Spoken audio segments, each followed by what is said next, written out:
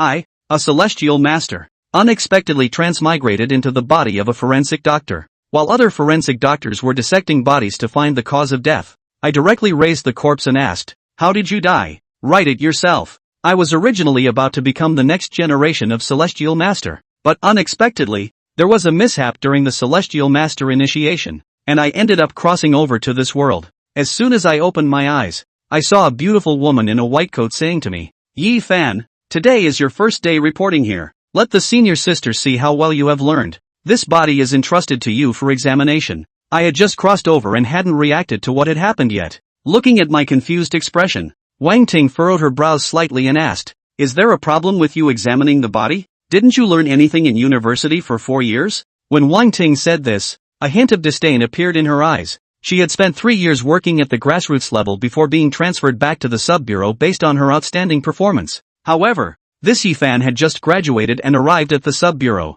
Who knows if there are any shady underground deals going on? It just so happened that through this job, she could find out what makes Yi Fan so special. Little did she know, I had just realized the reality and was being asked to examine a body right after crossing over. What should I do? I am a Taoist. This is completely out of my scope of work. I looked up at Wang Ting awkwardly and said, "Director Wang, it's only my first day here, and I am not familiar with some of the procedures. Could you please go first?" Who knew that before I finished speaking, Wang Ting spoke again, asking, "What's the procedure? Isn't this a required course in college? Don't tell me you've forgotten." Hearing this, I fell silent completely. I wanted to say that I had forgotten, but the truth was that I simply didn't know at all. I stood there staring blankly at the body on the dissecting table, feeling lost. The disappointment in Wang Ting's eyes became even more apparent, as if she was almost mocking me, saying, "What are you standing there for? Conducting an autopsy, aren't you? Are you waiting for the body to come alive and tell you how it died?"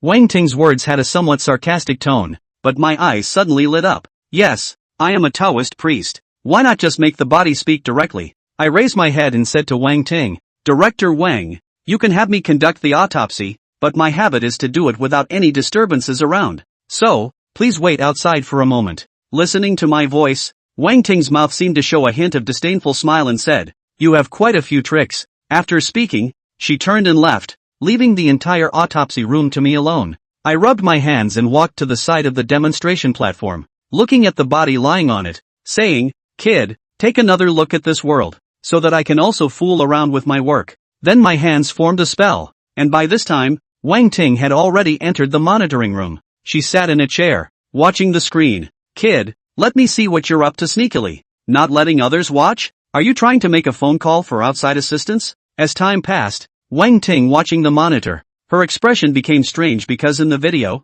I was talking non-stop, and she didn't know what I was muttering. Wang Ting's eyes also twitched uncontrollably, and her lips trembled as she said, "What is this? Are you playing a trick?" But at that moment, in the video, I suddenly opened my eyes and quickly said, "The gates of hell open. The command of Yama. Let the souls return to their place." The Supreme Old Lord urgently commanded, "Get up!" With a loud bang. At the moment my voice fell silent. The body lying on the autopsy table suddenly stood up straight. After the body sat up, it stiffly twisted its neck, its gray-white pupils devoid of any emotion, and uttered a puzzled voice, "I'm alive. What about you?" With a slap, I smacked the back of the body's head. Seeing this, Wang Ting jumped up from her chair, eyes wide open, fingers trembling frantically as she pointed at the monitor. Unable to speak, Wang Ting felt like her whole worldview was collapsing. Let Zhang Feng do the autopsy himself. Mother ******* Zhang Feng performed a straight-up corpse for himself? That 428 homicide victim, sealed inside the concrete for at least 7 days, would have been dead through and through. So how could he get up? And get up even? Zhang Feng actually gave that corpse a crispy melon? Lin Rui rubbed her eyes. The picture hadn't changed. Pinched myself hard again, and still the picture didn't change. Miso, with a sound. Lin Rui was as if she had a rocket jet mounted on her buttocks, and flew out directly from the middle of the monitoring room. And at this time, Zhang Feng was saying to the corpse that got up in front of him, "Already dead. Only the Taoist master borrowed your soul for a while with Yama, so that you can return to the Yangwang to tell your grievances." When he heard the word grievance, the corpse in front of him instantly trembled. "I died a miserable death. I've died a terrible death," said Mr. Dao. "I've died a horrible death. You must do something for me, Master Dao." PIA, said Zhang Feng as he gave this corpse another crunchy melon, while saying in no uncertain terms, Keep your voice down. Do you know how unusual it is for you to get up now? I also purposely branched out, others just don't want people to find out. You're good. And then give the Taoist master I recruited people back. Believe it or not, I'll send you back again. And you'll figure out your own way of solving your grievances. Pa! With a sound, the corpse covered his mouth, then looked at Zhang Feng and shook his head frantically. That clearly meant, don't worry, Master Tao. I won't yell anymore. Alright. Zhang Feng waved his hand and said to the corpse, tell me, how exactly did you die and who victimized you? The corpse nodded frantically, and then removed his hands and spoke. Master Tao, my name is Li Bing. I'm 35 years old, and my ID number is. It all started on that night last summer. Listen, Zhang Feng directly made a T gesture, looked at the corpse with an impatient face and said, why don't you start with the opening of the heavens and the earth by Pangu? While saying that, he got a pen and paper from the table next to him, put it on the desk aside, and said, write down the process of your murder yourself, and remember, speak to the point. Do you hear me? Okay, Master Tao. The corpse rolled over and got off the couch. That movement was light and strong like an ox. Who would believe it was a corpse if it wasn't for the iron skin and festering muscles? Honestly, he came and sat down at the desk and just picked up his pen. Bang! A heavy thud. The door to the coroner's office was slammed right through from the outside. Lin Rui, whose face was pale and whose pupils were dim, just jumped right out from outside. Two men and a corpse, wide-eyed, feared the sudden quietness of the air. Zhang Feng, holy, exposed? How did this woman know? Lin Rui shoveled a slight finger, pointing at the equally frozen corpse sitting at the desk, looking at Zhang Feng, all her muscles trembling. You. In the surveillance room, it was he, but in front of Zhang Feng, he changed the word and started acting as a repeater? That. Zhang Feng stiffened and spoke awkwardly. Director Lin, listen to my sophistry. But just when Zhang Feng was only halfway through his sentence, the corpse suddenly snapped, the pen dropped from his hand, and later a stiff in place. Dang, there was a sound, and it lay straight on the ground. This sudden change caused dense black lines to appear on Zhang Feng's brain, covering his own head. Zhang Feng kicked the stiff and flat corpse on the ground with his foot. What are you doing? Who knows that this corpse actually opened an eye? But also to Zhang Feng, scowling with a chi voice, said, Master Tao, there are outsiders in it. Acting? Quickly acting? Ah. You see how good my acting? Zhang Feng's eyes stiffened. No, were you this anemic when you were alive? Hurry up and get up. What's the point of pretending when you've already been exposed? Already? Exposed? The corpse actually looked confused and staggered up. I acted quite well. Master Tao, is it because your acting skills are too bad? These words made Zhang Feng almost storm out and directly send this corpse back inside the ghost gate again. Lin Rui's scream, which she had suppressed for an unknown length of time, came out. Fraud! A sharp hissing sound came, and Lin Rui instantly turned and ran. Holy! Seeing this scene, Zhang Feng chased after him without saying a word. Definitely can't let Lin Rui tell the truth about this. One or two by themselves are still under control. This is going to be known if anyone. What should I do from now on? Will they be sent straight to some weird place to be dissected and studied? Of course, when Zhang Feng rushed out, he didn't forget to explain that corpse, write quickly, and lie back by yourself when you're done. It's the middle of the workday. Lin Rui rushed out of the building in the middle of the screams, quickly attracted the attention of many people in the precinct. Officer who had just left not long ago, also returned. And at that moment, Zhang Feng also pulled Lin Rui's arm. Lin Rui was still struggling, and the officers in the distance were running up. Lin Rui also pointed at Zhang Feng and hissed, he. Lin Rui's mouth was gagged. The officers came to a halt in their rush. A hush fell over the entire precinct in the midst of it, not for any other reason, because the one blocking Lin Rui's mouth was none other than Zhang Feng's mouth. Lin Rui's eyes were as wide as copper bells, her half-framed eyes hanging on her cheeks, already filled with fog from Zhang Feng's nose. The star-filled eyes trembled violently. However, as time passed, Lin Rui actually closed her eyes, and even her body went a little soft, paralyzing towards Zhang Feng's arms. Zhang Feng also took Lin Rui's waist at the right time and dragged her back towards the middle of the dissecting room, and the police officers stationed at the end of the corridor in the distance. Each one of them suddenly had an ambiguous look on their faces, especially the previous officer who, the light of gossip in his pupils was almost making his eyes pop out. My goodness, little Zhang is really a man of honor. How can two people anatomically kiss? Good lord. More glove? Holy, it's exciting to think about. Turning his head, he also saw the group of co-workers behind him. Surprisingly, they were all just as stupid as he was, even stupid enough to want to go and see what the two had kissed into. Officer who also coughed in a hurry and said with a straight face, "What are all doing? There is no work? Go. All go back to work." and in the middle of the autopsy room, Lin Rui's body was soft, her eyes were closed, and her body was trembling slightly. Zhang Feng, on the other hand, whispered softly by Lin Rui's crystalline earlobe, "You forget thousands of things every day, so why don't you forget this one as well?" Chapter 3, are you talking about the whole swindle thing? Or the kissing me thing? Chapter 3, are you talking about the whole swindling thing? Or are you talking about the whole kissing me? The crunchy feeling brought by Zhang Feng's voice caused Lin Rui to instantly wake up. She looked straight at Zhang Feng's near face, her voice trembling. Are you talking about the matter of swindling a corpse? Or are you talking about the matter of kissing me? Aha! Mentioning this, Zhang Feng also blushed in his old face. There was nothing he could do about that situation. Keep in mind that the group outside are police officers. If he or she really dragged Lin Rui back with a hand over her mouth,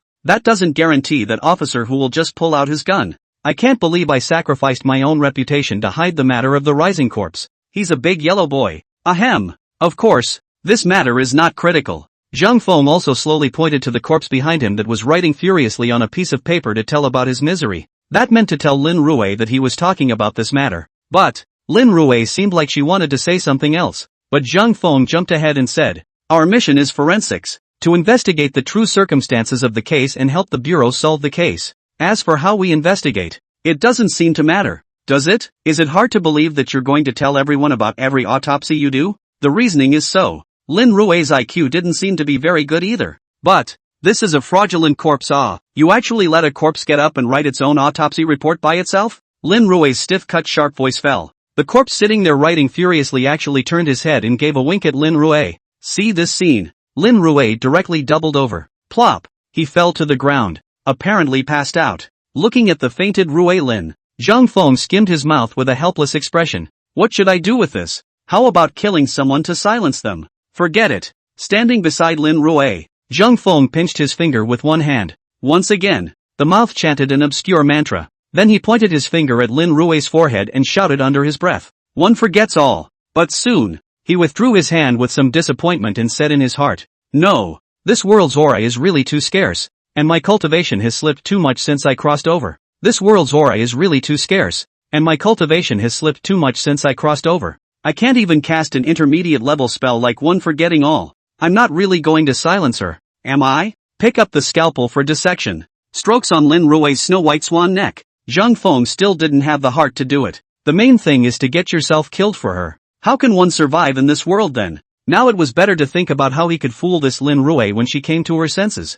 Unfortunately, the corpse behind him would not swallow his saliva, but still looked nervous and secretly said, "This Taoist master is a bit scary. He has to kill at the drop of a hat." That, Master Dao? The body looked a little nervous. Zhang Feng turned his head and said without any humor, "What for?" Scared the corpse, but shuddered. "I'm done writing." Finished? Zhang Feng got up and took the piece of A4 paper from the corpse's hand. On it was clearly written the name of the deceased, blood type, identity card number, and even the name of his murderer. The complete killing process, all clearly written. Zhang Feng expressed great satisfaction. Waving his hand at the account corpse, he said, "All right, lie back and go on dying." "Okay, Master Dao." The body rolled over and once again lay flat on the autopsy table. Zhang Feng also pinched his hand with one hand, his gaze as electric as he reached out and pointed. "Go!" The body was back to its previous lifeless, grim-faced appearance. The Yin soul that borrowed from Yama has apparently returned to the place where he was supposed to be in the first place.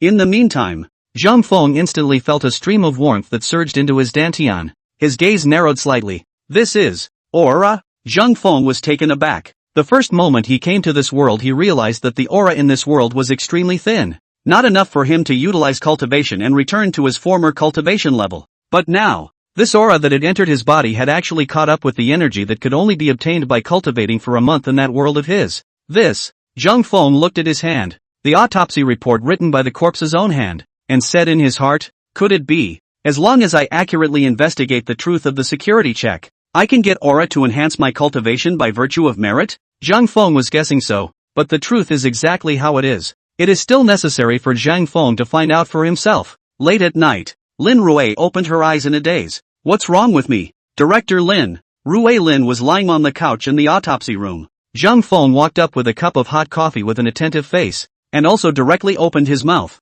"Director Lin, your work in dissecting the body of the 428 murder case was really too hard. And you also fainted due to exhaustion after the autopsy was completed. Your dedicated spirit is really something newcomers like me should learn from. Nice guy. Zhang Feng is telling lies without any drafts at all. Lin Rui took the hot coffee handed over by Zhang Feng with skepticism, and looked at Zhang Feng strangely as she asked, "Why do I remember that you seem to have made 428's victim swindle?" "You have misremembered," Zhang Feng directly denied without saying anything. "You are not dreaming again, are you? How can a fraudulent corpse exist in this world?" Lin Rui scanned Zhang Feng with slanted eyes and said quickly, "Then you forcibly kissed me, and I was also dreaming?"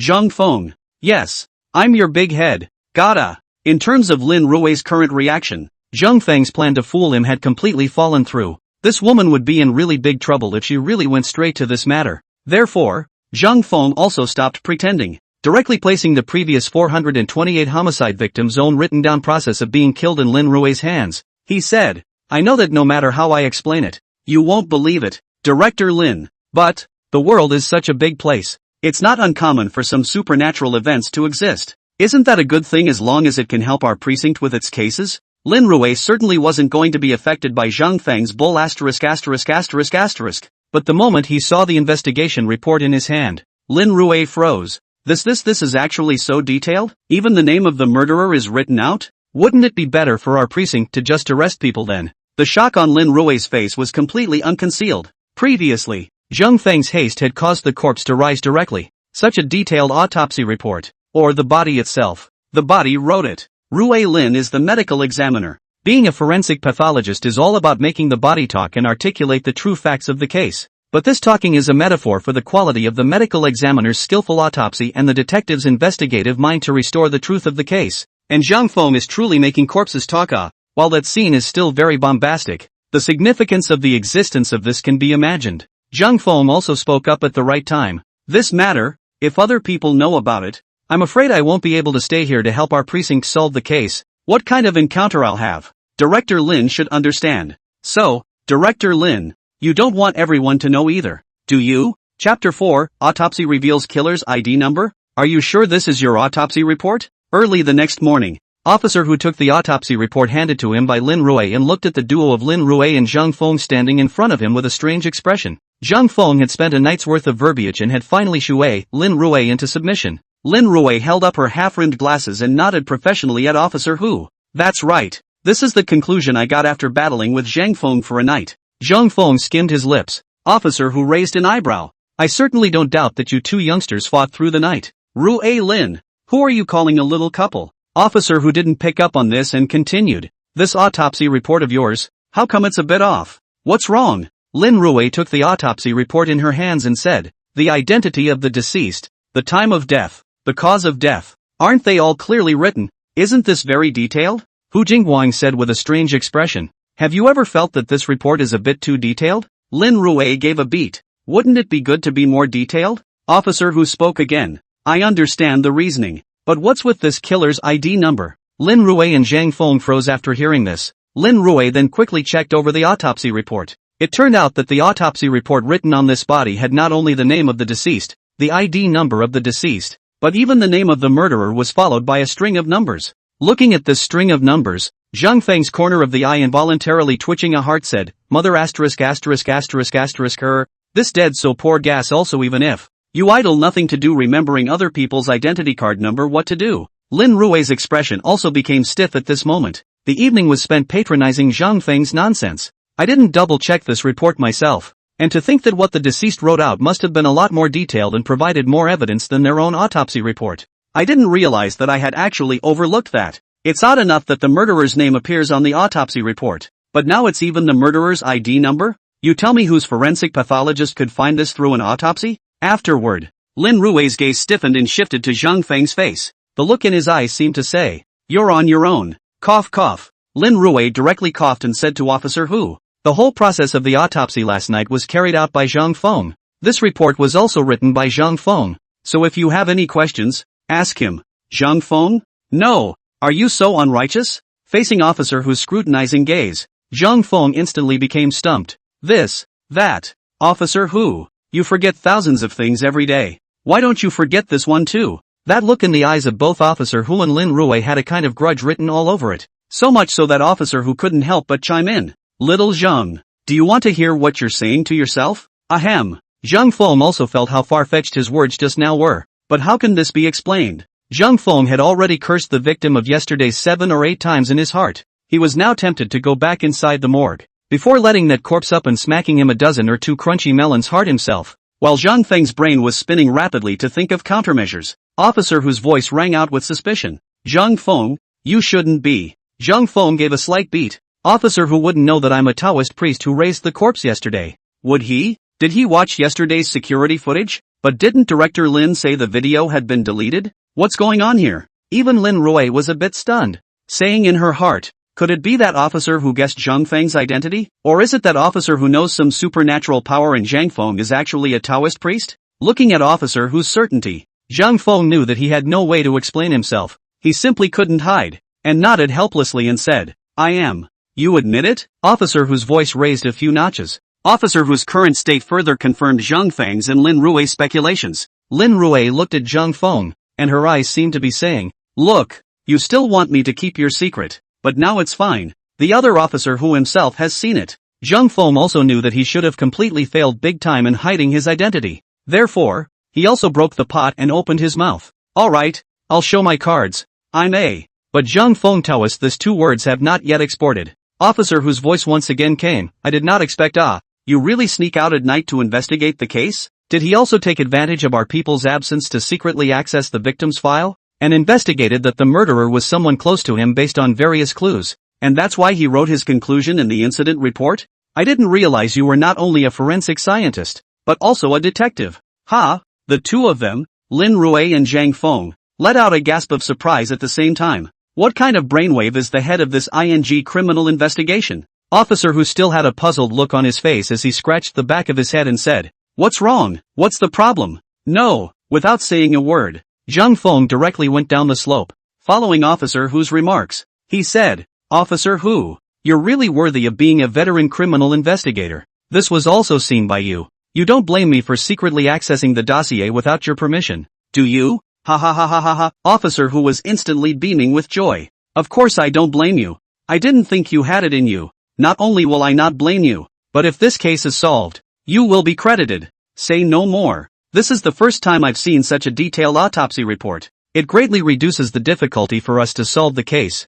I'll take someone to prepare for the arrest. After saying this, Officer Hu greeted Lin Rui again, turned around and ran out, gathering his men to prepare for action. Looking at Officer Hu's back as he left, Zhang Feng let out a slight sigh of relief. But still, somewhat strangely, he opened his mouth to say, I know why the efficiency of our precinct in solving crimes is so low. Rui Lin nodded deep in thought, hugging her shoulders. I know that too. Only, the duo was completely unaware of it. After Officer Hu's figure disappeared around the corner of the hallway, the smile on Officer Hu's face instantly disappeared. In its place was a touch of deep suspicion and seriousness. Looking at the autopsy report in his hands, Officer Hu pondered slightly for a few seconds before entering the inside of his section and greeting. Xiao Wang, gather the manpower and prepare for action. Yes, the precinct's criminal investigation department was instantly operational. Just Police Officer Hu in the corner when he saw a handsome, young and beautiful female police but raised his hand and called out, Xiao Hu, this action you temporarily do not have to participate.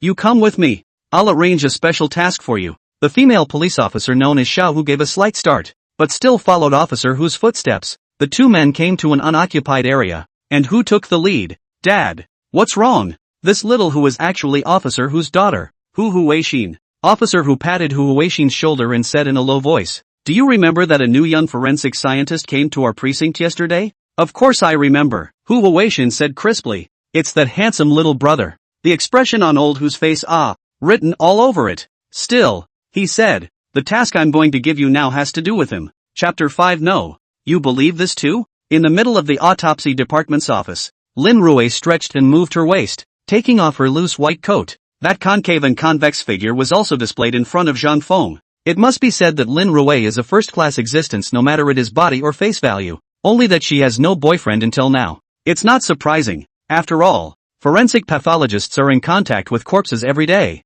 How many of them can really take it? She looked at Zhang Feng and said, speaking of which, there is something I still need to apologize to you for. Zhang Feng froze slightly. Why? Lin Rui said with a touch of helplessness hanging in the bottom of her eyes. In fact, at the beginning, I let you alone autopsy. Is that I do not believe in your ability? Feel that you are the backdoor only just graduated to the sub-bureau. So I am a little bit underestimated you, but it turns out, I did underestimate you, because you clearly didn't examine the body. You started it. When she said this, Lin Rui still had a palpitating expression under her eyes. Apparently it was a wink from the corpse that came to life yesterday and gave her a wink that is still psyching her out to this day. And as Zhang Feng listened to Lin Rui's apology, a look of embarrassment appeared on his face. Immediately afterward, Zhang Feng heard Lin Rui's hiss. Who is it? How dare you even steal from a policeman's home? Half-heartedly. Of course, men and women have long since outlived their usefulness in this day and age. Saying that, he was ready to leave and pulled out his car keys and said to Zhang Feng,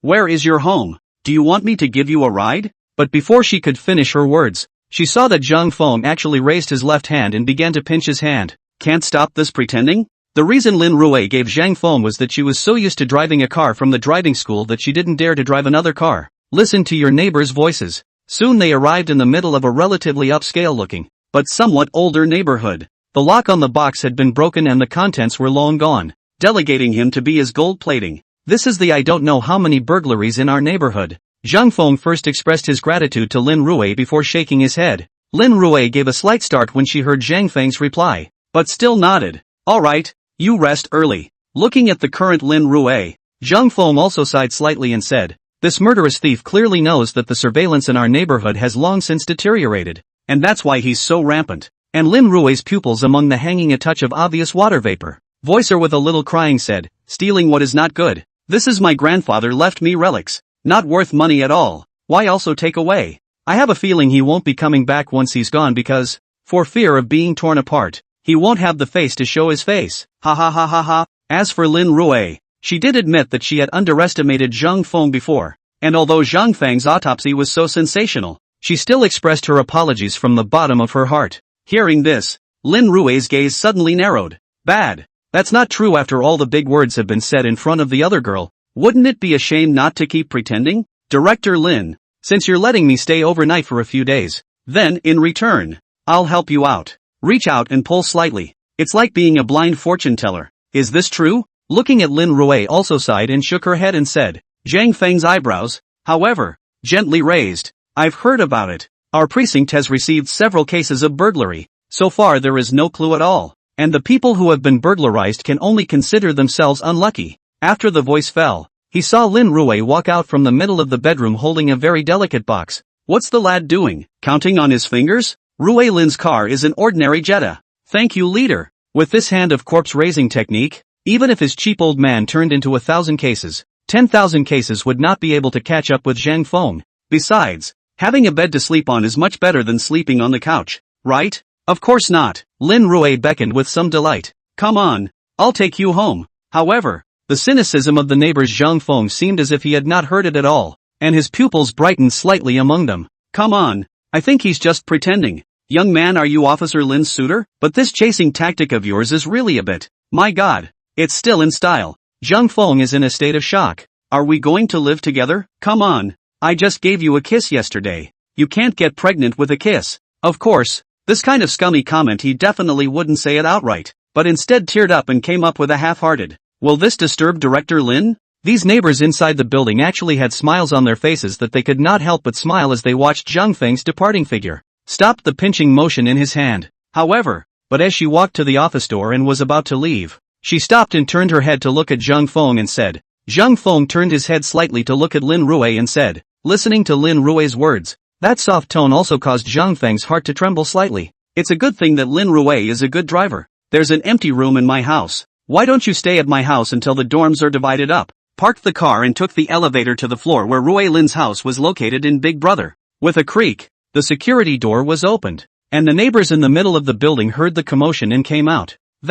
It's useless to call the police. You can't get a single clue. The thief didn't even leave his fingerprints. Lin Rui wiped a tear from her eye and nodded. It caused Zhang Feng to be wary all the way. Looking up at Rui Lin, he said, not that she couldn't afford a fancier minivan with her finances. After saying that, Zhang Feng directly turned around and took the elevator to leave. No way, he's not going to catch thieves like he's relying on this arcane stuff, is he? There had been 100 consecutive autopsies without any problems or errors. Looking down at the empty box, Lin Rui's tears still couldn't help but print out. But the current Zhang Feng was completely different from the previous Zhang Feng. Lin Rui was stunned. I didn't lock the door at work yesterday? And after Lin Rui put on her own civilian jacket, she stretched her waist and said, alright, Zhang Feng, we kind of worked an extra night shift last night, so no cases today. So go home early and rest. The dormitory in the precinct hasn't been assigned yet, and in the meantime, the leadership has asked me to make do inside the office for the time being. This was made for me by my grandfather when I was a child,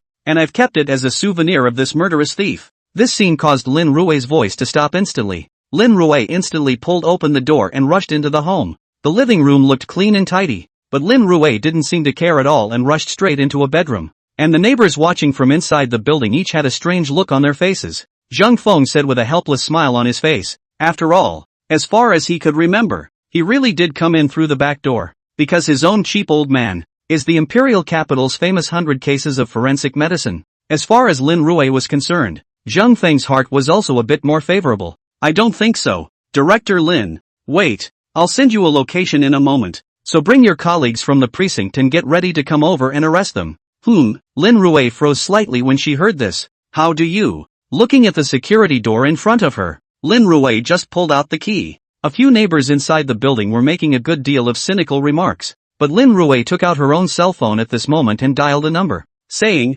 Officer Hu, can you give me a team of manpower? Zhang Feng seems to have found some clues about the recent burglaries. One by one, the neighbors in the middle of the building widened their eyes. No way. Officer Lin, you believe this too? Chapter 6. Why are you forcing me to take on ordinary people? If it had been before, Lin Rui would have been a staunch materialist. She was the first to express her disbelief that she could calculate where the criminals were in a pinch. But now, the image of that previous 428 murder victim winking at herself is still lingering in the middle of her mind even now. It doesn't matter if other people count with their fingers, but Zhang Feng, this person, he is a bit evil. The police officer who on the other side of the phone held the phone, pupils hung a touch of hesitation, said, you said the burglary case. Is it the recent cases where there was no surveillance footage and even fingerprints were not left behind? You mean Zhang Feng has found the murderer? Without a single clue, he was able to pinpoint the target? Rui Lin, that's what he said. He's going on his own now. I feel that it's still necessary for us to send a team of manpower to back it up. Okay. Officer who hung up the phone, his face looking a little odd, still murmuring in a low voice, really? It's been a month and there are no clues. Because what this little Zhang. At this time, behind the interrogation room rushed out a police officer, straight to the front of Officer Hu, faced with a touch of surprise said, Boss, confessed. All confessed. He confessed to his crime.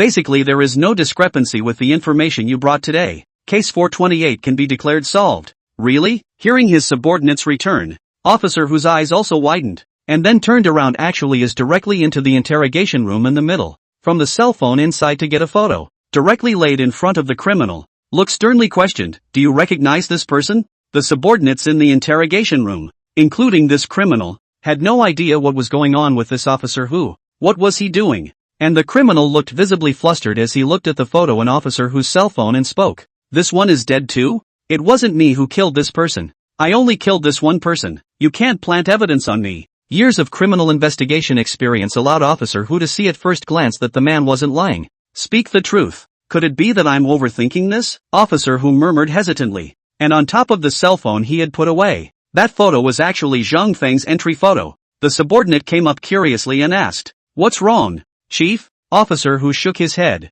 and it was at this time that his cell phone vibrated. It was Rui Lin who sent herself a locator. His gaze moved, and he directly turned his head to the subordinate behind him. You go get Xiao Wang. Drive and follow me. At this moment, Zhang Feng had just gotten down from the cab. It's a scrapyard on the edge of the city center. Looking a little depressed, open but not patronized. Without any hesitation, Zhang Feng directly walked in. In the middle of the warehouse of this waste recycling station, two men who looked to be in their 30s or 40s were sitting on top of piles of drink bottles. One of them, a bald man, was holding a pony carved out of wood and was frowning as he scrutinized it. He also turned to the man beside him, who had stitch marks hanging from the corner of his eye, and said, Are you sure, that this is worth a lot of money? The oldest two looked very excited, directly nodded his head and said, That must be worth a lot of money.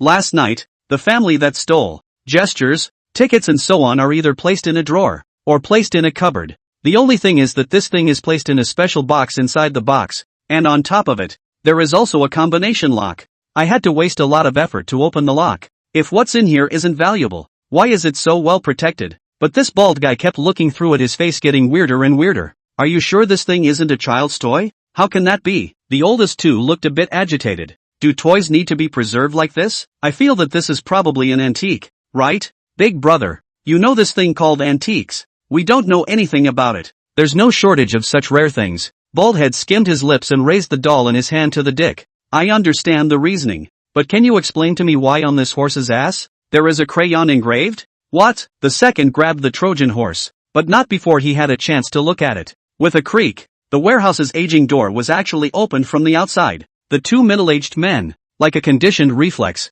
jumped directly from the pile of scraps. This bald guy also hid one of his hands behind his back. A young man, who looked to be in his mid-20s, walked in from among the beams of light outside the door. The big bald guy asked in a deep voice, "Here to sell scrap?" The youth who pushed the door in was of course Zhang Feng. He looked around at the warehouse. A smell that permeated inside the warehouse caused Zhang Feng to gently open and close his nose, and a touch of strangeness appeared in the bottom of his eyes. Still, he shook his head at the big bald guy and said, "No." The big bald man frowned slightly. "Then what are you doing here? Is it hard to believe that you want to steal our scraps? Why would I steal that for nothing?" Zhang Feng shook his head once again, and then reached out and pointed at the penis next to him and said, "That thing inside his hand, it seems to be mine. I just want to get that back." Hearing this, the oldest two first froze, and then a flash of surprise actually appeared on his face as he turned his head to the big bald man and said, "Big brother, I told you I didn't steal the wrong thing, right? This thing is really worth a lot of money.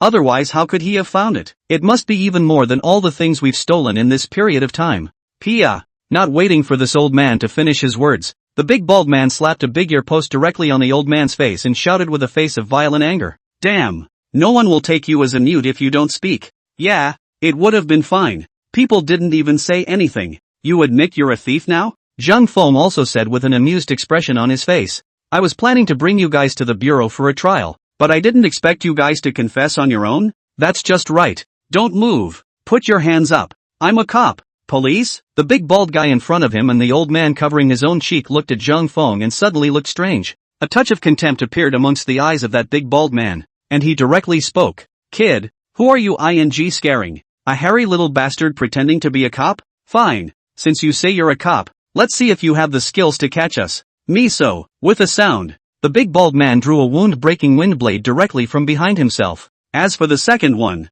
when he saw his big brother's action, his reaction was obviously half a beat slow, but he also carefully placed the wooden horse in his hand, and took out a rusty fire axe from the side to leer at Zhang Feng. Seeing this scene, Zhang Feng also spoke sternly. "Put down your weapons. Is it possible that you still want to make arrests? Resisting arrest?" The smile on the big bald man's face became a bit more ferocious. "We still dare to kill the police. Since you're here, you don't want to leave." With that, he barked lowly at the second at his side. "Go, give this brat a long memory." With that, he took the lead in waving his machete and rushed towards Zhang Feng. Zhang Feng looked at the two thugs rushing towards him and also spread his hands somewhat helplessly. "I've never struck out at ordinary people yet. Why are you forcing me?" Chapter 7. You're not good enough even if you're given a chance. The big bald man had taken the lead and arrived in front of Zhang Feng. That wound-breaking wine blade slashed straight down towards Zhang Feng's head, and Zhang Feng stood still without any movement at all. In the eyes of the big bald man, this brat, who hadn't even grown his hair yet, was absolutely stunned. "Mother her, you're so chicken and you're still pretending to be a cop to scare people? Die for the master." The faces all became hideous, as if they wanted to kill Zhang Feng with a single blow. But the next second, bang, the muffled sound came. Big Framehead's body actually flew directly backwards. Poof! With a sound, it directly smashed into the middle of that pile of scrap. Wow! Scattered plastic bottles nearly gave way to a big bald head buried right in them. Holy! The second, who was right behind him, instantly let out a corner and braked himself. The axe was held high above his own head without chopping down. A light of shock and fear filled the distorted pupils. This TM boss actually flew straight out more than 10 meters? Holy! Is this kid still human? How come I didn't even see him move? No way. What the hell happened here? Did the boss fly out by himself? That's impossible. Has this kid moved so fast that I can't even see him clearly? That's a little too strong, isn't it? Gulp. The ego's constantly brainstorming dick stood stiffly and swallowed. And the bald guy who struggled to climb out from among the drink bottles, with a little bit of blood hanging from the corner of his mouth, hissed, What the are you fuming about? Chop him up, you piece of thing, ahem. Zhang Feng stood right in front of Lao Er, looking at Lao Er's axe raised high in the air, with a cloudy smile on his face. He very gently said to Lao Er, "Come, chop me. I'll give you a chance. I'll stand still and cut me with your axe." Lao Er looked at Zhang Feng's harmless eyes. And how could he not chop down that axe that was raised high? Cut me? What are you waiting for? Do it. Dick, stupid, do it, punk. Listening to Zhang Feng's gentle voice and the hissing of his big brother behind him, the oldest two's bodies were actually trembling slightly uncontrollably and gently. Ugh. Zhang Feng sighed softly. Pia. The crunch came. A big slap in the face of the second one. Lao Er's body stumbled and the axe in his hand fell out. Zhang Feng's voice came out. You're useless even if I give you a chance. Pia. Another big ear slap to the dick's face. This dick is almost ready to cry. Zhang Feng reached out his hand again, and this old man actually reflexively dodged it in a hurry, and shouted with his mouth, "Don't hit again, police uncle. I'm wrong. I know I'm wrong." However, this time, Zhang Feng did not make a move, but only spread his hand flat and came up with a feint. "I things back to me. Here you go. Here's your stuff. Back to you." This old man farted around and picked up the wooden horse that was placed in the distance, and then farted back, placing the item in Zhang Feng's hands. Asterisk. It was not easy to climb out from inside the scrap heap of bald head to see his little brother actually waste into this way. Also pupils flashing red ferocious light hissed, "To you this waste things have TM what use? When I get this kid killed, I'll throw your punk ass in the river and feed it to the fish. Die, boy." This big bald man actually did not fall under Zhang Feng's intimidation, and once again charged towards Zhang Feng with his sword. This time, however, bang, the sound. The door behind Zhang Feng was kicked open directly from the outside. "Don't move. Put down everything in your hands. Crouch on the ground and hold your head with both hands. Officer who has arrived." Whoosh! The oldest two did not have any hesitation. Very obedient and understanding. Squatted down on the spot, hands holding his head, and even shouted inside his mouth, "Uncle policeman, I plead guilty, don't kill me." And the bald man with the machete in his hand did not have the same ferocity on his face as before at this time. The body trembled slightly, and all that was left was panic. Because the police who came, they had guns in their hands. That's a serious real cop. Dang. The machete in his hand fell to the ground. The body trembled and crouched. There were 4 of them. In addition to Officer Hu and 2 of his men, Lin Rui had also found her based on Zhang Feng's location. The first time he ran to Zhang Feng's face and asked with some concern, "Zhang Feng, you're not hurt, are you? Why did you come in without waiting for the bureau? What should we do if something happens?" Zhang Feng, on the other hand, shook his head with a smile and said, "Director Lin, look at me. Do I look like I have something to do?" Afterwards, he also put the wooden horse in his hand into Lin Rui's hand and said, "This should be what you lost, right?" "Yes, this is it." Lin Rui looked at the lost and found wooden horse with a bright smile on her face. Crisply, he came at Zhang Feng. "Thank you, this is a relic from my grandfather. It's the most precious thing I have." But she still turned her head to look at the 2 people squatting on the ground and drank with hanging fury. "You 2 stupid thieves, it's not good to steal anything. Why did you steal the toys my grandfather made for me?" "Toys?" Bald and 2 looked up at once. Asterisk.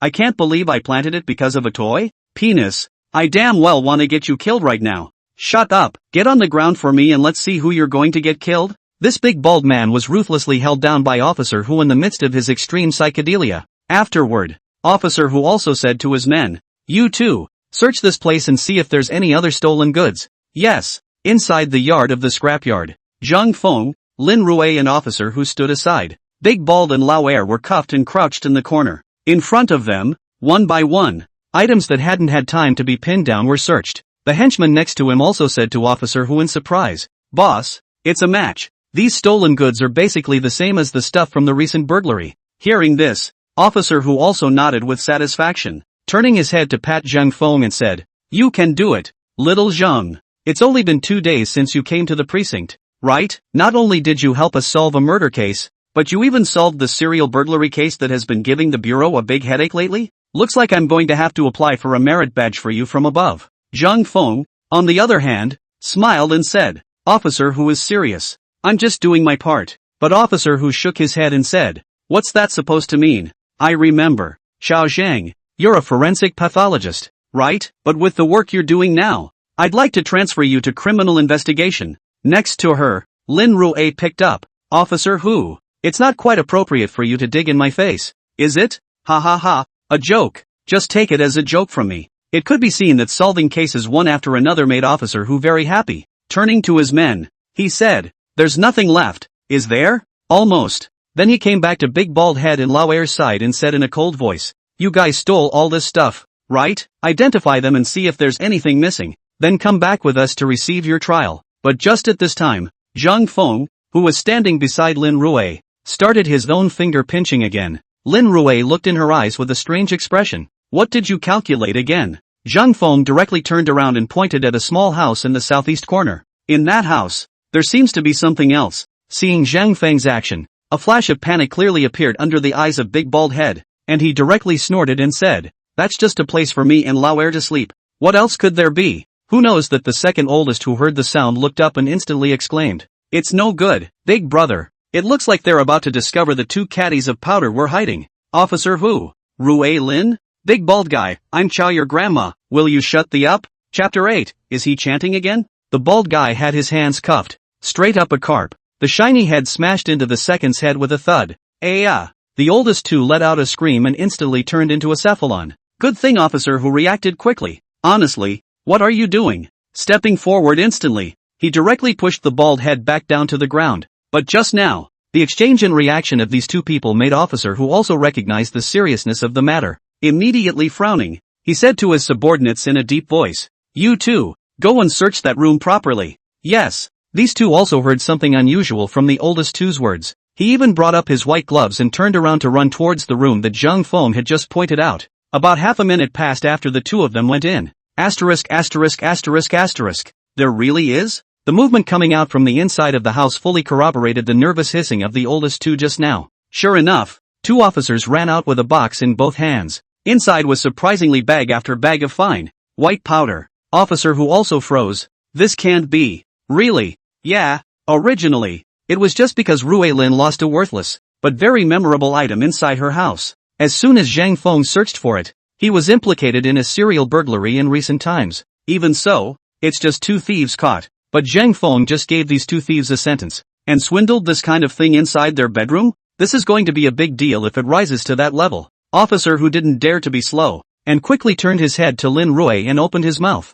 Dr. Lin Rui and Zhang Feng are both forensic scientists, although the main duty of a forensic pathologist is to perform autopsies. Something about this is naturally a job within the scope of practice. Therefore, Lin Rui also nodded her head with a serious expression, received a pair of white gloves and brought them up, took out a bag of powder from among the box and opened it. A few seconds later, Lin Rui looked up at Officer Who and said in surprise, "My God, this one can be real." Zhang Feng listened to this look strange. "You say this? How do you feel?" This person is also very positive it. "Yeah." Officer Who looked down at the bald man he had pinned down. I didn't expect it. I thought you 2 were just thieves. Ha, you're going to have a tough time in the future." When he said this, Officer Whose face still had a touch of surprise on it. After all, it's their honor to fight crime, or crime that rises to this level, especially with a lot of credits to be chopped up. He also turned his head directly to Zhang Feng and spoke. "Little Zhang, you are really the Bureau's lucky star. It's only just arrived and you've caught these 2 big fish.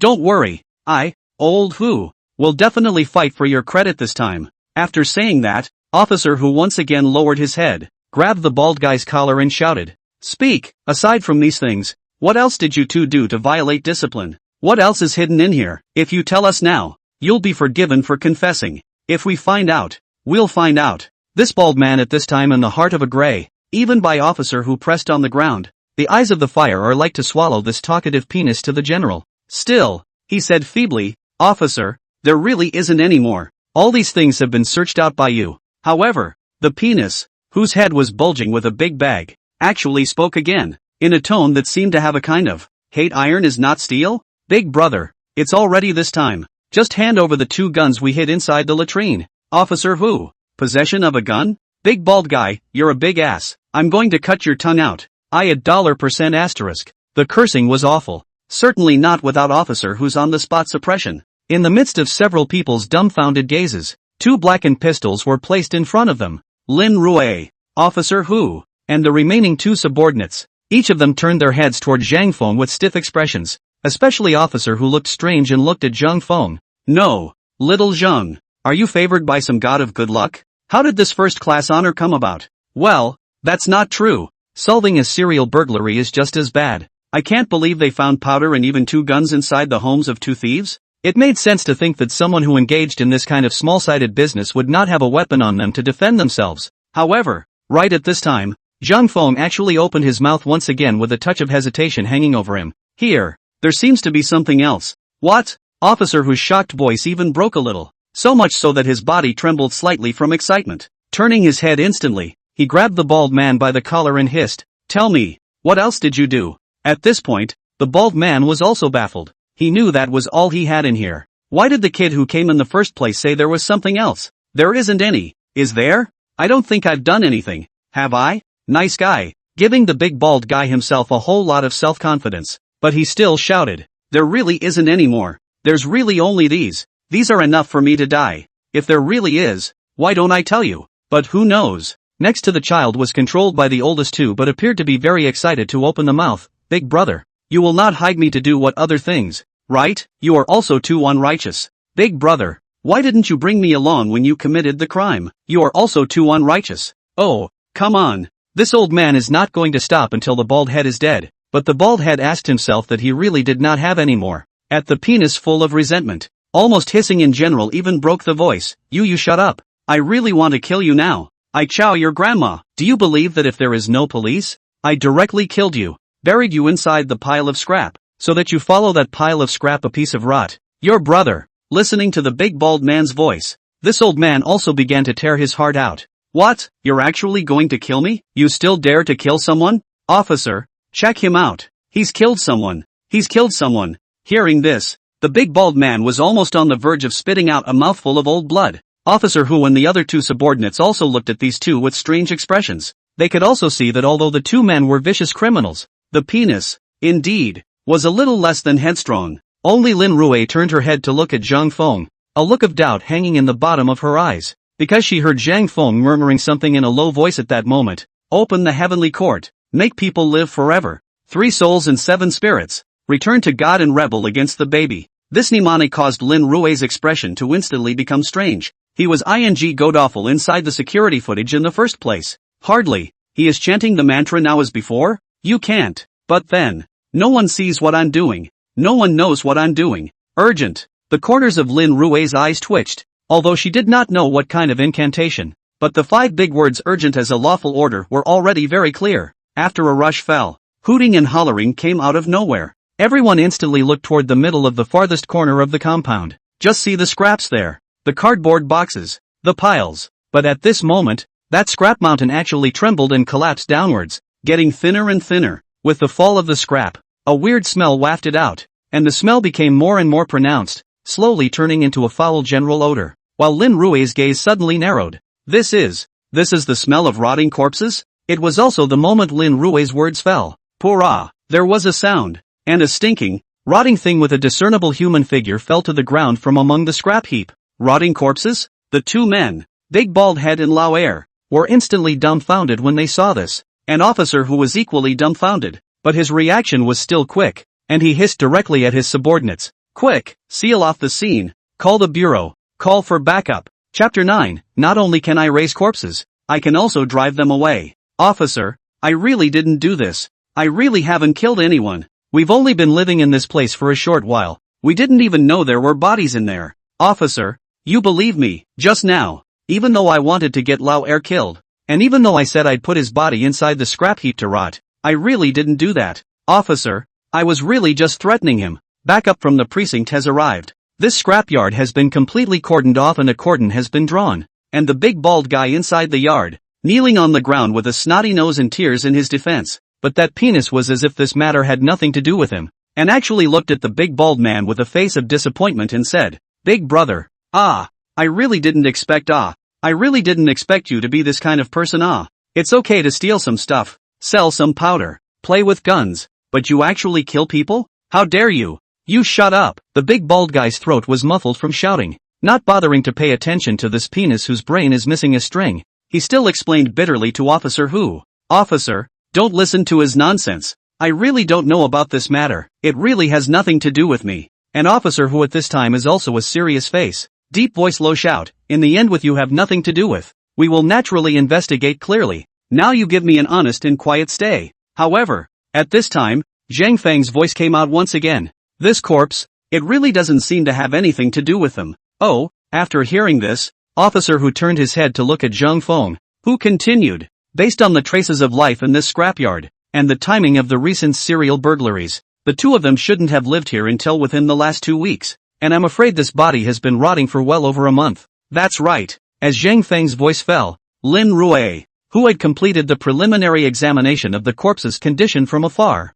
took off her own gloves and removed her own mask while walking towards the side. Zhang Feng is right, the victim's death must have taken more than a month. Officer whose expression was also serious. Has it been dead for more than a month? But why didn't anyone report it? Not even a missing person. The identity of this dead man became an instant mystery, especially since the victim had been dead for over a month and the body had decayed to such a state. It also adds a great deal of trouble to the subsequent investigation. He frowned and looked up at Rui Lin and asked, and what was the cause of death? This, before Lin Rui could open her mouth to speak, Zhang Feng jumped the gun and said, for the specific cause of death, we still need to conduct a further autopsy. When he said the word autopsy, Zhang Feng also turned his head and passed a wink to Lin Rui. That meant, of course, a little secret between the two of them. Lin Rui on the spot rolled a white eye. Cannot help but want to directly come to a sentence. Also autopsy what? You directly rise a corpse to us to see is not finished? However, in the midst of Zhang Feng's gaze, Lin Rui also nodded her head very cooperatively and said,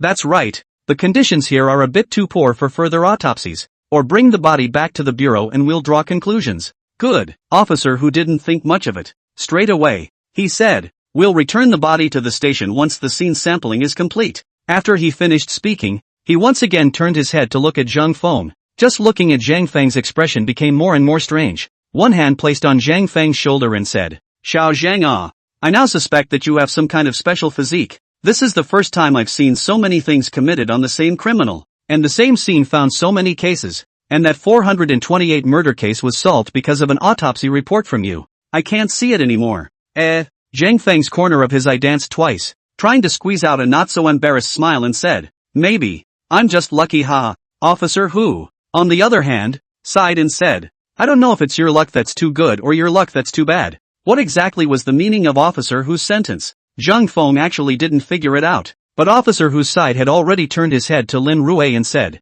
Medical Examiner Lin, it looks like it's going to be hard for you guys, but you can go back to the station first and wait, take a break and rest, and we'll bring the body back after this side of things is over. Good. Lin Rui nodded and led Zhang Feng, turning to leave. On the car ride back to the precinct, Lin Rui always looked at Zhang Feng with a strange gaze. To Zhang Feng or a little bit of the whole will not be also opened his mouth. Director Lin, you so look at me to do what? Lin Rui looked at Zhang Feng and smacked her lips. I'm very curious now. What kind of person are you? And what kind of supernormal capabilities do you have? If I'm not mistaken, it's definitely not a coincidence that that corpse fell out of thin air from inside the scrap heap. I'm afraid it crawled out on its own. Right? Crawled out on his own. Indeed. It really made Rui Lin guess right. Zhang Feng had actually sensed a cloud of sinister chi here as early as the first time he stepped into this scrapyard. If it was in Zhang Feng's original world, Zhang Feng would definitely think that there were demons and evil spirits here. But this world, this kind of smell, I'm afraid,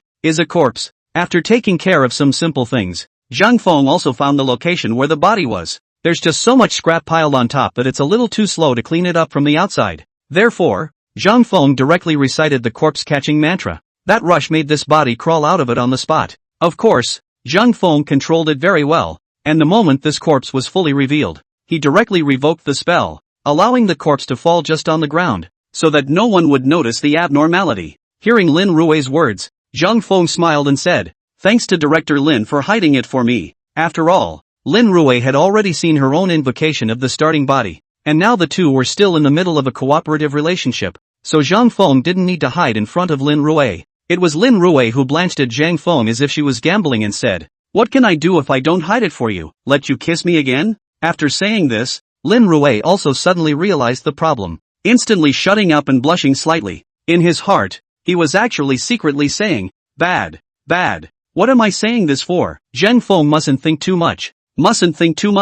To be honest, Zhang Feng did not expect Lin Rui to suddenly come up with this. Looking at Lin Rui's evasive gaze, a curve appeared at the corner of Zhang Feng's mouth as he said softly, but I have to say, it tastes pretty good. Lin Rui froze. What tastes good? Seeing Zhang Feng's ambiguous gaze, Lin Rui instantly understood. You! The roots of his ears were a little red. Raising his small fist, he directly hammered Zhang Feng and snapped. You stinking rascal! Shut up! I'm your director, and I'm telling you to put away your nonsense or I'm going to put you on the spot. Alas! Zhang Feng let out a sigh. If that's the case, then I'll just have to give you another good kiss, director. Ah! Shut up! Shut up! Shut up! Ah! Lin Rui went crazy. Zhang Feng smiled. Officer Hu, still at the scrapyard, frowned. Pulling out his own cell phone, he dialed a number and said in a deep voice, Have you forgotten the mission I gave you? Chapter 10 This rotting corpse is necrotic at the precinct? The person who answered the phone was none other than Officer Hu's daughter,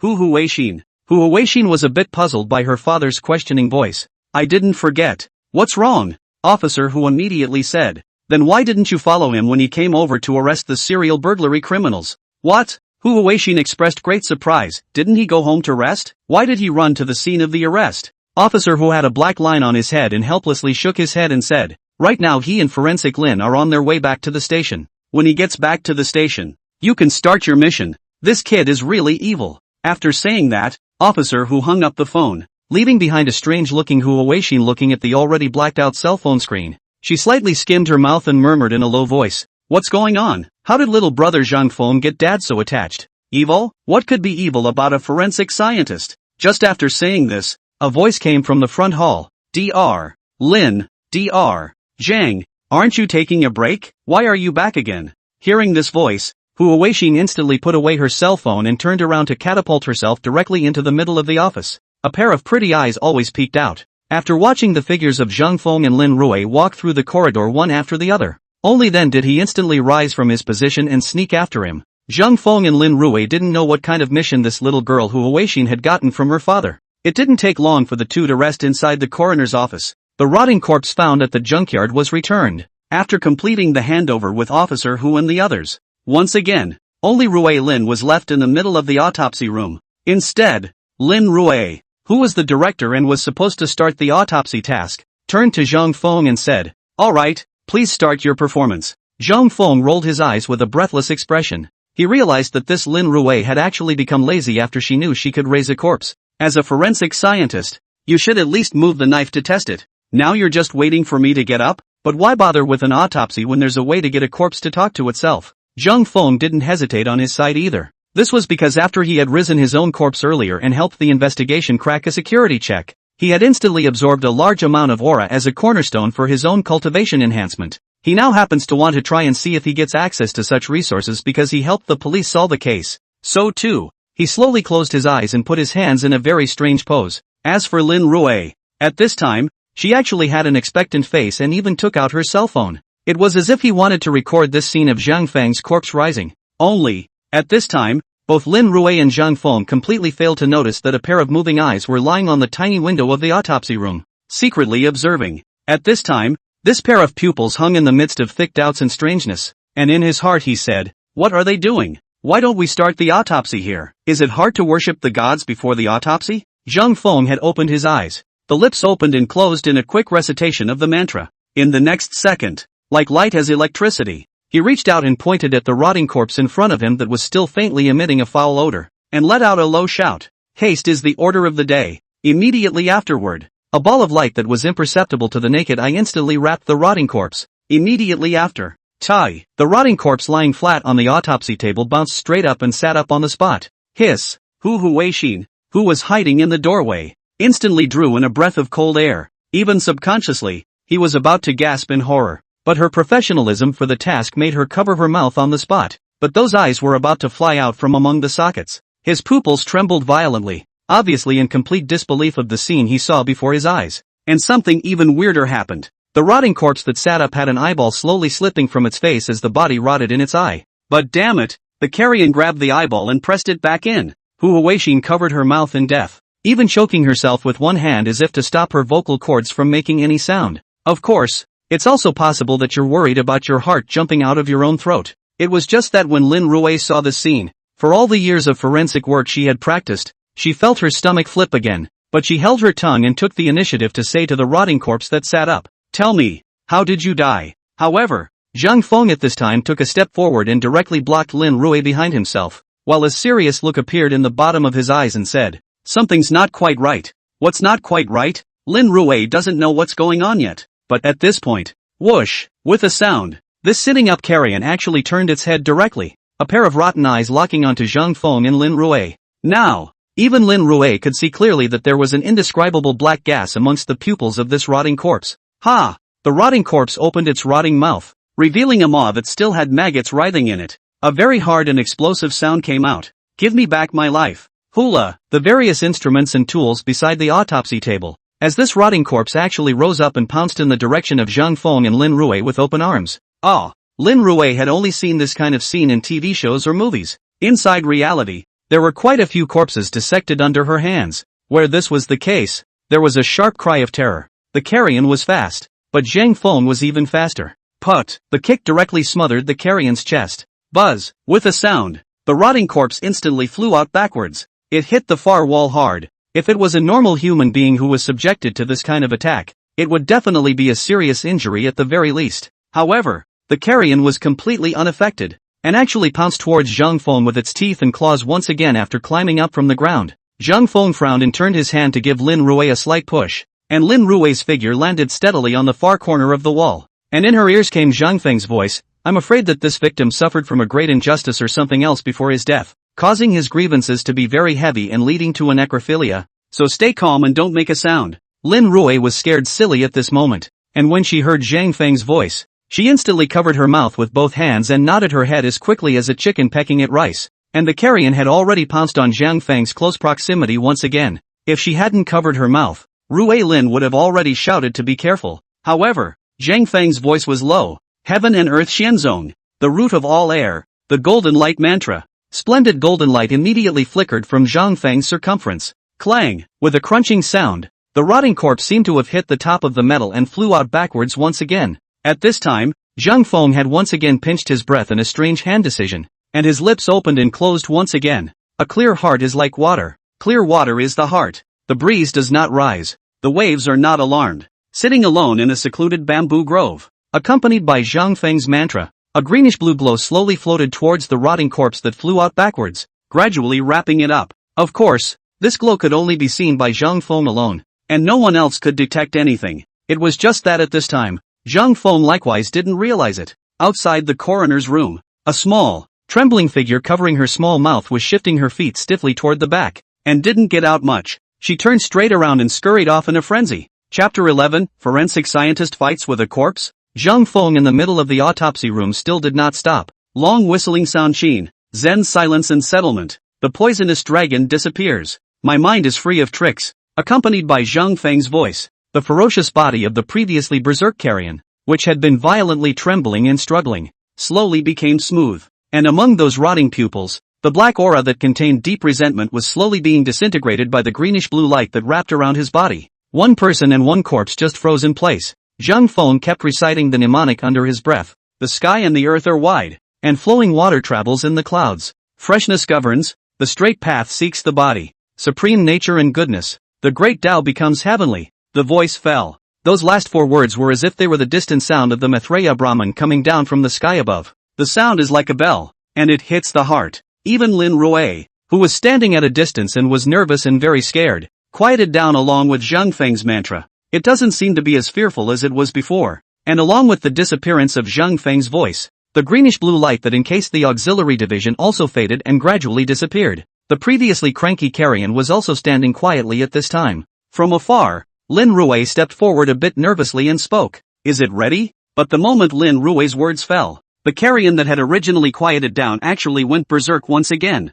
"Give me back my life. Drink." Once again, he hissed and charged toward Zhang Feng. Seeing this scene, Zhang Feng frowned slightly and raised his right hand from his side. Looking at the carrion rushing towards him, Zhang Feng said in a deep voice, "Still not honest? Then I will have no choice but to destroy you." Thunderbolt! With a low shout, electricity instantly flickered amongst the palm of Zhang Feng's right hand. But the next second, plop! With a sound, the carrion in front of him that was rushing towards Zhang Feng actually softened its legs and directly came to a sliding knee. Sliding to Zhang Feng's body, the entire corpse directly prostrated on the ground. His voice mournful, "Big brother, I was wrong." "Well, that's more like it." Zhang Feng nodded in satisfaction, gently rubbing his right hand. The electricity on it disappeared completely. Rue Lin in the distance was baffled. As soon as he opened his mouth to speak, the carrion stormed off again. The fear that had been so hard to suppress rose once more. However, in the next second, the rotting corpse that was originally still violent and ferocious, wanting to get Zhang Feng killed on the spot, he actually came to a sliding knee so spinelessly, kneeling in front of Zhang Feng and begging for forgiveness? What the? You're a little too wimpy for a necromorph, aren't you? Rao Lin Rue herself looked strangely skittish. If the corpse knew what Lin Rue was thinking, I'm afraid it would have come up and grabbed Lin Rue's collar and hissed, "Can I not be a coward? Can I not wimp out? That's a thunder law, the most masculine and strongest thunder law. Don't say it's me. Why don't you come over and try it?" Of course, the carrion certainly couldn't hear Rue Lin's heart. It was more practical to honestly kneel in front of Zhang Feng and listen to the sentencing. Zhang Feng slowly sat down on the chair on the other side. The rotting corpse kneeling on the ground was also very understanding, crawling from the ground to kneel at Zhang Feng's feet once again. Zhang Feng pointed at this rotting corpse and said indifferently, "How come my clear heart technique is not working?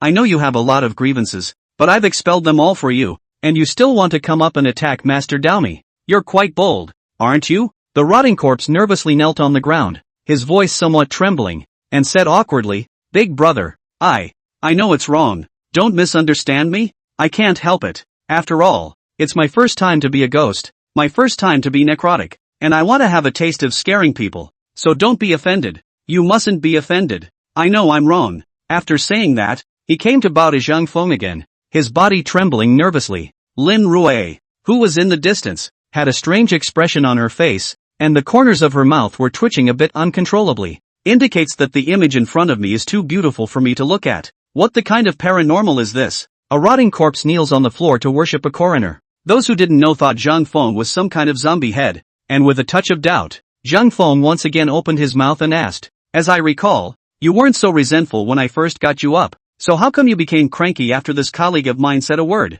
Hearing this, the rotting corpse lifted its rotting head, and its original expression that was just a little bit menacing became hideous in conjunction with this image. "Big brother, I won't hide it from you. I was just killed by a shameless. That's why hearing a woman's voice is so." "Got it. So it is. Okay," Zhang Feng said with a big wave of his hand. "I'm calling you up just to ask you how you really died, how long you've been dead, and who killed you. Tell me everything you know, and I'll help our colleagues at the precinct on my end to clear your name." The rotting corpse kneeling on the ground got up and once again bowed to Zhang Feng with 2 tears in his eyes. "Thank you, big brother." The other side, Hu Huixin, who had scampered from inside the corridor, had already rushed to the middle of the criminal investigations office. Seeing the co-workers coming and going inside the office, the fear in her heart lessened quite a bit, but she still grabbed a person and asked, "Where is Officer Hu? Where is Officer Hu?" This colleague was grabbed by Hu Huixin for an unknown reason, but still said, "The chief is now in the interrogation room interrogating those 2 people that were just arrested. What's going on?" Before he could finish his question, Hu Huixin has disappeared. Over here, in the middle of the interrogation room.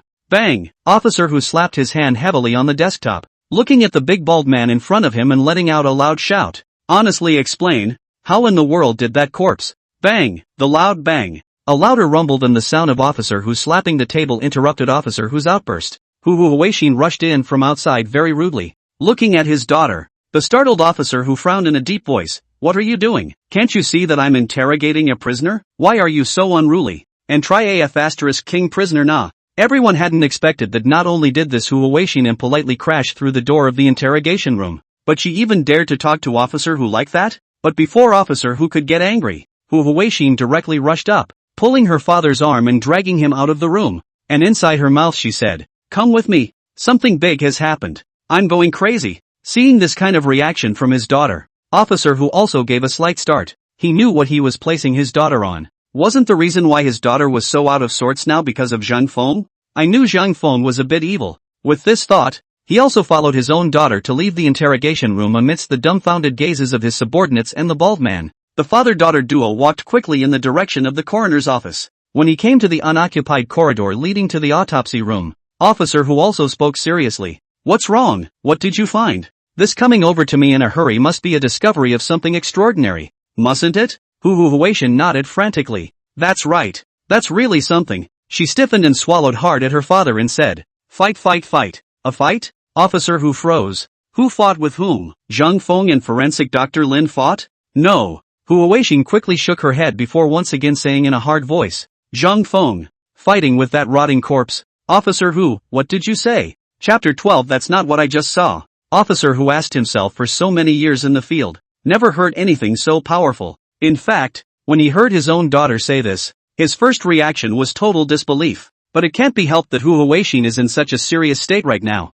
With his many years of criminal investigation experience, his own daughter's current reaction of surprise was definitely not feigned. Plus, he had previously thought that Zhang Feng was a bit of an evil person. It caused him to believe 80% of it in his heart even though he hadn't seen it. This is a short stretch to the coroner's office. It's usually less than a minute's walk. But today, Officer Hu's footing is extraordinarily difficult. There seems to be a concern that I actually saw something I shouldn't have, and an equal concern that I didn't see things that I shouldn't have. Anyway, it was a tremendous mental buildup in the middle of this short hallway. If it's really like what Hu Weixin just told herself, Zhang Feng actually stood still for half a day chanting the mantra, and that corpse sat up from the platform and even attacked Zhang Feng and Lin Rui? Then what kind of expression and mindset should one use to face this matter? So, when he came to the door of the coroner's office, he was actually a little less afraid to go in. But Hu Weixin didn't know what things were going through her father's mind. 2 words. Bang! Once again, very impolitely slammed the door of the coroner's office. Even as soon as they entered the door, they started screaming, Daddy, come in and look. There. What's going on? Officer Hu, who originally stood at the doorway and didn't dare to come in, heard his daughter's strange voice. It also drilled right in. The result is seen. On the autopsy table, that body was lying on it. And Zhang Feng and Lin Rui, 2 people, are wearing white coats, with masks, face masks, gloves, holding a variety of tools in their hands, in a very rigorous completion of the autopsy work. Only because of Hu Weixin's sudden intrusion, both of them turned their heads and looked in the direction of the doorway with a touch of sulkiness under their eyes. I don't know why. Officer Hu actually had a feeling of slight relief in his heart after seeing a very different picture from his own daughter's description. But Hu Weixin was in a hurry, because she knew what she had just seen was definitely not like that. Obviously, Zhang Feng had fought with this corpse. How is it possible to have such a harmonious and normal scene? That's why Hu Weixin also jumped up directly in place. It's not. It definitely wasn't like that just now. I clearly saw this body sit up, and, moreover, its eyes fell out, and then it picked itself up and settled back in. Zhang Feng is still fighting with that corpse.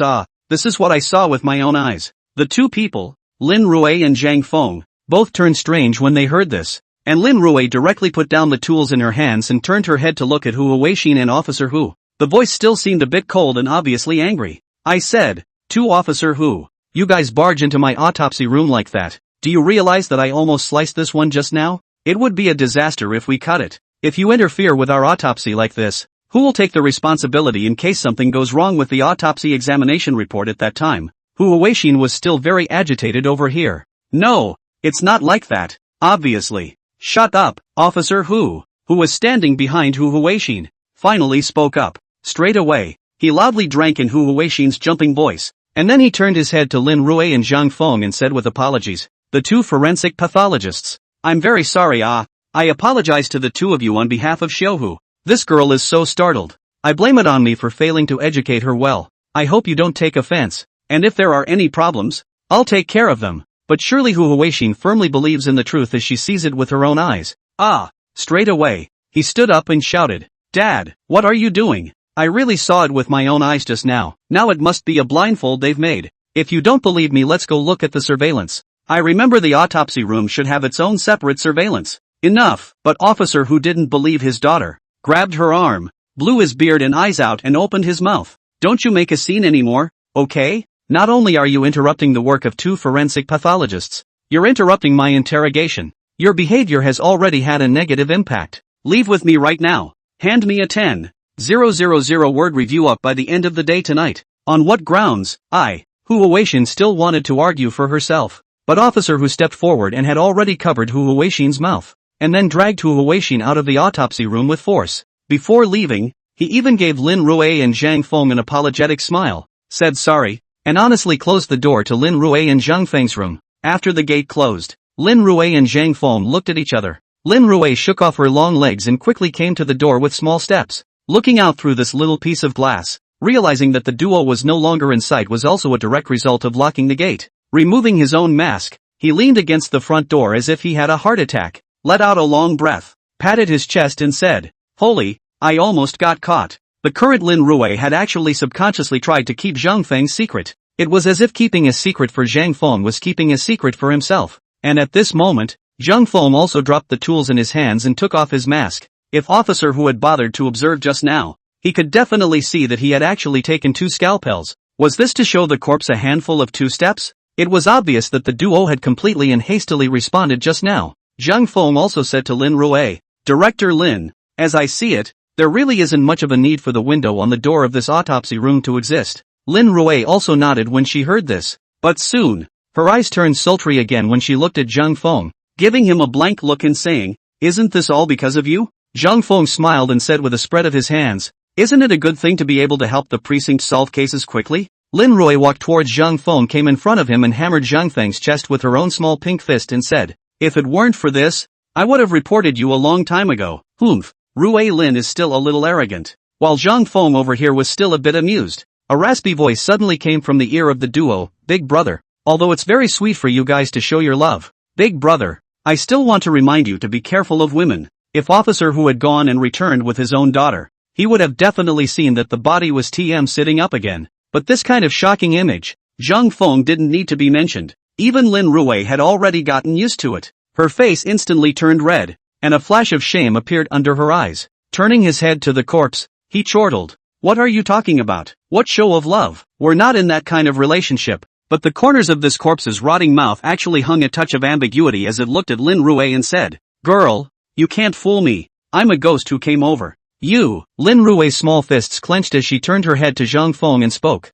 "Zhang Feng, quick, lay F.A. blasted into crumbs for me. Carrion, ha, Biggie. You saw it. The most poisonous woman's heart, nah. I would have been dead. Only to tell the truth. And she's actually so vicious to make you strike me with lightning. Zhang Feng, if you don't shut up, I'll really chop you. Carrion, Biggie, I was wrong." Chapter 13, Surveillance is a good thing. On the other side of the conversation, Hu Weixin was forcibly taken out of the autopsy room by Officer Hu. Still looking defiant, she shook off her own father and chortled, "Dad, I'm the one who's your daughter, and I'm also a member of the precinct's criminal investigation. Do you think I'd lie to you? I really saw it with my own eyes." Officer Hu, on the other hand, frowned and waited for Hu Weixin to say in a cold voice, "I told you long ago, don't read those unrealistic novels and watch those nutrient-less TV dramas. You still don't listen, do you? People fighting corpses. For real. That's just me. If another person heard you say that, they would immediately say that you don't have strong faith, and I'll see what you do then."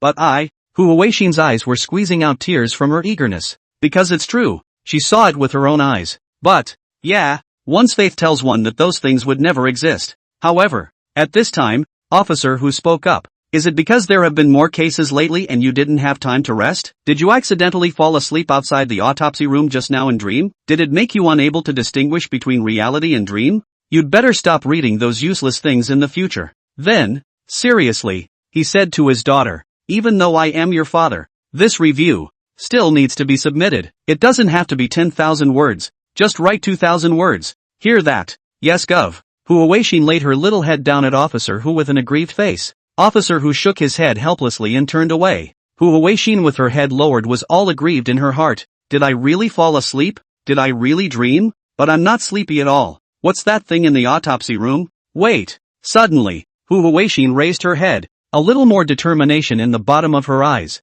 and her small fists clenched. "It's absolutely impossible for me to be wrong, because I just didn't sleep at all. Surveillance. Right, surveillance, a separate camera in the middle of the autopsy room." With this thought, Hu Weixin directly turned around and once again walked towards the location of the autopsy room. Only this time, she wasn't picking at the little window. Instead, they went straight up the small staircase next to it, to the second floor. This is a separate surveillance room from the coroner's office. There's usually no one else coming. And at this point, Hu Weixin was sneaking around like a thief. Even kept looking back to see if anyone was following him. Came to the door of the small room and tentatively reached out to touch it. "I can't believe I didn't lock the door." The light of surprise flickered continuously among Hu Weixin's beautiful pupils. The figure flashed and drilled straight in, but left the door open a small crack to keep an eye on the outside. And just moments after entering the engine room, Hu Weixin almost jumped up. Because of the picture on top of that monitor, the corpse was sitting on the dais, chanting. Lin Rui and Zhang Feng were standing to the side recording something. Her pupils rounded and her fingers trembled as she pointed at the screen. Yes, that's it. I knew I either dreamed it or I saw it with my own eyes. But, a flash of doubt appeared in her eyes. Why were they doing an honest autopsy when they crashed through them themselves? I'd like to see how you guys act. So Hu Weixin immediately operated the video and clicked playback. Sure enough, what the screen showed was Zhang Feng fighting with that corpse. The corpse didn't fight and knelt at Zhang Feng's feet and begged for mercy. Then I don't know what happened, but all of a sudden I started wearing a white coat. That tool, after holding the body down on the counter, himself and his father broke in. Great, you guys are really acting. It's a good thing this young lady was smart enough to come back and check the surveillance. Just wait. This young lady is going to find my father, and he actually doesn't believe me? I'll let him have an eyeful. After saying this, Hu Weixin categorized the location of the surveillance, and then sneak out of the surveillance room once again, quickly scattering toward the interrogation room where his father was working. In the middle of the autopsy room, Zhang Feng and Lin Ruwei had already listened to this corpse's self-description and completed a very perfect autopsy report. Lin Ruwei's face was all covered in exasperation, and she chortled in a low voice. There's actually such a shameless woman in this world? Looking for a mistress inside the home, being discovered and joining forces with the mistress to get her husband killed? And doing it without realizing it? It doesn't look like a first offense in any way. Zhang Feng was also aware of why this corpse had such a deep resentment towards women. After reading the autopsy report, Zhang Feng patted the corpse's shoulder and said, "Alright, go back and rest in peace. Leave the next thing to us. Maybe, it won't be long before you see her go down to accompany you." Yes, the corpse shook its fist in some excitement. "Thanks, big guy. Then I'll be down here waiting for good news from the big guy." With that said, the body lay on the autopsy table. With a movement of Zhang Feng's mouth, the corpse once again lost all vitality. Zhang Feng and Lin Ruwei relaxed slightly. The two of them are still exchanging cases. Lin Ruwei looked at the corpse on the platform and actually said with some heartache, "No wonder his grievances are so heavy, so he was persecuted like this in life. But this kid to agitation, knowing that he can't beat you, directly kneeled down and begged for forgiveness." For some reason, Lin Ruwei still kind of wanted to laugh, and Zhang Feng also nodded in agreement and said, "Indeed, this kid is quite resourceful. If it wasn't for the fact that when he was returning to his soul, he used God's perspective to see the stunned Hu Weixin outside the door. Maybe just now I would have been completely exposed in front of Officer Hu's eyes. Not only do we have to seal up this window, but the rest of the secrecy has to be done as well." When he said this, Zhang Feng gave a slight beat before turning his head to look at Lin Ruwei and said, "Director Lin, how do you think you found me in the first place?" Lin Ruwei turned her head and reached out to point at the electronic eye in the corner. "Here, just that 1 inch." Just as she said this, Lin Ruwei also froze. "No, just now that Hu Weixin did not say she wanted to see the surveillance to come?" Zhang Feng nodded. "It seems so." "No." Lin Ruwei directly got up, turned around, and headed outside. "I have to deal with this surveillance footage before I can do anything about it." And just as Lin Ruwei pushed out the door, Hu Weixin's figure also disappeared around the corner of the corridor. At this time, Hu Weixin's face was covered in joy and anticipation, and she even clenched her own small fists. Bang! The door to the interrogation room was slammed open again. Holy, the voice of the big bald guy was heard. "Officers, do you all like to be so startled during interrogations?" Hu Jingguang also had an iron color and directly erupted in questioning. Hu Weixin, what the hell are you doing?" But Hu Weixin simply ignored her own father's anger and stepped forward and directly grabbed her old man's hand and dragged him out. "Dad, come with me. I thought you didn't believe in me, but everything in there just now was recorded by the monitors. I've found the evidence. Come with me." Chapter 14. Please keep our secret. At this moment, in the middle of the autopsy room, Zhang Feng sat cross-legged on the ground. The gas flowed from his body. It didn't take long to open his eyes. A look of surprise clearly appeared in the bottom of his eyes. "It's really like this. As long as I ascertain the truth of a case, I will be rewarded with a very substantial amount of aura. Is this a trait of this world?" Because of this reason, Zhang Feng suddenly felt that after he crossed over to this forensic profession, it was really good. It looks like we'll have to find a way to help the precinct solve more cases in the future. Of course it was not to add any performance to the precinct, but for the sake of his own ability to cultivate and return to the cultivation level he had before he crossed over at an early date. Maybe if he found someone else to study the Celestial Master degree, he could travel back again? But at that moment, Lin Ruwei's alert voice came from outside the coroner's room. Turning his head, he glanced at Zhang Feng. "You're going to look at the surveillance now. Another order from above? Are you guys sure you want to see it? Since Officer Hu insists on seeing it, then, well, please follow me." Hearing this, Lin Ruwei's eyes narrowed slightly as she said to Officer Hu, "Officer Hu, do you really want to investigate us forensic doctors? You don't trust us?" Said, actually really turned around and prepared to take Officer Hu father and daughter upstairs to check the surveillance. It was just like this that Zhang Feng thought. Patting his father, he made a wink that clearly meant, well, how about this? Since you won't admit to it, wouldn't it be better to let us take a look at the independent surveillance in your autopsy room and check it out? Medical Examiner Lin, can I see the surveillance of your autopsy room? Officer Hu looked at Lin Rui with a strange face and didn't know what to explain. Instead, it ignited the small flame in Hu Huixian's heart even more and said, if they really don't have any secrets, do they need to be so nervous? Hu Huixin seemed to be a bit boisterous, hugging her shoulders and saying crisply, Director Lin, please, rewind the surveillance footage back to when the autopsy started. What? Hearing Hu Huixin's words, Lin Rui's reaction was obviously a few points more intense, and her voice became more serious as she said, do you know what you're talking about? So are we forensics? Or are we mages? Hearing Hu Huixin's words, Zhang Feng and Lin Rui's gazes narrowed slightly. Was this going to be exposed? Lin Rui's side directly spoke in a deep voice, have you forgotten that there is an independent monitoring in your autopsy room? The surveillance in our coroner's office is not available for viewing by anyone other than the coroner unless there's paperwork on it. However, the wood has been turned into a boat, and Zhang Feng can do nothing about it. Officer Xiao Hu, you can eat nonsense, but you can't talk nonsense. Director Lin, you're so nervous. Are you worried that we'll see something we shouldn't? But Hu Huixin jumped to her feet and spoke directly and loudly, then said, when they heard Hu Huixin's words, both Zhang Feng and Lin Rui gave a faint cry of misfortune. It's okay for you guys to watch, but, a group of 4 people, squeezed into the middle of this small monitoring room. However, although Officer Hu was a bit embarrassed, he still squeezed out a smile at Lin Rui and said, Dr. Lin, isn't this a special situation? So, hearing Officer Hu's words, Lin Rui's face revealed a look of difficulty. Director Lin, you guys are 100 times too close. No way, absolutely not. Hu Huixin was still excited. Surprisingly, he spoke once again. Whatever you see next, I hope that you can keep it a secret for me and Zhang Feng. Zhang Feng looked behind him for a while speechless. Zhang Feng opened his mouth slightly anxiously on his side, causing both Officer Hu's father and daughter to turn their heads to look at Zhang Feng, although he knew that this was something that Lin Rui had deliberately said to Hu Huixin. Okay, the two of you and Zhang Feng, were just acting in front of me and my father. Then even turned his head to look at his own father and said, Dad, as the head of the criminal investigation, you naturally have the right to view the forensic autopsy monitoring. Did you see that? She's so nervous right now. She definitely has a secret. Dad, trust me.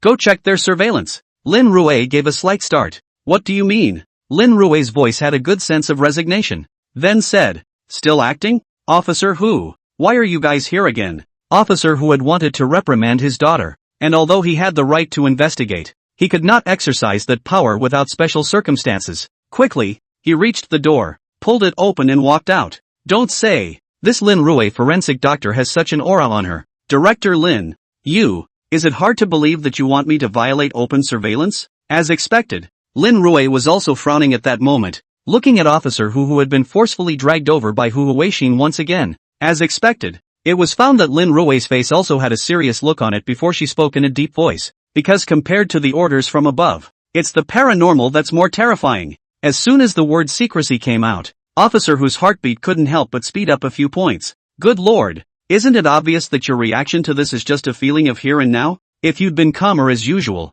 you wouldn't have given people the wrong idea, and you might have gotten away with it. Zhang Feng shook his head somewhat bitterly, the meaning of which was as if to say, this woman's acting skills still need to be improved. Lin Rui actually opened her mouth very firmly and directly refused. Officer Hu, I don't understand what you mean by that. Hearing this voice, Zhang Feng gave a slight lurch as a flash of bad premonition arose in his heart, especially Hu Huixin. That face was all excitement and chest thumping. However, Zhang Feng still twitched at the corner of his eye for no reason. Did Lin Rui just go out and meet Officer Hu's father and daughter duo? If the forensic pathologist has a crisis of confidence with the criminal investigation, that could be a big problem. Because of Lin Rui's perversity, Officer Hu also said directly after a slight moment of contemplation, the independent surveillance in your autopsy room definitely recorded the fight between Zhang Feng and that corpse. Zhang Feng was uncertain with this glance. Officer Hu hadn't spoken yet, but Hu Huixin spoke directly. Of course, Divine TM Mage. And Hu Huixin still said with a look of confidence, Director Lin, are you still pretending? Hu Huixin looked at Lin Rui's obviously somewhat nervous demeanor, and the feeling of certainty and triumph in her heart became more and more obvious. It's making Officer Hu nervous. Although what Lin Rui said was true, The Hu Huixin in front of her didn't have much of an emotional change. Lin Rui looked deeply at Hu Huixin. Our medical examiner fights with a corpse? Do you mean to say that the corpse has become a spirit? No. Hu Huixin actually thought of that? I'm afraid Rui Lin hasn't had a chance to modify the surveillance yet. Zhang Feng turned his hesitant gaze to Lin Rui. No.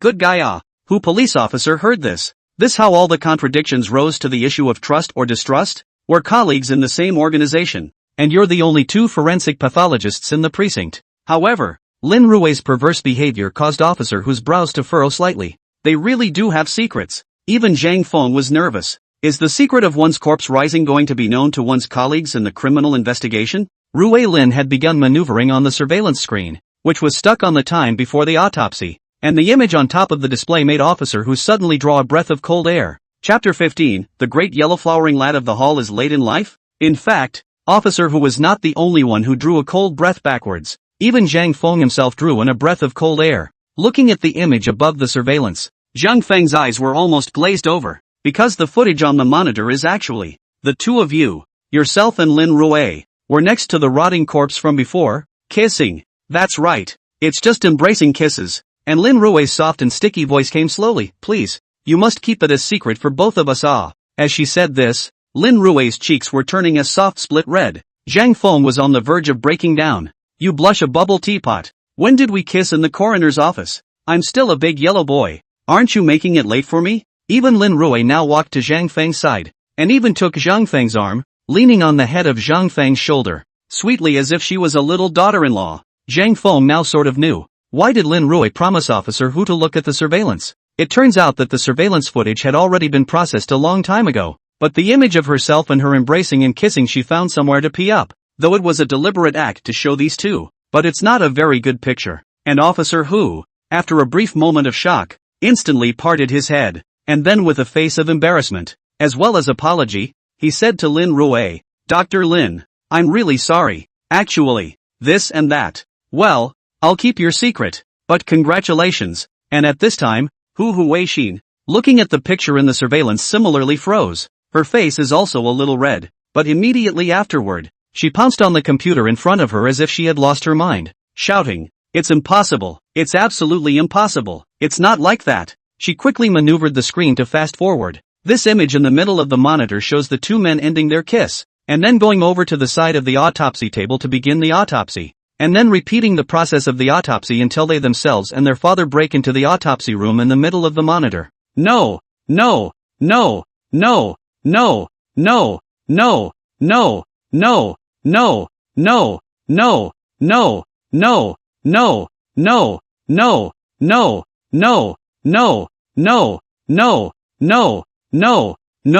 Hu Huixin is going crazy. An officer who went straight forward and grabbed Hu Huixin's ear, lifting Hu Huixin up from the front of the computer and said loudly, What else are you going to do? Did you call me over in such a hurry to give me an announcement about these two coroners being together? Good. You're a police officer and you can't even tell your priorities. Do you realize that I'm still interrogating the prisoner over there? And interrupting 2 forensic autopsies 3 times? I'll tell you what. When the 2 of them get married, to make amends, you'll be the one on a gift. God TM marriage. It's ing all about marriage. The one who is most devastated is not yet Hu Huixin. It's Zhang Feng ah. Zhang Feng married himself off without his knowledge?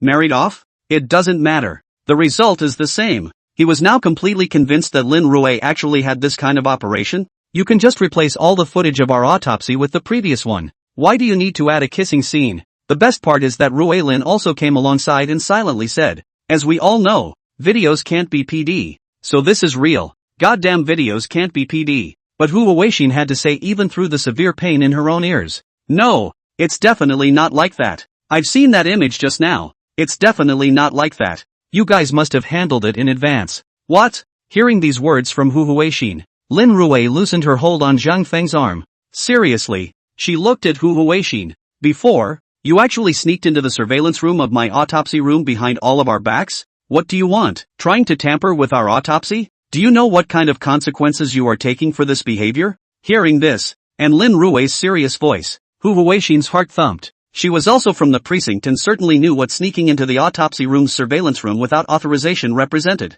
A flash of panic came over me. No. I didn't mean to tamper with the security footage. I just looked at it and I didn't. If you say there isn't one, then there isn't one? Lin Rui once again pressed forward. Her tone was all a bit aggressive, and the voice also boomed out as if it were a series of cannons. Little Hua, what exactly do you have in mind? Spying on us, performing autopsies, and even sneaking into our autopsy room's surveillance room to access our autopsy surveillance? What? Is it hard for you to have something to do with this case that you can't disassociate yourself from? Hu Huaxin's pupils suddenly shrunk. No, I didn't. I don't know anything. These two words of Lin Rui's carried a very heavy weight, directly frightening this world-weary little girl. Tears were welling up in her eyes. Even having panicked, he turned his head to Officer Hu and opened his mouth for help. Dad, I really didn't mean anything else. Dad. Officer Hu's eyelids were also jumping wildly at this time, loosening his grip on his daughter's ears. He then stopped between his daughter and Lin Rui, the apology on his face becoming even more obvious as he waved both hands and said, "That, Medical Examiner Lin, just take it easy for a minute," Officer Hu said with an embarrassed face. Actually, this was a task I assigned to her to follow up and check out the situation while Xiao Zhang was working on the case. So, me? A flash of doubt appeared in the bottom of the eyes of Zhang Feng, who hadn't said anything, and he let out a light eep. Officer Hu immediately said to Zhang Feng, "Xiao Zhang, you mustn't think too much. It's not that I don't trust you. Rather, it's because your crime-solving ability is a bit too strong. I let her follow you, on the one hand, to learn from you about this ability. On the other hand, it's also mainly because I want to see how exactly you solved these two cases." So, Officer Hu is out of tricks here. Who would have thought that he would let his own daughter spy on Zhang Feng? His own daughter can make such a big mess one after another, so there's no choice but to show your cards. And of course, Zhang Feng knew what it meant to get off the hook. So he also said, "Officer Hu, wouldn't it be better for you to be straightforward with me about this kind of thing? Since you want to know, next time you're on a case, just take me with you." Lin Rui gave a slight start after hearing this, a flash of surprise appearing in the bottom of her eyes, but she didn't say anything. Officer Hu, on the other hand, spoke with great surprise. "That's a good feeling, little Zhang. We have a deal." Afterwards, Officer Hu also immediately pulled his own daughter and headed out, and on his lips, he kept apologizing to Lin Rui. "Forensic Dr. Lin, I'm really sorry. I go back to teach this dead girl a good lesson. I let her write a review, and then personally come to the door to apologize to you, Medical Examiner Lin. You must do not take offense. After that, he ran away with his own daughter. He was afraid that if Dr. Lin made a scene, even he wouldn't be able to suppress it. However, Lin Rui didn't block it. After the duo left, Lin Rui also took a long breath. Phew, finally gone. Luckily I went to college and studied video editing for 2 years. Otherwise, it would really be wearing out. But soon, she met Zhang Feng's sultry eyes, and slightly bristled. Why are you looking at me like that? Wait, don't come over. Chapter 16, Bad. You're going to make love to Lin Rui under false pretenses? Zhang Feng approached Lin Rui step by step. Lin Rui's eyes suddenly rose with a touch of bad feeling as she looked at Zhang Feng, and she also slowly backed away. But behind her was the table, and she couldn't move at all with her body stuck in front of it. "Zhang Feng, what are you doing?" For some reason, Lin Rui's heartbeat accelerated a bit as she looked at Zhang Feng, who was close to her. Zhang Feng also came directly in front of Lin Rui, and his body slowly pressed up, almost came face to face with Lin Rui, and then said grudgingly, "Director Lin, I don't have a girlfriend yet. You put this kind of picture inside the surveillance, so that Officer Hu and the others know that I just went to work for a day and you have an ambiguous relationship with Director Lin. What can I do about my reputation?" Listening to Zhang Feng's voice and looking at Zhang Feng's handsome face close at hand, Lin Rui's cheeks reddened quickly, but she still said in a hard-headed general way, "What do you mean by your honor? Am I not covering for you? Aren't we acting?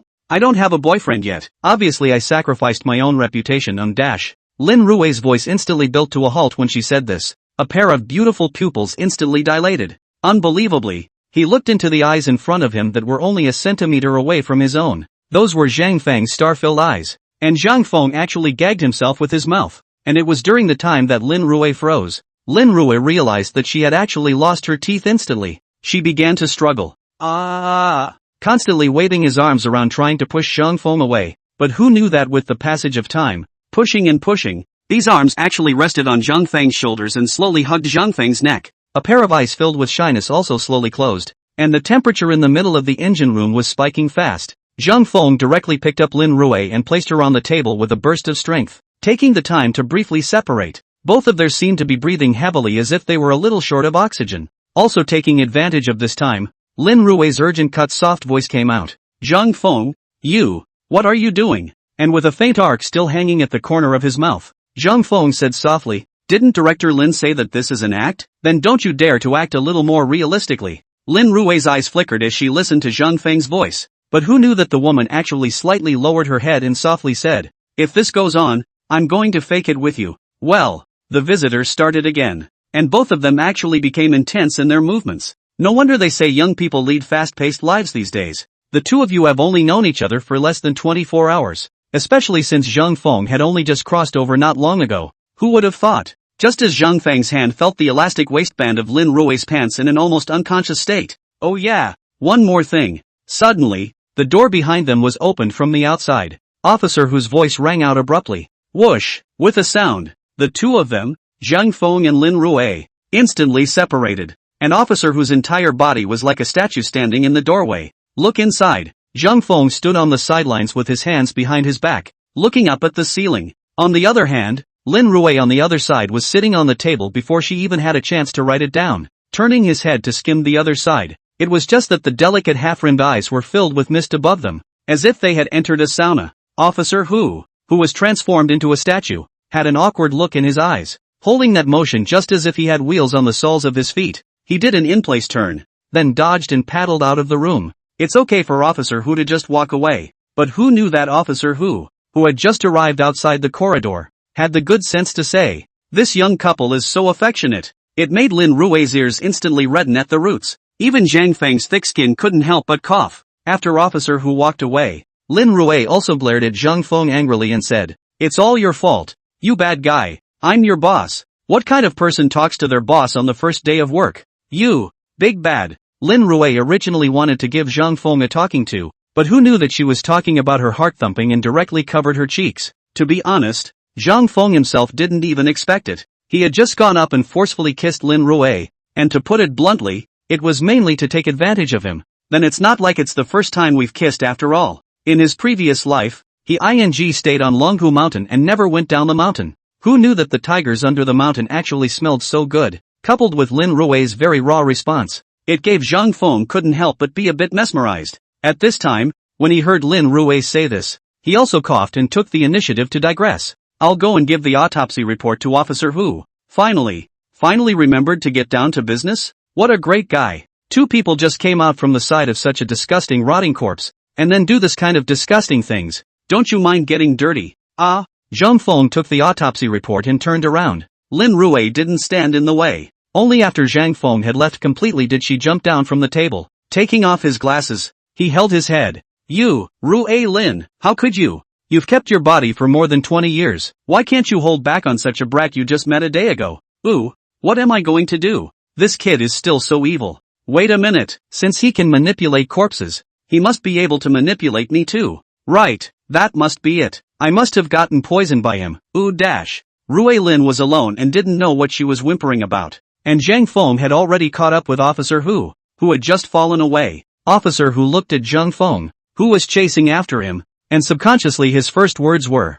finished? God damn, it's done. Looking at Zhang Feng's grim gaze, Officer Hu also coughed and awkwardly scratched his head. Sorry, accident. I didn't know you guys. Alright, Zhang Feng hastily waved his hand to call a halt. This is going to be even more of a wash if we keep talking about it. Therefore, Zhang Feng immediately said, Officer Hu, it is indeed finished, but it's the autopsy thing that's done. Oh, hearing Zhang Feng start talking about business, Officer Hu's expression also became serious. Any results yet? Zhang Feng nodded. The death of the deceased was indeed unrelated to those two thieves. In the stomach of the deceased, we found some traces of residual sleeping pills, coupled with the fact that we presume that the body died more than a month ago, and if there are still residues of the drug, it can be proved that the deceased took a large amount of sleeping pills before his death. Sleeping pills? Officer Hu pondered slightly. Is it hard to believe that he committed suicide? No. As soon as Officer Hu opened his mouth, Zhang Feng directly denied it. If the deceased committed suicide, could he have drilled himself inside that scrap heap before taking the drug to kill himself? And we also found that although the victim's flesh was badly ulcerated, there were still strangulation marks on his neck. So this is bound to be a murder case. What? The strangulation marks on his neck made Officer Hu's expression instantly serious. Quickly taking over the autopsy report in Zhang Feng's hand, he carefully examined it. According to the autopsy report, the deceased had taken a large amount of sleeping pills prior to her murder and had strangulation marks on her neck, but there was no struggle to resist or even the presence of injuries from the fight. In other words, the deceased died after being drugged with sleeping pills and after being patched up with a rope. What kind of situation would make a deceased person honestly take sleeping pills and wait to die while alive? Such a doubt appeared in Officer Hu's mind. However, after Officer Hu flipped through the autopsy report a few times, without a clue, he actually asked, "There's no ID number for the murderer this time?" Who knew that Zhang Feng actually also returned without a clue, mainly because the deceased did not remember. Officer Hu, what the hell? Chapter 17. What is the operation of sleeping pills and noodles? The main thing is that the deceased didn't remember. Hearing Zhang Feng's words, Officer Hu's eyes instantly enlarged, and he directly came out in a neutral tone. What the hell? The deceased didn't remember? Officer Hu was confused. What does the dead man's memory have to do with the autopsy? What? So the autopsy report was dictated by the victim and recorded by you? This is too psychic, isn't it? What the hell? Zhang Feng also realized the problem because of Officer Hu's exaggerated reaction. We can't let Officer Hu know about this. Otherwise, wouldn't one's evening be wasted? Ahem. And it is for this reason. You have established that the murderer was the wife of the deceased, and that the wife had a lover? Officer Hu woke up the dreamer with his words. Hu Huaixin Miso. The stood up with a start. Oh, listening to Zhang Feng's explanation, Officer Hu came to a realization. So that's it? You're talking about not recording? I heard it as not remembering? But Officer Hu's eyes were big and small at the moment, looking at Zhang Feng strangely. What I'm saying is that the dead man has no record. Hiss. If he hadn't said it, it would have been absolutely impossible for Rao Zhangfeng and Lin Rui to be able to think that this murder actually happened this way. Officer Hu came directly to Hu Huaixin's side and said. Zhang Feng coughed. Zhang Feng's words ended there. Zhang Feng and Officer Hu both looked at each other, both let out a laugh. And Officer Hu stood up straight and also said in a deep voice, "One group, take this autopsy report and go compare the deceased's identity information." Officer Hu was at least a decades-old detective. Zhang Feng nodded his head once and slowly spoke. Officer Hu, after all, I'm a forensic scientist. It's all just a blind guess. The specific conclusion of the case still needs to come from you personally. Officer Hu. Then, Zhang Feng continued, or just chop it up and wrap it in dumpling filling. About this thing. Officer Hu took a slight breath and once again said darkly, "This can't be true, can it?" "So too," he said with a smile and a wave of his hand. Officer Hu nodded. "All right, go. The review doesn't need to be written, but in order to stabilize them, remember to go and apologize to Medical Examiner Lin." "What for?" Hu Huaixin was still gambling. "You don't believe me anyway." Hu Huaixin was still aggrieved. "Let them destroy all the evidence. My guess is that the only person who could have done this is the closest person to the deceased, the wife of the deceased. Don't worry, we're investigating anyone associated with the deceased." "Well, of course, let's put that prediction aside for a moment. But there's no way around it. That's what the corpse just said himself." You continue to observe Zhang Feng. "Don't come to me first when there's any problem. Take out your cell phone and record it. Got it? That Panjinlian is also but in the medicine inside the blend a little arsenic just. This directly that sleeping pills underneath to eat, isn't that bitter? It seems that I've really been too busy lately and my ears are not working well." Ha ha ha ha ha ha. The embarrassment in the midst of that laughter was audible to anyone. Team 2. Once the dead man's identity information is out, immediately launch an investigation into the people around the dead man. Pay attention to whether or not this dead man has a wife, and where the wife is. If this sentence is not even audible, then his level of business is really questionable. Xiao Zhang, you forensic pathologists have worked hard, we'll take care of the rest. Saying that, Hu Huaixin jumped out of the office with a leap of faith. Only Officer Hu just turned around. "That's fine," Officer Hu said as he lifted the autopsy report in his hand. "Yeah." The corners of Officer Hu's mouth twitched madly. "No problem." The things that his own daughter, Hu Huaixin, had just told him appeared in Officer Hu's mind once again. Zhang Feng also immediately coughed twice and said, "What the dead did not remember Officer Hu? You must not scare me. You will not be the same as your daughter. Like to read those strange novels, right? I believe you." Officer Hu's words made Hu Huaixin's movements stop instantly. The wife of the deceased. For some reason, perhaps the deceased, perhaps dissatisfied with her own life, so her private life was in disarray and she wanted to change things, so she had to join forces with her lover to kill her husband. Zhang Feng and the corpse are fighting. Officer Hu looked at Zhang Feng with that look in his eyes at this moment, as if he thought, did Zhang Feng also read those strange novels and dramas? Ahem. I understand. Promise to complete the mission. I asked you to guess. I didn't ask you to guess blindly. Do you want to hear what you're saying? Officer who also nodded his head very cooperatively and said, of course, the reasoning process of the case is speculation. Yes, the middle of the criminal investigation section instantly became in full swing. What they destroy is the evidence they have. And as long as you have the evidence in your own hands, how else can they destroy it? His eyes twitched slightly at the corners of his eyes as he murmured, while it's the job of a forensic scientist to make a corpse talk, it doesn't say anything about making a corpse actually talk. Zhang Feng knows. Group 3, ready to move in conjunction with Group 1 and 2. You have no proof. The murderer purchased a large quantity of sleeping pills through improper channels, and in order to make the deceased feel at ease, crushed the sleeping pills, and mixed them into the flour, and gave them to the deceased to eat underneath. Officer who also seemed to be trying to alleviate this embarrassment generally asked, Xiao Zhang, don't you like criminal investigation? Why don't you help me analyze how this deceased person honestly took sleeping pills and waited for death while he was alive? For no reason at all. He felt some chills running down his spine and shivered. The story underneath the sleeping pills actually didn't make him forget Zhang Feng's slip of the tongue earlier. Officer who put his hand on Hu Huixin's shoulder and lowered his voice. After the dead man fell into a deep sleep, he then called his lover, strangled the dead man to death, hid him inside the scrap heap, and walked away. Although, underneath the sleeping pills, the magical operation of wrapping dumplings sounds very false and nonsensical. But Zhang Feng definitely wouldn't tell Officer Hu that it was the corpse's own words, because this is something the deceased really remembered. But Zhang Feng still added a prefix. Wife, Officer Hu gave a start. Okay, your review is off the table. How could the body of the deceased have the killer's ID number on it? Right, he couldn't have recorded the killer's ID number on his own skin, could he? With that, Officer Hu was ready to turn around and leave, without waiting for Hu Huixin to finish her sentence. Officer Hu said again. Then the pupils began to contract, and in his heart he said, I definitely didn't memorize the words I heard just now, not didn't record them. Still, this dead man's wife is something you need to investigate. Officer Hu paused for a moment, but still nodded and said, since Officer Hu asked me to analyze it, I'll say my guess. Of course, just a guess.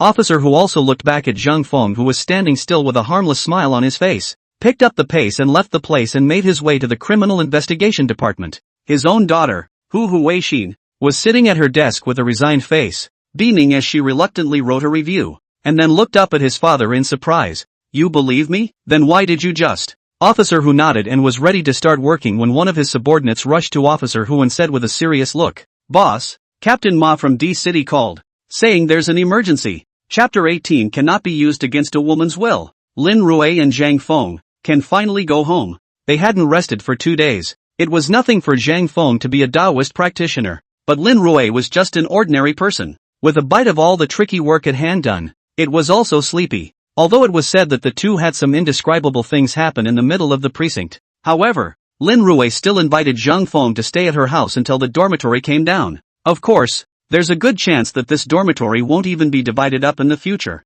It was just that Zhang Feng and Lin Rui had both overlooked one thing, just as they had just stepped into the neighborhood. Zhang Feng was also startled at the sudden change. In the next second, Lin Rui's pupils suddenly shrunk. She gets it, but it's summer, and underneath her jacket, there's just a plain white sports corset. The small waist that was vaguely gripped, and the shoulders that were as bare as jade were all exposed in the air. That, Director Lin, Lin Rui actually took the initiative to find Zhang Feng? Zhang Feng was shocked. Is this tiger under the mountain so spirited? As a forensic scientist, Zhang Feng certainly understands that women cannot be held against their will. So, ding, ding, ding, came the sharp ringing of the phone. Lin Rui arrived with a face that instantly turned red. Can't you let yourself into Lin Rui's house yet? Looking at the enthusiastic crowd around him, Zhang Feng was dumbfounded. My master is this one, Rui Lin, medical examiner Lin. Lin Rui held Zhang Feng down and attacked wildly. He even kept hissing, Zhang Feng, you unrighteous bastard. That is, in the instant she understood. She subconsciously exerted her strength to stand up from Zhang Feng's body, but her body could not lift up her strength, and she actually flopped down on Zhang Feng's body. He couldn't wait to just do a handful of cloud driving techniques and run away on the spot. You asshole, you're still taking all the advantage. Nope. As soon as he did, he withdrew his jacket and looked at Zhang Feng angrily. What's the harm even if you don't have the key? He himself can even bring back the souls of the dead from the midst of hell. Half immortal. Zhang Feng, on the other hand, burrowed out from among the crowd and expressed his great satisfaction with the phenomenon. Isn't it a bit inappropriate to fly directly with a sword just after saying believe in science? Especially when he looked at Lin Ruei, who was standing outside the crowd and looking at him with a sneer. Zhang Feng was furious. Thanks to the fact that I even covered for you at the precinct and hid it for you, you actually left me and ran away on your own? Coldly, he came up with, Director Lin, I didn't expect you to have such a good figure. Okay, I admit I did the math. Though, this Zhang Feng actually seems to be with the master of the house in general, wearing slippers, sitting on the sofa, enjoying Lin Rui's 80-inch laser TV, tasting Lin Rui's snacks hidden in the middle of the locker. So comfortable. Half immortal? His face stiffened and he put on an awkward smile to placate the crowd. No, folks, I'm not a half immortal. And I don't know how to tell fortunes. Half immortal. Which mountain did you come down from? Half immortal. Can you do a reading for me? I've lost something too. I can't find my husband. I can't believe this woman just watches the show and doesn't know how to help. Thus, Zhang Feng's eyes rolled. And then he said. Zhang Feng and Lin Ruei instantly froze. Half immortal.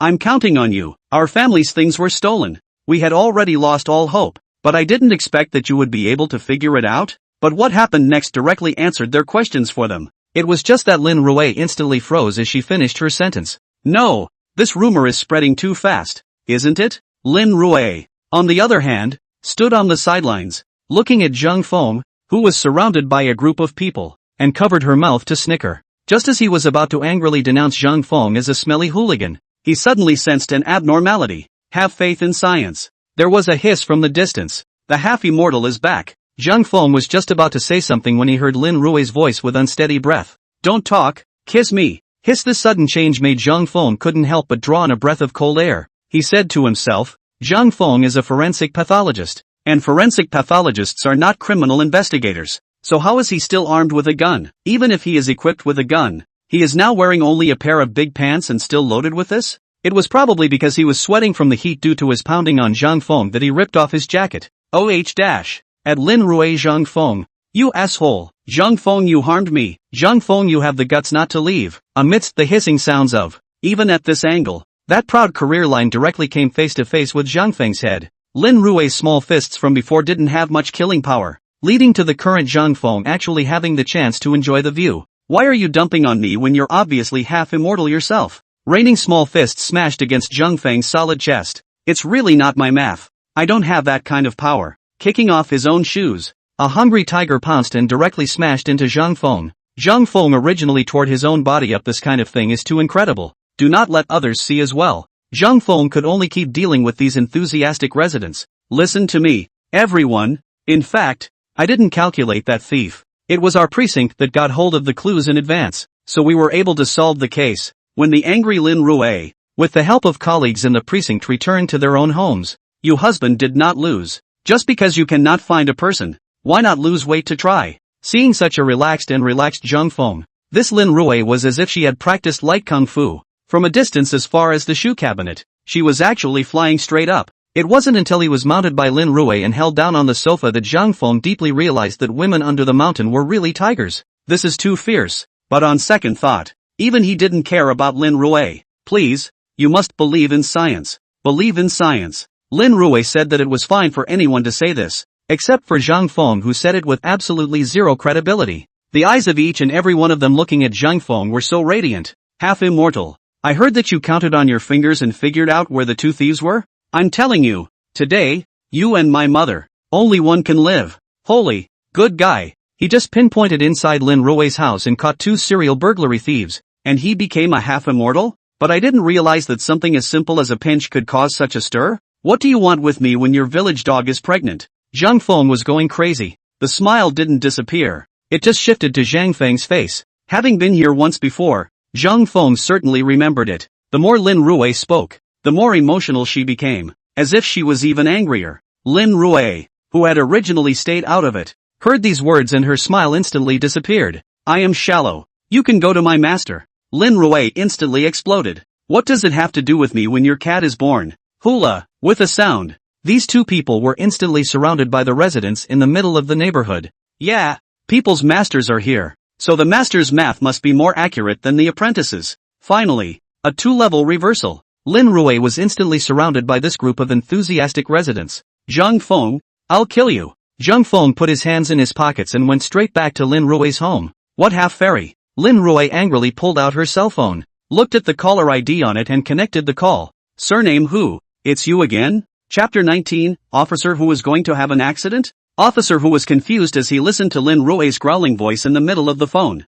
What is this? Why was Dr. Lin so angry when he got his own call? I can't even give Officer who the whole thing. Dr. Ringling Forensics. Did my call come at not the right time? And at this moment, Lin Rui, who was still lying on top of Zhang Feng, let out another river lion roar. What do you think? Zhang Feng, who had caused him to stick it out with Lin Rui, was shivering inside. The tiger under the mountain is really scary. None of this matters. Lin Rui still sat up with Zhang Feng's help. To the other side of the phone, he said helplessly and without humor. Say, what's wrong again? Just those two furious hisses from Lin Rui at the beginning made Officer who not dare to open his mouth. But the case was like a fire. Officer who also said stiffly, Dr. Lin Forensic, that I'm sorry to have disturbed your rest again, but D-City had an accident. There's no way but to contact you. Old Ma from the D-City CID contacted me to say that 7 headless bodies have been found, and the case is very complicated. So I hope we can take the forensic scientist over to provide support.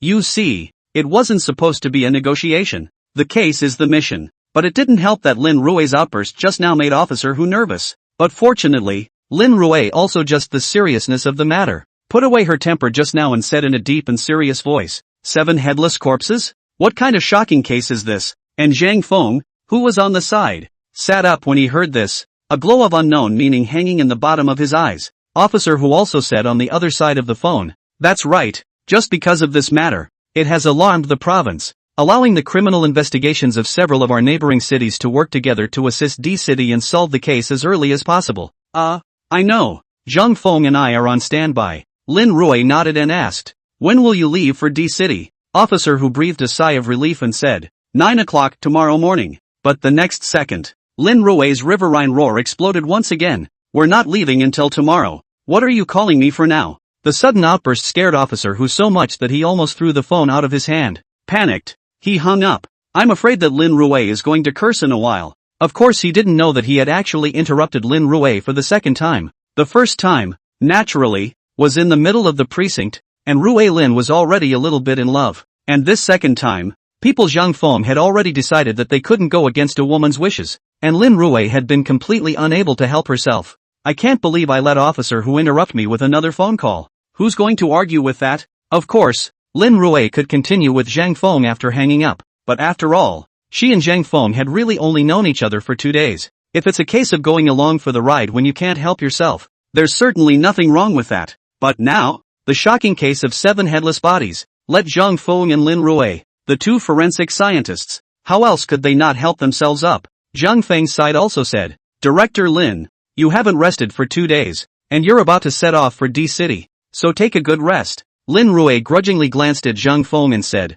such a big case. Going to D-City will certainly be very busy, you also early rest. After saying this, Lin Rui walked towards her room. Before entering the room, he actually turned back and glanced at Zhang Feng very fondly. Only the scene was not discovered by Zhang Feng, for he had sunk down to think about the 7 headless corpses. After 2 previous tests, one only needs to help the victim to speak through his or her articulation and voice the grievances within. One could then be infused with a large amount of aura for one's cultivation by an unknown magical power. Then these 7 bodies are 7 victims. Zhang Feng had even felt a sea of spiritual qi coming towards him. It seemed like it was really just around the corner for him to regain his original strength. On the other hand, it was only afterward that Officer who reacted to Lin Rui's outburst. Forensic pathologist Lin wouldn't be with Zhang Feng right now, would he? I'm not interrupting things between them again, am I? Ew, old who? Old who? Look at what you've done. Just chagrined. A henchman from the precinct's criminal investigation group ran in and quickly said to Officer Hu,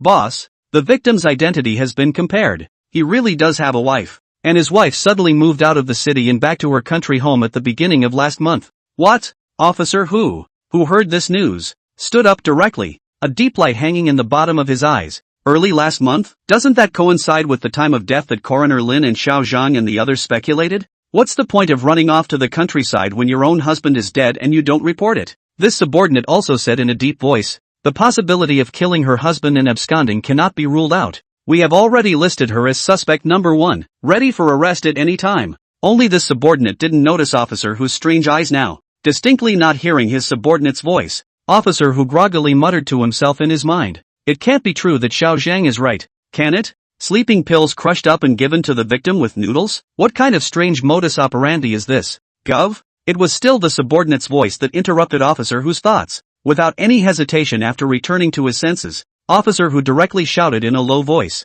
"Pass on my order. Immediately make an arrest of the suspect, and when you do, be careful. The suspect may have other helpers. Apprehend them all together." Taking advantage of the night, Officer Hu personally led the team and felt his way to the suspect's hiding place. On the other hand, Zhang Feng, who was sleeping in the middle of the guest room arranged by Lin Rui, opened his eyes. A strange glint appeared among the still bright pupils of the night. Sitting up from the bed, Zhang Feng murmured in a slightly pensive voice, "Something's not right. Why do my eyelids keep jumping? It always feels like something is going to happen." At that thought, Zhang Feng lifted his left hand, and just like counting thieves before, he pinched his fingers. It didn't take long for the light under Zhang Feng's eyes to flicker slightly. "It's Officer Hu?" Then once again, he quickly began to pinch the decision. Stopping with his thumb and looking at the location where his finger rested, Zhang Feng's voice appeared a bit serious. "Empty death? No good. Something might happen to Officer Hu tonight. After all, Officer Hu is his own colleague and is also a famous old detective in B City. Solved a lot of cases, a hero of public safety in B Town. If something happens to this kind of character, it's fine if you don't notice it, but if you notice it and still sit back and do nothing, isn't it a bit inappropriate?" Thus, Zhang Feng directly lifted the quilt and dashed out of the room. And without disturbing Lin Rui, one person went to the precinct with fire. The police officer on duty at the precinct was also very curious when he saw Zhang Feng coming. "Dr. Zhang, it's so late. You haven't rested yet?" Zhang Feng didn't answer, but quickly asked, "Where is Officer Hu?" The officer on duty was visibly stunned, but shook his head and said, "It seems like the CID is out on a mission. But where? I don't know." Zhang Feng pondered slightly, wondering. Lowering his head in a quick pinch, his eyes flashed, "Southeast." Without saying a word he turned directly away from the precinct. "We're running out of time." Zhang Feng quickly came to the dark corner and looked around. There was no one and no surveillance. Then both palms sank down and Shang Chi rose, treading star. Miso, with a sound. Zhang Feng's entire body actually directly transformed into a long rainbow and disappeared in place. And it was the officer who was on duty earlier who belatedly ran out from inside. "Dr. Zhang, is something wrong? I'll send." Where is everyone? Holy, I'm not going to see a ghost, am I? Chapter 20. What are you blushing about, Officer Hu? At this moment, Zhang Feng kept skimming over one flying bird after another under his feet. Ta-da! Two soft thuds. Zhang Feng regains his footing. These dozens of miles, once instantaneous, now actually used to take at least 3 minutes? Slow. It's really too slow. It seems like we still need to hurry up and find a way to obtain aura before we can do so. As you were told? Dozens of miles and you're there in 3 minutes. You're still too slow? If this was heard by Officer Hu and the others, they might have smashed the official car inside the precinct on the spot. "Don't run! Stop and put your hands up!" A mid-air roar suddenly sounded in the middle of the distant village. Zhang Feng instantly looked up. Already? In the middle of a 3-entry courtyard, the door to the room was kicked in. Officer Hu rushed in with a pistol in his hand. A scantily clad woman let out a sharp, piercing hiss on the spot, and a man who was not clothed was actually unusually fit. One roll and he was out the window at the end of the bed. "Stop!" Officer Hu jumped directly onto the bed without saying a word and leapt out from inside the window. Before chasing him out he didn't forget to yell, "Get this woman under control first." Then, chasing after the naked figure, white and somewhat reflective in the darkness, "Stop or I'll shoot." The response to Officer Hu was a ***********. This suspect is obviously very familiar with this village. Turning around, he jumped directly from the middle of an alleyway and disappeared. Officer Hu was certainly a close second, but just the moment he jumped, there was an instantaneous crack from the next child. Thud, the muffled sound. Officer Hu immediately let out a scream. "Ah, dang!" The pistol fell straight to the ground. However, they all had a fierce look on their faces, and each of them even held something like an axe, scythe, or other sharp weapon in their hands. The one at the head of them was the suspect who had been chased by Officer Hu earlier. Officer Hu saw this kind of scene. Even though he was a decades-old criminal investigator's mentality also became nervous,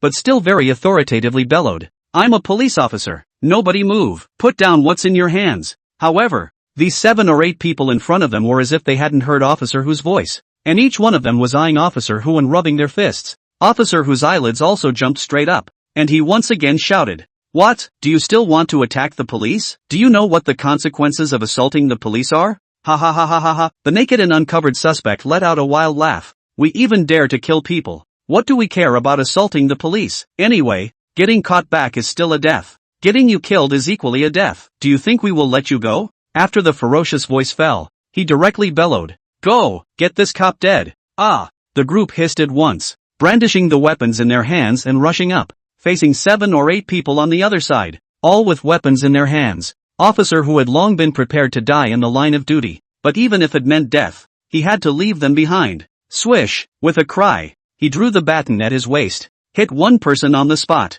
but the other side was simply outnumbered. In the midst of the chaos, officer who was kicked to the ground. A rusty axe that seemed to still be stained with blood came down steadily on Officer Who's forehead. "It's over." This was the only thought that came to Officer Who's mind. "I won't see the day my daughter gets married." But just when Officer Who had already felt the scent of blood on the axe, in Officer Who's eyes, on the sky above the roof, a Prince Charming with 7-colored auspicious clouds on his feet floated straight down. Bang! The muffled sound. The landing spot where this Prince Charming landed turned out to be the head of this axe-wielding murderer. Ah! A scream. The man stumbled and slammed directly into a corner, foaming at the mouth and passing out on the spot. It is also this moment, a flash of white light, which only Zhang Feng could detect, disappeared into Zhang Feng's dantian, landing on the ground. Zhang Feng's eyes were delighted. This is aura? Sure enough, it's not just solving murders that will gain aura. Even if one steps in to aid someone who should not receive harm, one will likewise receive aura. Now Zhang Feng completely thought that this trip really wasn't in vain. Fortunately, his eyelids are strong. Eyelids if not jump. Officer Who karma here is a small matter. He missed the opportunity to absorb the aura is a big deal. At this time lying on the ground, Officer Who looked at the great and resolute back in front of him. I can't help but blush. God TM you who police officer more than 50 years old half-old man. See a man's back. You blush a bubble teapot. Is this the time when you still want to say, Prince Charming has come to my rescue? And that's when Prince Charming turned around. He also slowly extended a big, solid and strong hand to him. Officer Who, are you alright? Hearing this voice, Officer Who was finally awakened. Zhang Feng, why are you here? But his pupils instantly shrunk and he immediately yelled lowly, "Watch out!" Behind Zhang Feng's back, a rusty scythe viciously slashed down towards Zhang Feng's neck. Looking at Zhang Feng again, he pulled Officer Who with one hand and raised his other hand without any panic. Just met the sharp scythe with his soft palms. No! Officer Who looked shocked. With this slash, Zhang Feng's palm would definitely be cut in half. Zhang Feng is a forensic doctor. The most important thing for a doctor is his hands. How does that work? Officer Who would rather be chopped to death himself than have the person who saved him get hurt. Clang! The sound of a crunch. The guilty Officer Whose heart instantly disappeared without a trace. In its place was a kind of dumbfounded shock. When this TM scythe and palm collide together, it's even if the palm doesn't get split open, how come it still makes a clang sound? And I think I see Mars? Stomp! This thug with a scythe in his hand was directly shaken back by the reaction force. This thug also had his pupils wildly trembling subconsciously. Impossible. Yeah, what kind of person can block a scythe with the palm of their hand? Isn't that a joke? UTM Iron Man. And what shocked him the most was that the scythe in his hand at this time actually curled its edge. Unbeknownst to him, at this moment, Zhang Feng was secretly murmuring in his heart. The power of the golden light mantra that suppresses the golden light has indeed been reduced by quite a bit, but it didn't even directly disintegrate him? Looking around at the murderer and the dumbfounded Officer Who, Zhang Feng slightly skimmed his lips. It's better to fight quickly, don't be passive. Now that there is a lack of aura, the longer we delay, the easier it will be to be exposed. Thus, Zhang Feng stood up straight and stood with his arms folded, looking at the few remaining murderers with an extremely contemptuous gaze, his voice low. I'll give you 2 ways. The first one, put down your weapons and surrender. And the second one, by Dr. Ben, is to beat you until you surrender. Chapter 21, aren't you a medical examiner? Why are you still a forensic pathologist? Forensics? Listening to Zhang Feng's self-reporting, the group of murderers each had a strange expression on their faces. God TM Forensics is going to fight until we surrender. You're not a mage? The naked criminal at the head directly let out a cold shout. This kid is 80% a practiced criminal. Don't take it lightly. Together. Yes. After the words fell, the few remaining people let out an explosive cry at the same time and directly rushed up towards Zhang Feng. Ugh. Zhang Feng shook his head somewhat helplessly. I gave you guys a chance. Zhang Feng, I'll help you. Officer who had climbed up from the ground, rushed up with his baton. But as soon as Zhang Feng lifted his hand and guided it with one hand, Officer Who actually spun in a circle and backtracked again. Officer Who, I'm out. I'm back in? Officer Who landed on the ground with his back to Zhang Feng, looked at his feet and was confused.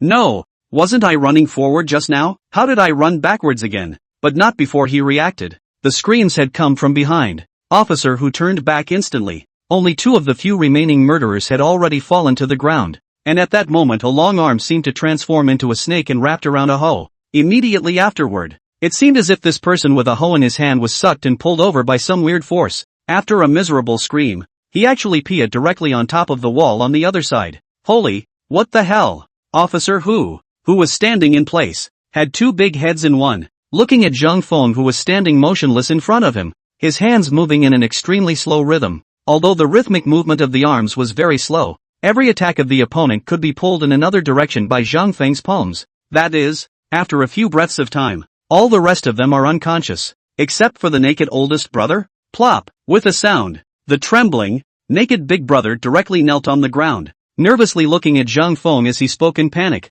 Master, don't fight. I know I'm wrong. Officer Who man in the back was dumbfounded. This is over? He was a decades-long veteran detective, and had certainly practiced fighting inside the police force, and was very skilled at it. These 7 or 8 people, if he was left to deal with them alone, he would be able to hit one, but he would already be struggling to hit the second one, not to mention so many people together. Just now, he was put down on the spot and almost got himself. But Zhang Feng, he's obviously a forensic scientist. It's not like he graduated from our police academy or learned fighting, and most of all the way he fought just now wasn't a fighting technique. Was it? What's that? This is too much? One puts so much into this.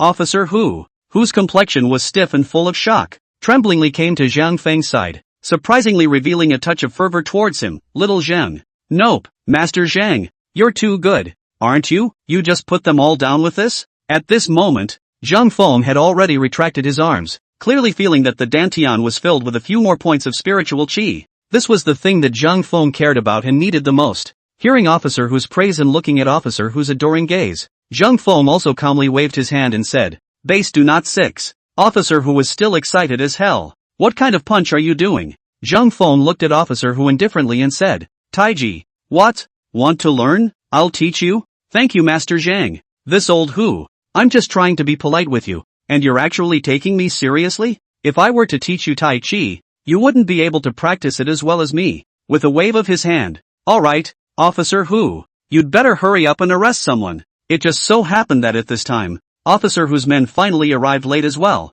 Boss, how are you doing Chief? You're here too. Dr. Zhang, boss, these 7 or 8 men, you got them all, boss, worthy of being the chief. Back in the day, our city's sparring champion, his name is True, the chief is simply old and strong. One by one, the criminal investigations henchman handcuffed the group of people on the ground while not forgetting to pat Officer Who on the back. But Officer Who said outright, what kind of talk is that? This has nothing to do with me. This is all the work of Dr. Zhang alone. What the hell? Hearing Officer Who's words, the movements of the hands of these few colleagues from the criminal investigation all froze. At the same time, he turned his gaze to Zhang Feng. On the other hand, Zhang Feng honestly stood still with a harmless smile on his face and waved his hand at them. Chief, you're not kidding again, are you? Dr. Chang, Gov. Dr. Zhang is a doctor. His hands are holding a scalpel, not a machete, right? Chief, don't be so modest. You're still looking for forensic pathologist Zhang to cover for you in this kind of matter?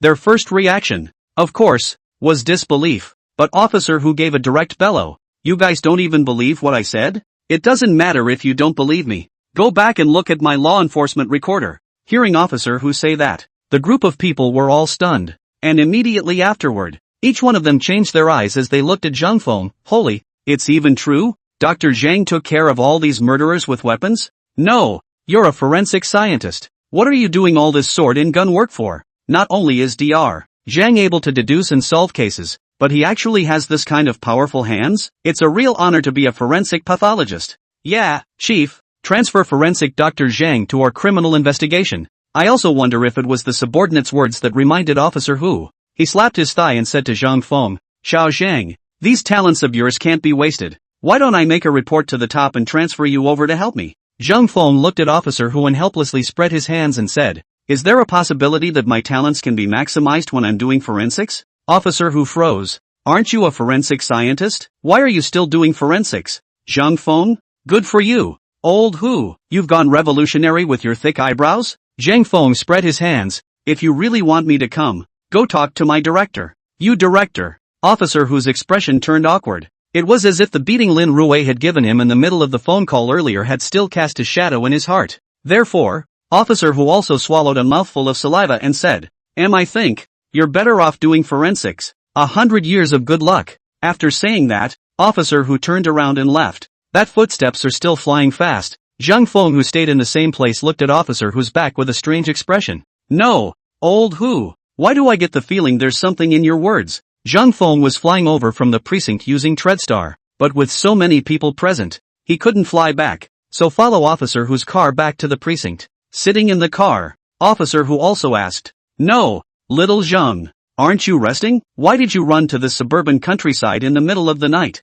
Zhang Feng squinted at Officer Hu. Do you believe me when I say that I counted on my fingers and realized that you were in danger and came over to save you on purpose? I believe it. Officer Hu directly patted his chest and said, You're my old Hu's savior. I'll believe anything you say. True or false? Then who knows? Anyway, Zhang Feng was telling the truth. However, soon after, Officer Hu's expression became serious and said, Did Forensic Lin tell you about what happened in D City? Zhang Feng nodded, and Officer Hu spoke again. Tomorrow, we'll go to D City together. And although our mission in D City is to assist in solving the case, there's actually only one thing that we're required to do. What is it? Zhang Feng looked at Officer Hu and asked. Officer Hu looked into Zhang Feng's eyes and said word for word, Find the victim's head. Chapter 22. I really don't want to take credit for this. Find the victim's head? Hearing Officer Hu's voice, a flash of surprise also appeared under Zhang Feng's eyes. And Officer Hu's voice hasn't stopped yet. This case, in fact, last month's arrival time D City's colleagues have already started the investigation, but the result is that to this day, the case still hasn't gotten anywhere. The heads of those 7 victims have not been found until now, and that's exactly why it's getting attention from above. This time it's a death order. If the power of the whole province is assembled and there's no way to figure this dark self out in a short period of time, those people in D City who are concerned about this case are going to be unable to sit still. Officer Hu's words also stopped when he said this. A frown was written all over his face. And Zhang Feng was also slightly contemplative. Officer Hu has a good point. If it were a normal case, even a normal murder case, it wouldn't really matter if it took a little longer to solve the case. It's just that the case that took place in D City had 7 bodies at once, and they were headless. Even if the D City branch has gone all out to suppress the news, it basically does nothing. So this time the top has really given a death order. At this time, Officer Hu turned his head and saw Zhang Feng, who was silent with his head bowed. He also opened his mouth and said in relief, Little Zhang, I'm just talking to you and whining. There's no need for that.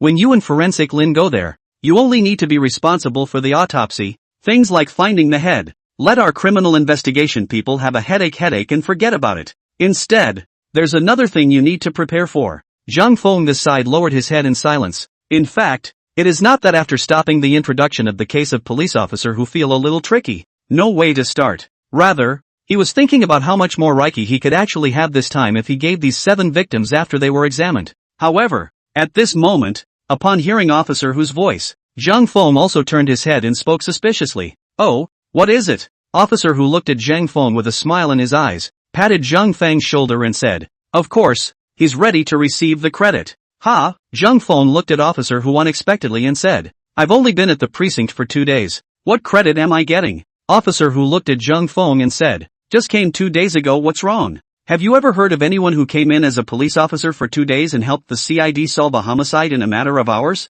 And have you heard of anyone who can clean up a case of illegal gun possession and drug on through a burglary? And you just solved another homicide over a month old in the same day. Especially since you're a forensic scientist. I'm telling you, if the top doesn't give you a first-class merit this time, I'll personally go up there and talk sense into the leaders. Aha! Hearing Officer Hu's voice, Zhang Feng said with a helpless face, That, Officer Hu, why don't you just say that writing about the case was all your own doing? It has nothing to do with me. And that credit, I really do. What words? Who knows? Officer Hu directly blew his beard and eyes when he heard Zhang Feng's words. Does my old Hu look like the kind of person who snatches credit? Robbing the credit of my old Hu's life-saving benefactor? Are you kidding me? This matter is settled. I'll get you at least 2 first-class honors back. Just you wait. Ha! Zhang Feng was speechless. I really didn't want to take credit. Indeed, For an operation like meritocracy that sounds like a good face to talk about, Zhang Feng had never thought about it. In the beginning one was in a hurry and could not do an autopsy,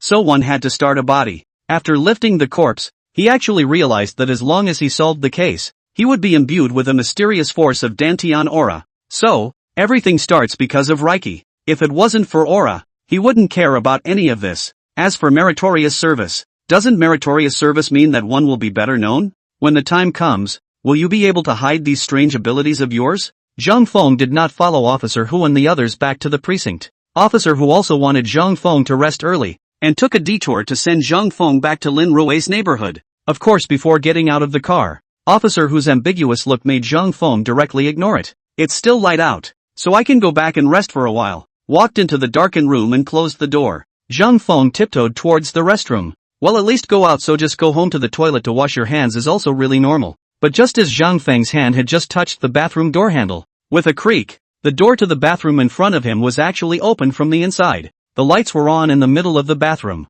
and a statue as crystalline as a white jade carving stood straight in the doorway. The air in the entire room seemed to fall into a kind of silence. Zhang Feng just stared at the perfect work of art in front of him with two big eyes. The main thing was how Zhang Feng had never thought of why Lin Rui, this woman, still had this habit of fruit sleep. It's not enough that she sleeps, but she gets up at night. Do you even bother to get dressed when you get up at night? It's not really lazy. It is because the sleepy Lin Rui which reacted to the fact that there is still a man inside his own home. After all, she had gotten used to living alone for so many years. Got up to use the restroom, turned around and was ready to go back inside and go back to sleep. Yikes. But who knows? Just opened the door of the bathroom. A masculine aura came to his face. Although it was said that the current Lin Rui didn't have her eyes on, but with the two standing almost face to face, even the most nearsighted would be able to tell that this was Zhang Feng. In the face of this sudden situation, all of Lin Rui's sleepiness also disappeared. The whole person stiffened in place, his mind going blank. But even so, her cheeks were rapidly crimsoning. I just forgot to cover myself up because of the prolonged lull. Just stalemate with Zhang Feng and stand face to face. Gulp. Even Zhang Feng could not help but swallow a mouthful of saliva in the face of this beauty. Sigh, the tiger at the bottom of the mountain is so beautiful. The two just stayed in a mid-weird state of confrontation. Both pairs of pupils were also gently trembling as they stared at each other. With the passage of time, Zhang Feng was feeling a bit hot and couldn't help but want to remove his clothes. And the slightly shell-toothed Rui Lin, with his little heart thumping, his body actually leaned forward slightly, as if he was going to fall into Zhang Feng's arms. After all, it's all come down to this. We're all adults, and there are some things we can just go along for the ride. And Zhang Feng was even ready for it. However, in the middle of the night, ding ding ding, Zhang Feng's cell phone rang suddenly. It made the two men's somewhat misty eyes instantly flutter back to clarity. And after Zhang Feng subconsciously picked up the phone, Officer Hu's surprised voice actually came out again from inside the phone. Xiao Zhang, you're too good, right? It's really sleeping pills and noodles. This murderer's operation is also too strange. How did you guess it? Listening to this voice, it is obvious that after Officer Hu brought the suspect back to the precinct, he interrogated him overnight and got the truth of the case in the first place. It was really such a nonsensical operation as Zhang Feng had said before. It made Officer Hu unable to resist calling Zhang Feng on the spot. This time, even Zhang Feng was completely speechless, and came to the inside of the phone. Officer Hu. Now I also find you a bit annoying. Officer Hu froze. What do you mean? Alerted. He then heard Rui Lin, in the middle of the phone, screaming as an afterthought. Chapter 23, What is the cause of death of a headless body? 9 o'clock in the morning. Zhang Feng followed Lin Rui, who had been resentful early in the morning, to the precinct. By this time the people from the precinct's criminal investigation department had basically assembled. Just wait for the two forensic doctors, Lin Rui and Zhang Feng, to arrive and then they can leave for D-City. Officer Hu's side also went up to greet him enthusiastically. Dr. Lin. Dr. Zhang. Good morning. Zhang Feng to nothing, but Lin Rui directly threw Officer Hu a blank stare. Humph. And then he turned his head away, never looking at Officer Hu again. Faced with this situation, Officer Hu was also embarrassed, but he dared not say anything. When he called Zhang Feng in the middle of the night yesterday, he had already forgotten all about the fact that Zhang Feng and Lin Rui were already living together. After all, that sleeping pill and face-harming operation was just too odd. It made him, a decades-old detective, tense up. Rui Lin's scream was heard in the middle of the phone. It was only afterward that Officer Hu realized that he had actually disturbed forensic scientist Lin again. Hanging up the phone, Officer Hu hated his hand. Save yourself the trouble of calling at an inopportune time later. So he had nothing to say about Lin Rui's indifference in the morning. Once everyone was there, they boarded the bus and set off for D-City. Officer who naturally sat with his own daughter. Hu Huixin. D-City isn't far. It's about 2 hours away if you take the highway. As he entered the D-City boundaries, Officer who also spoke in a low voice to his daughter. This time, going out in the field in D-City is a good opportunity for you. Remember to keep your own cell phone fully charged at all times. If there's any action on Zhang Feng's side, you must be sure to keep up. And if necessary, pull out your cell phone to record the video. Got it? Understood. Listening to her father's explanation, Hu Huixin also clenched her fist slightly with some exuberance. But she still asked curiously, Dad, is it really appropriate for you to ask me to follow or even secretly film your savior like this? What's inappropriate? Officer who gave his own daughter a blank look and said, when he saved me last night, he flew down from the sky. Although that angle looks like it was jumping off a wall, I don't know exactly what it actually was. This Zhang Feng is absolutely evil. You must film it properly. Got it? Hu Huixin's side heard her father's words and originally skimmed her mouth, which meant as if, and flying down from the sky, is that so exaggerated? But on second thought, he had seen Zhang Feng fight with the corpse with his own eyes, so you wouldn't be exaggerating at all to say that Zhang Feng had grown wings. The D-City precinct arrived soon after. D-City's old detective officer Ma and officer who are old friends, just stand at the front door of the precinct and greet them personally. Of course, time was running out for them to exchange pleasantries. Immediately threw myself into analyzing the case. The two people, Lin Rui and Zhang Feng, who were the forensic pathologists, were also led by the D-City forensic pathologist to the morgue. The two of them, Lin Rui and Zhang Feng, were finally able to see these 7 frozen corpses. After all, it's been over a month since this body was found. The head was not found. Of course, the body cannot be dealt with.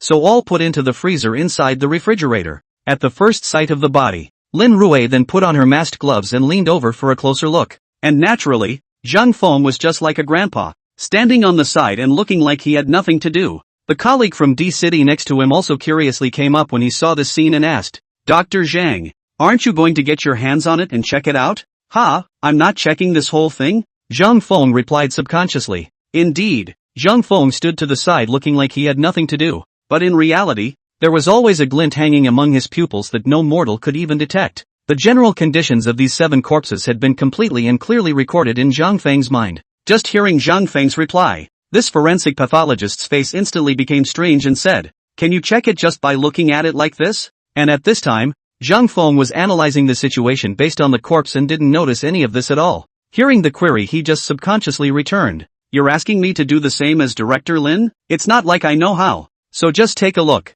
God damn it, just look at it? Zhang Feng's sentence caused the faces of the forensic doctors present in D-City, as well as the forensic doctors from the neighboring cities who had come over piece by piece to provide support, to turn strange. Many people's faces showed a touch of blatant contempt. In their eyes, it was the first time that they had seen such a connected person like Zhang Feng, who actually admitted that he knew nothing in a big way. That's right, through the exchange of just a few words, they had established the identity of Zhang Feng as a connected person. It was the same as in the beginning when Lin Rui didn't understand that Zhang Feng could be transferred to the precinct right after graduation. Since this Zhang Feng can't do anything, he still came with them as a support forensic scientist to work on a joint case. Isn't that a connection? Whose son is this? Isn't coming over to work on a joint case just to gild the lily? Look at people's forensic pathologist Lin. Such a professional action. A master can tell if there's something there or not. I'm sure Dr. Lin is having a headache with this incompetent connection around him, right? Just how they didn't expect it. After Lin Rui had scrutinized these corpses, she actually raised her head at the first opportunity and asked Zhang Feng, do you see anything special? Just that question made all these forensic scientists around them stare in disbelief. He said, what are you asking him for? He didn't even check. What the hell does he know? Well, Zhang Feng's answer did not disappoint the group around him. No. 2 words, concise and expected. But Lin Rui looked at Zhang Feng with eyes that clearly said, do you think I believe it? At this time, the door to the morgue was opened. Officer Ma walked in with a couple of support CID captains. Clapping his hands together he spoke. Gentlemen, have all 7 headless bodies been examined? Upon hearing Officer Ma's voice, the several forensic pathologists present, including Lin Rui and Zhang Feng, all turned around at the same time. Lin Rui nodded along with the others. All checked. And then, Officer Ma said, what do a few of you think about the bodies? 4 or 5 forensic scientists looked at each other. One of the forensic pathologists, who was in his 30s with a ring of stubble, stepped forward and said, "According to our observations, these 7 corpses don't have any traces of trauma on them. There were also no internal injuries or toxic substances in the lab reports presented in advance through the D-City Precinct Forensics at the same time. So we judged that the cause of death of these 7 bodies was because the heads were cut off by the murderer. A living person's beheading shows the cruelty of the murderer's killing methods. Perhaps the missing head would have contained other injuries we don't know, but the cause of death, certainly, was a severed head." Lin Rui nodded at the sound of this person's voice, though she frowned. After all, she also didn't find any traces of external as well as internal injuries on top of the 7 headless bodies. If that was the case, then such a thug was a bit too cruel. And, now that he was still on the loose, Lin Rui's heart gradually sank. Officer Ma nodded equally at that. Still, there was a tinge of disappointment hanging in the bottom of his eyes. After all, this conclusion is the same as the conclusion of the forensic pathologist of their precinct. Why do they still need to find so many forensic pathologists to come over to support what? But just at this time, Zhang Feng, who hadn't said anything in observing the corpse, spoke up. "No, the victim's head was cut off after he died first." Chapter 24, 7 heads found in 1 week. As soon as those words were uttered, everyone in the middle of the entire morgue gave a start. And then, gazes were simultaneously cast in the direction from which the voice came. Officer Hu, Officer Ma and the others to nothing. And these forensic doctors who came over from all over the world to provide support. One by one, they all looked at Zhang Feng with a strange expression. The scene of Zhang Feng standing there just now as if he was a fine grandfather was in everyone's eyes. All of them already had a preconceived notion that Zhang Feng was a connected person who didn't know anything. Plus, he hadn't even bothered to examine the 7 corpses just now, and had actually come up with the opposite conclusion that was very different from everyone else's. So, a lot of people just scoffed. In their eyes, this Zhang Feng was clearly jumping out to attract attention on purpose. Officer Ma and Officer Hu looked at each other. After all, Zhang Feng was the youngest looking one within this group of forensic pathologists, and someone he'd never seen before. Officer Hu had told him in advance that a new forensic scientist had come to their precinct with outstanding work skills. It does seem to stand out now. Is he the only one to object to this conclusion drawn by all? Officer Hu's side just spread his hands, stating that he didn't know anything about forensics. You'd better ask Zhang Feng directly. Therefore, Officer Ma also spoke to Zhang Feng. Little Zhang, are you talking about the 7 victims, and other causes of death? Zhang Feng slightly raised his head to look at Officer Ma and nodded. That's right, because all 7 of these people died too peacefully, and with the sudden decapitation, it was definitely impossible for them to go so peacefully. God TM went so peacefully. Peaceful with your head gone? Do you want to hear what you're saying? All the people present looked strange, sparing Officer Hu and Officer Ma and their veteran detectives. The one next to him, the forensic scientist with the stubble, couldn't help but speak up. How did you tell they went peacefully? Zhang Feng also knew that his words were rather bizarre, but he still shook his head and said, I don't know. You don't know? This coroner's voice was raised a few notches.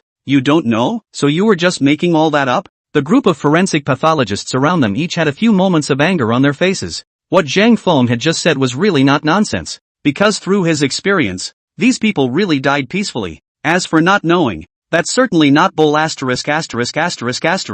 because again, he knows absolutely nothing about that whole forensic autopsy thing. He did know this thing about his Taoist autopsy, but their own autopsy of this set of things to say out first whether they believe it or not. In short, absolutely do not understand. If one really said that, maybe they would react even more violently than they are now. This stubbled forensic scientist appeared a bit agitated and directly drank at Zhang Feng. Kid, do you know what this place is? This is the police department morgue, and the 7 headless corpses before you were all living, breathing human beings when they were alive. There's a lot at stake in this dark case. Did you come here to play house? Humph. While saying this forensic pathologist snorted coldly and turned his head away while hugging his own shoulders, not knowing whether he was talking to himself or to whom. I really don't know which big shot's family this is related to. How dare a cat or dog with no knowledge of anything stick his nose in this important case? Hearing the words of this forensic scientist, Officer Hu, who was standing in front of him, had no reason to blush his old face. Isn't that a damn thing to say about him?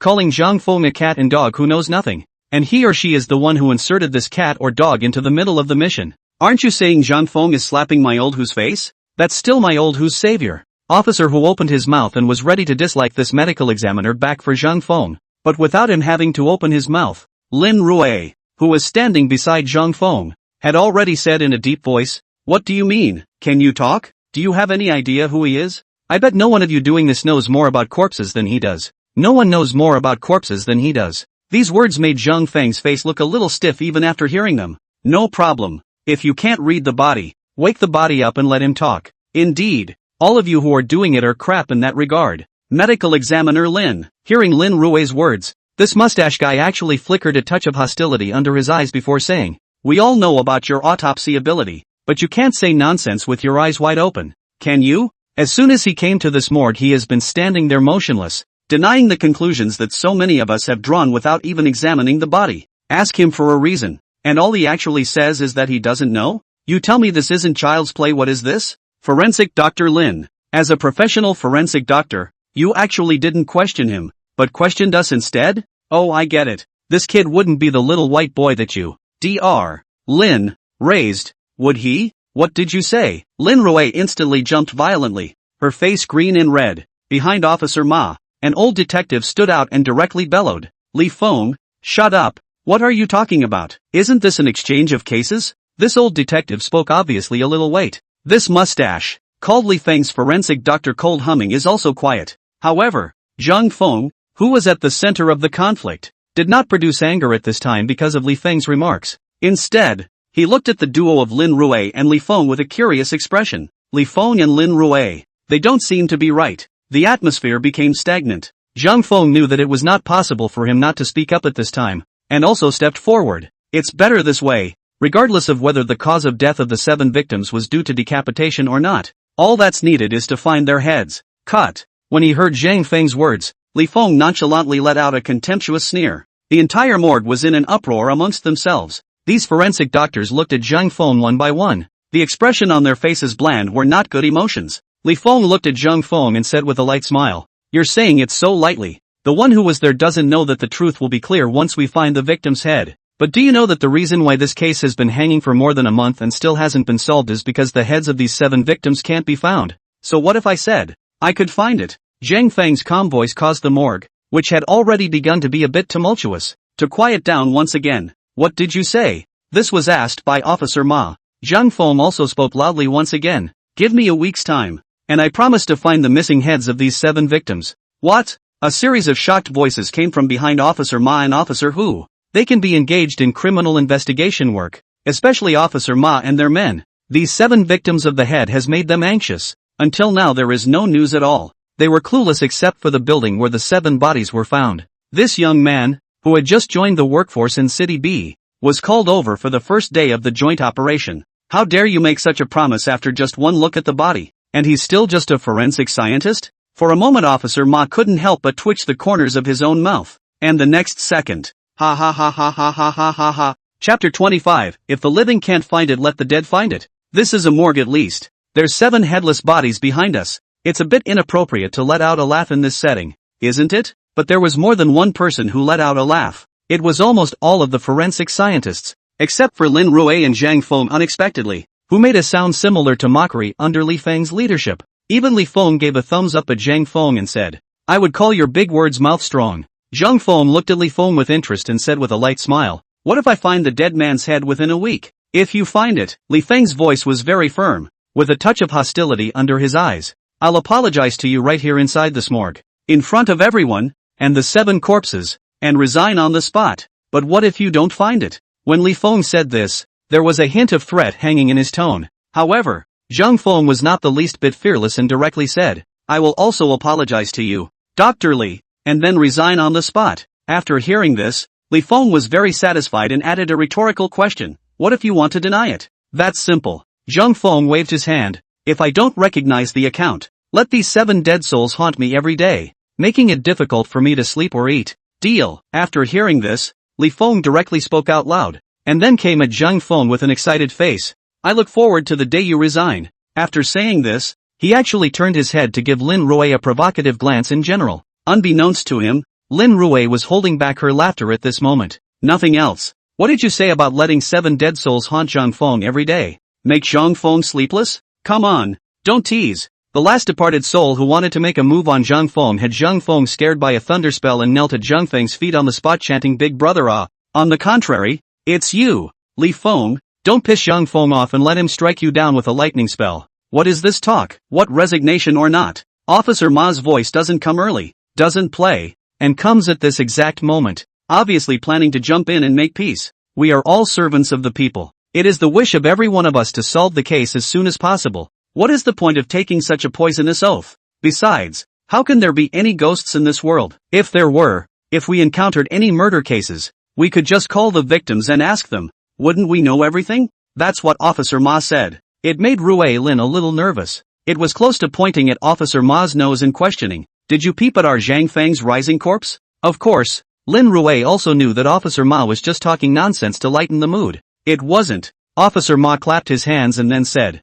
"Well, you all have traveled a long way to come here, and the joint operation will officially begin tomorrow. And it's getting late now, so I'll take you all to rest." Li Feng directly snorted coldly and turned around. The other forensic pathologists followed Officer Ma and the others one after the other. Zhang Feng and Lin Rui naturally fell behind, and Lin Rui also directly opened her mouth and asked, "Zhang Feng, what are you going to do? Are you going to pinch your fingers again and figure out where that lost head is?" As she said this, Lin Rui's face still had a touch of excitement on it. She was now kind of looking forward to it. Zhang Feng pinched his fingers and beckoned, and the 7 lost heads floated to Zhang Feng by themselves, letting the group of people, Li Feng, fall down and be amazed afterward. But Zhang Feng shook his head and said, "If I could really even calculate such things, what would I need to come to D City for?" In fact, Zhang Feng was able to calculate it, only, it would require him to regain some more strength to do so. Right now, with his own cultivation level, if he wanted to do this, he was indeed still far from being able to do so.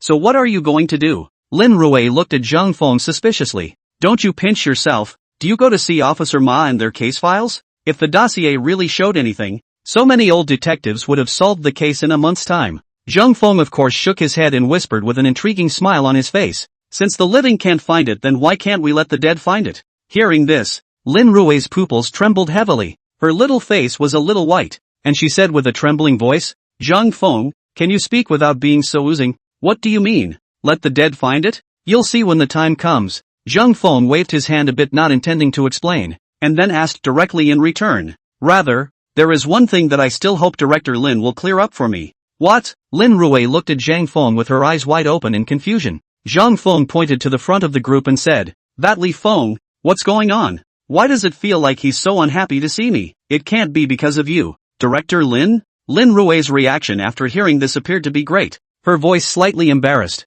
"What do you mean because of me? That temper of his is all directed at you. What does it have to do with me?" Lin Rui's state made Zhang Feng a little more certain and said, "Director Lin, that Li Feng wouldn't be your old flame, would he? You fart." Hearing this, Lin Rui instantly let out an already scream. It caused many of the people in the front of the group to turn around and look over. Lin Rui's cheeks slightly reddened, lowered her voice and pulled a hand on Zhang Feng, saying through clenched teeth, "Your old flame, he is your old flame. How could this girl possibly look at him?" "Nope." Zhang Feng's face was covered with an ambiguous look as he shook his head and said, "You guys are definitely up to something. Why? Is it inconvenient to say, Director Lin?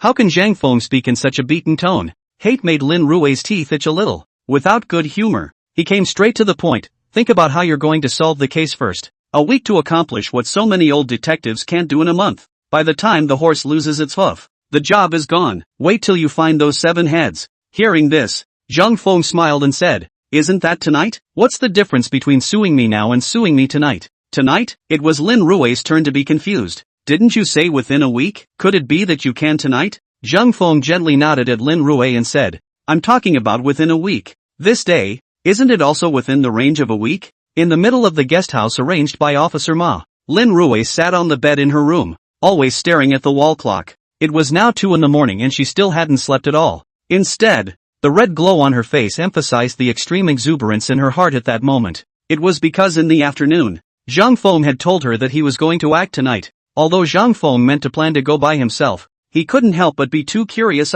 Lin Rui also wanted to see how exactly Zhang Feng had managed to crack this unsolved case that had gone unanswered for more than a month and one night. Ding! The sound of a ding. Lin Rui's cell phone screen lit up. Seeing the message above, Lin Rui couldn't contain her excitement and jumped directly from the bed, pulling open the door of the room in 3 steps. Sure enough, Zhang Feng was standing right outside. Not waiting for Zhang Feng to speak, Lin Rui directly grabbed Zhang Feng's arm and jumped up and down. "I'm ready, let's go. Where do we go first in the first step?" Zhang Feng smiled faintly. "The first step is of course to steal it." Lin Rui froze. "Steal? Steal what? Zhang Feng, corpses. Lin Rui, what did you say? Chapter 26. Don't be in a hurry. Let the spirit fly for a while. As Lin Rui listened to Zhang Feng's words, the corners of her seductive eyes involuntarily twitched a few times. You said you were going to steal the body? As if he didn't quite believe it, he confirmed with Zhang Feng again. Zhang Feng could only nod his head again. That's right. It's stealing corpses. Okay. Lin Rui slightly skimmed her mouth, and then directly turned around and walked back to her room. Zhang Feng didn't know what she was going to do, and only heard the sentence, "Wait for me." About 2 minutes passed. Lin Rui walked out with 2 black knitted objects in her hands. One of them handed it to Zhang Feng. Zhang Feng looked puzzled. What is this? But what answered Zhang Feng was Lin Rui's movements. Swish, the sound. Lin Rui directly put this black knitted item over her head. It's actually a hood. The hood was black with only 3 round holes, revealing 2 eyes and a mouth. Amidst Zhang Feng's dumbfounded gaze, a voice came out from Lin Rui's exposed little mouth. Isn't it stealing? We certainly need to simply equip ourselves. Nice one. Zhang Feng almost couldn't help but jump up from the ground. We're just going to steal something. We're not going to blow up a police station. What are you doing dressed as a terrorist? Director Lin Ah, you're a forensic scientist. This look of yours makes it necessary for me to question your composition. In particular, Lin Rui's originally long hair was flowing, but at this time, it was directly strangled by the headgear. The excess long hair was exposed, causing Lin Rui to now resemble a squid a yang. However, Lin Rui's bottom was indeed good, and those eyes and small mouth still looked extra cute when placed there alone, especially the rosy little mouth that had been strangled a bit by the headgear. Zhang Feng couldn't hold back. He went up and barked. He took a bite. You, causing Lin Rui's eyes to panic. She hammered Zhang Feng's chest, eventually forced by the order of the Commander-in-Chief Zhang Feng, took off the hood, revealing some pink cheeks. Following behind Zhang Feng, the two quickly left the guest house one after the other. Just as the duo disappeared around the corner of the hallway, a girl with a sultry face slowly walked out from the other side. This girl is, of course, Officer Hu's daughter, Hu Huixin. Naturally, she was instructed by Officer Hu. When Zhang Feng said that he would find 7 heads within a week, Officer Hu told Hu Huixin to keep a careful eye on Zhang Feng, who might start working again at some point. That was why Hu Huixin specifically chose her guest house room across the street from Zhang Feng's. As soon as Zhang Feng went out, she touched out, stealing a glimpse of Rui Lin actually pulling out one of those headgear. It was also a shock. Pulled out his cell phone immediately when he was ready to take a sneak peek. Who knew 2 people could just kiss like that? What a great guy. It really feels like force-feeding dog food. It made Hu Huixin almost burst into tears. But even if she was more sultry, stalking Zhang Feng is the key. Zhang Feng and Lin Rui strutted into the middle of the precinct. Colleagues on duty at the precinct went up to ask, and Lin Rui directly took out her identity as a forensic pathologist, saying that she wanted to check the condition of the body again. The colleague on duty certainly had no reason to stop it, but Hu Huixin is in trouble. She herself had secretly followed the 2 men here. If he went in like this, he would definitely be blocked. After all, this wasn't his own B City branch, and it was likely that he would still be discovered by Zhang Feng and the others. So, instead of entering the precinct, Hu Huixin determined a vague direction and bypassed the gate, intending to see if there was any chance of peeking in from the location of the autopsy room. Zhang Feng and Lin Rui arrived in the middle of the autopsy room unhindered. Walking into the autopsy room, Lin Rui carefully closed the door of the autopsy room, and then with an excited face, he looked at Zhang Feng and asked, Zhang Feng, what should we do next? Zhang Feng reached out and pointed to the freezer in front of him that was freezing the corpses and said, let's get rid of these 7 corpses first. Get rid of it? Lin Rui looked at Zhang Feng in surprise. 7 corpses? Are we stealing them all? Of course. Zhang Feng nodded rightfully. But, Lin Rui slightly skimmed her lips, there are only 2 of us. It's hard enough to steal one, but 7? Zhang Feng let out a light laugh and said, who said that we need the 2 of us to do it? Wouldn't it be better to let the 7 of them go on their own? Ahem.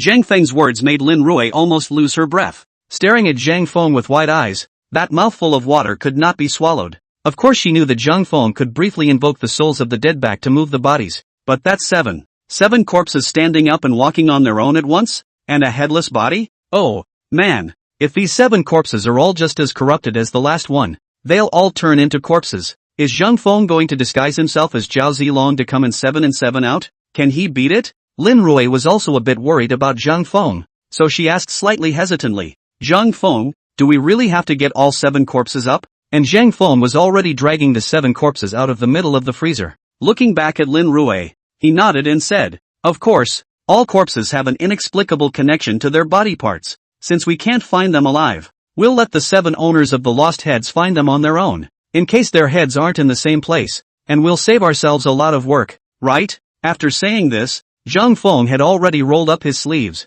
That clearly means it's ready to fire. Of course, he also didn't forget to say to Lin Rui, when the time comes, the surveillance within this morgue will require Director Lin to take care of it. Lin Rui bristled. Fine. And then, Lin Rui realized that the entire aura of Zhang Feng, who was standing in front of her, had instantly undergone a sea change. It was originally like a harmless neighborhood brother. However, now, but Zhang Feng's 2 pupils emitted a regal light among them. It made Lin Rui completely afraid to look straight at him, especially since Fairy Press was still in the middle of the room with the doors and windows closed. There wasn't any wind sound at all, but Zhang Feng's white jacket at this moment began to hunt, surprisingly windless. Immediately after that, Lin Rui saw a strange cyclone arise from under Zhang Feng's feet, which then instantly spread out in all directions with Zhang Feng as the center of the circle. Lin Rui looked really alarmed. If it wasn't for the fact that he knew Zhang Feng's ability, he would have thought he was watching some special effects blockbuster. She even had a weird thought in her mind. If there were any martial arts action movies,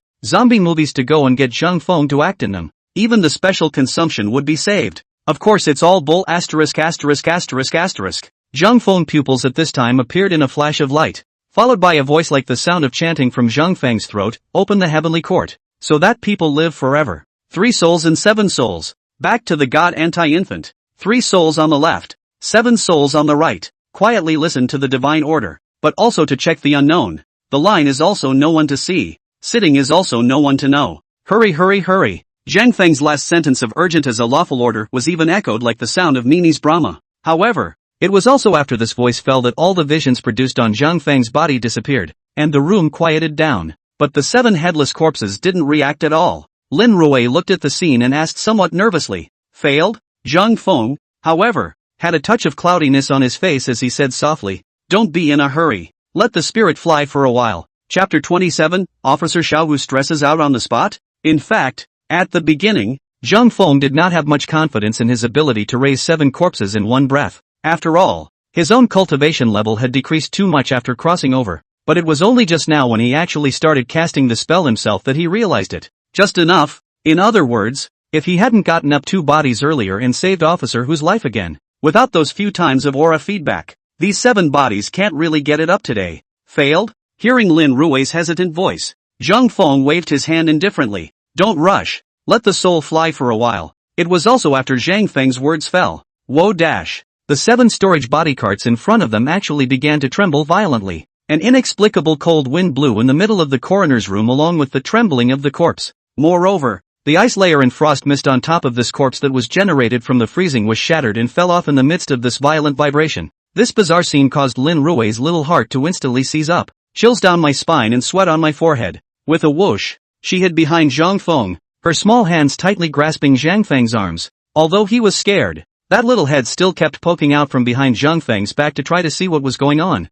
Ka-la-la. A series of toothsome sounds came. All the vibrations disappeared, and the 7 bodies lying on the cart, one after the other, sat up straight from it. Gulp. Lin Rui, who was hiding behind Zhang Feng, couldn't help but swallow hard again. Her small face turned a little white, and she even felt like she might not be able to sleep for a few weeks because the scene was just too oozing. 7 headless bodies. It actually slowed down and climbed off the stroller on its own. Those who knew it was Zhang Feng doing an autopsy. Those who didn't thought it was a horror movie. Zhang Feng gently patted Lin Rui's small hand in a soothing gesture, but he realized that Lin Rui's small hands were cold at this time, so he also backhanded Lin Rui's hand and grabbed it in his hand, giving Lin Rui some warmth. There was even a trace of aura delivered through the palm of his hand, because these 7 corpses, emitting corpse and chi from their bodies, were indeed not something that ordinary people could withstand. Only then did he speak to the 7 corpses. Curious as to where your heads have gone? A body without a head, of course, cannot have a mouth,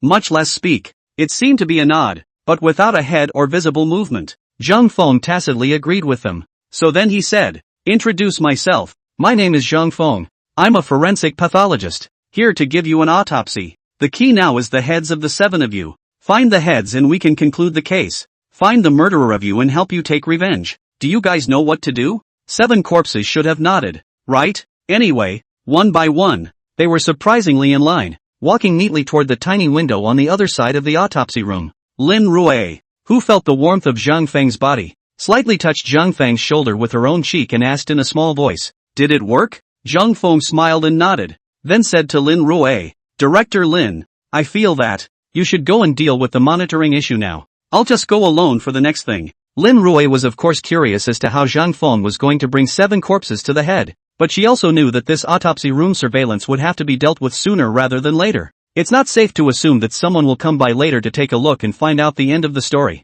Also, the coroner's office has to be staffed or it's going to be a big problem when another coroner comes in and realizes the body is missing. So Lin Rui was also very understanding and said, "Be careful on the road and come back early." Zhang Feng nodded, and with a flash of his figure, he disappeared into the middle of the autopsy room. That said, Hu Huixin, who was circling around the outside of the precinct at this time, suddenly felt a chilly aura coming from not far away. It made the temperature around himself drop by I don't know how much. Hu Huixin, who was supposed to be wearing short-sleeved hot pants in the summer, suddenly got goosebumps and shivered. What's going on? With tortured doubts, Hu Huixin, who hugged her body for self-warmth, felt the temperature getting lower the further she walked. Being a criminal investigator's sharp sense of smell sensed a fight at the first opportunity. Hiding behind a large tree, he slowly stuck his head out. In the next second, a glint of doubt appeared in the bottom of her eyes, and she murmured in her heart, "Wasn't it the 2 people who went in just now? Zhang Feng and Lin Rui? Why are there 8 people here? Why don't we see Dr. Lin? Who are those 7 people besides Zhang Feng? Why do they look so short and, what's more, a bit strange looking? It seems like something is missing. Wait, Hu Huixin's pupils instantly dilated. Almost a **** came out of my mouth. Luckily I reacted quickly to cover my mouth. Otherwise it would surely have been discovered already. She was finally reacting. What 8 people then? That's 1 man plus 7 bodies. Why do you say that those 7 are a shade shorter and short of something? That lack of head. At this time, Hu Huixin's little face was also white. Panicked, he pulled out his own cell phone, turned on the video function and peeked out from behind the tree. He himself had finally found evidence that Zhang Feng could fight with corpses. Last time, he let the 2 Zhang Feng and Lin Rui muddle through. This time I'll leave evidence and see what you say. But immediately afterward, Hu Huixin froze, looking at the screen among the cell phones. Where is everyone? Even poked his head out. The image of Zhang Feng and the 7 dwarfs just now. Why is it gone? Instead of a dark forest? Are they that fast? Also, why do I feel like I'm getting cold? It was also at this time. A ghostly voice sounded from behind Hu Huixin's head. Are you looking for us? The cat's stress response to being startled will be to arch its back high, and then all the hair on its body will explode at the roots. It's like Hu Huixin now. The originally soft and smooth long hair was now actually instantly blowing up as if it had exploded. Miso, one instantly turned back. The greenish-white ghostly face was seen, with a light shining from the bottom up on its chin. The pupils glowed a dead fish gray among them. Next to the ghostly face, 7 headless corpses with frozen veins and broken vertebrae swayed gently, as if greeting her. Hiss! Hu Huixin instantly drew a breath of cold air. It was as if the gas was building up to make a mid-air scream, but before her breath could adjust, fainting from shock came faster than her impending screams from shock. The body arrived limply against this large tree. Rolling his eyes, his body twitched gently, fainted on the spot. See this scene. Zhang Feng turned off his cell phone's flashlight. The greenish-white ghostly face suddenly turned into the handsome face of Zhang Feng. He also pointed to the pair of big white legs on the ground and turned his head to the 7 headless corpses behind him. Look at you guys, staring the little girl. Each of the 7 corpses spread their hands when they heard this. That clearly means, I don't know, didn't you do this? Chapter 28, Bad. Hu Huixin fell to the rooftop. Zhang Feng looked at Hu Huixin, who had fainted at the edge of the tree, and also stood in place for a while with his waist stuck in speechlessness, especially looking at Hu Huixin's cell phone screen open on the very video function. Zhang Feng also fully understood that this woman had come over to follow him, and this one who gave the order was no one else yet. It was definitely Officer Hu. Officer Hu. On the face of his face, he is so big and cheeky with himself, but behind his back, he is actually still playing this kind of conspiracy and trickery? Of course, Zhang Feng certainly wouldn't complain and hold a grudge against Officer Hu, because of the previous heavy strange solved the case, coupled with the later rescue of Police Officer Hu. These operations. Who police officer, this old detective, if you cannot see a little bit of clues to really start a good boy, really treating someone who's been a cop for so many years like a little cutie. What? That's why he sent his own daughter over to follow and investigate himself. Zhang Feng knew that there would always be a day when this layer of window paper would be pierced. But for now, It would be better to conceal it for as long as possible. Leaning down, he grabbed Hu Huixin's small waist and directly resisted her on his shoulders. You can't just leave Hu Huixin, a pretty little girl, alone in the wild at night, can you? You can't go back to the one-lay bureau with 7 headless bodies, can you? That would be totally out of the question. One hand on Hu Huixin's thigh to stabilize her, lest the girl hit the ground in a backward motion. You don't say. You don't say. It was so slippery that Zhang Feng couldn't help but pinch it. But none of that matters. Turning to the 7 corpses next to him, he spoke. You can all feel where your heads are, right? They don't have heads. They can't talk, much less nod. But several of the corpses all raised stiff, ghastly white fingers at the same time. The directions they were pointing to were actually all in the same place. Zhang Feng also nodded slightly and let out a low shout. Tread the stars. Subsequently, Zhang Feng, who was carrying Hu Huixin, wrapped up the 7 headless corpses unexpectedly rose directly into the air just like that. He quickly shot out in the direction that the corpse was pointing, because it was fast, plus it was in the middle of mid-air. Even if you pass some pedestrians or vehicles that are still not home in the middle of the night, you will not be noticed. The gusty wind kept whistling in his ears. Seemingly also blown by this wind, Hu Huixin, who had fallen into a fainting spell while being resisted by Zhang Feng on his shoulder, opened her eyes in a daze. The warmth on her thighs made Hu Huixin still feel a hint of comfort. But why is the wind in my ears so loud? That is, the moment she opened her eyes she saw that the guest house she had stayed in before was as high as 6 floors. Now it's actually underneath itself like an ant? Moreover, he was still moving at high speed, and in an instant,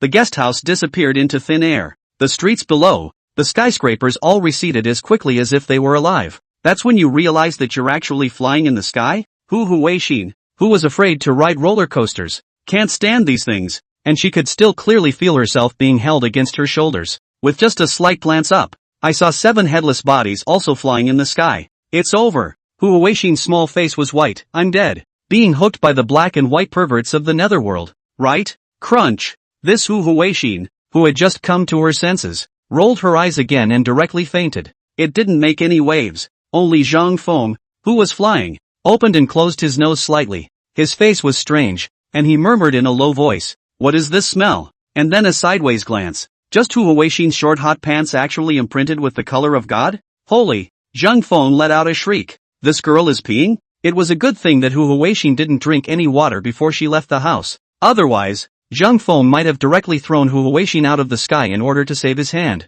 Not long after, Zhang Feng's frown tightened. For looking down at the scene of lights and traffic, Zhang Feng realized that the place where these 7 corpses took themselves to should be the downtown area of this D city. Right? After all, it's the wee hours of the morning. After 12 o'clock, this place is still brightly lit. If you bring 7 headless corpses, plus carrying an incontinent girl, in the street is not only noticeable so simple While Zhang Feng was thinking about countermeasures, suddenly, the 7 corpses behind him were actually stretching out their fingers once again. And this time, the place where the 7 of them were pointing their fingers was actually the building with the largest footprint in the place. It looks like a castle from afar. And this colorful light is basically all emanating from this building. Zhang Feng's heart stirred. Could it be that the 7 heads are in such a place? This kind of place was just too eye-catching. 7 heads hidden here. Did no one really find them? Eyes on the 7 corpses about to slam down on that building. Zhang Feng's body moved. Wrapped up in 7 corpses, he dodged and appeared on top of the roof of a tall building not far from that golden building. The moment he landed was also the moment he casually threw Hu Huixin, who was resisting on his shoulder, to the corner of the fence. Turning his head to look at the 7 headless corpses, he asked, "Are you sure that you sense that your heads are inside that building in front of you?" The 7 men were likewise still unable to speak or nod their heads, but the eager movements of each one of them, surprisingly, they wanted to rush out directly from the roof of this building, even if they smashed on the ground and fell to pieces. Set. Zhang Feng pinched his finger with one hand and drank in a deep, low voice. An exquisite light flashed, and all 7 trembling headless corpses were fixed in place, motionless. Zhang Feng wasn't worried about them falling to pieces from the upper floors. Rather, he was worried that if he fell, he would be spotted by passers-by, thus spooking them. Zhang Feng, who frowned slightly, arrived at the edge of the roof, looking down at the golden building with neon lights flashing above. Blossom on Earth. 4 large letters were clearly visible. It looks like a clubhouse of some sort, but can be in the downtown. Played such a large area of land meeting place people. That absolutely identity background are not ordinary It was precisely because of this that Zhang Feng chose to stop at the roof of this building and did not rashly break into it. After all, he didn't know the city at all yet. What if there's a royal relative living here? But Zhang Feng could be certain that the 7 heads were definitely in here. Otherwise, the 7 corpses wouldn't have seemed so eager. This is not the way to go. Indeed, what made Zhang Feng difficult was because of the special nature of this place. If this was some deserted wilderness with no one around, then Zhang Feng would be able to dig the 7 heads out of it right now. But now, Zhang Feng looked at the 7 headless corpses around him. We need to think long and hard at this point. After saying this, Zhang Feng once again reached out and made a move. Treading star. 1 person plus 7 corpses rose up in the air once again. But this time he did not take these 7 corpses to the blossoming world. Instead, he quickly shot out in the direction of the D City precinct, following the way he came. Since he had to think long and hard, no matter what Zhang Feng did next, he couldn't take these 7 corpses with him at all. After all, it's just too flashy. The time to get back was significantly faster than the time to get here. At least twice as fast. Sitting on the ground, after hiding his eyes and drilling back through the window to the morgue to settle the 7 corpses, Zhang Feng himself still wondered, how is this coming back so much lighter than it was going? A headless corpse next to him slowly raised his hand and pointed at Zhang Feng's shoulder. Zhang Feng turned his head and looked. Holy, leave it there for Hu Huixin. Chapter 29. You're not human? Zhang Feng, you're not a human being. Reacting to this matter, Palm Breeze slapped himself on the head. Then he choked with one hand. Souls return to hell. Urgently. Dang dang dang dang dang. Came a series of sounds. Those 7 headless corpses instantly lost all their strength and fell to the ground stiffly. Then, regardless of anything else, he went straight through the window once again. He quickly shot out towards the roof of the previous building. And Lin Rui, who had sneaked into the surveillance room of this precinct's morgue, was also happy in her eyes when she saw that Zhang Feng had returned, hastily processed the security footage, and then turned around and ran out of the monitoring room. Quickly came to the autopsy room to meet up with Zhang Feng. When I walked in the door, I said, where is everyone? Where else was Zhang Feng's figure? Zhang Feng could no longer care about anything else and rushed out to fish for Hu Huixin. After all, if that girl came to her senses and realized she was on the roof of the building, something shocking might happen. But this is bitter for Lin Rui, because all 7 of those bodies fell to the ground askew and had to be painstakingly carried one by one for her to put them back on the shelves and refreeze them. While carrying the corpse, Lin Rui's side was still spitting inside her mouth. This asshole Zhang Feng, where did he run off to? How dare you ask me to clean up his mess? Asshole, big bad. No, we must punish him when he returns. But at this moment, Lin Rui's heart gave a slight lurch. Why don't I try it too? Afterward, he threw the corpse on the ground and followed Zhang Feng's pose. Taishan Laojun. Haste is the order of the day. Urgent. Rudraksh. In the end, Lin Rui poorly catapulted herself down and strained to carry the body on the ground. As for Zhang Feng, who was riding long and fast in the air, he directly sneezed for no reason. Holy, who is this cursing me? And Hu Huixin, who was far away on the roof of this high-rise building across from Blossom Earth, blowing a cold breeze, ghostly opened her eyes. The scene introduced to her eyes made Hu Huixin almost open her mouth to say, to the clouds.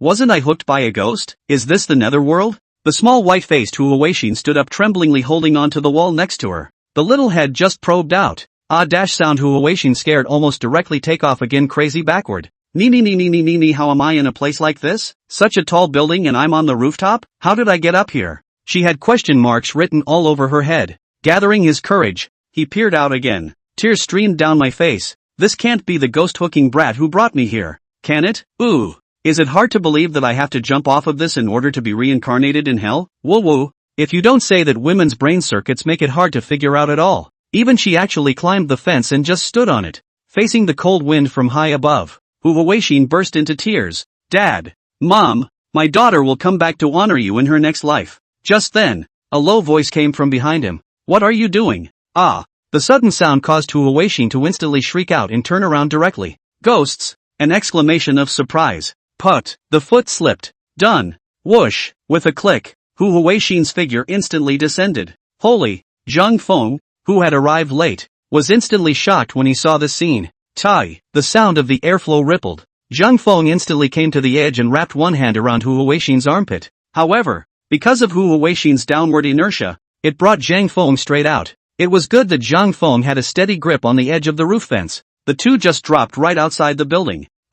Ghosts, don't hurt me. I'm going to die right now. Wait, you're trying to seduce my soul. Hu Huixin struggled frantically and hissed out this strange sound on her mouth. Zhang Feng had a strange look in his eyes. What the hell are you talking about? What's with the hooking or not hooking? You see clearly, I'm Zhang Feng.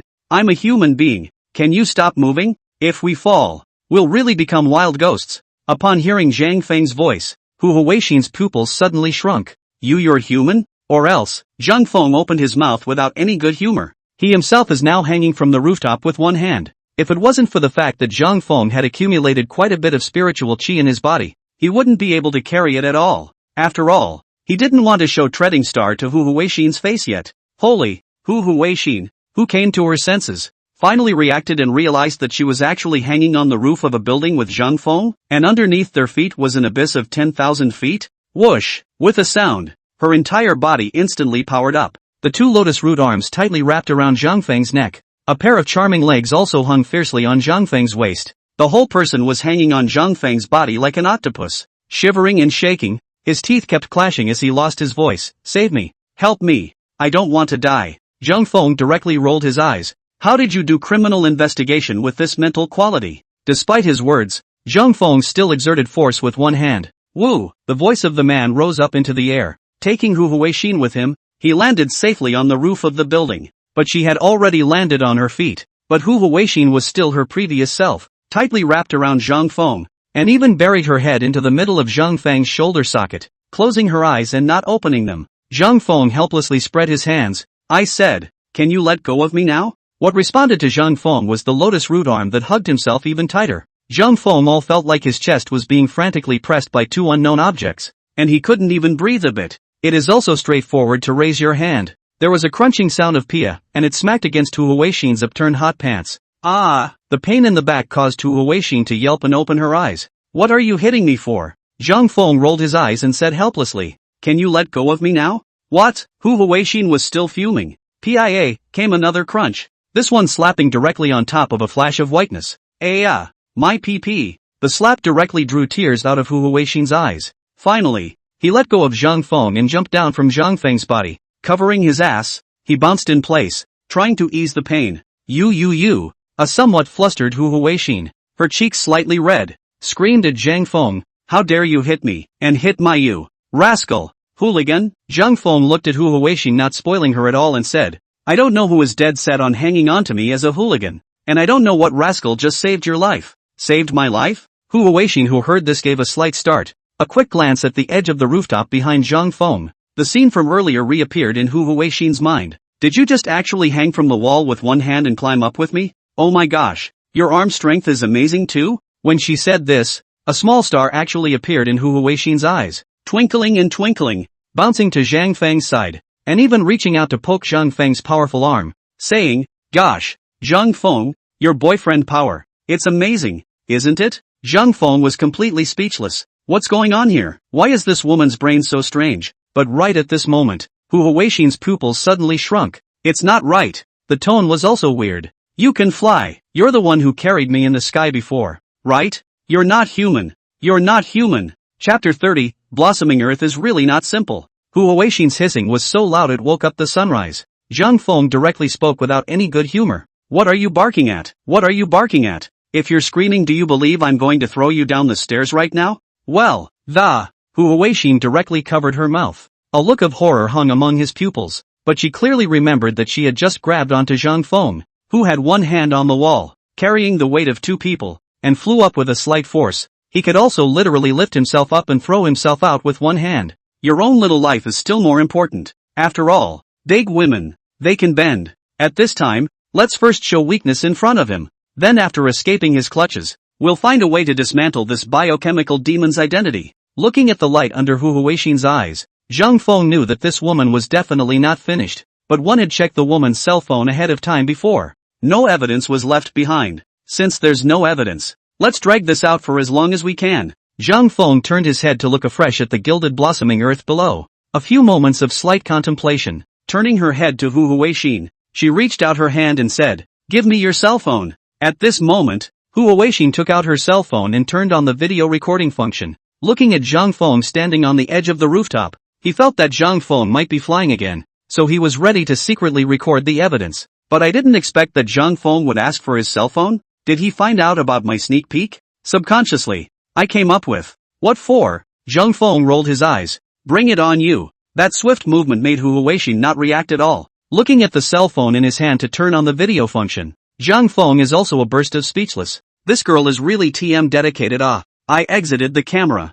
found the address book, and immediately saw the number with dad as the memo, and dialed the number. The phone just rang once and was answered straight away. It's 3 o'clock in the morning. Officer whose voice on the other side of that phone, however, seemed jealously exuberant. Girl, how's it going? Did you find the evidence? Did you film it? Looking for me at this point? Is there some major discovery? Nice guy. Hearing officer whose urgent voice, Zhang Feng was speechless. Was this about catching himself in the act? More worthy of his concern than solving the case? Zhang Feng's voice filled with helplessness came out. Yes, Officer Hu. I really did make a major discovery. Obviously. The moment Zhang Feng's voice came out, the other side of the phone was clearly in a state of stasis. It was as if the other's breathing had stopped. After a 5-second pause, Officer Hu's stiff voice came out of the phone. Xiao Zhang. I was in a deep sleep. What's going on here? A call out of the blue? It was heck. Such poor acting that it made Zhang Feng gouge his feet in embarrassment for him.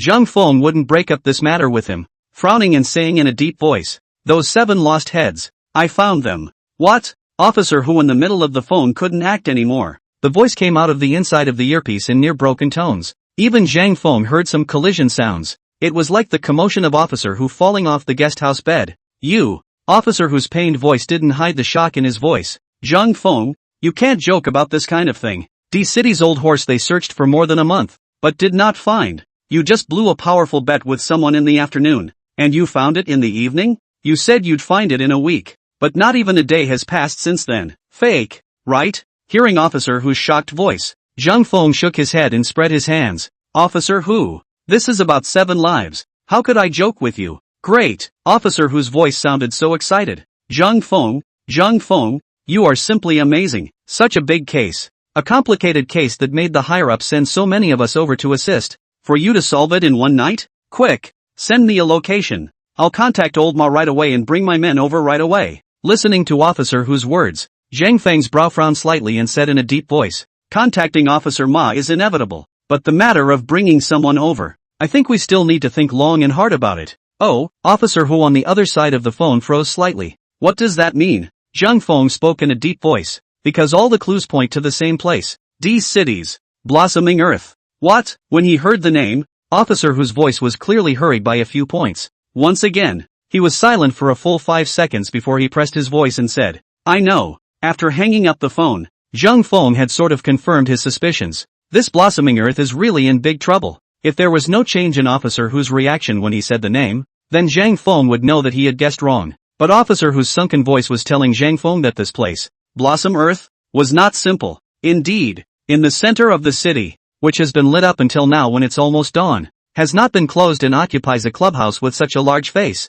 If you say there's nothing special about him, then who believes you? If we really let Officer Hu and the others storm in with their men at this time, we will have to take people. Maybe the purpose is not even served, and it's all going to come out some other great thing. After using Hu Huixin's cell phone to send the location to Officer Hu, Zhang Feng casually returned the phone to Hu Huixin. But Hu Huixin, while receiving the cell phone, actually coldly came up with, you can definitely fly. You're definitely not human. Zhang Feng directly rolled his eyes when he heard this. No. I told your old man so much about the 7 heads. You didn't listen to a word of it? Still thinking about it? Hu Huixin looked at Zhang Feng clenching his fists and said with determination through slightly clenched teeth. Zhang Feng, I think it's better for you to give an explanation before it's too late. Confess early and be lenient. It's better for everyone. Is this treating you like a prisoner about to start an interrogation? This little officer who is really a headache. I'll tell you, Zhang Feng said solemnly to Hu Huixin.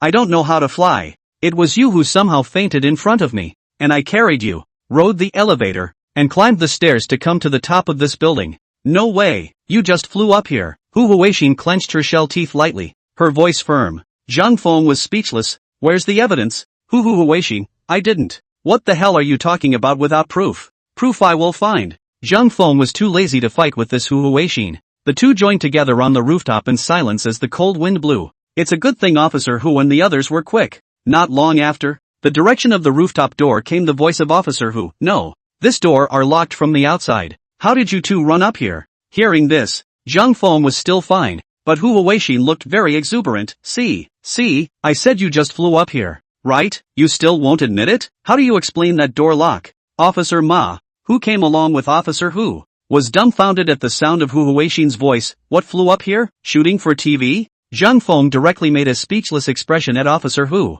and even reached out to point at his head. That means that Hu Huixin has something wrong with her brain. And Officer Ma also looked at Officer Hu and said, Old Hu, it's not that I'm talking about you. You really let your daughter read fewer novels. Chapter 31 Purine Body? A Perfect Stove. The two old detectives, Officer Ma and Officer Hu, stood beside Zhang Feng on the left and right. All three men simultaneously looked down at the brightly lit blossoming earth below. Officer Ma's voice was a bit low. Little Zhang, are you sure that the 7 missing heads are in this place? Zhang Feng nodded slightly. Instead, it was Officer Hu who spoke up with some surprise. That's not right. Old Ma, aren't you surprised at our little Zhang's investigative abilities? It was promised to be 7 days, but they found it for you in 1 night. When Officer Ma heard this, he froze in reality, and then said with a smile, Xiao Zhang's investigative ability. Old Hu, you have bragged about it to me for I don't know how many times long ago. Is there any need for me to be surprised? And, as he said this, Officer Ma's face and voice sank. The most likely place to store those 7 heads is, I'm afraid, only here. What? Upon hearing Officer Ma's words, Hu Huixin, who was behind Officer Hu, was shocked. Then how come you haven't gone in to search for a month? Officer Hu and Officer Ma looked back at Hu Huixin. In the middle of her father's gaze, Hu Huixin cutely spat out her tongue and lowered her head. Officer Ma looked at Zhang Feng and said, In this month's time, we've searched all the places we could in D City, and we've even dug up the rotten buildings in the suburbs, and we haven't found anything. It's the only place we haven't sent anyone to yet. While speaking, Officer Ma put his hands on the top of the fence and looked down at the blossoming earth below with slightly narrowed eyes. Do you know who the owner of this blossoming earth is? I have had an understanding. The one who spoke was Officer Hu. Who was next to him? 15 years ago, a man named Cheng Bing came out of nowhere in D City. I don't know where I got the startup money to open a KTV on the outskirts of D City. And after that, the whole career went smoothly, becoming the largest entertainment industry leader in D City in 5 years, and taking the title of Outstanding Entrepreneur of D City in 10 years. D City specially granted a piece of land in the center of this city as Cheng Bing's headquarters. And up until now, no one has still been able to shake Cheng Bing's position in D City. Officer Ma nodded his head as he listened. As people in D City were all familiar with the owner of Hawkeye Earth, one could imagine how powerful this character was. Then continued, but do you know what he did before he was in the entertainment business? This, Officer Hu doesn't know. Amidst the puzzled gazes of Zhang Feng and the others, Officer Ma said in a deep voice, he's just an ordinary fish seller in the western suburbs vegetable market. Fish seller? Rather, Officer Hu expressed surprise at Cheng Bing's origin. After all, for a fish seller to have such a status in such a short period of time as 15 years sounds just too unbelievable. However, Officer Ma realized that Zhang Feng's expression looked very strange and asked, What's wrong, little Zhang? Why do you have this expression? Cough. Zhang Feng coughed strangely and said, It's nothing, it's just that I feel that the fish sellers are probably all very powerful, right? After all, the bigger the storm, the more expensive the fish. What's going on here? Officer Ma and the others certainly didn't know what Zhang Feng was talking about. Looking at the 3 people's strange gazes, Zhang Feng also coughed and said, Cough cough, so these 15 years see, this Cheng Bing has been clean, no problems at all? Officer Ma slowly shook his head. We once set up a special investigation team, and after a year-long investigation, we couldn't find any traces. Oh, after hearing this, Zhang Feng gave a slight start and seemed to have caught some keywords as he quickly asked, Then how did you set up the special investigation team? Because, Officer Ma's voice lurched, the case of the missing girl of a wonderful age. Zhang Feng and Officer Hu gave a slight lurch. Officer Ma didn't wait for them to ask before saying, There have been 3 cases of missing women of a wonderful age in D City, 2 of which were 5 years ago and 10 years ago. The 2 missing women, both under the age of 23, and both share the same one trait, they both had left their jobs at Blossom House after working there and disappeared shortly after leaving. We think their disappearance is related to Blossom Earth, but there are so many women who work and leave Blossom Earth that only 2 are missing, leaving us with little evidence either. Officer Hu and Hu Huixin's father and daughter were contemplating these 2 disappearances. Only Zhang Feng opened his mouth at this time and asked, What about the other one? Officer Ma froze. What? Officer Ma, didn't you just say that there were 3 missing cases in D City? You only said 2. Oh, this disappearance. It happened last week. Last week? With Officer Ma's voice, Officer Hu and Hu Huixin froze. Officer Ma said helplessly, Although the person hasn't been found yet, this wonderful woman hasn't worked at Blossom Earth. Plus the case of the 7 headless corpses is the most crucial right now. so I didn't mention it. But the moment Officer Ma's words fell, Zhang Feng frowned and spoke. Can you show me the files of these missing cases? Of course. Without any hesitation, Officer Ma took out 2 file folders from behind himself. I sensed something when I heard about the blossoming of the earth, so I brought the dossiers of these 2 cases with me specifically. Without hesitation, Zhang Feng resulted in the file bag and said while checking it out, there's also the dossier on the girl who disappeared last week. Let me take a look at it together as well. Officer Ma froze. He subconsciously thought that this disappearance case had nothing to do with Blossom Earth, so he didn't care. But since Zhang Feng had asked so, Officer Ma also took out his own cell phone to make a call. Zhang Feng quickly found the 2 case files in the file bag and carefully looked at them. The back and forth seems to be to find some clues in it. Officer who looked at Zhang Feng and asked hesitantly, "What's wrong, Zhang Feng? Can you see anything?" Zhang Feng slowly shook his head. Nothing has been found. It's like the most common disappearance. Not even much to do with the blossoming earth it seems, etc. Suddenly, as if he had discovered something, Zhang Feng instantly fixed his gaze on the copy of the missing woman's ID card in the middle of the file. Looking at the birth dates of the 2 missing girls, without hesitation, Zhang Feng directly raised his left hand. If Lin Rui had been present, she would have definitely come up with, "Come on." Zhang Feng has started telling fortunes as a half-immortal again. As his fingers stopped, a flash of color erupted amongst Zhang Feng's pupils. And just in time. At this time, Officer Ma came back holding up his own cell phone. "I had my men send over the dossier. Would you look at it?" Zhang Feng took the phone, did not look at any other information in the dossier, and directly rested his eyes on the top of the missing woman's ID card, the date of birth, fingers moving fast. Finally, lifting his head, his voice was hoarse, "I can't believe it." "What?" Zhang Feng's strange reaction left Officer Ma, and Hu Huixing confused. Officer Ma quickly said, "Zhang, do you see anything?" Zhang Feng spoke almost subconsciously. These 3 missing women all have a common characteristic. Their birth dates, all of them are in year, in month and in day. For cultivators, this is a body of pure yin, an excellent cultivation cauldron. Hearing this, Officer Ma whose 2 expressions instantly distorted, simultaneously letting out a strangely hissing, "What did you say?" Chapter 32 Possibility of Evil Cultivators? Dive into the investigation.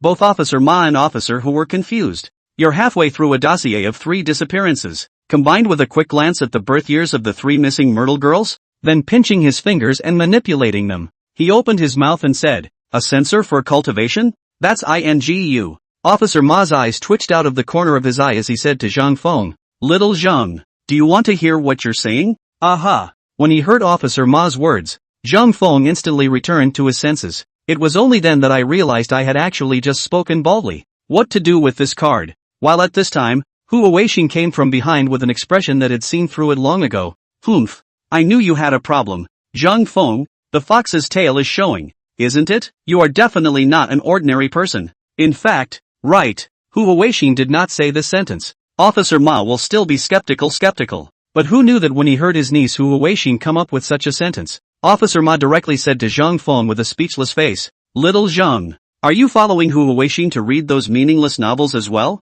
Plaything. Cough cough. Zhang Feng just got off his ass and said, "I'm just joking to ease the atmosphere. Don't take it seriously." Hu Huixing in the back is jumping around anxiously. There's just something wrong with this Zhang Feng. Why don't you guys believe it? But again, she couldn't produce evidence to prove it, so he could only grit his teeth and bear his anger, looking at Zhang Feng's back full of grudges. In his heart, he made up his mind that he must seize Zhang Feng's handle. At this moment, Zhang Feng had fallen silent once again. Why did he say before that bald mouth said such things subconsciously? It all started with his first guess, when he was still in City B, when Officer Hu told him about the 7 headless corpses. A strange thought flashed through his mind. 7 extinction formation. It's because of those 7 heads. In his previous life, the 7 heads were the most important sacrifices for the evil cultivators to set up the 7 extinction formation. Because in his previous life, before Zhang Feng received the Celestial Master degree, evil cultivators were rampant, and fighting against evil cultivators was the heavenly destiny of every one of their inherited Celestial Masters.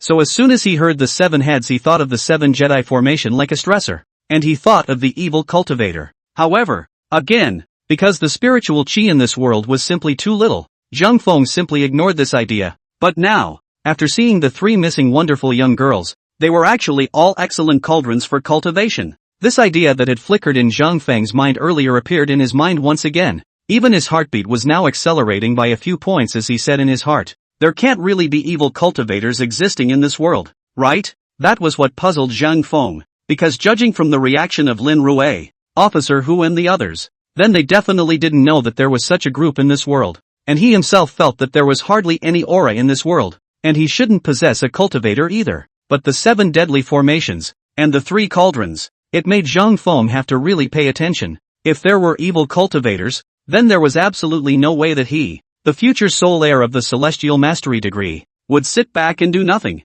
At this time, Officer Ma looked at the silent Zhang Feng and spoke with slight hesitation. Little Zhang, are you really sure that according to your investigation, those 7 heads are among the blossoming earth? Officer Ma's words interrupted Zhang Feng's thoughts, and Zhang Feng nodded his head sideways at Officer Ma, but the light that came out of Officer Ma's eyes was not very optimistic. Chang Bing, the owner of Blossom World, has a very shallow relationship with the people above him. If we just take someone in to search, maybe the transfer order from above will come down just as we arrive. So, Zhang Feng, I'm afraid the precinct can't send anyone over to search without solid evidence. Officer Ma has actually long been on the lookout for Blossom Earth, and with his experience as a veteran criminal investigator for so many years, there is definitely something wrong with this Blossom Earth. But I can't help that there are people above me. Zhang Feng naturally knew this, and he really does have hard evidence. After all, that's where the owner of the 7 heads told him to be. They can never be wrong about their sense of their own heads. Therefore, Zhang Feng had reasons to directly make Officer Ma believe in himself and bring people to search, and this case would be solved in seconds. However, because of the 7 extinction formation and those 3 excellent furnace cauldrons, Zhang Feng knew that he absolutely could not act rashly. If there really was an evil practitioner amongst the blossoming earth, then it would never be possible to succeed with Officer Ma's and their criminal investigation power alone. Therefore, Zhang Feng felt that he needed to pull out and take care of this evil cultivator first. So, he also said seriously to Officer Ma, for insurance purposes, I can sneak into Blossom Earth to investigate first, and if I determine where the 7 heads are, I will immediately notify Officer Ma to launch a search and arrest at any time. Chang, you, hearing Zhang Feng's words, before Officer Ma could say anything, Officer Hu opened his mouth somewhat eagerly, wanting to stop it, because things like infiltrating an investigation are extremely dangerous. It's already almost the equivalent of an undercover presence. But Zhang Feng is just a forensic pathologist who has just joined the profession for a few days and has only shown some talent in criminal investigation. That's a lot of danger to put him in that role. He didn't want Zhang Feng to take the danger. At least this was still his savior. Instead, Zhang Feng jumped ahead of him and said to Officer Hu, Officer Hu, I know what you're worried about, but don't forget that I'm just a tiny forensic pathologist who just joined in City B. Even if this Chang Bing has the resources and connections above, how would he notice me? A tiny forensic pathologist from the next city? Besides, won't I run when I'm in danger? Have you forgotten my stature? Of course, Officer Hu knew that Zhang Feng's skill was really nothing to write home about. What a great guy, facing the siege of so many ferocious people by himself. The other party didn't even touch a bit of his clothes. To this day, Officer Hu still finds it a bit surreal, but despite what he said, Officer Hu was still a little uneasy. At this time, Officer Ma spoke up. Old Hu, Xiao Zhang is right. Everyone in the manpower that came over for support this time, except for Xiao Zhang, Forensic Lin, and this daughter of yours, is at risk of being exposed. The only thing is that they are new faces, and for this kind of work, it is indeed perfect for Xiao Zhang to go. After Officer Hu heard this, he suddenly seemed to have a temper, stepped forward and grabbed Officer Ma's collar and said in a deep voice, Old Ma, I'm telling you, Zhang Feng is my savior. If anything happens to Zhang Feng, I will never let you go. Although the words were said so, Officer Ma and Zhang Feng both knew that Officer Hu was agreeing to it. Don't worry, Officer Ma patted his chest and assured Officer Hu to, I'll personally arrange protection for Xiao Zhang's safety. If anything goes wrong, I'll resign. So it was early the next morning. Zhang Feng, who was dressed in an Armani customized suit, with large sunglasses and a large gold chain the thickness of a finger hanging around his neck, swaggered into the midst of the blossoming earth, and by his side, naturally, was sweetly holding Zhang Feng's arm, dressed in a high-fashion dress, with Valentino feet, and a pair of long legs gleaming. Director Lin Rui. Chapter 33, Lin Rui, Dead Scum, Stinking Rascal. Originally, this action was for Zhang Feng to come alone, but naturally, when Lin Rui heard the news, she killed Zhang Feng and would not let him come on his own, clearly worried about Zhang Feng's safety, and must follow him up together. There was no way that Zhang Feng could not stand the abrasive Lin Rui, so he had to bring her along. As for the outfit, of course it was all public money, specially arranged for them from above. Only, Officer Ma, they really did not pay out. After all, this is all the dirty laundry of checking the goods, the dominion of the right to be there. Looking at such an eye-catching pair of men and women walked into the blossoming world, stationed at the door of the lobby manager at the first time to welcome up, two noble people. Welcome to the blossoming world. Fresh faces. Ah, you two are traveling to our D city? Hearing these words, Lin Rui, who was standing next to Zhang Feng, heard these words, and her beautiful eyes hidden underneath her toadstools flickered gently. The lobby manager opened his mouth with the phrase new face, which was enough to prove that this blossom earth was not simple. Of course, Zhang Feng must have remained motionless, giving full play to his playwright nature. Ha ha ha ha ha ha. These six beauties were all wearing tight cheongsams. Look at the lobby manager. Why would a store like this worry about business? But of course, Zhang Feng is not the kind of person who is greedy for small advantages, because he is a rich man. Zhang Feng exaggeratedly revealed an expression of dawning realization, followed by a laugh and said, so it's me who's shallow. But, what happened to the boomers? Being rich is a big deal. Nobleman? That's the first time we've heard someone call us that. Blah blah blah. Dead scum. Stinking rascal. The corridor was so golden that if it wasn't for the spotlights, Lin Rui would have thought that the wall tiles here were all made of gold. However, she also knew that this operation was very crucial and would definitely not tear Zhang Feng down. Soon, led by the lobby manager, Zhang Feng and Lin Rui took the elevator to the room area. Aloud, officer who spread his hands, I'm a hen. Looking at each other, each looked embarrassed. After saying that, he led Zhang Feng and Lin Rui towards a side corridor. And all the people hosted by this blossom of fortune are also people of great wealth.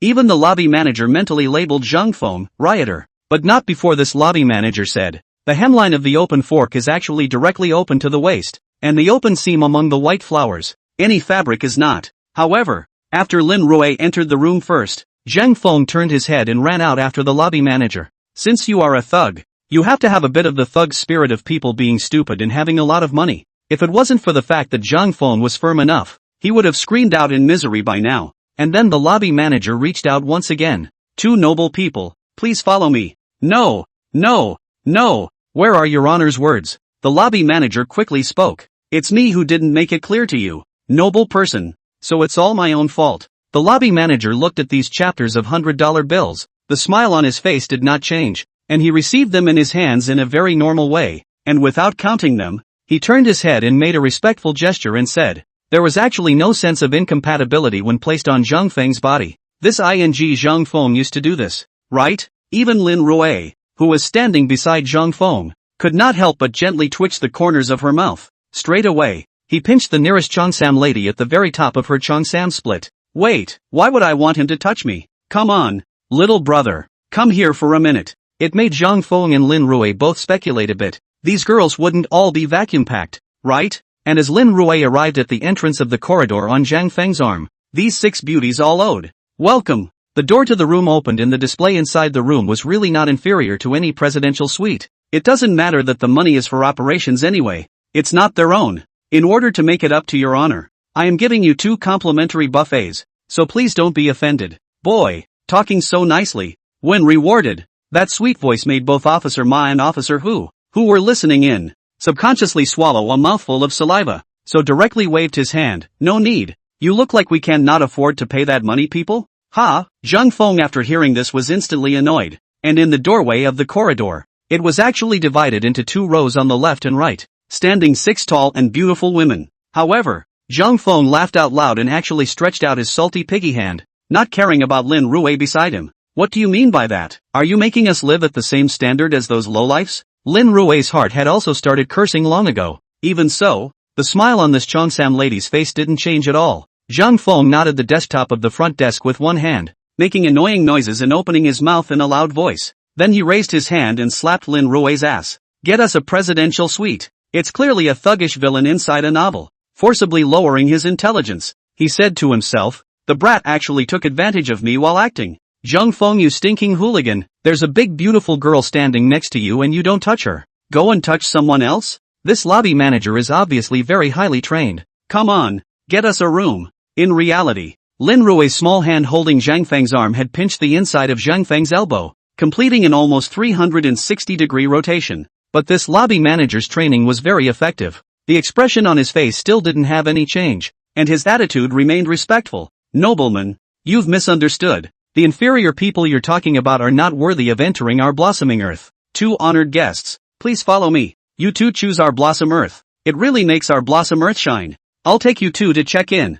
Feeling Zhang Feng's movements, Lin Rui's face blushed slightly, and her beautiful eyes underneath the toadstools blanched at Zhang Feng angrily. Apparently it's long since gotten used to it, too, and after this scene, the lobby manager was even more certain of Zhang Feng's identity as a man who was stupid and had a lot of money. Rui Lin is also in the play. Put, a block away in the van, Officer Ma, who was listening in with a large headset in his ear, directly spewed out the coffee in his mouth when he heard Zhang Feng's words. Indeed, Zhang Feng's words were really too beaten up. A hearty laugh came out. Alright, noble person. The lobby manager was smiling and respectful, and with a nod of her head, the front desk lady also immediately checked in Zhang Feng and Lin Rui. Oh, just Zhang Feng and Lin Rui had never seen such a high-grade room before. This honorable man. I'm sorry, all of our rooms in Blossom Earth have the same standard of consumption. There is no presidential suite as you said. Symbolically, he opened his gold-rimmed, diamond-encrusted handbag, drew a few $100 bills from it, and handed them to the lobby manager.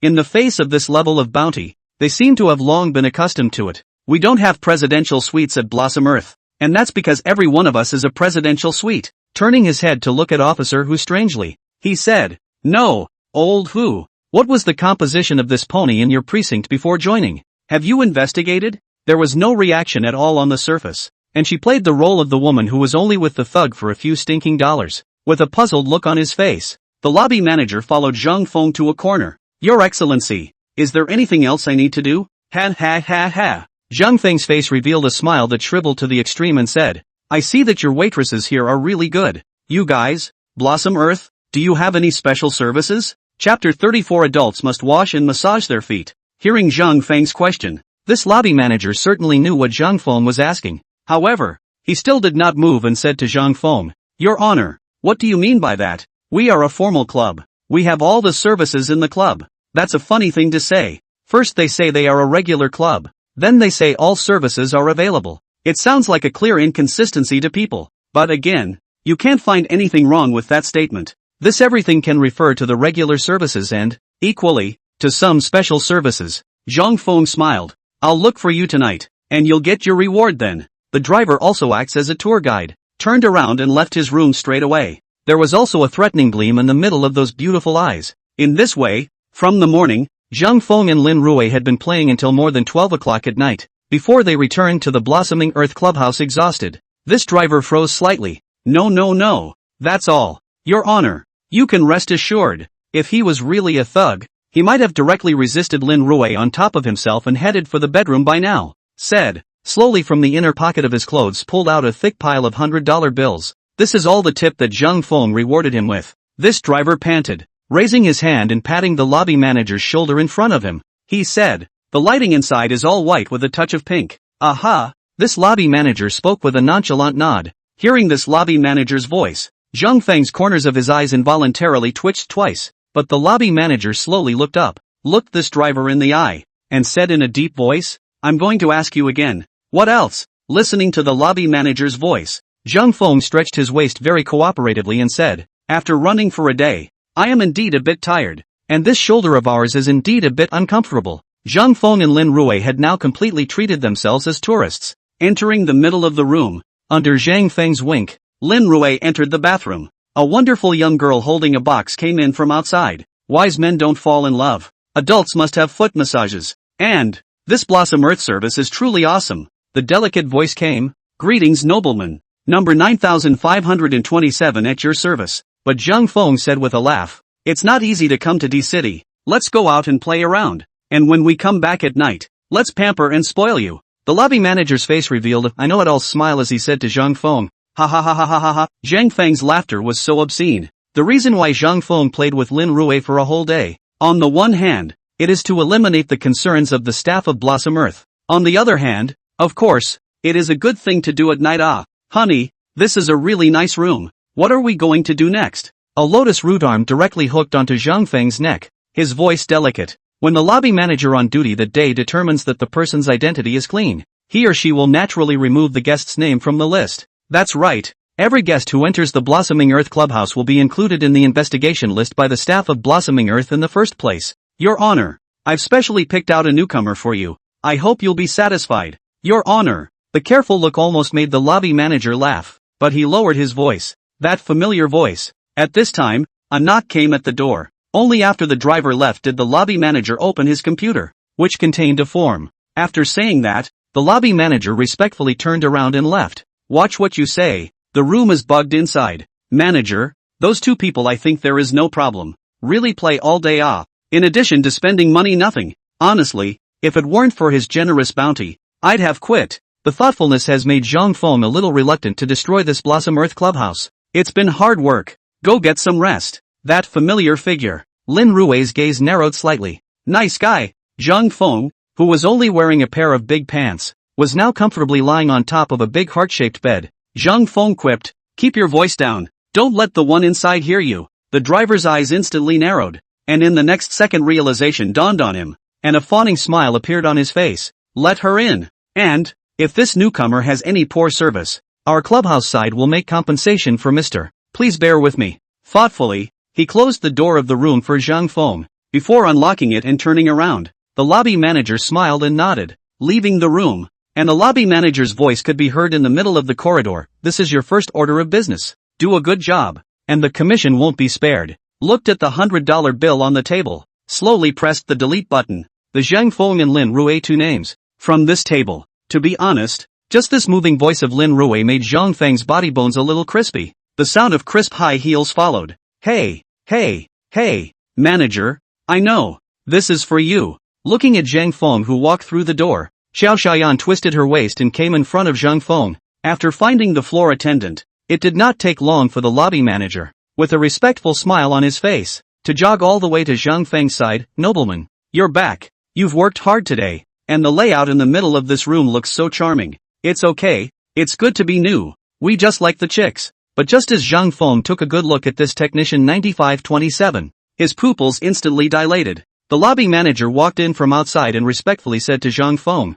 Zhang Feng's side didn't move as he turned towards his and Lin Rui's room. As for Lin Rui, who was waiting in the middle of the room, the screen of her cell phone lit up, and it was the message that Zhang Feng had sent to her, which read, full of jingles. Those service staff had changed a batch, but they would still sweetly bow their heads respectfully to Zhang Feng and the others. It caused Lin Rui to blush for a while, but she didn't dare to resist yet. It was only when he saw these things that the lobby manager revealed a kind smile and nodded, saying, and once again, Zhang Feng raised his left hand and began to pinch. Looking at the position where his thumb stopped, Zhang Feng smiled faintly. The auspicious time has come. Work. Sitting in the middle of the office was the lobby manager who had greeted Zhang Feng today. Yes, Your Honor, I'll leave you to rest. Noble, it's all arranged for you. Please follow me. Of course, at this point, the interior of Blossom Earth was still as bright as day. Zhang Feng said that he wanted to go out for a trip, and Blossom Earth also gave Zhang Feng and Lin Rui an exclusive ride, as well as a driver. You're going to graduate school? There was no unusual expression on his face. As he said that, he also reached out and gently rubbed Lin Rui's figure. In D City, we started the recreational behavior of shopping and eating, and even visited a number of places of interest. That service can be so sweet. In the middle of a very private room. But before entering the room, Zhang Feng pulled out his cell phone and quickly edited a message. The driver, who was also as tired as a dog, didn't just leave work, but turned his head and ran into the middle of the office area, knocking on the door. It's a ING. If it wasn't for the fact that there was definitely still eavesdropping equipment in this room, Zhang Feng would have directly exclaimed, holy, when did this dang officer who turn into a mechanic? Chapter 35, The Magic Door and the Transported Man? The investigation begins. Indeed, Zhang Feng was stunned. The girl in front of her, wearing black tight-fitting wraparound skirt overalls, black stockings, black heels, and holding a black box in her hand, is Hu Huixin. When did she come to Blossomland too?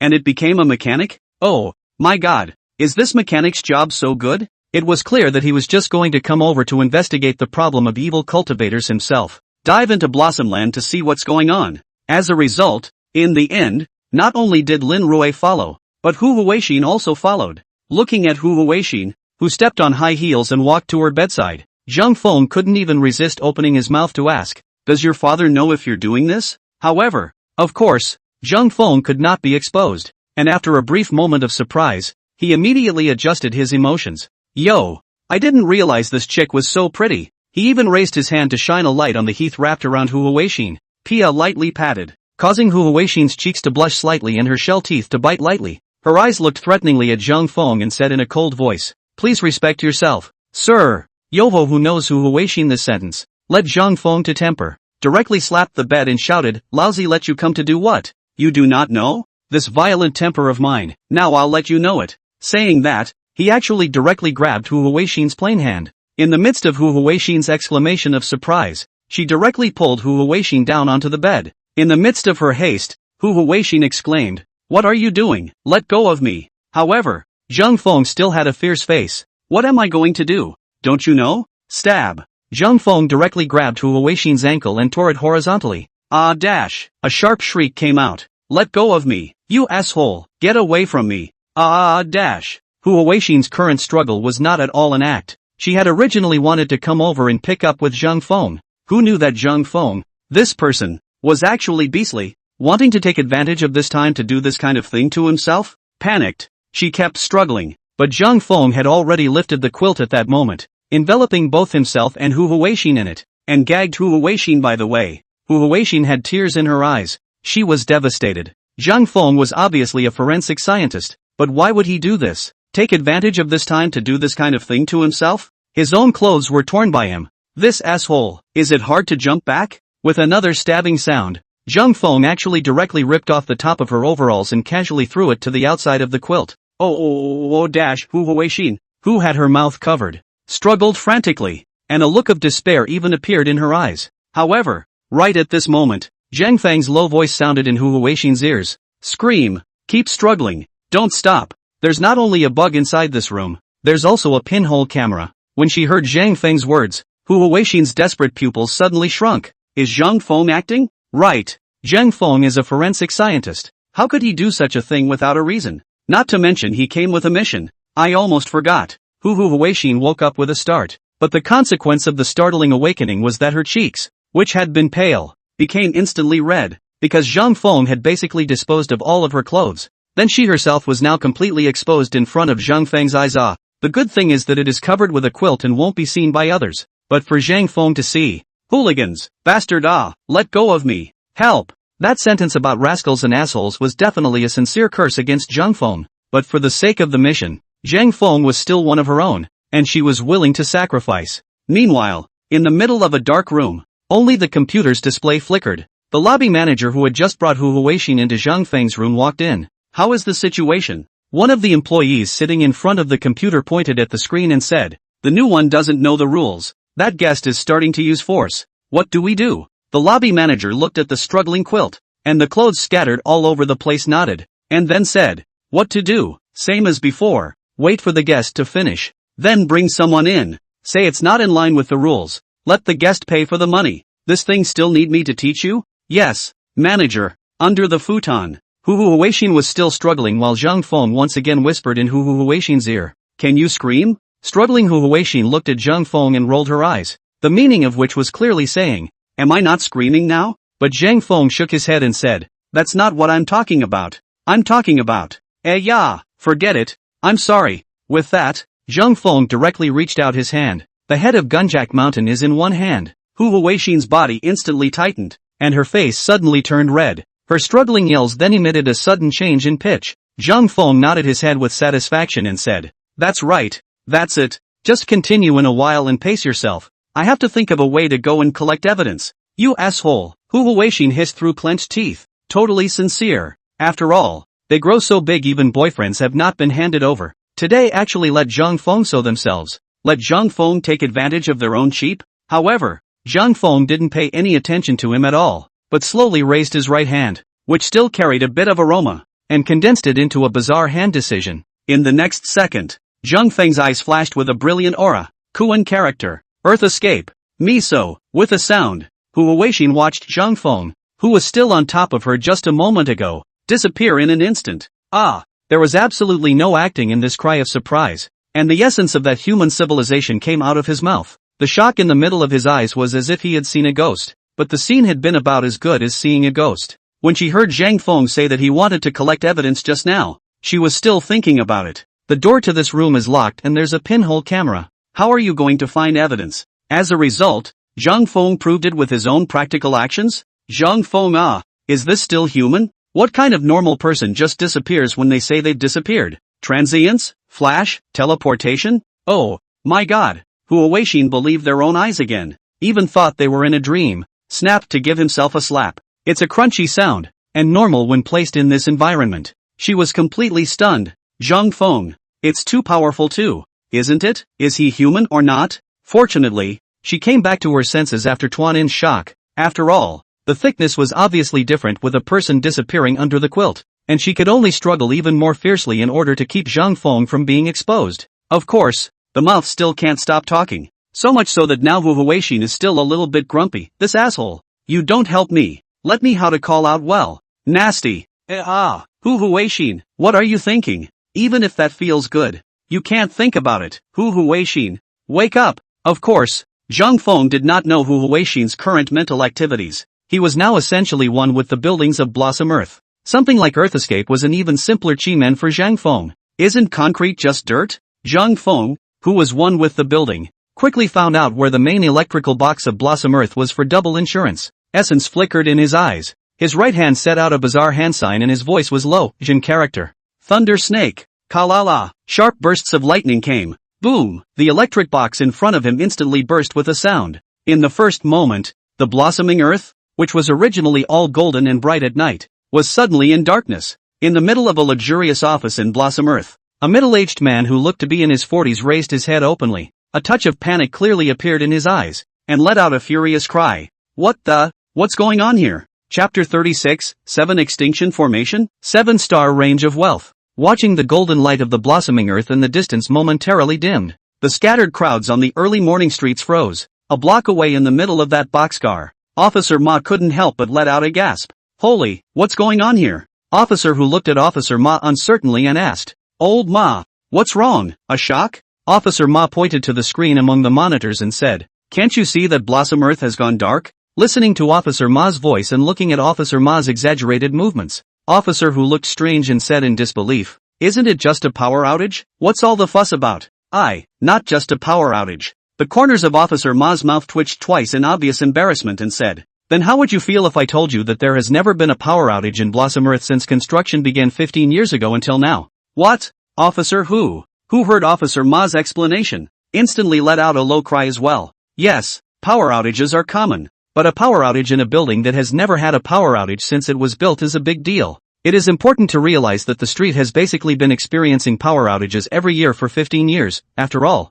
power outages are a very rare occurrence. But even when the power went out in the entire neighborhood, the blossoms remained golden. But now, all the lights on the block were on, except for this blossoming earth, which had never lost power, which was dark. That would be an instant uproar. This is not. Those scattered crowds on the street, one by one, looking at the darkness of the blossoming earth among the gays are showing a shocked look. Some people are even pulling out their cell phones and starting to take pictures and videos. The clubhouse, which hasn't had a power outage in 15 years, has lost power. Something that will definitely be on the news, definitely on the hot seat. By then, the attention of both the people above and the masses below will be focused on the blossoming earth. Officer Hu said with some stiffness, Could this be Zhang Feng's doing? It better not be him. Officer Ma's voice was urgent, but a touch of worry still appeared under his eyes as he said slowly, If it's really him who did it, hopefully he can really find solid evidence that will allow us to search Blossom Earth in the shortest amount of time. Otherwise, when everyone's eyes are focused on the blossoming earth,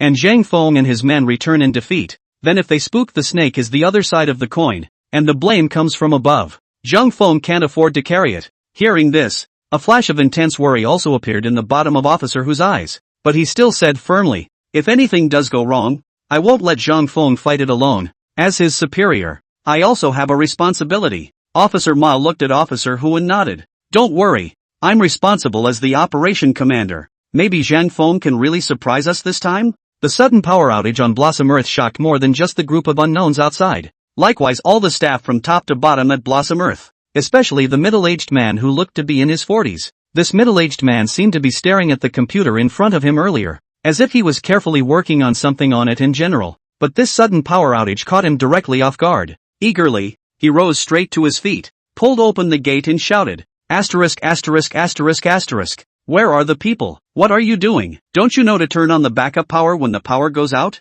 In the darkness, only the emergency lights inside the corridor glowed faintly. You could tell the corridor was packed with people inside, and it was obvious that the staff of Blossom Earth had been in disarray. A man in overalls with sweat on his forehead ran to the middle-aged man and spoke in panic. "Mr. Chang, the emergency power supply has been turned on, but there's still no electricity. I'm afraid that the electric box has been burned." This middle-aged man was the owner of Blossom Earth, Chang Bing, who was just an ordinary fish seller 20 years ago. Chang Bing became furious after hearing this. "Waste, a bunch of wastes. Isn't the electric box checked every week? How could it burn? Who is the who checked the electric box? Find them tonight and bring them to the backwoods of the countryside to do me in." The man in front of him was sincerely terrified at hearing this, and nodded his head tremblingly and said, "It's Mr. Chang. Nice guy. A burnt electrical box is going to do away with people. As for being so mean, if it's really as far as for Chang Bing, as to what it is, no one knows." Looking at the subordinates who kept running inside the corridor,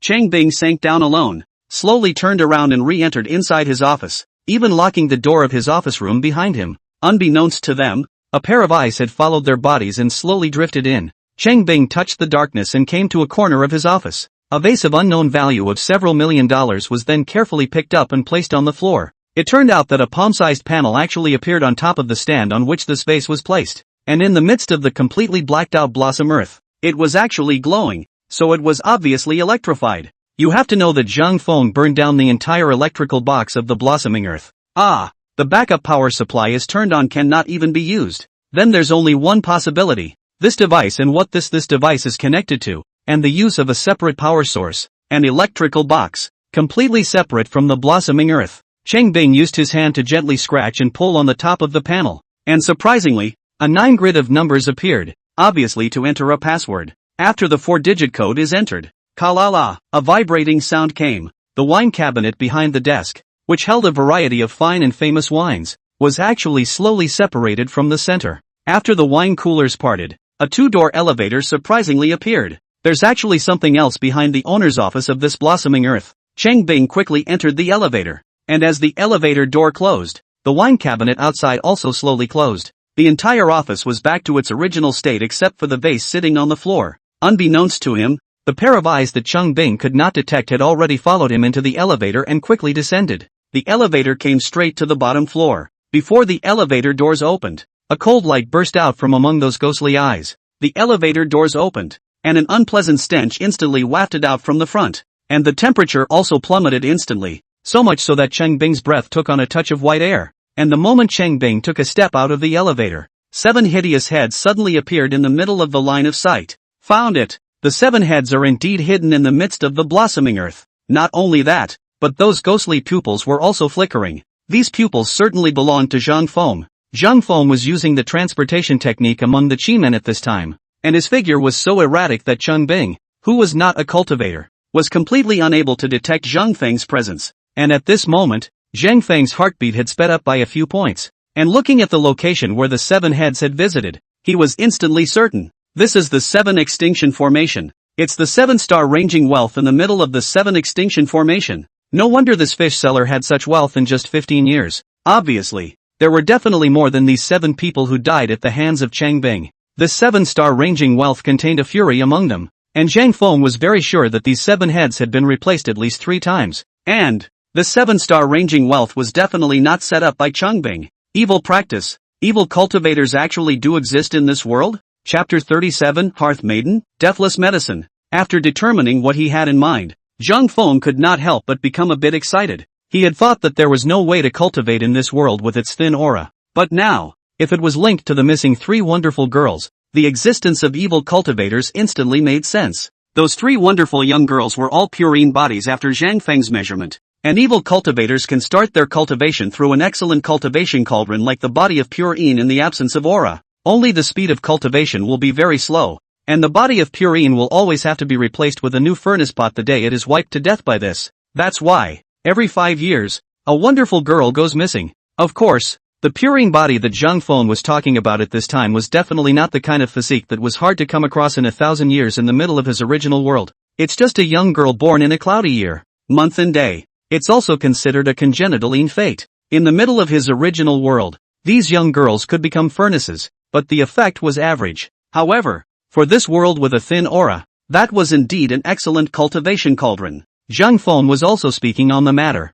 Just when Zhang Feng was certain that evil cultivators existed in this world. With a plop, Chang Bing actually knelt down. The god worshipped the 7-star Range Rover 3 times, then got up directly, turned around and entered the middle of the elevator again. Zhang Feng's mind moved slightly and he hurriedly followed. The elevator began its ascent. Another slow stop. However, Zhang Feng gave a slight beat. This was because by judging the up and down time, Zhang Feng found that the elevator actually did not go directly back inside Cheng Bing's office. Instead, it climbed upward almost half the distance and stopped. It could not help but make Zhang Feng slightly excited. Could it be that evil cultivator is here? The elevator doors opened slowly. What was introduced to the eye was actually a long corridor with nothing on either side of it. The lights on the ceiling of the corridor were all lit up one by one along with where Chang Bing was traveling through. Soon it came to the end of the corridor. At the end of the corridor was actually a large iron door. There was likewise no fluctuation of aura inside, which inevitably made Zhang Feng somewhat skeptical. Would an evil cultivator really live in a place like this?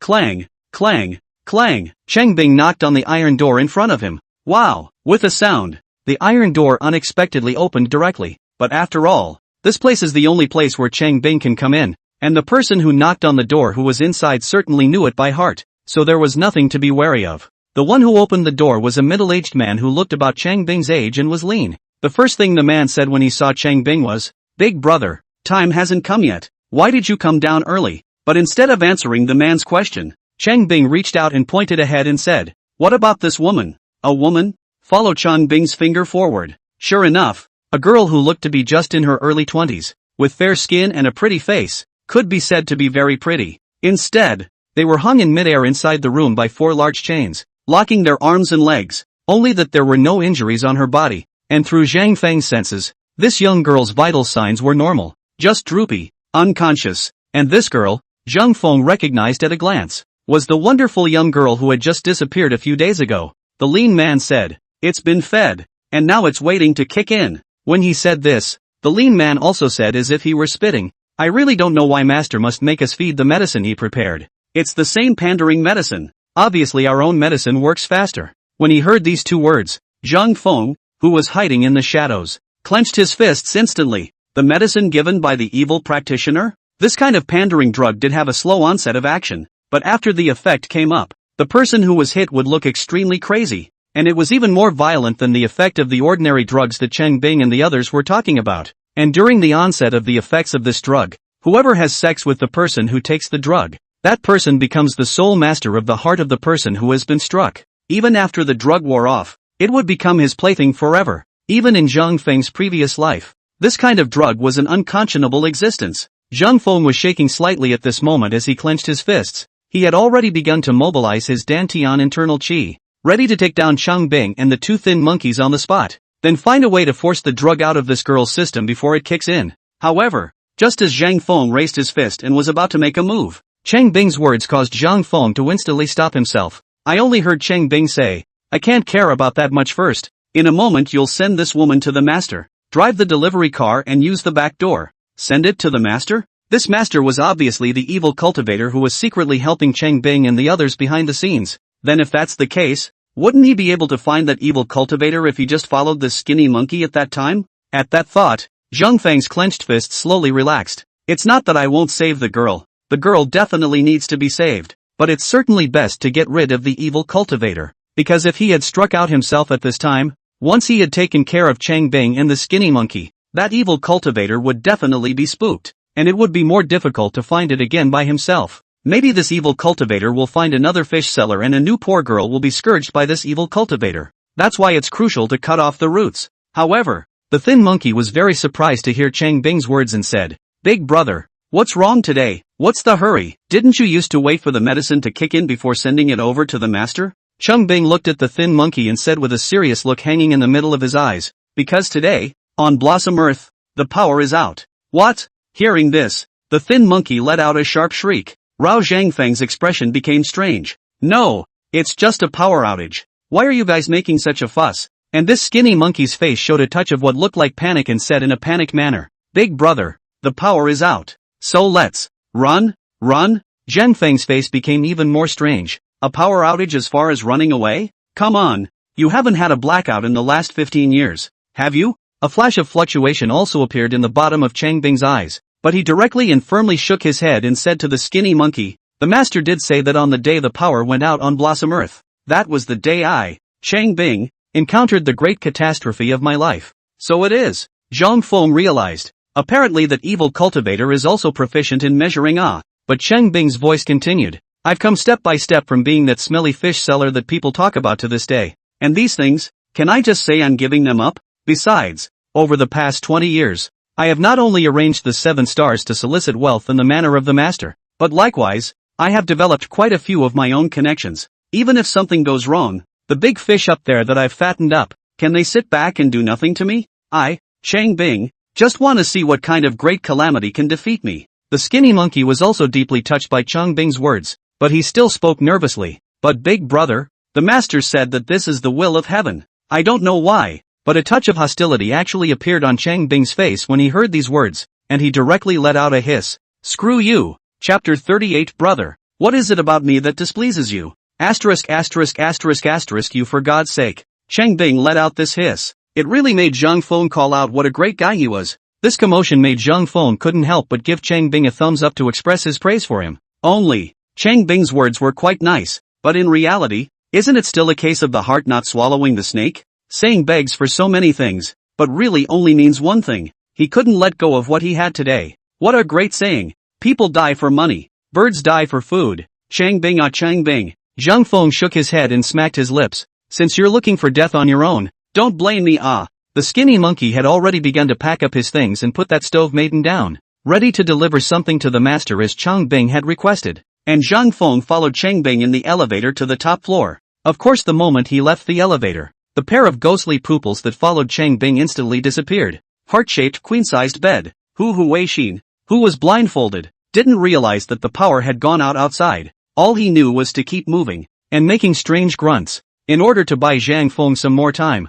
Of course, Hu Weixin's voice at this time had changed from the initial struggle. "It's because we have to act like we're in a movie. It's almost time to get to the enjoyment stage, isn't it?" It was the first time Hu Weixin had forced herself to imitate this voice. With each strange sound she made, her face flushed a few shades more, but just at this time, Hu Weixin suddenly felt a slight weight on her body. Zhang Feng, who had disappeared earlier, suddenly reappeared on his own. Zhang Feng's sudden appearance scared Hu Weixin into letting out a scream, but the voice, combined with the previous acting, made it sound like she had gone. Of course none of this mattered. Hu Weixin, who saw Zhang Feng return, was also relieved and lowered her voice to quickly say, "I knew you weren't a normal person. Say it. Are you a mutant or a biochemist? What's going on here?" Zhang Feng was dumbfounded by what he heard, but the main thing is important. Also quickly said, "Okay, things I have investigated almost. The evidence is conclusive. In a moment I will go to talk to Lin Rue. Notify your father and Hu police officers to act. You are ready to cooperate. Do you hear me?" Hu Weixin froze slightly when she heard Zhang Feng's voice. "No. So soon? You've already investigated clearly? How did you do that?" To know. According to their own Uncle Ma, they had once set up a special action team and had investigated for a full year, but they had not been able to find out what was so unusual about this Blossom Earth. This Zhang Feng hasn't even left for 20 minutes yet, right? Just find out? No. Suddenly, it felt that that special investigation team was not even as good as a stinky brother in front of Zhang Feng. However, on second thought, surely there wouldn't be anyone within that investigation team who would be Zhang Feng's set of Deus Ex Machina. But soon, she realized a problem and said somewhat eagerly, "No, didn't you say that this room is bugged and monitored again inside? How do you still dare to say that to me directly? You don't know?" Zhang Feng asked back groggily. Hu Weixin replied with a confused look on her face. "What am I supposed to know to write?" Zhang Feng gave a slight beat, and the electric box of blossoming earth burned down. "I've checked. The circuits for the eavesdropping devices and surveillance all pass through this box, so nothing said will be eavesdropped on now. So that's how it is." Hu Weixin let out a slight sigh of relief, but immediately afterward, her shell teeth once again bit her lips. Blushing slightly, stiffly, he spoke. "In that case, can you remove your hand?" "Whoa, you're still pinching? Stop it." At this moment, Hu Weixin was lying flat on the bed, covered by Zhang Feng, who was covered by the quilt, and all the clothes on Hu Weixin's body, from inside to outside, from top to bottom, were torn by her previous self. Ahem. There was a slight cough. Zhang Feng slowly stood up and said without moving, "I was saying, so it's like this." Hu Weixin's head instantly opened up, and a sharp popping sound exploded. Ah, Zhang Feng, you asshole, you rascal, I will not share the same fate with you. She grabbed her own high heels and was about to smash Zhang Feng. However, Zhang Feng's speed was simply too fast. Part-time jobs are like a gust of wind, no. Not like, because Hu Huixin clearly heard Zhang Feng say, sundown character. Wind. A breeze came and Zhang Feng disappeared into thin air. Only Hu Huixin, who had covered herself with the quilt, exposing her fragrant shoulders, was left red-faced in impotent rage. And Zhang Feng had already returned to the middle of his and Lin Rui's room in the dark. It was also the moment Zhang Feng had just entered the door. Snap, the sound. The entire dull glow of the blossoming earth was instantly lit up once again. I can see that these people at Blossomland are really fast at dealing with problems. And when Lin Rui saw Zhang Feng, she instinctively wanted to go forward and ask, but when he saw the lights come on, he instantly knew that the bugging equipment in the place was back to normal. So also on the spot, he adjusted his acting to Zhang Feng, who had just come back, and said without any good humor, brother, where am I making you dissatisfied? Lin Rui's sudden remark made Zhang Feng instantly freeze. What are you talking about? Lin Rui, of course, was still in the theater, and questioned loudly at Zhang Feng, don't think I don't know what you did just now? Putting such a big beauty inside the room. You actually went to the mechanic? I'm pissed. At cough cough. Listening to Lin Rui's words, a look of embarrassment appeared on Zhang Feng's face. It was instantly clear that Lin Rui was still in the theater. But it doesn't matter now if it's an act or not. Even if their identities were discovered, it would be too late for that blossoming earth. Therefore, Zhang Feng wasn't hiding anything and directly spoke to Lin Rui. You immediately notify Officer Hu and Officer Ma that the operation has begun. Tell them not to go anywhere. Go straight to Cheng Bing's office, on the shelf where the flower pots are, and enter the password, which is 5246. Lin Rui, who had been forcibly pulled out of the drama by Zhang Feng, had actually not reacted at the first moment. Zhang Feng, the investigation is over? Zhang Feng knew that he still had to track the skinny monkey, so he didn't have time to explain to Lin Rui, and pulled Lin Rui's small hand and said, remember what I said, after entering the password,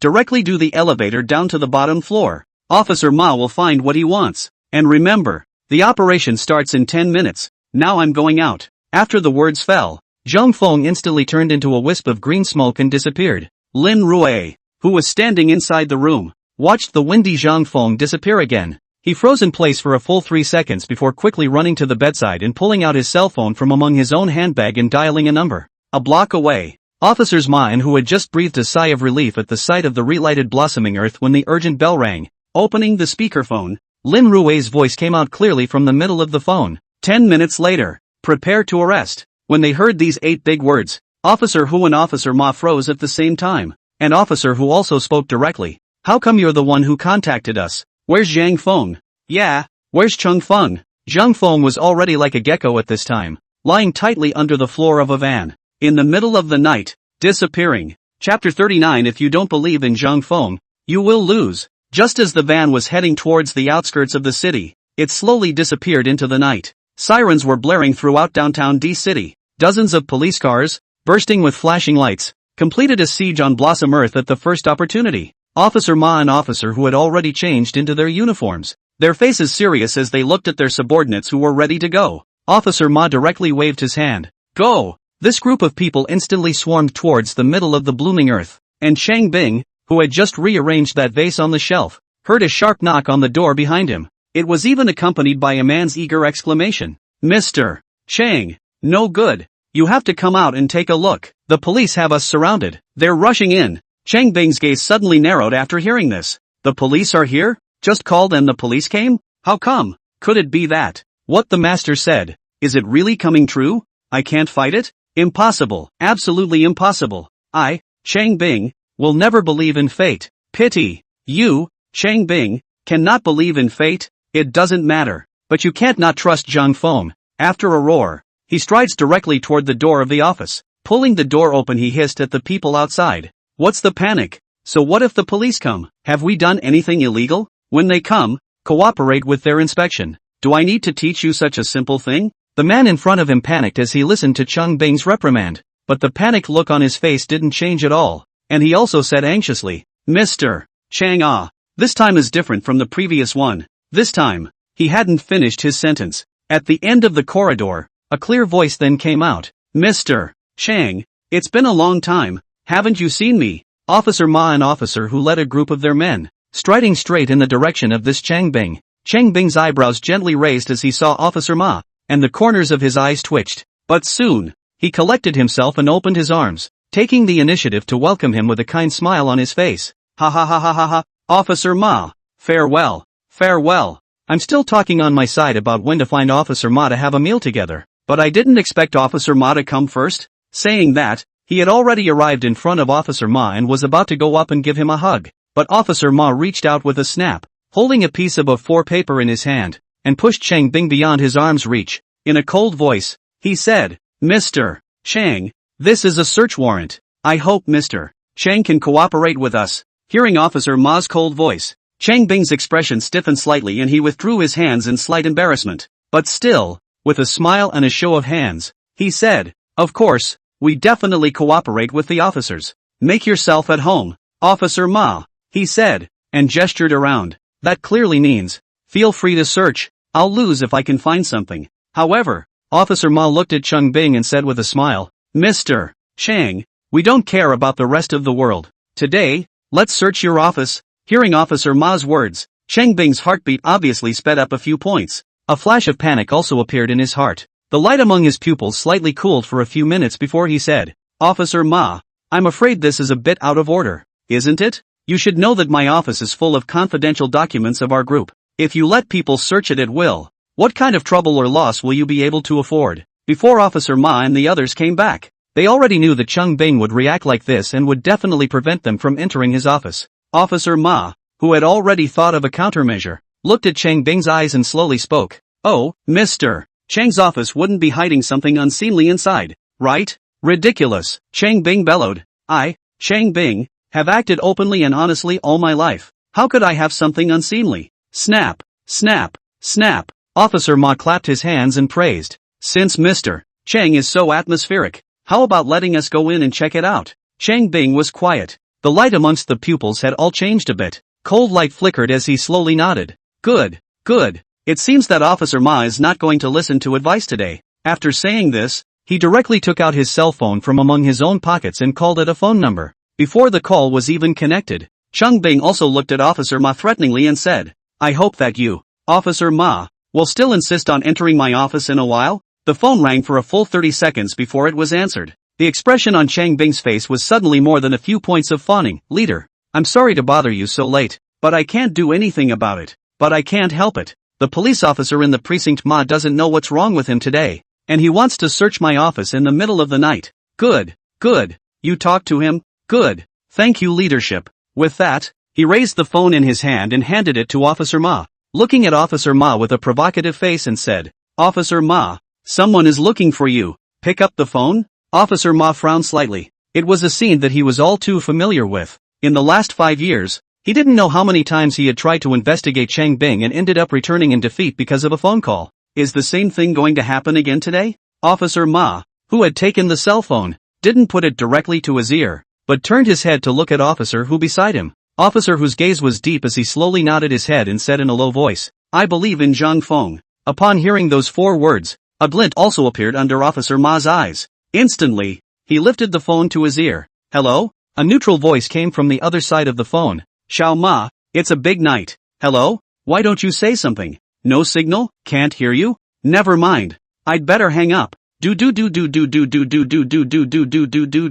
The man on the other side of the phone, as well as Chang Bing, who was standing across from Officer Ma, all showed the same expression. Their pupils dilated and confused. Officer Ma actually started acting just as the other guy's voice came out? Pretend you don't have a signal and hang up? What the is this operation? Chang Bing completely understood now. Officer Ma has made up his mind today. How dare you even hang up on your leader? Instantly furious, he directly shouted, Surname Ma, how dare you? But Officer Ma still didn't wait for him to finish his sentence. His voice was even louder than Chang Bing's. What, does Mr. Chang want to obstruct official duties? This sentence shook Chang Bing's voice to an instant screeching halt. Dressed in ragged breath, his brow was furrowed and his face was even a little flushed. Yes, a voice like gnashing back teeth came out. You check. If there's nothing inside my office, I'd like to see how you'll explain it. The corner of Officer Ma's mouth lifted slightly when he heard this, and he directly waved his big hand. Together with Officer Hu, he took a few people in stride and directly entered Chang Bing's office.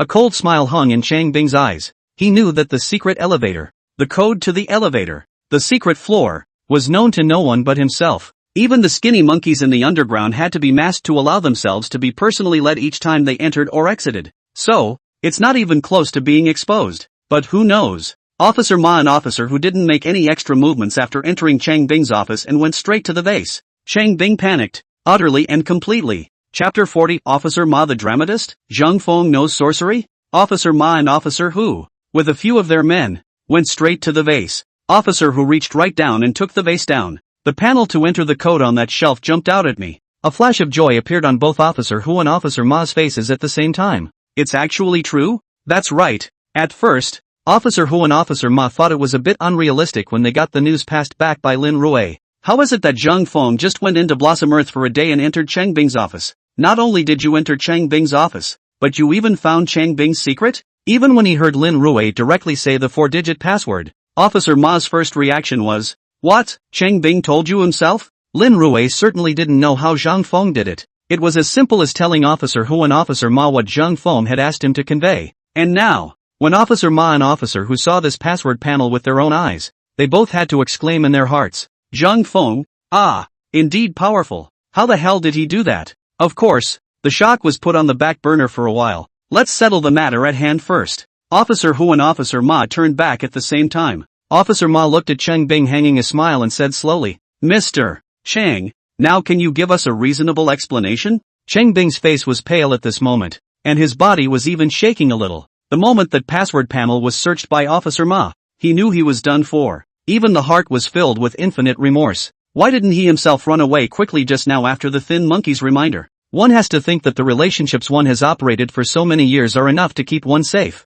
Just the way Officer Ma had rejected the call outright, it proved that the other party was determined to clean up after himself. And now, directly to your own password panel? Of course, Chang Bing's heart was more puzzled. Why? Why would they know? Seeing Chang Bing, who stood still with a pale face and didn't say anything, Officer Ma smiled and opened his mouth again. "Mr. Chang, it seems to me that this thing needs to be entered into a password. I wonder if it's convenient for Mr. Chang to reveal it?" As he said this, Officer Hu looked at Officer Ma and a helpless smile appeared under his eyes. That clearly means, "You know it, why are you bullying Mr. Chang?" How could Chang Bing let his secret be exposed so easily? Looking at Officer Ma, he revealed a hideous expression and let out an unpleasant laugh. "Ha ha ha ha ha ha. Surname Ma, Chang Bing, admit it. I don't know what underhanded means you've used to learn this secret of mine, but trying to get the code out of me? Idiot. Even if you guys shot me right now, I wouldn't say a word. And, let me remind you of this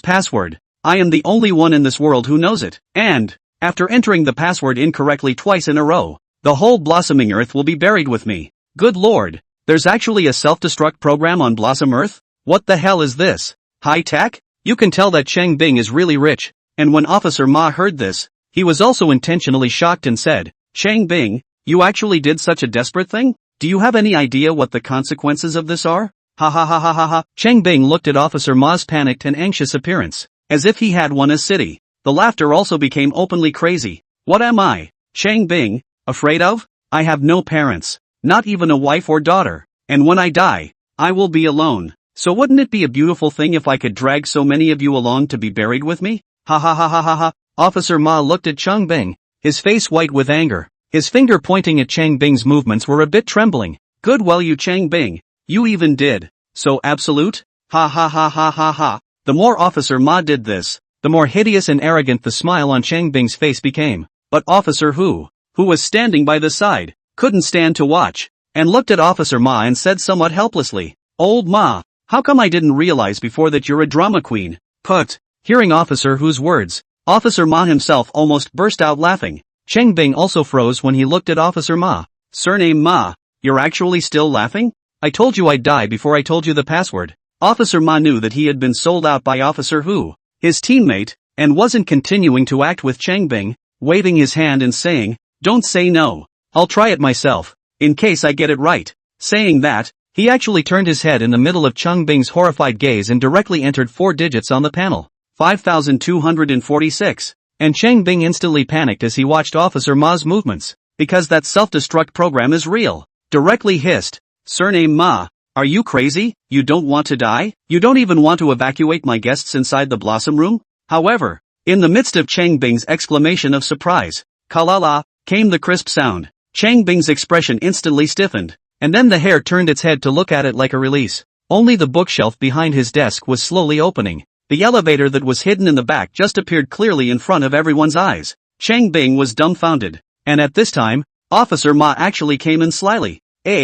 Looks like I guessed right. Killing people and putting their hearts on the line? No way. Chang Bing's hissing sound that seemed to shatter the glass came out. At this point his eyes were horribly proptoast. Inside, blood streaked across the room. No way. You guys actually knew the password in advance? Impossible. Absolutely impossible. I'm the only one who knows this password. And no one has ever entered this office of mine. What makes you guys know? What the hell do you guys know? Demon magic. Could it be demonic magic? You have a master behind you to help as well? No way. Absolutely not. At this moment, Chang Bing really seemed like he was crazy. With a pale face his body went limp and he sat down on the floor, constantly shaking his head. He kept muttering 3 big words of impossibility inside his mouth, looking at Chang Bing, who was sitting paralyzed on the ground. To be honest, both Officer Ma and Officer Hu's eyes looked very strange, and Officer Ma turned his head to look at Officer Hu and said somewhat stiffly, "Old Hu, you say this Zhang Feng, he wouldn't really know any demonic arts, would he? If it were normal, Officer Hu would definitely scoff and even come up with a remark, you like reading novels too? But now, the old Hu police officer has long felt that there is something wrong with this person Zhang Feng, but suffered from the lack of any evidence. So, too, there's only a stiff. If you ask me, who am I going to ask? I won't anyway. If you can't figure it out then you don't want to. Anyway, remember one thing, Zhang Feng is awesome." Officer Hu and Officer Ma immediately took the elevator to the bottom floor. That 7-star wealth-raising formation at the bottom made them touch their eyes. Chang Bing, this person, shooting is considered cheap. Things are basically over on the blooming earth side. And the boxcar in the darkness slowly entered a compound surrounded by barbed wire. Chapter 41, Holy, she's drugged up? Skinny Monkey jumped out of the car, frowning slightly as he looked at a bungalow building in front of him that resembled the layout of a courtyard. There also seemed to be a strange glint under his eyes. And then with a loud bellow in midair, "Where are the people?" The bellowing had an effect. Hello. 3 men ran out from among the bungalow buildings before them. All 3 had various guys in their hands, even with a white apron actually tied around his body and a mask on his face. The one standing in the very center still had a bloody scalpel in his hand. The same person who was holding this scalpel, whose voice appeared to be extremely hoarse, spoke. "Are you here to buy goods?" But the skinny monkey was instantly startled when he heard these words. "Who are you guys? Who gave you permission to be here? Where did the people inside go?" This skinny monkey obviously didn't recognize the 3 people in front of him. After these 3 people heard these words from the skinny monkey, they were first stunned, and then they looked at each other, and a strange light appeared in the bottom of their eyes. Jia. This man with the scalpel let out an ugly laugh. "So you're here to deliver us? Go, get him." Crackling and all sorts of movement came. It made Zhang Feng, who was hiding inside the shadowy corner of the boxcar, listen in confusion, thinking, what's going on here? They fought with themselves? While Zhang Feng was wondering. Bang! The loud bang. Zhang Feng's brows instantly narrowed. It's gunshots. Not only is there a fight outside, but there's gunfire? And then, the sorrowful voice of the man at the very beginning was heard. "Damn. You want to run away even after delivering goods to the door? Forcing me to use my gun. Do you know that bullets are hard to buy? You must get a good price for you when the time comes. Who is it? Skinny Monkey was killed?" Zhang Feng's gaze trembled gently. This was something Zhang Feng had not expected at all. It would have been in his expectations. If he followed the thin monkey's car out, he would find the evil cultivator who had helped Chang Bing set up the 7-star ranging wealth formation. But now the evil cultivator has not been found, and the thin monkey has been allowed to die. Do you have to detain the spirit of the skinny monkey again to ask for information? What a waste of time. But at this time, the sound of footsteps came and silenced Zhang Feng. Hello, with a sound. The door at the back of the boxcar was pulled open from the outside. Immediately afterward, a slightly younger voice could be heard shouting with thick surprise. "Big brother, second brother, there's another person in here. And it's a woman. This woman is also too beautiful looking, isn't she? And it seems to be alive." What? 2 equally surprised voices came. A series of footsteps. Knock knock knock. The 3 men who had just taken care of the skinny monkey all piled into the middle of the boxcar. The 3 men stood in a row, and in front of them, the wonderful girl who had been drugged, lay quietly where she was at that moment. Eyes closed, very peaceful, pale, translucent skin, wildly titillating the hearts of the three men in front of her. All three of them actually seemed to be drooling. In particular, the man with the scalpel in his hand, which by now had turned into a pistol, actually removed his gag and licked the corner of his mouth. Ha ha ha ha ha ha ha, an open-hearted laugh came. This is a gift from heaven. God knows that our three brothers have long been suffocating in this hole of a place. This is a surprise for us. And then, he directly said to the two people around him, I'm telling you guys, I'll go first, you guys line up. Though the light among the pupils of the other two was about to spit fire as well, but due to the intimidation of the boss, he still nodded. Don't worry, big brother, we'll line up outside. Big brother, move faster. Brother, I'm suffocating too. Big brother, why don't you take the front and I'll take the back? Asterisk asterisk asterisk asterisk you, get thee out. This big brother didn't have the heart to kick these two out, and then he turned his head, his pupils blazing with light as he approached the young girl. There was also an unpleasant sound coming out of his mouth. Little beauty, even though I haven't taken a bath in 3 months, brother, you don't mind. Just as his words fell, a man's clear voice suddenly came from inside the corner of the boxcar. She doesn't mind. I do. Who? This big brother instantly took 2 steps back when he heard this man's voice. Me so. The blackened pistol in his hand was raised straight up. A fierce look hung in the middle of his pupils. And in the midst of the darkness, Zhang Feng slowly walked out. Zhang Feng had to come out now, before they got the skinny monkey killed. That had nothing to do with Zhang Feng. Zhang Feng didn't care. After all, he was now going into hiding, looking for evil cultivators. It doesn't matter that Skinny Monkey was a bad guy who deserved to die, but these three are going to make a move on this girl. This girl is innocent. After all, Zhang Feng was the one who was going to receive the Heavenly Master's degree, and in such a situation, if he were to sit back and do nothing, I was afraid that his Tao would be unstable, especially when the place where they have to do their business is actually right here in the car. Right in front of them? Can't stand it. Really can't. Thus, Zhang Feng appeared, and the big brother in front of him, seeing Zhang Feng's appearance, was not shocked but pleased, with the light of surprise hanging in his eyes. I didn't expect that today. Not only but someone got lost and came over to make a delivery, but the one who sent it actually had a full 3 goods? Ha ha ha, you've made a fortune. Kid, if you don't come out, you might still have a chance of survival, but you actually came out of your own accord, then I'll let you die a painful death. This big brother really isn't dragging his feet at all. Directly at Zhang Feng,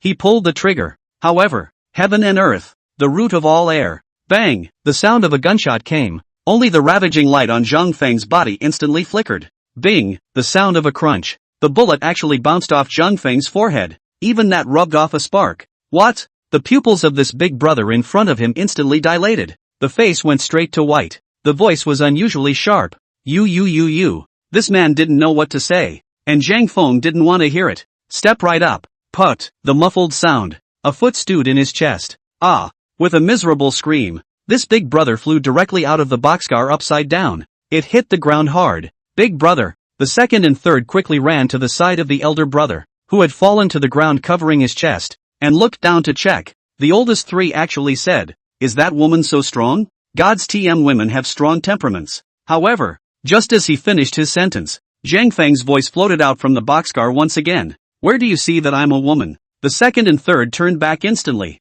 looking at Zhang Feng, who was standing at the edge of the boxcar's carriage. He simultaneously erupted with a loud shout. "Kid, where the hell did you pop out from?" Cough. The big brother on the ground let out a hard cough at this time. At this time, his face was as colorful as paper. Looking at the pupils of Zhang Feng who stood high above him, only fear, covering his chest with difficulty, and said stiffly, "He is not a human being." His eyes rolled over, and he foamed at the mouth and fainted on the spot. The second and third were obviously not listening to what their big brother said. Seeing their big brother pass out, the 2 men also let out a roar. "Kid, I'm going to get you killed." Yikes! It directly charged up towards Zhang Feng. Zhang Feng shook his head somewhat helplessly and moved his shoulders mentally, saying, "Let's clean them up first and ask about the situation." But just at this moment, there was a soft sound, and Zhang Feng felt his ankles slightly stumbling. He subconsciously turned around and saw a young girl with thoroughly reddened cheeks, unclothed and clinging to her legs. That pupil was filled with longing in its midst. Holy, this woman's drugged up? Chapter 42 cannot be Xing Xia. Stab. A crunch. This wonderful young girl who was holding Zhang Feng's ankles was actually directly tearing her upper body's clothes from the center. Watching Zhang Feng was really bloodthirsty, but he still couldn't help but yell out. "You all saw it. I didn't do this. She tore this dress herself." The 2 thugs rushing up with sharp weapons in their hands froze when they heard this. Is he talking to us? What are we supposed to see? Whatever. Let's get this kid killed first. Go to hell, bastard. The two men rushed towards Zhang Feng with grim faces. It was even if Zhang Feng was now being held by the young girl just holding her legs. But this girl is actually starting to pick her pants off now. Nice guy. Fighting with someone in the middle of the night. It won't do to be exposed. All one could do was grab the waistband of his pants in a panic and say bitterly to the young girl at his feet. No, girl, calm down. Get your head out of your ass. It's been 10 years since the ant race. Only, Zhang Feng hadn't finished his words. A cold light flashed in front of him.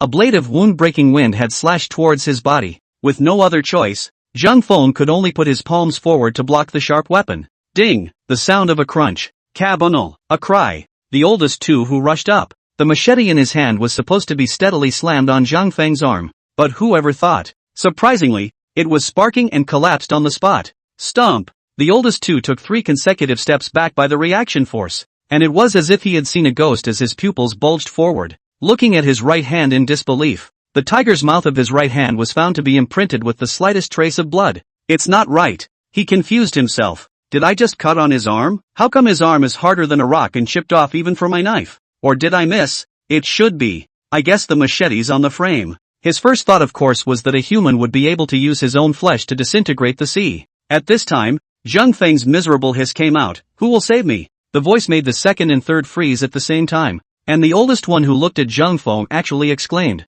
Holy, why did this kid's ground pants fall off? That's right. Wasn't it just now when Zhang Feng blocked the opponent's attack that his hands left the waistband of his pants? Wow. This wonderful drugged-out young woman got her way. Not only the outer pants, because it's summer and he's wearing loose-fitting pants inside. So it's just. Zhang Feng's such a thick skin was now red. He stated that he had been punishing evil and doing good for so many years since he had practiced monasticism. Never before had I encountered such a dilemma in the picture when giving someone a fight against someone else. It was just that the blushing Zhang Feng didn't notice the second and third who were also blushing. Each of these comers spat. And the oldest grinned and came up with, *********. Why is this kid like a donkey? But just in time to get a good price. God TM.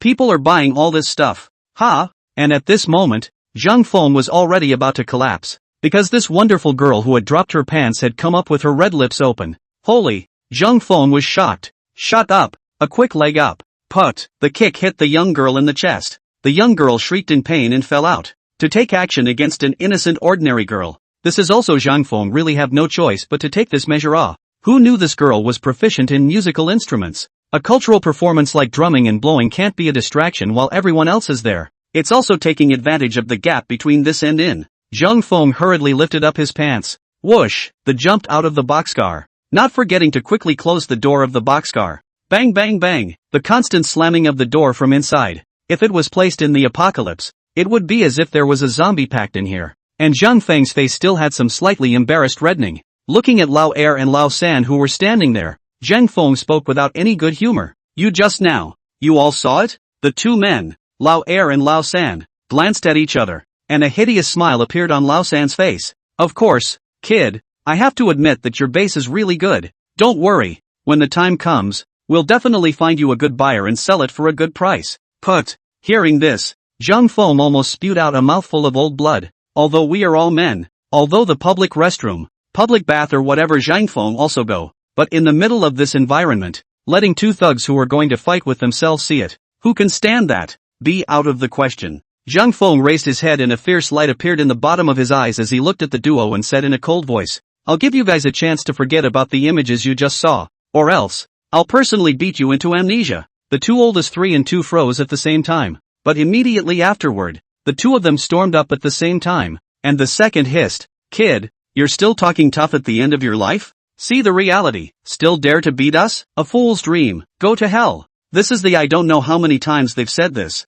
like a repeater, but this time, the two of them, one on the left and one on the right, flanked Zhang Feng from two directions. It seemed like he had decided to take Zhang Feng down in one fell swoop this time. In their eyes, Zhang Feng who stood motionless, like lambs to the slaughter. Even a touch of anticipation had hung in the middle of the oldest three's hideous expression. It was as if he was looking forward to getting Zhang Feng killed and then after dismembering him and dabbing some gunpowder, he would have a large amount of money coming in. The slightly rusty dagger in his hand also became cold and flickering under his swing. Buzz! The light sound of the sound ruthlessly mercifully hit Zhang Feng's eyes. but just 2 inches away from the corner of Zhang Feng's eye. Snap! There was a soft sound, and his arm stopped motionless in midair. And Zhang Feng just so lightly, holding the dagger with 2 fingers. But it was this seemingly light action that prevented his body, in the slightest, from moving. What? This old third's pupils instantly dilated, and an unbelievable light suddenly flashed in his eyes. Go to hell! The second man on the other side did not notice this side,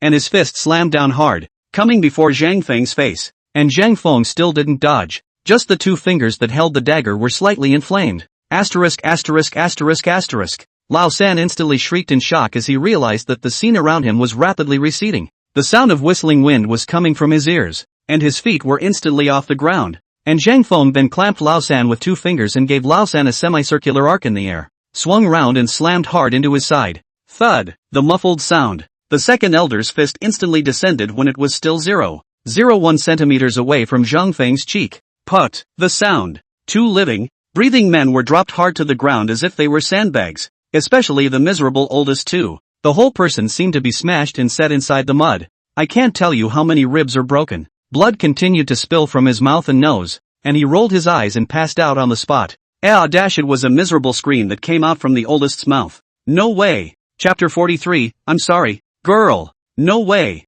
Old 3, who was carrying intense pain and letting out an agonizing hiss, had completely changed the way he looked at Zhang Feng. Now all that remained among his pupils was fear. Thick fear. It can't be helped. At first, it was already unscientific enough to have one's dagger of that much power stopped by the other party with 2 fingers. Now, the other guy actually managed to use the strength of 2 fingers to swing himself round and slam into the other side? If it wasn't for the fact that I had my second brother as a cushion for myself, I'm afraid that I'm now in a more miserable state than my second brother. This kid, why is he so scary? Is this really a power that humans can possess? Impossible. Absolutely impossible. His panicked pupils looked around frantically, as if he was searching for his escape route, but immediately afterward, his gaze narrowed slightly, saw the pistol that his big brother had dropped, and it was no more than 5 meters away from him. Without saying a word, without any hesitation, he directly dog-paddled frantically on the ground and rushed towards the pistol that had fallen to the ground. And as for his movements, Zhang Feng did not stop them.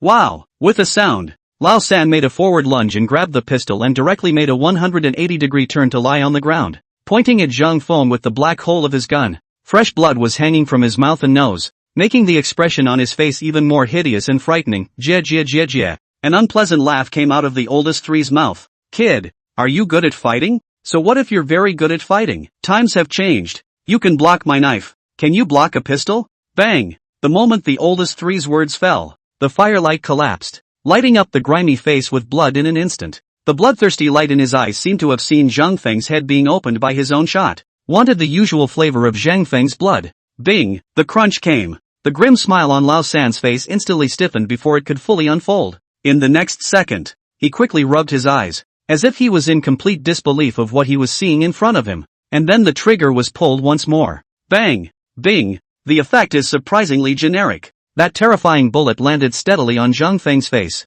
but it actually splashed with sparks and was directly bounced off? His forehead can bounce off bullets? No. No way. I'm definitely dreaming here. I'm definitely dreaming. The oldest 3, whose face was pale, was trembling at this time and let out a hissing sound as he rushed to shoot at Zhang Feng in a frenzy. Bang bang bang. Day. There were only 7 bullets in total for this pistol, and the oldest consumed 2 of them, while the remaining 5 bullets were all greeted by the oldest to Zhang Feng's body. However, out of bullets, the oldest still stiffened and pulled the trigger, making the scraping sound of an empty chamber. Zhang Feng was still standing still, not moving at all. Those 5 bullets that were supposed to directly smash Zhang Feng into a sieve were all bounced away by Zhang Feng's flesh. This can't be this. His voice was stiff but hard. The pistol fell to the ground with a clatter. Ghost dash. It was immediately followed by what seemed like a baby-like cry. With a shrill yelp, a cloudy liquid ran down his pant leg. That's right. Pissed my pants. He sat on the floor and wailed.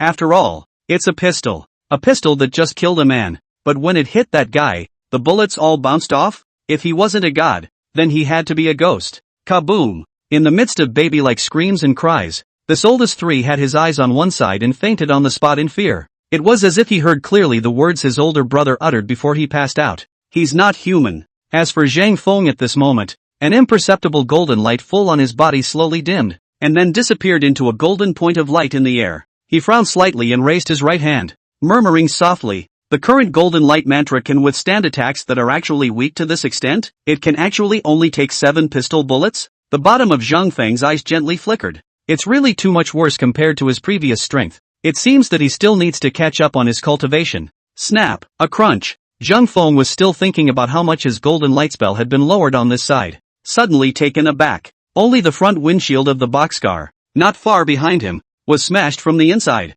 Moreover, a woman who looked like a strange walking species crawled out from the middle of the broken front gear with her white thighs. It fell to the ground, by the light of the moon. The clothing on this young girl's body seemed to have been torn all to shreds by herself inside the car. What had been pale, translucent skin was now actually all hung with a light pink color. And looking at Zhang Feng, who was the only one standing on the scene, a radiance that simply could not be suppressed erupted from among her pupils. Bare feet and open arms just pounced right in, and hissing shrilly with an extremely weird voice on his lips, "Men! It's men! My man! Holy!" Zhang Feng was instantly startled. "No! No! No! No! Big sister! Calm down! Calm down! Don't you come over here!" Zhang Feng generated wind under his feet and fled frantically in the middle of this compound. He fled, she chased, and he couldn't get away. The young girl who had been drugged was now completely unconscious. The entire person's bodily functions seemed to have been elevated to a terrifying degree like never before. Even when Zhang Feng utilized his stance to continuously weave in and out,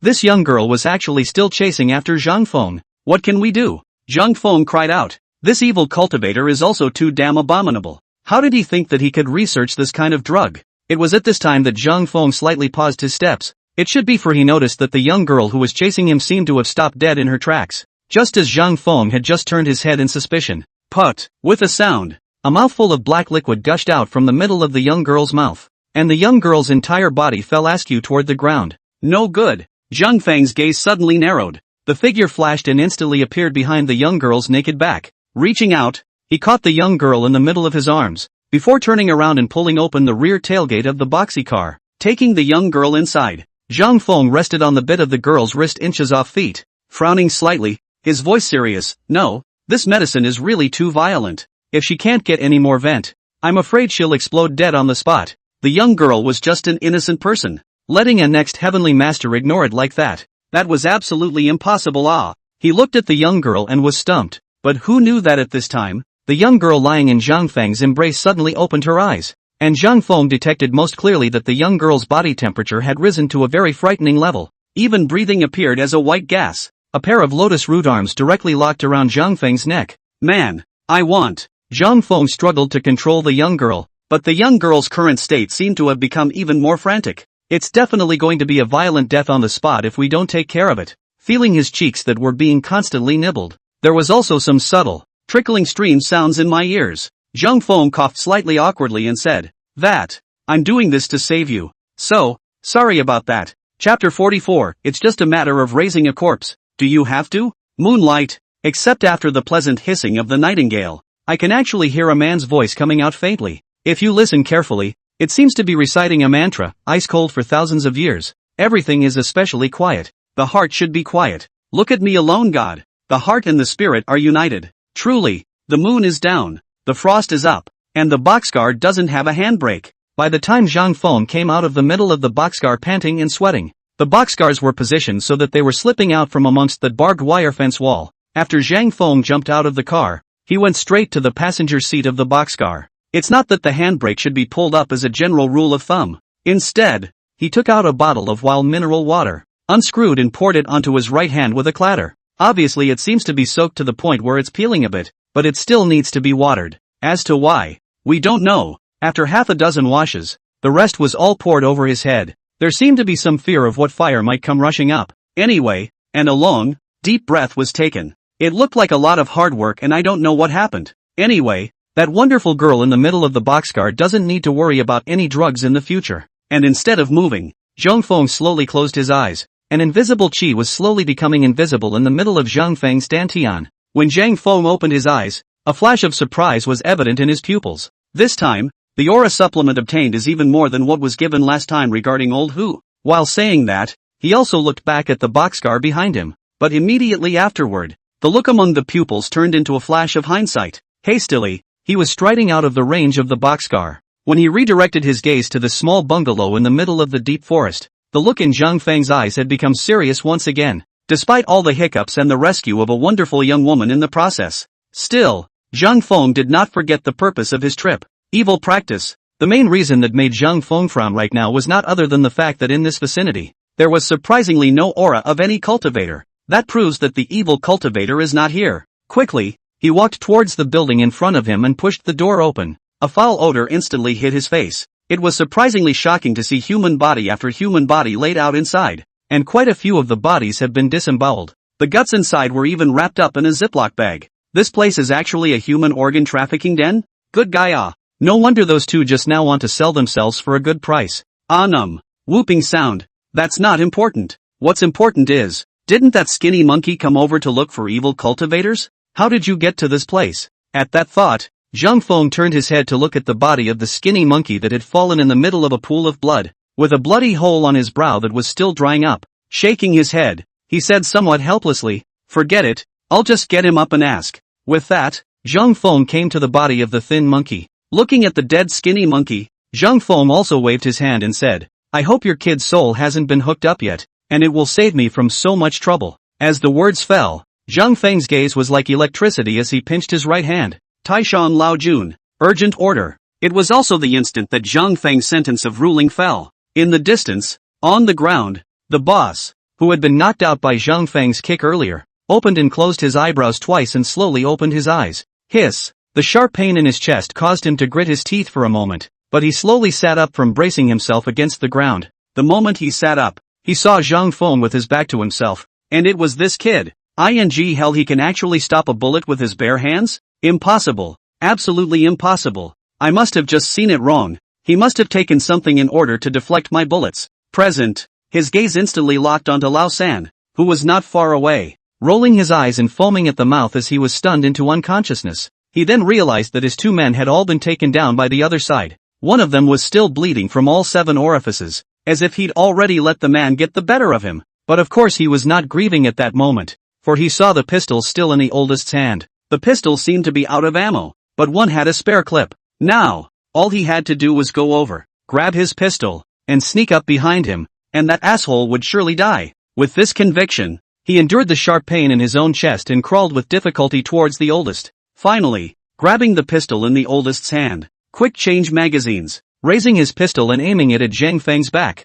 The next second, his pupils straightened, because it was right in front of Zhang Feng. The corpse that had been killed by a shot to the head from his own gun earlier was wobbly and gave up its feet. Loss of management of facial expressions. That mouth shuffled slowly down. The tonsils inside were visible, and cheeks that had become flushed from enduring the pain. At this point it actually faded into a pale color, and the skinny monkey who was slowly standing up, equally dumbfounded, looked down at his hands which were becoming cold, and spoke stiffly. I didn't let someone shoot me? Is this the netherworld? How come the netherworld is exactly like the young world? Okay. Zhang Feng looked at the skinny monkey in front of him and said with a wave of his hand, "You haven't had the chance to go to the netherworld yet. I'm just inviting your soul back. There's something I want to ask you." Ha ha. Right at this moment, a burst of laughter with a strange pitch suddenly came from behind Zhang Feng. Zhang Feng instantly turned back. He saw that the boss who had been kicked off by himself earlier was holding a pistol up in his hand, looking over at this side, his face pale and drooling.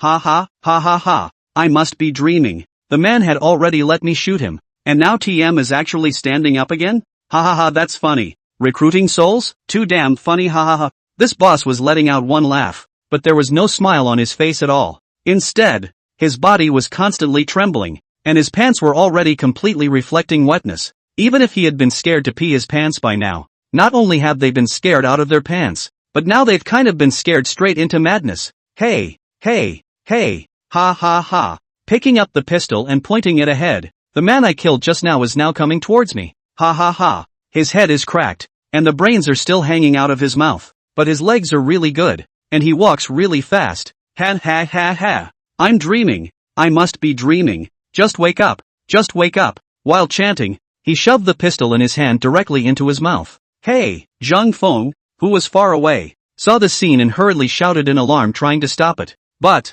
bang! The gun is still too fast. The back of his head instantly shattered, bones and brain matter flying across the room. He died a violent death on the spot. Splat! With a sound, Zhang Feng slapped his own head with a chagrined expression. What can we do? I obviously came here to arrest people and now 2 of them are dead straight away. And 2 more don't know what to do with themselves. What are you going to make me say when I get back? Zhang Feng was devastated. He even rushed over to the man's corpse with a single stride, kicking and hissing at the same time. Why are you so mentally incompetent? It's not as good as other people's little girls. Look at other people's Lin Rui. Look at other people's Hu Huixin. It's just a starter body. Do you have to you? Chapter 45. This Taoist master tore me apart with his bare hands? I don't know why. Zhang Feng seemed to feel that he was a bit unrelieved by kicking this corpse. Surprisingly, his right hand once again pinched and let out a low cry. Rise for me. In the next second, the pistol that was still stuffed in the boss's mouth fell out of his mouth with a click, and the body that had lost the bullet in the back of its head, it actually wobbled slowly to its feet just like a skinny monkey. Ah! A scream like that of a young girl came out. This voice actually came from the mouth of the thin monkey that TM had just been corpse-raised by Zhang Feng, pointing at the boss, who stood up. He hissed shakily, "Holy fraud! Fraud! Nice guy!" The spectacle of 2 standing corpses looking at each other's corpses and simultaneously shouting fraud superbly, Zhang Feng's brain ached and throbbed. Shut the up. I told you to shut the up. Put. The sound of a puddle of yellow mud at his feet slammed directly into the mouth of the body in front of him that had drank a bullet. Immediately afterward, Zhang Feng directly rushed up and punched and kicked at this boss who was so scared by his own rising corpse that he directly committed suicide. Indeed, it's much more comfortable to fight a walker than a corpse that doesn't even have a bit of feedback. Zhang Feng vented for a while before stopping. It seemed as if the evil fire inside of him had been given an outburst in the form of a normal flame. And then, he turned his head to look at the skinny monkey with a bit of red on his brow. At this point, the skinny monkey was still in a daze,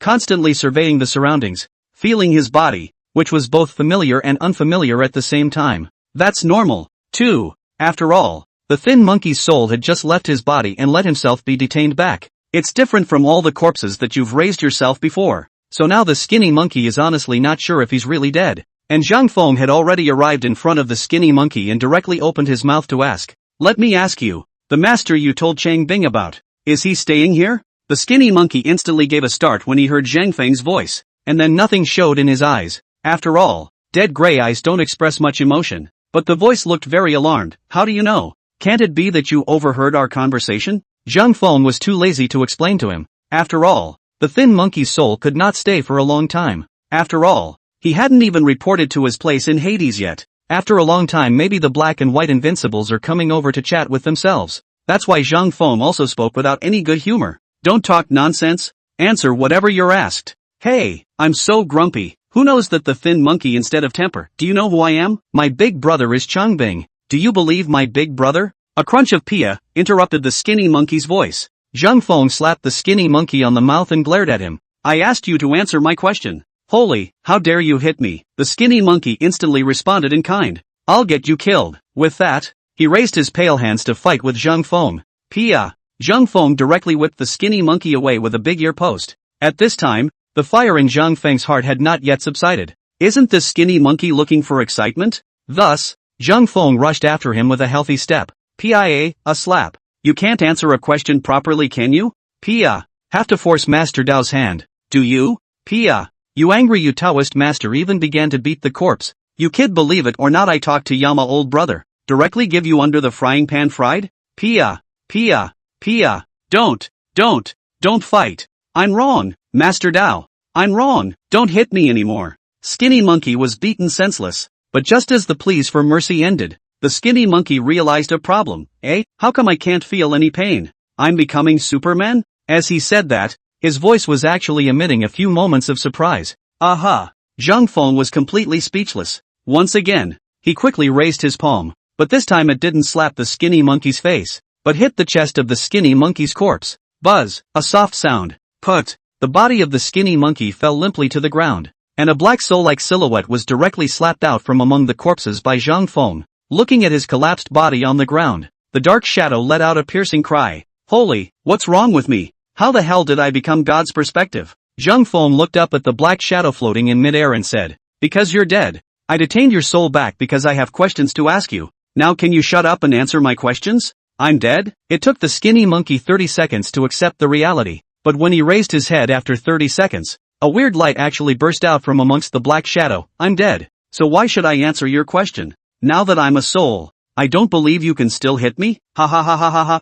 I'm going to turn into a ghost and I'll scare you to death, ha ha ha, pia, aya. A miserable scream erupted from among the black shadows. Zhang Feng, who stood on the ground and waved his palm, coldly grunted with an angry face. Why are you kid TM so upset? Is it really bad to answer questions properly? Why do you have to seek death? Why doesn't this skinny monkey think about it? People can detain your soul back from the ghost gate, so how come they can't beat you up? In the next second, Zhang Feng raised his hand. The black shadow that was floating and struggling in the air was completely uncontrollable, and was directly grabbed back into Zhang Feng's hands from the far sky by a powerful suction force. And Zhang Feng grabbed one of the black shadow's jumping arms with one hand and one of his legs with the other. You want to find excitement? I'll fulfill you. Then, both palms fired. Ugh dash, ya tsunami. Sharp, miserable and extremely ear-piercing screams came out from among the dark shadows. Kalala. An arm and a leg of that black shadow, visible to the naked eye, were thus torn off by Zhang Feng in a raw manner. I said, Master Dao. Ah, Master Dao. You ask. I'll tell you everything I know. I know I'm wrong. I really know I'm wrong. At this moment, the thin monkey's spirit body was all but an arm and a leg, and those two empty holes where no pupils could be seen were trembling madly. You could tell he was really panicking. This Taoist master is really not human. So much for detaining your dead soul back. Now, actually tearing your own ghost alive with your bare hands? This Taoist mother is even scarier than a ghost. And Zhang Feng turned his head slightly at this moment. The afterglow stopped just short of the body of the boss, who had stripped the dirt from the inside of his mouth and slowly stood up. This boss instantly came to a standstill. The next second, plop sound straight to the ground. Dang! With a sound, he knocked his only half-drawn head to the ground and spoke in panic. Master Dao, don't tear me apart. I'm obedient. Chapter 46. The clue returns to Chongbing? You see no one lives here and you're taking over? What do you mean hatchet? Why can't I come if no one is living there? Holy, this is my big brother's property. If you say it's his, it's his. Ha, where's the proof? Take it out, you're a deadbeat.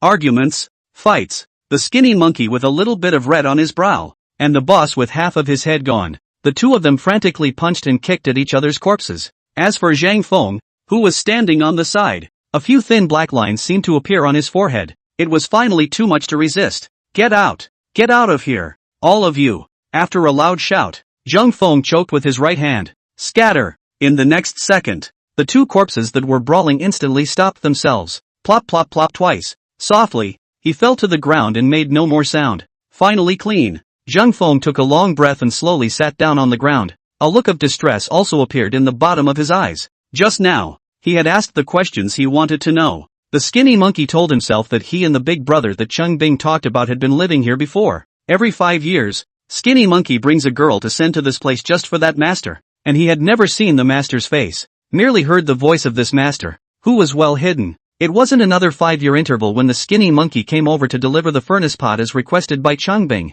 but I didn't realize that the guru had disappeared and the place had become a den of human organ trafficking, and Zhang Feng likewise asked the big brother who trafficked in human organs. This big brother told Zhang Feng that when he and his two brothers discovered this place, there was no sign of any human activity here. It seems like it's been deserted for years, so there was no such thing as having met the master that the skinny monkey and Chongbing had talked about. Then later, this skinny monkey and that big brother got into a fight. Zhang Feng propped up his chin with one hand and murmured in a low voice. In that case, that evil cultivator, who had left this place at least 5 years ago, where exactly did he go? The trail ends here. Zhang Feng had some difficulty. After all, he had decided to follow the thin monkey out just to find this evil cultivator, and after he disposed of the evil cultivator, he would definitely be able to obtain more aura to help him recover his cultivation. But now that the trail has been broken, how can one? No. When he thought of this, Zhang Feng's eyes brightened slightly. There's one more person. Chongbing. That's right. Thin Monkey only said that he himself had never seen a master before, but it didn't mean that Chongbing hadn't. The circle came back to Chongbing. I shouldn't have followed the monkey. When he said this, Zhang Feng looked back at the house emitting a foul odor. Forget it. It's not a bad trip. A small human organ trafficking den. It's better than nothing. With this in mind, Zhang Feng took out his cell phone and just dialed a call, which was actually answered in seconds, and Lin Rui's nice and anxious voice came out from the phone. Zhang Feng? You finally called. Where are you? Is there any danger? Are there any injuries? This urgent voice could be heard that Lin Rui was very concerned about Zhang Feng, and Zhang Feng lightly laughed and said, What danger can I have? You wait. I'll send you a location in a while, and then let Officer Ma and Officer Hu and the rest of them split their points while the police force comes over. It's best to bring more people. Hearing Zhang Feng's smooth voice, Lin Ruwei on the other side of the phone was obviously relieved. In fact, when Zhang Feng disappeared from the blossoming earth, she had already raised one of her little hearts, but she didn't dare to call Zhang Feng. In case Shek Feng was following someone, wouldn't the call expose him? Now finally waiting for the phone call, so that Lin Ruwei choice a heart finally put down. It was only Zhang Feng's last words that made Lin Ruwei get serious once again and said, Zhang Feng, are you finding Chang Bing's accomplices? No. Zhang Feng's face stiffened a bit before he said, it belongs to a new case. Right, and it really doesn't have much to do with Chang Bing. What? Lin Ruwei's voice on the other side of the phone was getting weird. How come this new case just came? How do you go anywhere and then there's a murder? Put. Hearing Lin Ruwei's words made Zhang Feng almost give a spray. Why does that make me sound like I'm the schoolboy? Obviously not the same, alright. That schoolboy is the one who goes wherever he goes and dies. I go wherever people die. Of course, there was nothing for Ruwei Lin to explain. After hanging up the phone, Zhang Feng once again felt a subtle aura that slowly disappeared into his dantian, probably brought on by this human organ case. Moreover, Zhang Feng closed his eyes and felt it slightly. Then he raised his hand. Heaven and earth Xuanzong, the root of all air. After a low cry fell, a flash of golden light appeared on his hand. Zhang Feng spoke with some joy. Not bad. Looking at the solidity of the golden light, it seems like my cultivation has recovered quite a bit. The golden light mantra should be able to withstand at least 14 pistol bullets now. The increase in cultivation level let Zhang Feng know that his thinking was indeed correct. Just keep solving a series of cases and you will get the feedback of the aura that the world provides to you, so that you can regain your cultivation. He was now looking forward to the Qingbing case. That's 7 headless bodies. If the Qingbing case was officially over, I was afraid that I would obtain more auras. When the time comes, I wonder if I can raise some more realms in one go. It wasn't long before the shrill sound of sirens rang through the mountains. Officer Hu and Officer Ma expressed their shock at the fact that such a den was still hidden inside the mountainous area on the outskirts of the city, and Lin Ruwei followed Officer Hu as they explored the scene and examined the bodies at the scene. It was only when they knew it was almost dawn that the group gathered in force.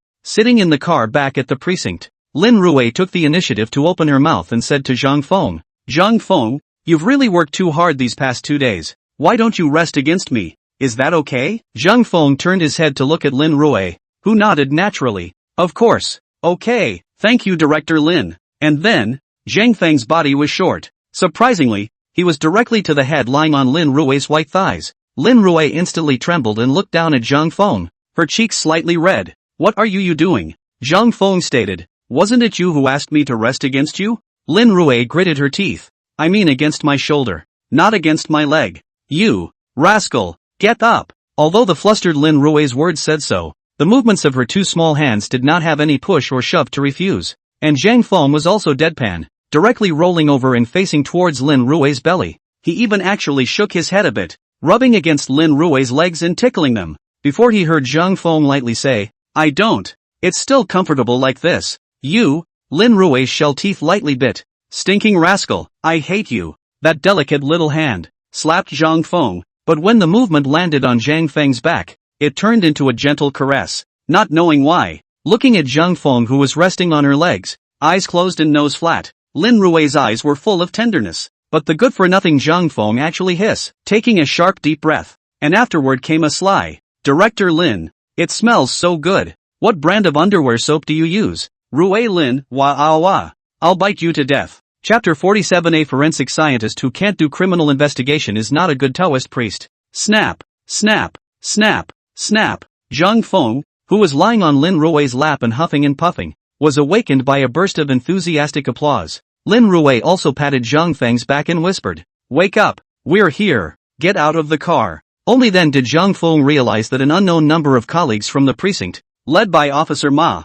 were standing right outside the precinct in a neatly arranged line. Without reservation, he offered his applause for Zhang Feng. Some exclamations also kept appearing among the crowd. Dr. Zhang is really great. Is he really a forensic scientist? How come his forensic skills are so strong too? I still remember he made a military order before. It was to solve the case within a week. Now it's just after 2 days. Nah, only 1 day, to be precise. Because Officer Ma said he had located the missing head the night before. That's awesome. Dr. Zhang, is he really just a forensic doctor? Not only that, Dr. Zhang also solved the human organ trafficking case along the way. Such praises were endless in the midst of loud applause. On the other hand, Zhang Feng, who was standing beside Lin Rui, looked very rushed and looked at Officer Ma and said somewhat stiffly, "No, Officer Ma, what are you doing?" Officer Ma looked at Zhang Feng with a smile and said, "Of course we are welcoming the hero home." "Hero?" Zhang Feng groggily skimmed his lips when he heard this and said, "Who is it, me, or else?" The smile on Officer Ma's face was full of surprise as he said to Zhang Feng, "I'm starting to envy old Hu now. I'm telling you, in a moment I'll make a report to the top to see if I can transfer you, Forensic Dr. Zhang, to our D city." But who ever thought, after Officer Ma's words fell, 3 people actually let out a gasp in unison. No way, absolutely not. Officer Hu,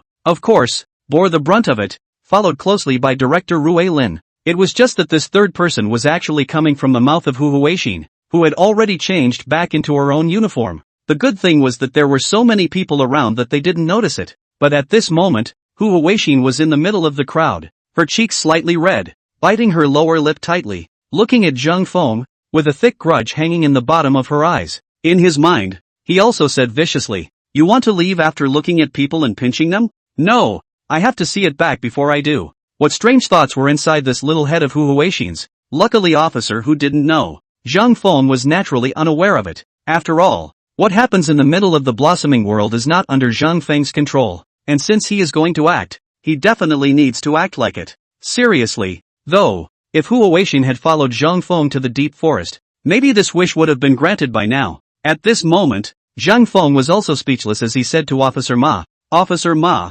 you're too kind. I'm just doing my part. There's nothing special about it. There's really no need to get so worked up about it at all." But Officer Hu went straight forward and put his arm around Zhang Feng and said, "Okay, little Zhang, this is what you deserve." Afterwards, Officer Hu also seemed to look at Officer Ma with a bit of a provocative meaning and said, "How about it, old Ma? Your precinct can't solve the case for more than a month. Let our precinct a forensic pathologist to solve it. How do you feel? Ha ha ha ha ha ha ha." Officer Hu laughed his ass off. Officer Ma, on the other hand, hammered Officer Hu's chest directly without any good humor and said, "What are you so goddamned happy about? This case was solved by someone else. Dr. Zhang, what does it have to do with you? It's relevant. Of course it's relevant. Ha ha ha." Officer Hu laughed as happily as ever. "Xiao Zhang is a member of our precinct, and my savior. If it wasn't for me bringing Xiao Zhang to your D city, would you be able to have today? Did you say yes, Chang?" While saying that, Officer Hu also gently pushed Zhang Feng's arm with his elbow.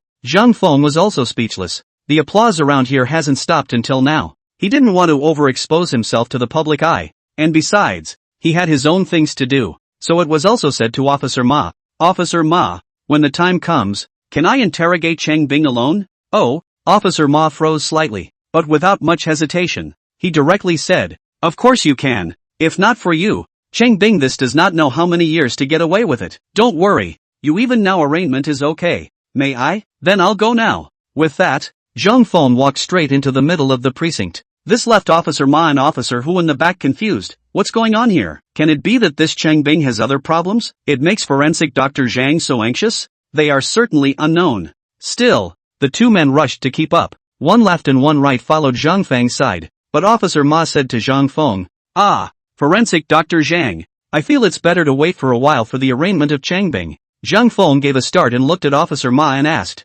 "Why?" Officer Ma's expression was also slightly unnatural as he said, "I think it's better for you to go to the autopsy room first." Coroner's room? Zhang Feng was uncertain, but still, under the guidance of Officer Ma and Officer Hu, they went to the autopsy room. Entering the autopsy room, 7 intact bodies lay quietly on the autopsy table. The 7 heads that were retrieved by Zhang Feng all had a penetrating wound in the center of their eyebrows. That's the real cause of death for the 7 bodies. Of course, none of that matters. Importantly, these coroners in the autopsy room, one by one, looked at Zhang Feng's eyes have changed. There were even quite a few forensic doctors who slowly lowered their heads when they saw Zhang Feng enter. A few of them even moved a few steps to the side, just missing the mustachioed Li Feng from the crowd. Seeing this scene, Zhang Feng also understood why Officer Ma had asked himself to come here first. It was obvious that they also wanted to see Li Feng's expression as a forensic scientist. After all, this kid did seem a bit overly arrogant before. And Officer Hu, Officer Ma, and Zhang Feng didn't say anything after they entered. However, Lin Rui, who was following behind Zhang Feng, jumped right out and said loudly to the front, with a cold look, as if she were a yin yang, "You, as I recall, I think there was a guy in this room who said he was going to quit, or was it to apologize? Nope. It seems like you have to apologize before you resign, don't you think? Am I remembering correctly, Zhang Feng? Lin Ruwei also exaggeratedly nudged Zhang Feng with her small white chin. This gave Zhang Feng a whole lot of utter speechlessness. The entire coroner's office was silent. Everyone's eyes had been focused on Li Feng's face. At this moment, Li Feng's face was twisted in blue. He remembers how he looked last night when he got the news. So shocked that he fell right out of his bed in the guest house, lying on the floor looking at the ceiling yelling one after another. Impossible, absolutely impossible. How can ETM a milquetoast brat, who doesn't even know how to do an autopsy, solve the case so quickly? It's only been a day, right? Done. I'm finished. Chapter 48 Lin Ruwei, sister rewarded you properly. At this time, Li Feng was also ashen, and his pupils were filled with despair. Actually, right. Li Feng was also swayed by his emotions and then made a wrong decision. Although Zhang Feng still didn't know what exactly had happened between Li Feng and Lin Ruwei before, but Li Feng was the one who saw himself and Lin Ruwei acting close, and that's why he had this stress reaction. The bet he made with Zhang Feng was also problematic. Obviously a medical examiner. You guys can bet on the autopsy thing. It could be biased to bet with Zhang Feng on the matter of solving the case. Don't you deserve this? It can't be helped. Who let that come out of their mouths? There are so many people around watching, especially Ruwei Lin. He couldn't let Ruwei Lin put himself down again. Therefore, Li Feng also directly stood out, his face grim, and remotely made a 90-degree bow to Zhang Feng, slightly gritting his teeth, as if he used a lot of strength before he spoke. Forensic physician Zhang, I'm sorry, and I apologize to you for the remarks I made before that I had eyes but didn't recognize him to tie. Then he stood up and spoke loudly. I am officially resigning from today, completely quit the team of forensic pathologists, because I'm not worthy. After saying this, Li Feng was actually directly turning around and striding outward. He really wanted to leave this place of wrongdoing early. He didn't want to share a room with Zhang Feng and Lin Ruwei for even a moment longer. Everyone didn't stop them, including Zhang Feng. Zhang Feng actually knew that there was a problem with the bet he made with Li Feng. It doesn't mean that Li Feng's autopsy ability is not good. There's no need to leave the coroner's office over something like this. After all, Li Feng had also helped his precinct solve many cases through his time. His credit is also indelible. But Zhang Feng knew. The person who prevented Li Feng from resigning definitely couldn't be himself. After all, just looking at Li Feng's current state, if he opened his mouth to speak, it might even have the opposite effect of adding fuel to the fire. Li Feng laughed. It was still quiet in the middle of the autopsy room. However, Officer Ma knew that his purpose of calling Zhang Feng here had also been accomplished. Also to the rest of these forensic pathologists. Gentlemen, we're going to have to work hard on the next thing. Everyone get busy. We still need to arraign the prisoners, so we won't stay long. Zhang Feng followed Officer Hu and Officer Ma out of the autopsy room. But then he realized, from the moment that Li Feng apologized to herself, Lin Ruwei always had a smile on her face. It's as if they've encountered something joyful. This was also what made Zhang Feng directly open his mouth and ask, Director Lin, now you can tell me what exactly happened between you and that Li Feng, right? Why are you smiling so much when you see him suffer? Lin Ruixian was in a very good mood indeed and directly answered Zhang Feng's question. He chased me. Just this? Zhang Feng looked at Lin Ruwei with a strange expression. This is something that Zhang Feng can also see. But then Ruwei Lin said, do you know how he chased it? Zhang Feng shook his head. Lin Ruwei lightly grunted and said, he is my high school classmate, relying on himself to be the top student in the midterm exam, all day long inside the school bullish, came to me and told me directly to be my Li Feng's girlfriend because I, Li Feng, am the one with the best academic performance. You being my girlfriend is something you've climbed high. I, Li Feng, only said this to you because you are pretty. Otherwise, I wouldn't even look at you. What a guy. Listening to Lin Ruwei's explanation, Zhang Feng realized, was this mustache guy so stinky at that time? Of course, Lin Ruwei continued, as if treating me like an accessory. Who isn't angry in their heart? I'll just tell him straight up. Take the same major as me on the college entrance exam, and I'll be your girlfriend as long as you get first place. And then he came in second. Ha ha ha ha. While saying that, Lin Ruwei laughed out loud. Zhang Feng looked at Lin Ruwei and shook his head helplessly, and subconsciously asked, then who's number one? Of course it's this girl. Lin Ruwei proudly patted her proud breasts and said, not for any other reason, just to see that stinky-ass Li Feng suffer. This girl has to study hard too. The corners of Zhang Feng's eyes gently twitched, and he slowly gave a thumbs up to Lin Ruwei, saying, you're awesome. Lin Ruwei, on the other hand, looked at Zhang Feng with a smile on her face. I didn't expect that after all this time, there's still a chance to be disgusted by that Li Feng. This time, I'm relying on you. To show my appreciation for you when we get home, my sister will reward you properly. Reward? Hearing these words, Zhang Feng's expression all gave a slight lurch, and then looked at Lin Rui strangely and said, "What are you planning to reward me with?" Hearing Zhang Feng's question, Lin Rui's cheeks blushed slightly, not intending to tell Zhang Feng in general. He came at him with, "You'll know when the time comes." After saying that, the side accelerated his pace, as if he was worried that he would be seen by Zhang Feng for something. Zhang Feng slightly skimmed his mouth in uncertainty, but the most crucial thing right now was not yet Lin Rui, but Chang Bing. So Zhang Feng also turned his head to Officer Ma and said, "Can I go meet Chang Bing now?" Of course, Officer Ma naturally had little reason to stop. Moreover, it was exactly as Zhang Feng had requested, allowing Zhang Feng to meet with Chang Bing alone. In the middle of the interrogation room, handcuffed Chang Bing sat there, his face bearded, and even overnight, the hair on his temples had all gone white. Only at this moment, his bloodshot eyes looked at Zhang Feng sitting across from him with a touch of doubt hanging at the bottom of his eyes, and his hoarse voice came out, "I said I won't say anything until my lawyer comes over. Don't think that I will open my mouth after replacing a brat that I don't recognize. Where's that Ma guy? Get him over here." Zhang Feng knew that this was Chang Bing stalling for time. He was counting on these leadership contacts he had developed in D City over the years to come in handy. But this was not what Zhang Feng cared about. Zhang Feng only cared about one thing: who taught you your 7-star ranging wealth? When he heard these words from Zhang Feng, Chang Bing's bloodied pupils instantly dilated. His face also turned slightly white, almost like a low growl in general feeling. "Who are you? Who told you this?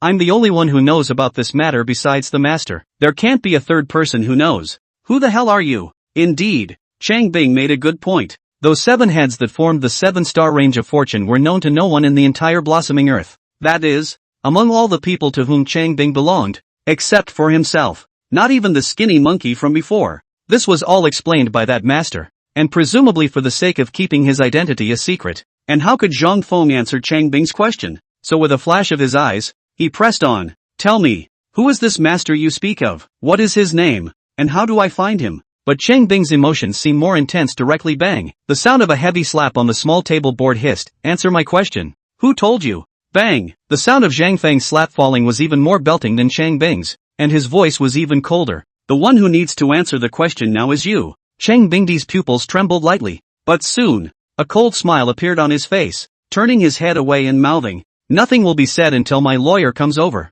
Good man. This Chang Bing is oil and salt. However, Zhang Feng was unconcerned, and a relaxed and easygoing expression appeared on his face. Slowly standing up, he came to Chang Bing's side, lowered his head, and whispered softly in Chang Bing's ear. It was also this sentence that caused Chang Bing's pupils to suddenly dilate, and the blood in the whites of his eyes trembled even more intensely. Chapter 49, Who is he? Is he famous? And Zhang Feng, who had finished that sentence in Chang Bing's ear, slowly stood up and sat back in his previous seat. Only at this moment, Chang Bing's body was trembling fiercely. His face was pale, and his forehead was covered in sweat. The hideous eyeballs seemed as if they were about to be tuned out of the middle of their sockets. Some dry and cracked lips trembled heavily, opening and closing as a voice came out. "No, it can't be. They are absolutely impossible. There's only one person who knows about this besides me, unless it's death. He'll never tell. You." His blood-stained pupils instantly locked onto Zhang Feng, and his almost hissing voice instantly exploded.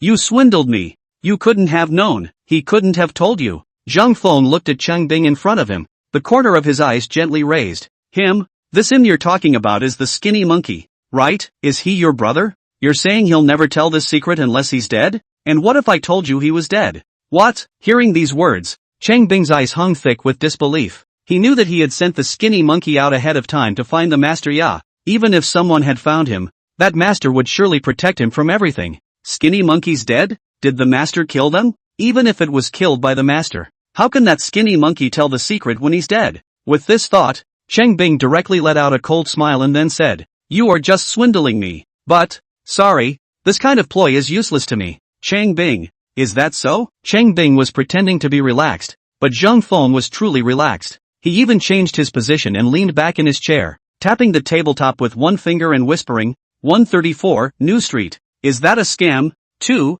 Then look at Chang Bing. When I heard the words 134, New Street, his hair even exploded from the top of his own head. If it wasn't for the good quality of those handcuffs, perhaps Chang Bing would have already broken free on the spot and rushed towards Zhang Feng. The voice had broken. "Impossible, impossible. Why do you know that? That he betrayed me? He betrayed me? But his family was there. On what grounds? Why? At this moment, Cheng Bing seemed to have gone crazy, frantically letting out a hissing sound. However, Zhang Feng said flatly as always, whether he betrayed you or not about this matter, when the time comes, you'd better go down and ask him personally.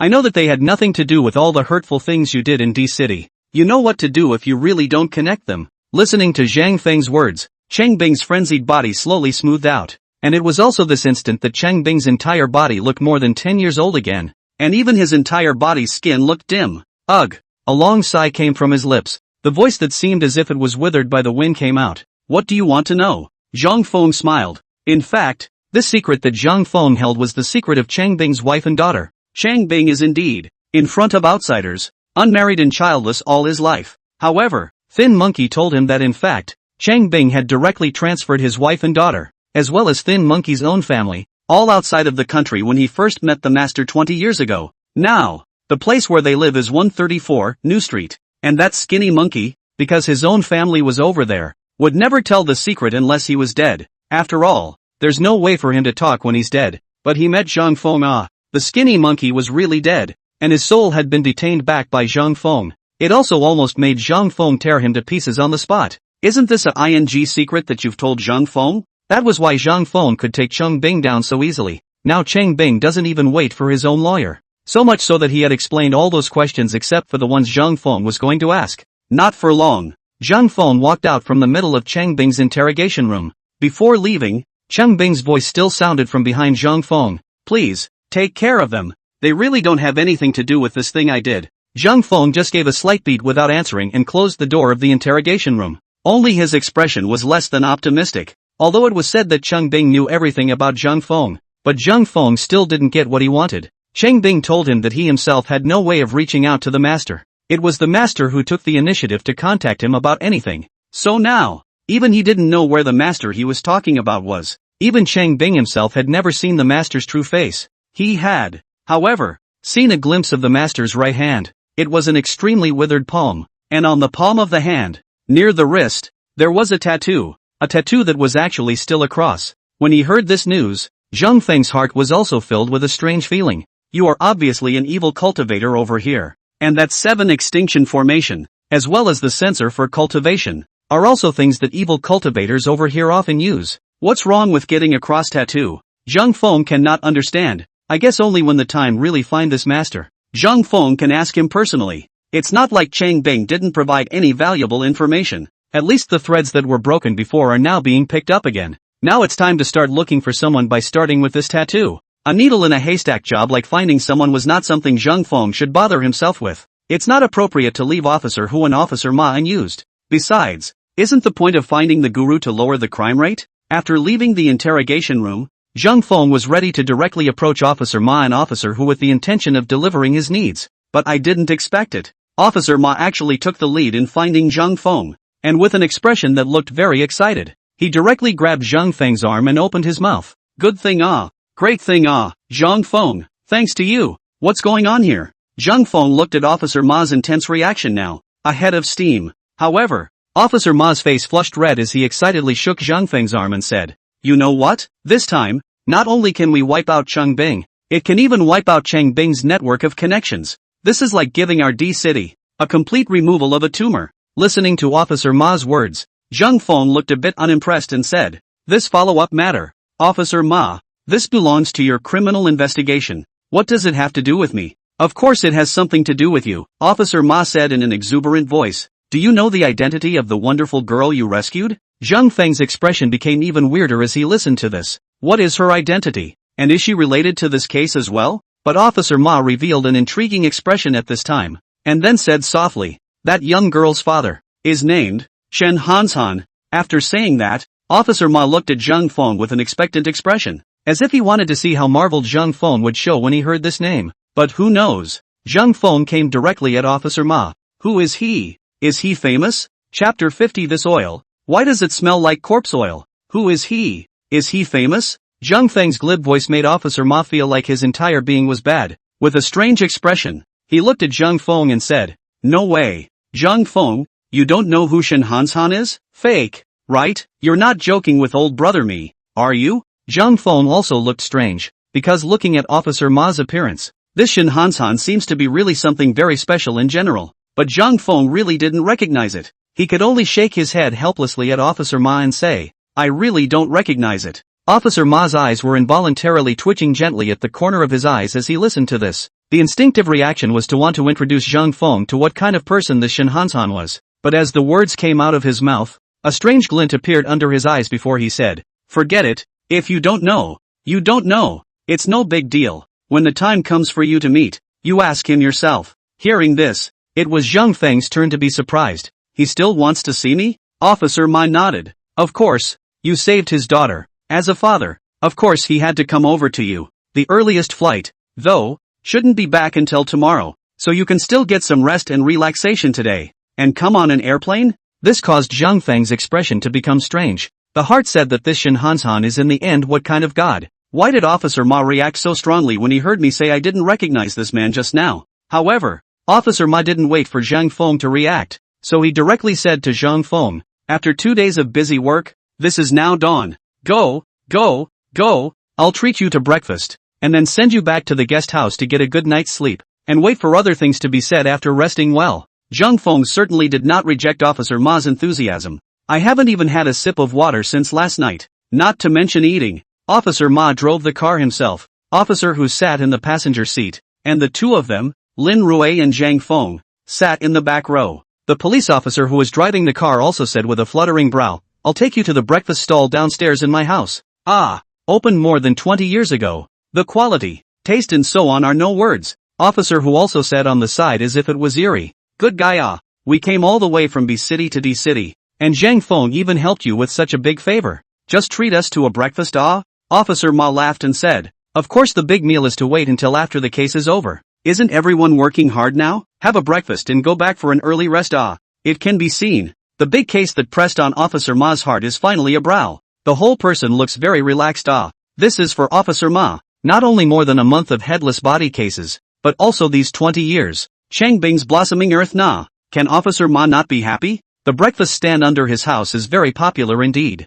A few people came early before they found an empty seat and sat down. But before the breakfast they had ordered could come up, a long line had begun to form outside the door. Buns, pancakes, soy milk, donuts and the usual breakfast stuff. And only years of good word of mouth can bring such results. Quick, try his tofu brain. This brine, soaked with donuts. It's really a masterpiece. Ha! Zhang Feng picked up a spoon and scooped a bite into his mouth. Don't tell me. It tastes really good. So is it better to have savory tofu brains or sweet tofu? I'm not sure. Just enough to fill your stomach. It was just when Zhang Feng reached out and prepared to pick up the donuts on the table. His right hand trembled gently, and his brows clustered slightly as a cold light appeared in the bottom of his eyes. Gently dabbed a bit of grease on the fries with his fingers, before quickly withdrawing his hand and placing it on the edge of the table. That iconic pinch is back. This scene naturally fell in Lin Rui's eyes. Lin Rui's gaze also gave a slight lurch as she withdrew her chopsticks and turned her head to ask in a low voice in Zhang Feng's ear. Zhang Feng,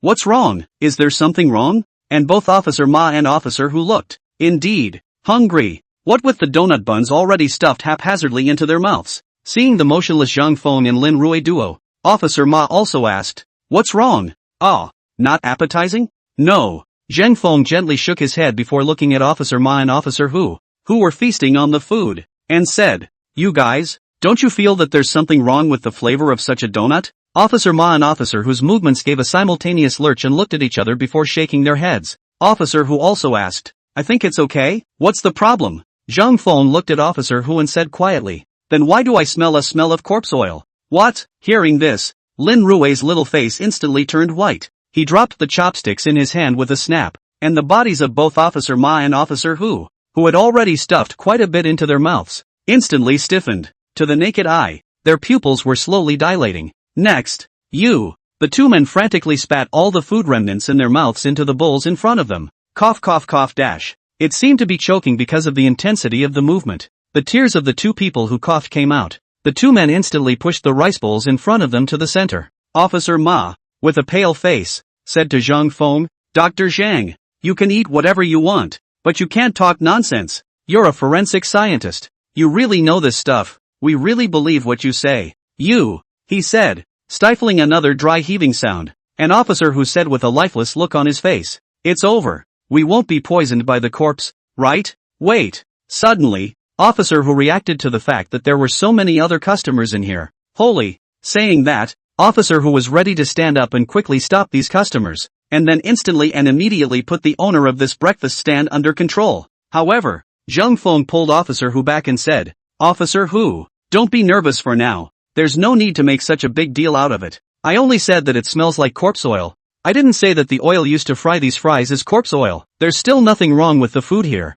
Corpse poison. That's even more impossible. After hearing this, Officer Who also gave a slight start and slowly sat down. That's for sure. There are so many people coming and going from this breakfast stand. If he makes a thing out of it, won't all the customers in this place go crazy? The consequences are predictable. As long as it doesn't have any effect on the guests, then it's really not a good idea to publicize it. And Officer Ma was also wiping his mouth at this moment while lowering his voice to Zhang Feng. Forensic Dr. Zhang. So what do you mean? Zhang Feng's body leaned forward slightly. Turning to Officer Hu and Officer Ma, he said, this oil, indeed, is not corpse oil, it's just ordinary food oil, but it's tainted with some corpse qi. It's possible that this necrotic aura was tainted during transportation, or it could have been tainted during storage. I think we can secretly control the owner of this place and find out where the cooking oil came from before we can take the next step. After stopping Zhang Feng's words, Officer Ma and Officer Hu glanced at each other before getting up at the same time. Officer Hu went straight out to the car, while Officer Ma walked towards the kitchen location with a smile on his face. Boss come. I have a few whispers for you. Chapter 51. Your daughter told me herself. In the middle of the alley behind the breakfast stand, Officer Ma's police car was quietly parked. Police car. A middle-aged, balding man with an apron and a white chef's coat stained with grease waved his hand in panic as he explained something. Officers Ma and Hu then sandwiched him between them. Left and right. Two old uniformed detectives holding you up. That's really oppressive. While the two forensic doctors, Zhang Feng and Lin Rue, were standing outside the car by the road, blowing the early morning breeze. It was just that Lin Rue's eyes, as she looked at Zhang Feng, always had a touch of mischief hanging in them. Zhang Feng looked a bit nervous and said, Director Lin, why are you looking at me like that? You didn't eat that donut too, did you? When she heard the words eating donuts, a look of resistance should appear on Lin Rue's face. However, it was soon replaced by a touch of sultriness as she looked into Zhang Feng's eyes and said quietly, Zhang Feng, sister is getting old and is really wanting to take a break and rest. This just went undercover with you for a day inside Blossom Earth and caught a group of people. How did this let you find the body again? Lin Rue's voice was full of sultriness. Yeah. She realized that after Zhang Feng appeared, the speed of solving cases has really improved significantly. But the cases are happening a little too often, aren't they? Although none of these bodies found are new, but as soon as the body turns up, that means a new case is about to appear. Lin Rue herself hadn't had a full night's sleep in many days. Ahem. Hearing Lin Rue's voice, a look of embarrassment appeared on Zhang Feng's face. Zhang Feng can't do anything about it himself. Who made himself a Taoist priest? If he or she was just a mere forensic scientist, he or she really wouldn't have found anything wrong with the oil in this fryer. That body that's hidden away somewhere. There's no telling when it'll be found. But now, you can't let Zhang Feng pretend he didn't feel anything, can you? At least he was a person who was about to inherit the position of Heavenly Master. How could he sit back and do nothing when he encountered such a thing? Of course, as long as he solves the case and completes some autopsies, Zhang Feng can also gain an increase in his cultivation. Even for the sake of this, as long as it was discovered, Zhang Feng could not possibly let it go. Zhang Feng also awkwardly said to Lin Rue, I'm not also serving the people. Ha. Not for long. The door of the police car opened. The distraught owner pulled open his car door and stepped off of it. Officer Ma in the car also did not forget to roll down the window and shouted at the boss. I advise you not to use bulk cooking oil again. It is not guaranteed that there is something in it, and it will not be good to spoil your reputation by then. Yes. Officer Ma is right. The owner of this breakfast stand panicked and left. Officer Ma waved at Zhang Feng and the others. After getting into the car, Officer Ma directly started the car and took several people away. Apparently the source of the cooking oil has been asked from the owner's mouth. Not for long. Officer Ma drove the car with Officer Hu and Zhang Feng Lin Rue to the western suburbs, a place called Shaoliang Grain and Oil Store. 2 police cars had stopped here by now. Apparently Officer Ma had notified his men in advance, telling them to get to this place first and get it under control. A number of onlookers had gathered in this area, all pointing at the grain store. They don't know what's going on either. And running the grain store is a middle-aged couple. From afar, Zhang Feng followed Officer Ma and they hadn't even gotten close yet. Already a man's voice with anger could be heard. What are you doing blocking the door of our store? We haven't done anything illegal. Even if it's a problem with our business, you call the business people. What does it have to do with you police? We're turning over tens of thousands of dollars a day. Will you police pay for the damage caused?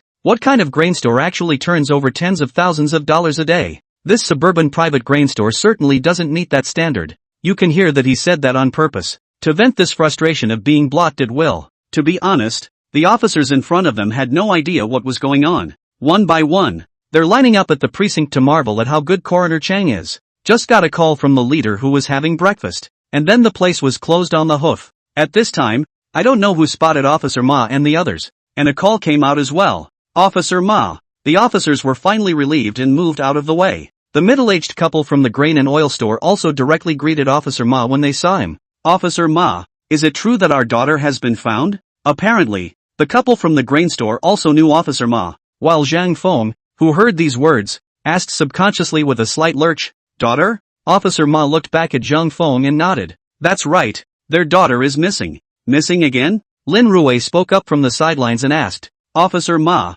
I thought you said there were only 3 cases of missing girls of a wonderful age. How come there's one more? It can't still be because of Blossom Earth, can it?" "No." Officer Ma shook his head and said, "Their daughter disappeared when she was away at college, and the brother unit hasn't investigated anything so far." "Then it's not found?" When the middle-aged man among the couple in front of him heard this, his temper seemed to instantly rise again. And he said to Officer Ma without any good humor, "What are you police officers for? My daughter has been missing for more than a year. You guys don't go looking for my daughter, but now you're sealing up my store instead. What do you mean? Is it hard to believe that the person who took my daughter is someone you can't afford to mess with?" Officer Ma even frowned when he heard this and said in a deep voice, "Liang Yangchang, please calm down. Where exactly is your daughter? I believe our police will definitely give you a satisfactory answer. This is not the reason for being here today." Officer Ma was dealing with this Liang Yongchang. No one noticed that Zhang Feng had slightly closed his eyes, his lips opening and closing as he murmured some kind of mnemonic in a low voice, his fingers flying in rhythm. Immediately afterward, his fingers lightly trembled while his eyes opened. That is, the moment you open your eyes, a cold light flowed from the bottom of Zhang Feng's eyes, causing many of the people present to feel some chills down their spines, especially Liang Yongqing's husband and wife. They even both felt the gusts of an eerie wind coming from behind them. Even looked back into the middle of his store with some trepidation, and it was precisely because of the reaction of Liang Yongqing's husband and wife that made the cold light in Zhang Feng's eyes a few points stronger. Stepping forward to Officer Ma's side, his icy eyes looked at Liang Yongqing and slowly said, "You said your daughter is missing, right?" Liang Yongqing looked at Zhang Feng's eyes and felt a pang of discomfort in his body, but he still said with a strained neck, "My daughter is just missing, and the police have already determined it." "Who the hell are you? Who are you to talk?" Zhang Feng just let out a light laugh before continuing. "Then why did your daughter tell me herself that she is inside this store behind you?" Chapter 52, He's clearly a mage. What? When he heard these words from Zhang Feng, several of the people around them froze, and the pupils of both Mr. and Mrs. Liang Yongqing suddenly shrunk. Zhang Feng, who was always observing the reactions of the two people, saw at a glance that this wife of Liang Yongqing, who had stepped forward, was actually holding onto the corner of Liang Yongqing's coat. And Liang Yongqing's body trembled heavily. But Officer Ma and Officer Hu? Of course, they are not sure. Officer Ma's side even asked Zhang Feng, "Forensic Dr. Zhang, have you seen Liang Yongqing's daughter before?" God TM has seen Liang Wingxing's daughter before. That's true though. After all, if you haven't met someone's daughter, how can they tell Zhang Feng personally? But that wasn't what Zhang Feng had said. Through his own measurements, as well as the performance of Liang Yongqing and his wife, Zhang Feng had basically determined it. He turned his head to Officer Ma and said seriously, "Officer Ma, do you remember why we came to this grain store?" "Of course." Officer Ma nodded and said directly, "Didn't you say that oil was tainted with some necrotic aura on it?" When the words came to this point, Officer Ma's voice instantly came to a screeching halt, and then he turned his head directly to these members of his team and shouted, "Immediately block off the scene, pull a cordon, and call the precinct to send someone over for support. Search the grain store." Not only did Officer Ma understand, it was Officer Hu and Lin Rui who followed along who understood. Just now, Zhang Feng said that Liang Yongqing's daughter, who had been missing for more than a year, was in the middle of the grain and oil store behind them, and the bulk cooking oil here is still tainted with corpse gas. Doesn't that prove that Liang Yongqing's daughter is dead, and the body is in the middle of this grain and oil store? What are you going to do? Liang Yongqing's urgent hiss came out. "Why are you searching my store? And you brat, Liang Yongchang was very agitated and looked at Zhang Feng angrily. Who the hell are you, kid TM? Who are you to say my daughter is in my store? And say the body? My daughter disappeared out of town. How could she be dead in my store? Looking at the almost somewhat hysterical Liang Yongchang, Zhang Feng said blandly, correct you a little. I haven't brought up the word corpse in everything I've said from the moment I met you until now. All I did was say that your daughter was in your store. What makes you so sure that it must be a corpse? Whoosh! The sound. Just the instant these words fell from Zhang Feng's lips, Officer Hu and Officer Ma's icy gazes instantly locked onto Liang Yongchang. Yes, Zhang Feng didn't mention a word about corpses and death just now, but this Liang Yongchang, not only when he heard that the grain and oil store would be searched, reacted so violently, and he even volunteered the word corpse. This Liang Wingxing. There is a big problem. Those melon eaters who were being driven away in the distance, one by one, also pointed at this side all of a sudden. My goodness, Xiao Liang's daughter is actually dead. Not missing? Good lord. If this Xiao Liang's daughter died inside his store, wouldn't that be Xiao Liang and the others killing their own daughters with their own hands? I really didn't expect This Xiao Liang looks like he has thick eyebrows, but he can do something so hurtful? It's a beast. Really, eh? People really didn't say anything about dead people, and Xiao Liang actually jumped out on his own? Looks like things are not too far from the truth. As the saying goes, people talk. All these around can be old neighborhood collage, their own old customers. The way they were talking to each other made it seem like Liang Yongchang had also realized the problem with his speech. A flash of panic was evident in the bottom of her eyes, and her cheeks went a little white. Still, he spoke stiffly. It's him. As if he had grabbed some kind of life-saving straw, he reached out and pointed at Officer Ma, exclaiming, you didn't say anything, but he just said corpse chi. Doesn't corpse aura emanate from corpses? Doesn't that mean my daughter died in my store? Not to mention, this reason of Liang Wingxing's does sound a bit far-fetched, but it is indeed reasonable. Again, the current Liang Yongchang seems to be desperately trying to clear his own relationship,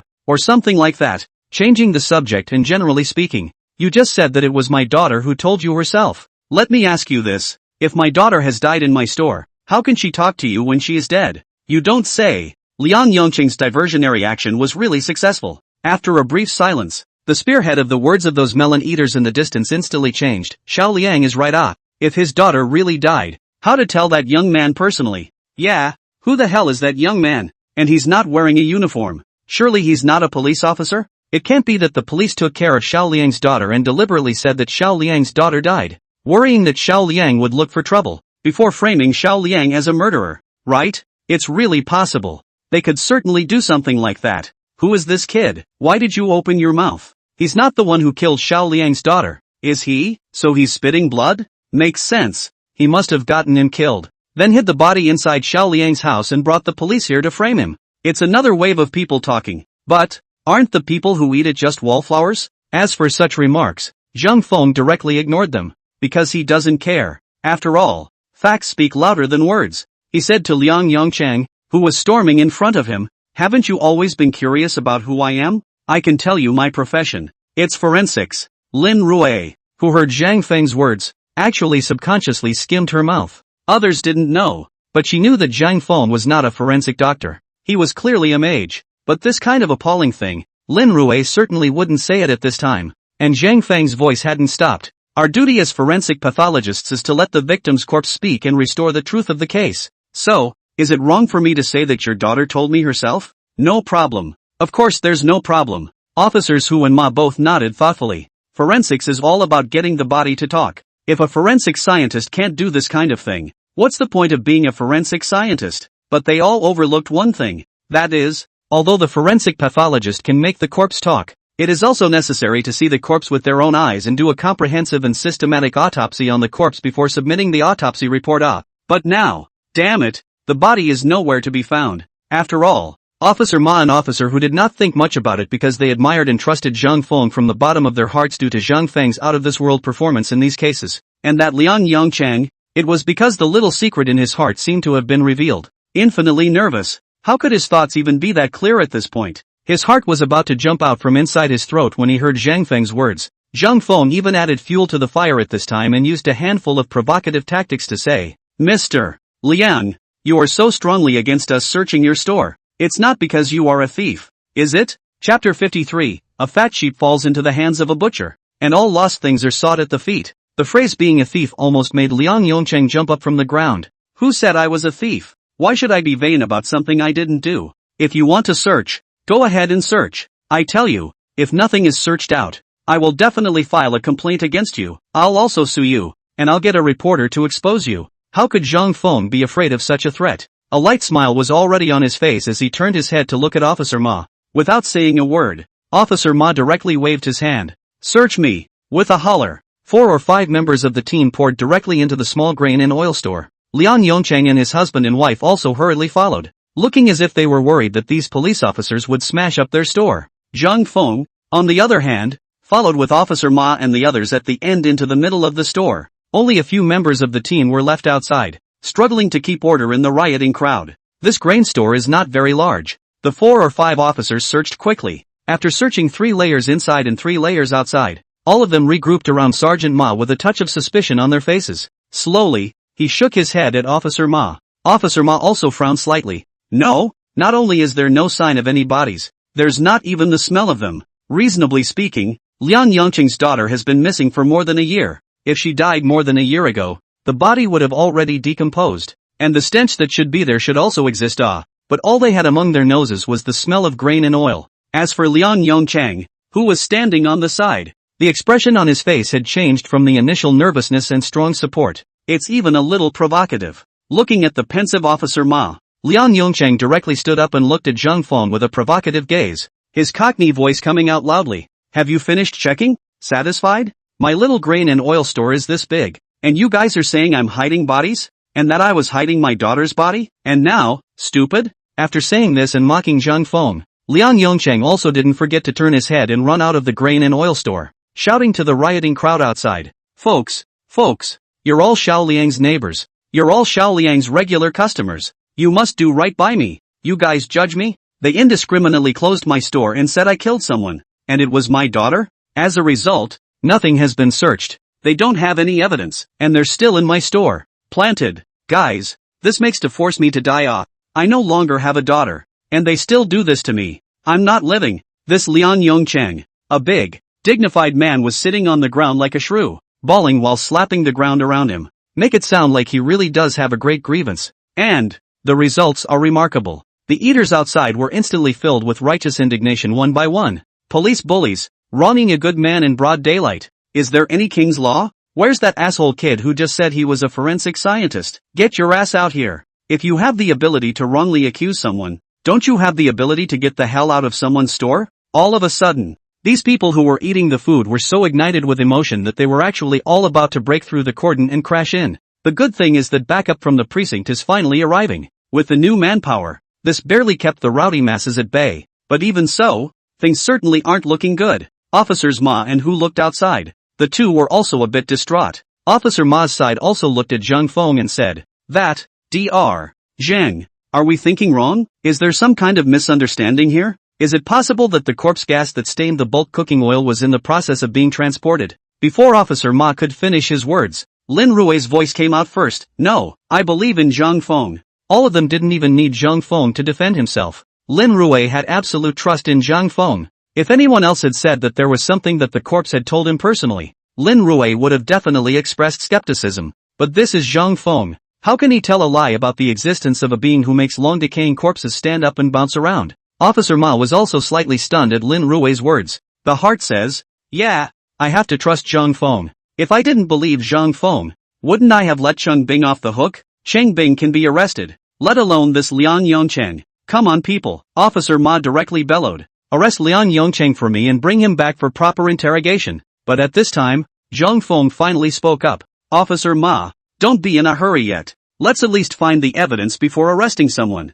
Look at the reaction of that group of people outside. If we arrest someone at this time, there might be some kind of chaos. After hearing this, Officer Ma also gave a start. And Officer Hu, who was next to him, quickly opened his mouth and asked, Xiao Zhang, did you find it? Zhang Feng came with a slight nod. Soon. Then, it was time to walk around the modestly sized grain store. Did not move a step. The mouth also recited the words that others do not understand. Well, word lost things are not more than looking for fleeing to the other side of the country to meet the enemy. The fat sheep falls in the butcher's hand, all lost things are sought at the feet. Just at the moment when Zhang Feng's words fell, His footsteps happened to stop next to a few large oil drums storing bulk cooking oil. Afterward, Zhang Feng's eyes flashed with a brilliant aura as he quickly spoke. Officer Hu. Officer Ma. Come and help. Okay. Although Officer Ma, an officer who didn't know what Zhang Feng was chanting divinely inside his mouth. But looking at Zhang Feng's behavior now, it was clear that he was going to find a clue. The two people quickly came to Zhang Feng's side.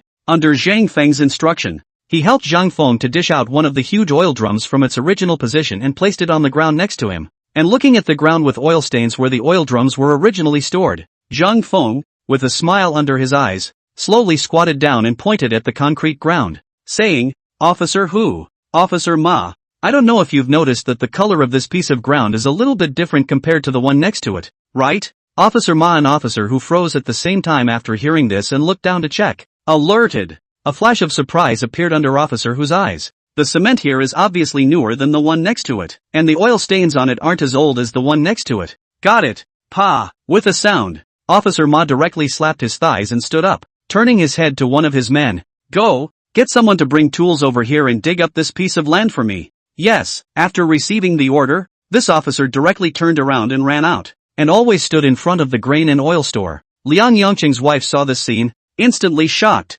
face white, turned and ran outside. Turning to Liang Yongcheng, who was still splashing around on the ground, he hissed, Boss, it's no good. They're digging up our land. Liang Yongcheng, who heard these words, had his body instantly lurched. Miso, he jumped up like a rabbit and ran wildly toward the grain and oil store, hissing madly, What are you doing? Stop. Chapter 54, Flying Apart in the Face of Great Trouble? Liang Yongcheng, who rushed into the middle of the grain and oil store, saw at once the large oil drums that had been moved away. His sweaty hairs all but exploded from his own skin. Straight away he hissed, Are you going to tear down this little store of mine if you can't find any evidence? Do you know that this little store is the root of our family's survival? Now that we don't even have a daughter, are we going to be denied the right to live? I forbid you to touch my store. While hissing, he was about to pounce in. Officer Ma directly bellowed, Stop him. That bellow was obviously a lot of energy. He's certainly got a bottom line now. The corpse gas previously found at the breakfast stand was found amongst the bulk cooking oil, and this oil drum just happens to be for bulk cooking oil. Underneath the oil drums is concrete that clearly doesn't match the age of the rest of the floor. The truth of this has basically come out. This Liang Yongcheng is now basically recognized as a murderer in Officer Ma's mind. Can he still be allowed to stop himself and others from looking into the case? After all, Liang Wingxing was only one person. Of course, he could not argue with so many police officers, but now he is considered to be completely flustered, and can only try to do everything possible to try to grab some kind of life-saving straw in general. Turning, he rushed out once more, hissing to the growing crowd of onlookers outside with old tears in his eyes. Folks, nah, save Xiao Liangmi. These guys are crazy. These guys, they're crazy. They couldn't find any evidence and now they're going to raise my store. You know, my wife and I do not have a job. This grain and oil store is our lifeblood. They can't find any evidence, so they're so enraged that they're going to destroy our lifeblood. How can we live with this? Liang Yongqing's current appearance looks very miserable indeed. Each and every one of these melon eaters outside is a person with a strong sense of justice. What's the point of seeing this scene? It blew up instantly. Stop it, aren't you guys bullying honest people? You want to demolish it? Is there any law at all?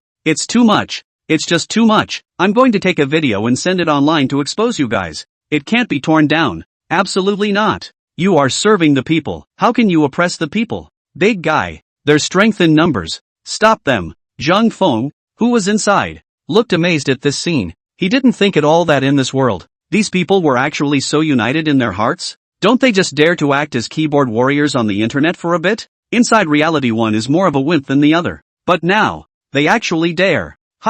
This made Zhang Feng even sigh a little. This world is really different from the one before he crossed over. Officer Ma walked straight out of the room with a tiger-like grip, even pulled out the sidearm he had on his belt. To the sky. Bang! There was a gunshot. A warning shot was fired, and Officer Ma had the authority to do so. And the results are remarkable. Even the spunky Liang Yongcheng was scared and shut up straight away. Officer Ma's majestic voice came out. We are now carrying out our official duties. Are you going to obstruct official duties? When the time comes, if a body is really found inside, believe it or not, I'll arrest all of you as accomplices. When Officer Ma said that, it did feel like a bit of a violation of the stated purpose, but it can't be helped. Who made this group of people so irrational? He was only doing this to scare these people. And that statement was just as effective as the previous warning shot. There was still a lot of pointing, but a lot of people were starting to back away in droves. Naturally, they don't want to implicate themselves because of a neighbor. If nothing was found, it would be fine, but if a body was found, it would be a big deal if he was really treated as an accessory.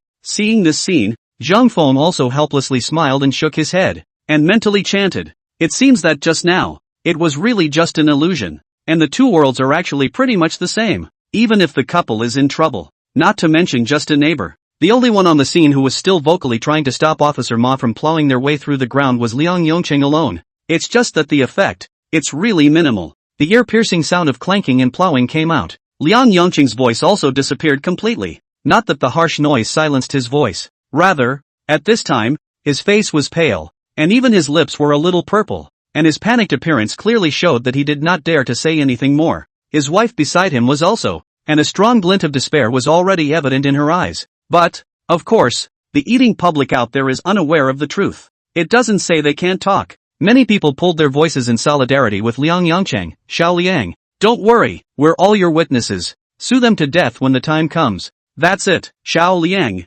don't be afraid. We're all behind you. Xiao Liang, we believe you. They are killing people by destroying your lifeblood. They are the murderers. That's right, Liang, we're here. Don't worry, I've already recorded the video of their bullying. When it's time to post it on the internet, they definitely won't be able to keep the hat on their heads. And that brat who calls himself a coroner, let us know your name if you can." But just this instant, the clanking noise quieted. With that, an officer hissed, "Found it! There's a young woman's body down here." The instant that this loud cry came out, the group of eaters outside directly fell into a deathly silence. They are still mouthing the words of solidarity with Liang Wingxing there. And he said he would help Liang Wingxing sue the police officer. And he said he was Liang Wingxing's backer? Now, is TM a murderer's back? One by one, the group of people who had said those words earlier had their faces instantly stiffen and even turned pale. One's mind was reeling. It's over. I'm not going to be taken for an accomplice, am I? Liang Yongqing, does he actually did kill someone? I trusted him so much. That's not right. This officer is looking at me differently. No, I had nothing to do with it. There is a way to prove yourself. There can be no more hesitation. What? A body? A real body? My goodness, this Liang Yongqing actually killed his own daughter? A tiger's venom still eats his son. How can he be so cruel? Ugh, how disgusting. To be neighbors with such a murderer. And I even bought something from his store? Sure enough, I'll believe that police officers are righteous and police officers serve the people. Definitely won't spare any bad guys. Thank you, officer. A hissing sound that was very different from the previous one instantly resounded through the entire arena. Chapter 55, The Great Reversal? No reversal. For the very different reactions back and forth from the group of eaters outside. All the officers present, Officer Parcel Horse, Officer Hu, and Zhang Feng and Lin Rui, were expressionless. To them, it's just a bunch of jumped up clowns. And Officer Ma's icy cold eyes had locked onto Liang Yongqing, who was standing in the doorway with his body swaying, and his icy cold voice came out, "Liang Yongqing, now how do you explain?" As Officer Ma said this, he also took a heartfelt glance at the carefully disassembled body. It may have been dead for over a year, but after all, it was sealed inside concrete with no air contact, and the body degraded very slowly, to say the least. This body appeared to have only some slight decay, and the young girl's tender, youthful face could still be seen clearly. It's hard to imagine what happened to this young girl at her best age. Liang Yongqing didn't say anything. His now demented pupils looked right at the body that was slowly being dismantled from the concrete. Trembling and pale, a line of tears slowly trickled down from the corner of his bloodshot eyes. Liang Yongqing, Officer Ma let out a mid-sentence angry cry. Liang Yongqing was startled and trembled. Some glimmer appeared in his eyes, waving his hand in panic and opened his mouth. No, I don't. The words were all out of his mouth. Officer Ma wouldn't be soft on criminals. Cuff him to me. But at this very moment, the woman who had always stood by Liang Yongqing's side and basically hadn't said a few words,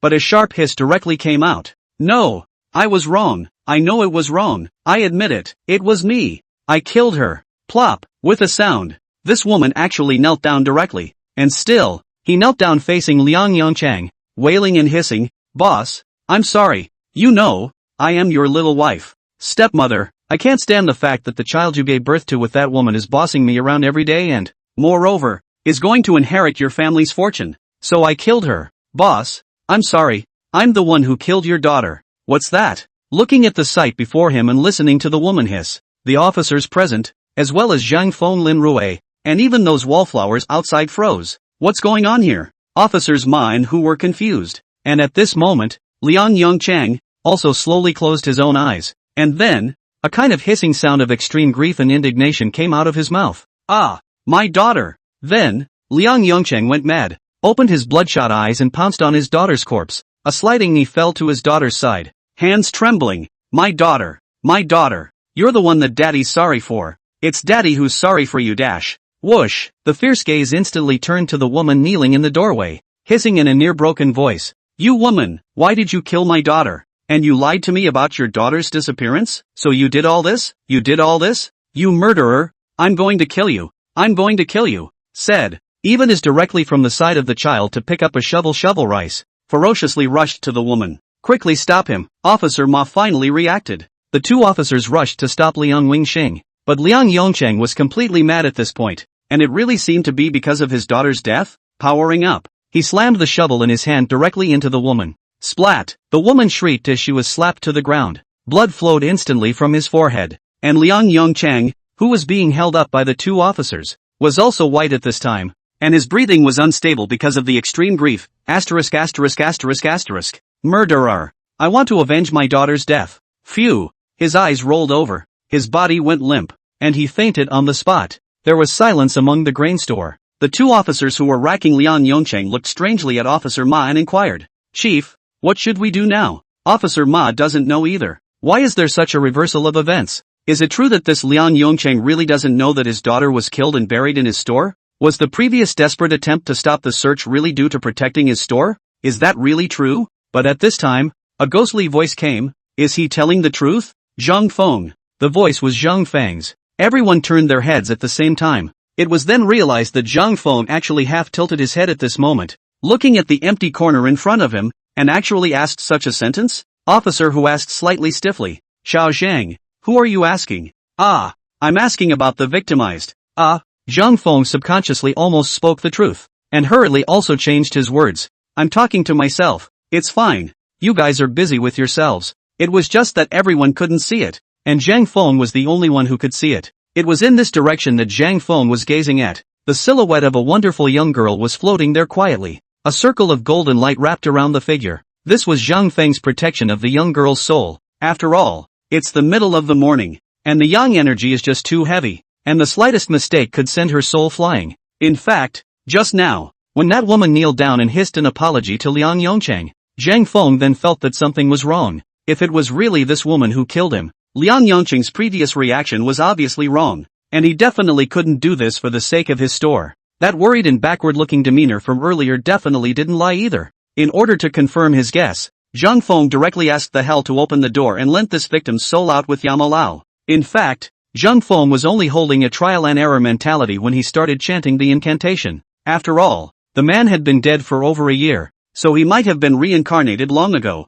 But, thankfully, one succeeds. This young girl must have suffered a great injustice before her death, and her heart was so full of grievances that she did not want to be reincarnated. Luckily, she had met herself, or else she would definitely have turned into a lone ghost without any spiritual intelligence, only tyrannical destruction. The young girl of course knew that Zhang Feng was asking about herself with these words, and although she did not know why she could actually return to this world again, the disappointment in her eyes when she looked at her father was absolutely impossible to hide. Directly nodding at Zhang Feng, he lied. The one who killed me wasn't little mother, it was him. Sure enough, it looks like a big reversal, but there really isn't any reversal at all. The murderer is Liang Wingxing. But the current look seems that the acting skills of this Liang Yongchang and this postwife of his own are really good. A bitter trick to get the two of them to sort of play it out. And just by the fact that they both reacted so quickly, it was obvious that the scene seemed like they had rehearsed it quite a few times. Seems like he knew this day was coming. But if you knew that, why did you do it in the first place?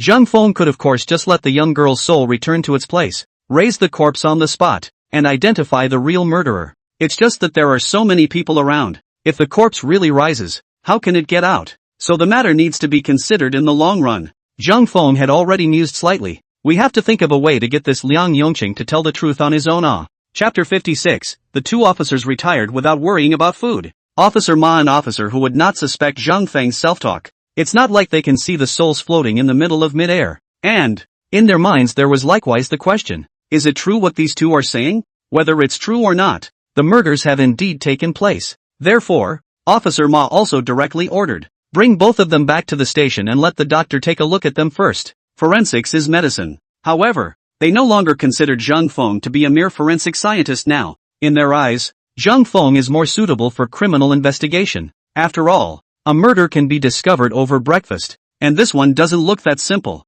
However, Lin Rui quietly came to Zhang Feng's side at this time and whispered in his ear, "Is she here right now?" While saying that, he also reached out and pointed at the direction that Zhang Feng had just looked toward. Indeed, other people didn't know that Zhang Feng could communicate with souls and make corpses stand up, but Rui Lin knew. Lin Rui also knows that the soul is a floating state before it enters the body. Otherwise, they wouldn't have been able to discover who Huixin's speaking before in City B. It was just that Zhang Feng was still thinking about the problem and didn't react, subconsciously asking, "Who is it?" Lin Rui nudged at the body on the ground. "That's her." Zhang Feng looked at Lin Rui's action and his heart burst into laughter, but he still nodded directly and said, "Yes, your finger is poking inside someone's navel right now." Holy! With a shriek, Lin Rui was so frightened that she hastily retracted her scallion white fingers. The commotion made a few people around them look. Officer Ma asked, "What's the matter? Forensic pathologist Lin?" Lin Rui hurriedly shook her head and waved her hands. It's fine. I'm just a little scared to see a corpse." A little scared to see a dead body? The two men, Officer Ma and Officer Hu, looked at each other with strange expressions. Who doesn't know that you, Rui Lin, are the star forensic pathologist of the entire region? I don't know how many miserable-looking corpses I've dealt with, and now I'm scared of seeing this one. Who are you kidding? But they didn't tear down Lin Rui either. It was only assumed that Lin Rui had whispered something to Zhang Feng, causing Zhang Feng to be frightened. Completely unnoticed at this moment, Lin Rui was folding her hands and chanting in a low, nervous voice, Sin. I'm sorry I was careless. I'm sorry." Looking at Lin Rui's current appearance, Zhang Feng couldn't help himself. But it was also Lin Rui's current frightened appearance. But it seemed to have opened up some kind of thought process for Zhang Feng. Looking at Liang Yongchang, who was unconscious and being carried away. Under his eyes, a bad smile appeared. D City Precinct. In the middle of Detective Sergeant Ma's separate office, the four of them, Zhang Feng, Officer Hu, Lin Rui and Officer Ma, were sitting around the front of a small coffee table. Takeout was placed on top. After all, the four of them really didn't and couldn't eat that morning breakfast. Now the four have sort of opened up their appetites. While eating, Officer Ma said that Liang Yongchang woke up. "We tried Liang Yongchang and his wife separately, and the confessions all matched up. His wife confessed to her crime and said that she had hidden the body behind Liang Yongchang's back by saying that she was going to renovate the store a bit, and Liang Yongchang was completely deceived." Liang Yongchang said the same thing, and in the middle of the interrogation, he was still very emotional, very agonized, and very angry, and he really didn't have any motive for the crime. If that's all it seems like it could really close the case. Officer Ma said that the closure of the case means that it is determined. Liang Yongchang is not the murderer. Liang Yongchang knows nothing about this matter. The murderer is only the victim's stepmother. It does make sense after all. It wasn't after they left the Kamaro grocery store. That previous group of Wallflaw readers had already concocted a cheesy bridge about a wicked stepmother who poisoned Snow White. But this kind of bridge would definitely get great ratings if it was made into a soap opera. But are things really such a wicked bridge? Zhang Feng knows the truth. In fact, Zhang Feng was not the only one who knew. The remaining three people present were equally skeptical about this matter. Officer Hu also put down his chopsticks and said, "Old Ma, do you really believe the confessions of these two suspects?" Officer Ma also put down his chopsticks and spread his hands. "Personally, I really don't believe their confessions, but what can be done? There's no witnesses, there's no physical evidence, the autopsy results, and the victim's cause of death is exactly what the woman said. All the evidence shows that what they say is true, so what else can I do if I don't close the case that way? Are you kidding me?" Officer whose reaction looked big. "Are you that hasty? Obviously there are still doubts. Why did that Liang react so strongly? There must be a reason." Officer Ma, however, is still helplessly spread his hands and said, "Then you say, what can I do? I see the situation now. To find out what Liang Yongchang moths, as difficult as checking Changbing, unless we're as godlike as we were when we captured Changbing, we'll really have to rely on demonic magic. But is there any demonic magic in this world? It's simply impossible. So that's the only way I can close the case." At this time, Officer Hu also said like a deflated ball, "Yes, our level is up to here. Are so many years of criminal investigation experience really not as good as others? The two of them, Officer Hu and Officer Ma, looked like you were talking to each other. At first it didn't seem like a problem, but the more he listened, the weirder Zhang Feng's expression became, especially at the end of the sentence. It's not as good as others. Zhang Feng couldn't swallow the mouthful of thin rice inside his mouth, and Lin Rui beside her was burying her head in her hands and eating bitterly. It was as if she was saying, I don't know. It has nothing to do with me. I don't know anything. I'm just here to eat. There were only two people, Officer Ma and Officer Hu, who appeared to be eating, but in reality, that flew their eyes at themselves. Their eyes were flying out. Zhang Feng also said helplessly, I say, two police officers, you two are here to point me out? No no no no. The two men, Officer Ma and Officer Hu, waved their hands one by one when they heard this. The two of them are just like a comedy. Officer Hu is the comic relief and Officer Ma is the comic relief. Hu, Zhang, I know you're a forensic scientist. Horse, aha, Hu, and solved so many cases. It must be hard. Criminal investigation work that is certainly we do Horse, Hu, we know. Your criminal investigation skills are so much better than ours. We two old detectives are sweating. Horse, this. Hu, besides, I brought you from B. Mission accomplished. Ma, yes. Hu, for what comes next? It's better to let old Ma and the others have their own headaches. It has nothing to do with us. Horse, Q. Watch these two put on a show for themselves. Zhang Feng's face was almost black. Put. With a sound. Lin Rui, who was sitting at the side, also almost spewed out the breakfast in the middle of her mouth. Zhang Feng was completely speechless and covered his forehead. Alright, tonight, you guys bring Liang Yongcheng to his daughter's morgue and leave the rest to me. However, I can only say try. I can't guarantee the exact result. Chapter 57. Did the corpse's hands move? Bam! A crunch. Liang Yongcheng, who was drowsy on the face of the small dark room, was instantly awakened. And then in a hurry, he put on that look of extreme sadness again. The Oscars would have to give him a small gold medal to apologize for the kind of acting he's doing right now. But Officer Ma, who pushed the door in, was also a drama queen. That acting skill is no less than that of Liang Yongcheng. With a strong sense of regret on his face, he walked over to Liang Yongcheng's side and said with a long sigh, Mr. Liang, I am sorry for your loss. We don't want to see this happen either. But people can't die. The man is gone. The living is gone. Also literally tugging on such words. I do not know if Liang Yongcheng can understand, but Liang Yongcheng must have been very cooperative. And those tears once again flowed out, silent and 2 tears. Don't worry. Officer Ma's voice brightened up a bit. Murderers will definitely get justice. No criminal can escape our net of justice. We will give your daughter justice. With these words, Liang Yongcheng's heart jumped but of course he wouldn't show it on his face. Still gritting his teeth and nodding with a sad face. And then, Officer Ma continued. It's getting late today. Mr. Liang, let me send you home first. Ugh. Liang Yongcheng finally did make a sound, and it was also a long sigh of extreme sadness, and came with the words, home? Do I have a home now? Watching Liang Yongcheng's very dedicated performance, Officer Ma could barely resist giving him a thumbs up. Ma police officer of course will not be unable to take the drama of Liang Yongcheng. Sincere relief, Mr. Liang, you still have a small son but also outside the university even if you do not think about yourself, but also must be for their own son to consider. My son. When Liang Yongcheng thought of this, a glimmer of hope appeared under his eyes, but soon, there was more than a touch of ferocity. That's the child I had with that murderer. That murderer must have killed my daughter for him. I don't have this son. I disown him, the son of a murderer. I don't want it. Despite his words, Liang Yongcheng stood up, and Officer Ma is also still playing his role and said, Mr. Liang, must not be rash.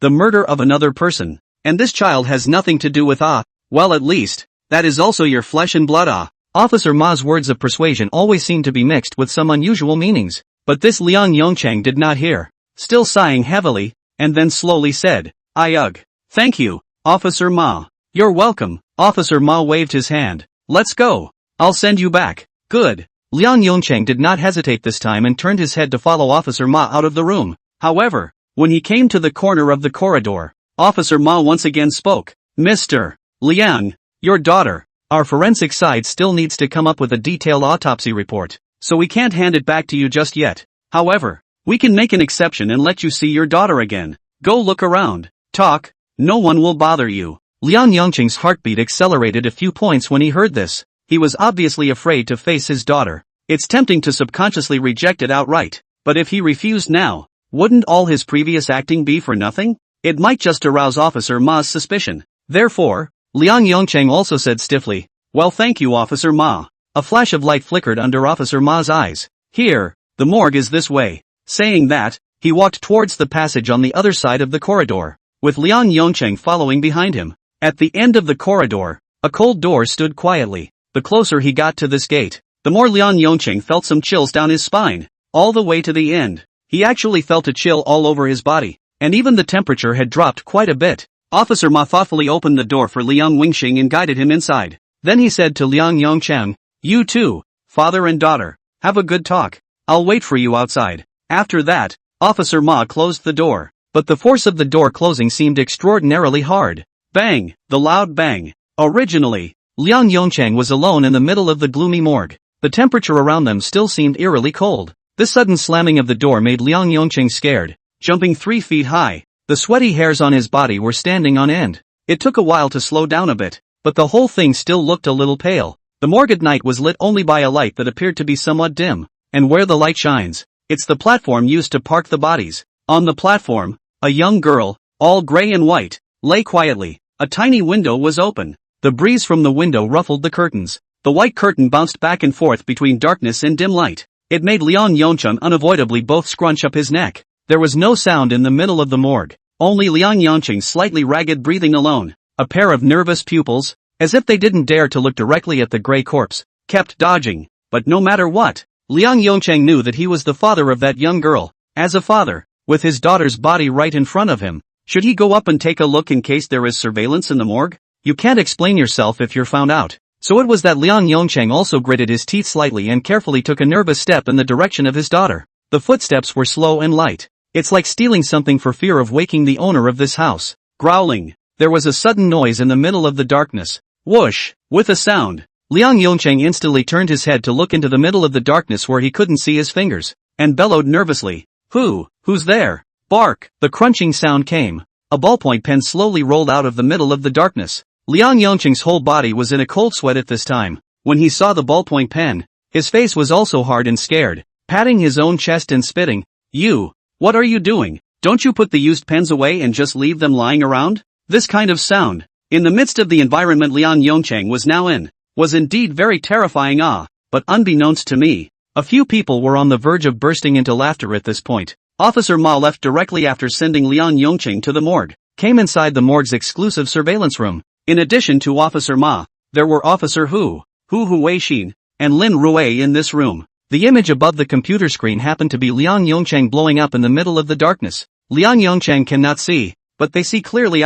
After all, the camera with a little night vision. This ballpoint pen was gently pushed out by a single finger of Zhang Feng, who was hiding inside the darkness. That's why there was a light on in the middle of the morgue. It was also because of the tricky angle of this lamp that Zhang Feng could be completely hidden in the darkness. If not, when Liang Yongcheng's eyes adjusted to the darkness, Zhang Feng's hiding figure, although he couldn't see it clearly, the outline could definitely be distinguished.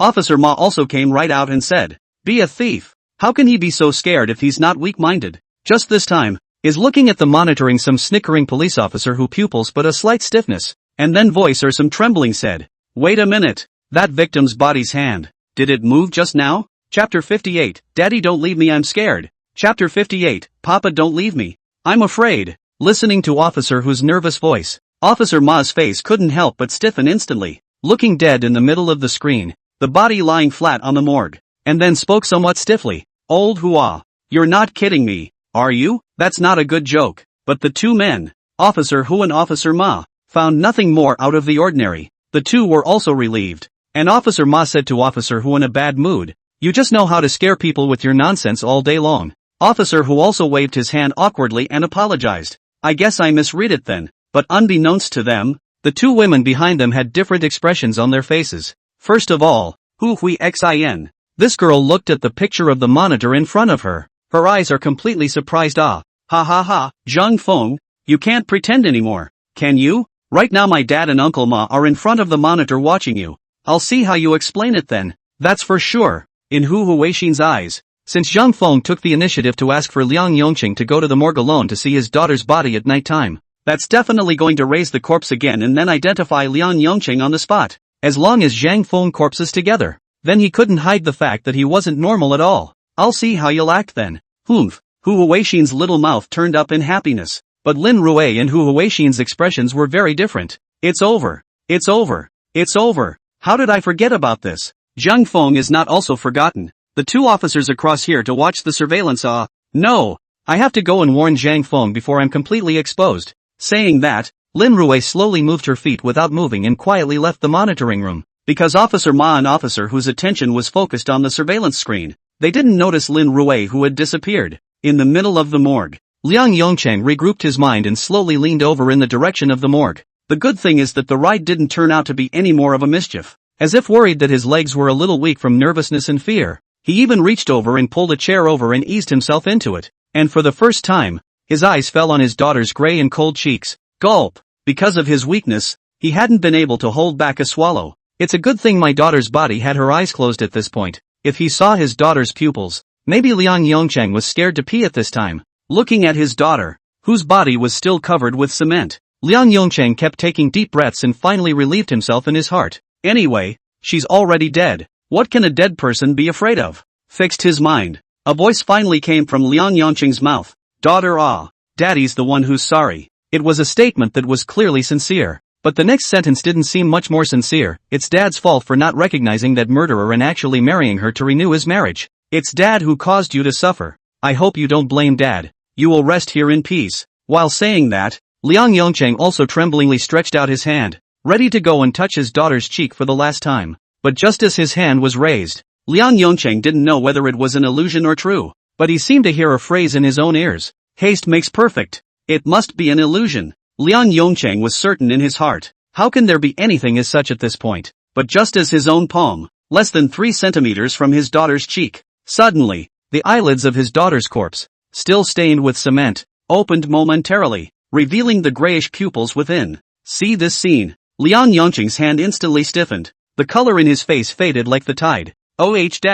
Miserable, terrified screams came out at once. The entire group was also in a hurry to panic and prepare to run away. But the chair that he had just pulled over to stabilize his legs was a hindrance. Hula! With a sound, the whole person fell straight to the ground. No! No! No! No! Incoherent, panicked and fearful Liang Yongcheng, hurriedly digging on the ground. With an effort, he struggled to his feet, staggering to distance himself from his daughter's body. Liang Yongcheng, who had climbed up from the ground, had a pair of pupils staring deathly at the mortuary table in front of him. But at this time, he suddenly realized that his daughter's body had actually returned to its original state, with her eyes closed as peacefully as before. Liang Yongcheng, who had a head full of cold sweat, swallowed heavily, and rubbed his eyes. The body of my daughter was found to be the same, unchanged. He finally also showed a look of relief, even stomped on the ground twice, constantly smoothing his chest. He murmured in a low voice, misreading just now, I must have been wrong. How can a body move and open its eyes? What the hell?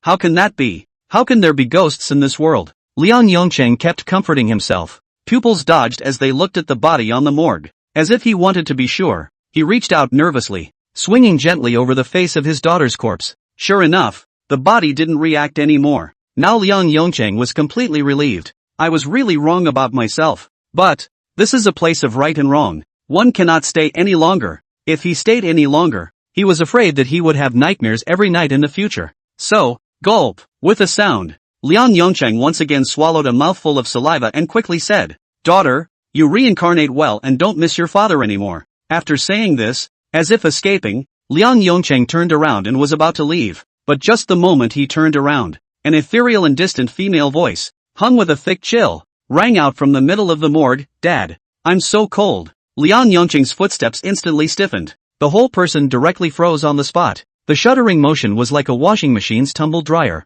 Cold sweat continued to splash out from his body. Trying to control his body, slowly turned his head. The body on the mortuary table was found, still lying quietly and motionless. Disillusioned. I must be disillusioned. Liang Yongcheng whoosh, ground quickly turned his head. Not even going to respond to the voice, he turned and scurried away. The doorknob of that morgue door is the light of hope for Liang Yongcheng. However, it was as if he had no chance of touching that light of hope at all. That cold, piercing voice surprisingly sounded behind him once again. Dad, don't go, I'm scared. Liang Yongcheng finally couldn't stand it anymore. Fuming madly, he hissed, Who the hell are you? Who's talking? I'm not your father. I'm not your father. Liang Yongcheng was now completely scared. But there were two other people who were also feeling chills down their spines and coldness in their bodies at this time. It's Officer Ma and Officer Hu sitting in the middle of the surveillance room. The Huma duo's faces were equally white at this time, and the two of them stared at each other stiffly, their bodies trembling slightly. Officer Hu said nervously, Old Ma, I don't think I'm hallucinating, am I? Wasn't there a woman's voice that came out of here just now? Chapter 59. Not bad for you, old horse. Looking at Officer Hu was as pale and trembling as himself. Officer Ma also clashed his teeth and nodded stiffly. Should there be no hallucinations? This Liang Yongcheng is now scared like this. That voice should be real, right? Officer Hu also felt an unprecedented coldness. Gently hugging his arms, stiffly said, Ghost souls. This world will not really have ghosts, right? In the middle of the morgue. Of course, Liang Yongcheng didn't know that there were two other big men behind the monitor who felt the same way as he did. At this point he was out of extreme fear. The legs had gone weak and had paralyzed on the floor. Turning his head with his eyes dead shut, his arms flailing wildly in the midst of the darkness, he hissed, Who is it? Movies, TV shows, dash. So now this must be an act? It was as if he had already forgotten the scene where he had been stunned straight into unconsciousness and then had peed his pants.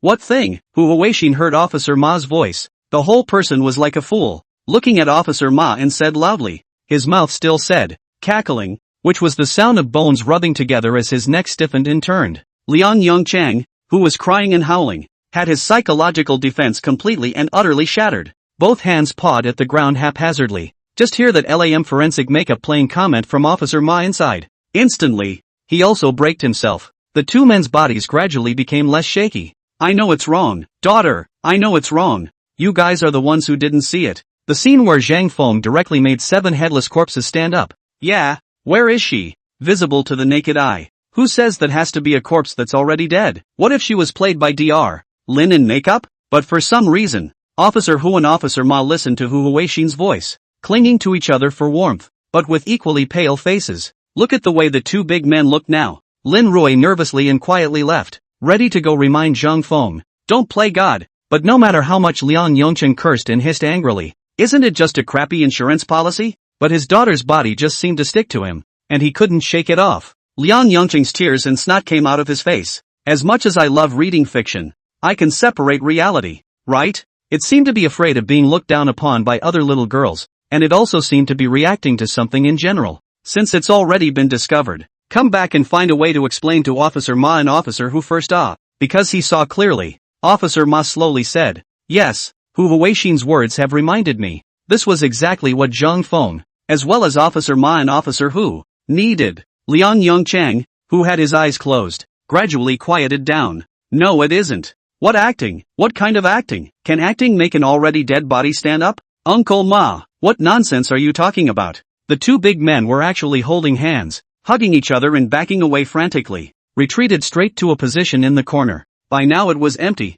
with only some powdered cement gray remaining. He shook his head furiously, scanning the morgue ahead of him. Dad, now you believe me, don't you? You all believe me now, don't you? Could it be I'm hallucinating again? Gradually relaxing, Liang Yongcheng carefully opened his own eyes. It was as if nothing had happened. Officer Hu's trembling voice, the pitch even seemed to have changed. Looking a bit girlish, Dad, are you looking for me? I just saw the body's manual in the middle of the screen. There was even some stifled laughter, and she had just reached the door before she could push her way in. Get out! The two people, Officer Hu and Officer Ma, now had absolutely no time to consider whether Liang Yongcheng had taken the initiative to explain his crime. Get out here! Get out if you can! I'm not mistaken, am I? Dad, I was overwhelmed by money too. One step too late. No way. Stay back. The ethereal and cold voice followed. The two looked at each other and realized that the two of them were actually hugging and pushed each other away with a look of disgust as well. It's real. It's not even fiction or a movie or TV show.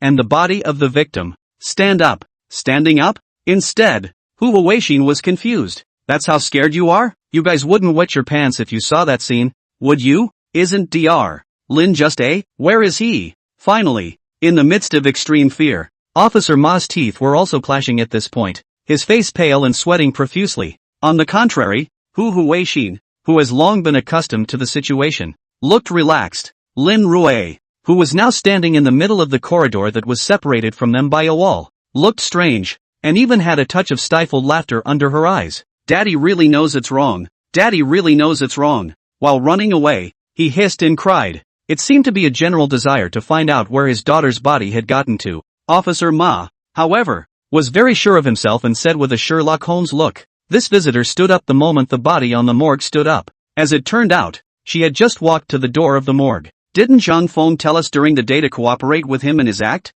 Just inside, he heard Liang Yongqing's mournful screams, the pedestal where his daughter's body had previously rested. Even the whole morgue seemed very quiet in the middle of it. It's also kind of perfectly accounted for. Dad, Uncle Ma, do you have to? Slowly, the face of a young girl with a pretty face, but with skin and eyes, all gray, appeared before her eyes. The hair on top of Liang Yongqing's head, one by one, all stood up. Uncle Ma, her voice was all but shrill, but just at that moment, there was a flash of cool air coming from his ear, right next to his ear, right next to his earlobe, but his body stiffened instantly as he opened his eyes. Even his teeth were biting his own lips with a deadly grip, and those pupils seemed to be falling out of their own sockets as if they were going to fall out of their own sockets, frantically protruding forward. Don't come over to me. Listening sideways, there was no movement. I told you that Zhang Feng, he's not an ordinary person. And you guys are actually saying that I've read too many novels. I shouldn't have killed you. I shouldn't have killed you.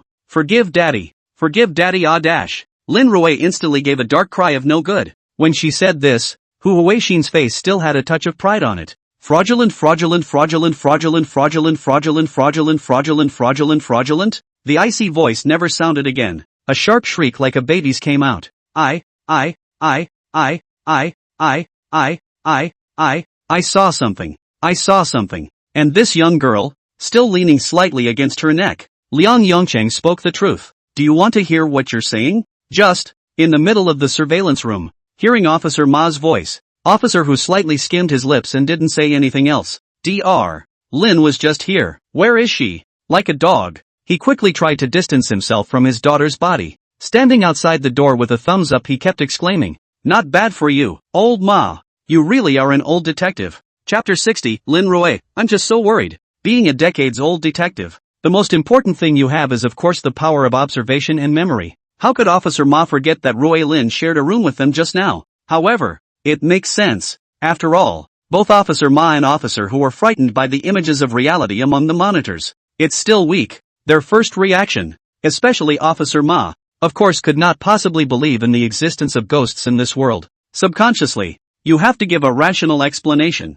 That explanation, then, falls squarely on Rui Lin's head. It all seemed reasonable for a moment, but Hu Huixin is in a hurry. How could she not have imagined that her own father, and Officer Ma, the 2 decades-old detectives, the facts are all in front of them, they actually don't recognize it? Hu Huixin anxiously jumped in place and said to Officer Hu, "Dad, say something. Medical examiner Lin was right beside us just now. She wasn't even in there in makeup playing that corpse." Hearing his own daughter's voice, Officer Hu also turned his head somewhat unconfidently to look at Officer Ma and nodded. "Old Ma, although I didn't pay attention, but I seem to have the impression that just now, Dr. Lin was watching this surveillance with us." Hearing this, Hu Huixin spoke excitedly. "Right, Uncle Ma, my dad was right. Dr. Lin was right here. But, even this father and daughter have made this observation." Officer Ma still shook his head with certainty and said, "No, it is you who are mistaken."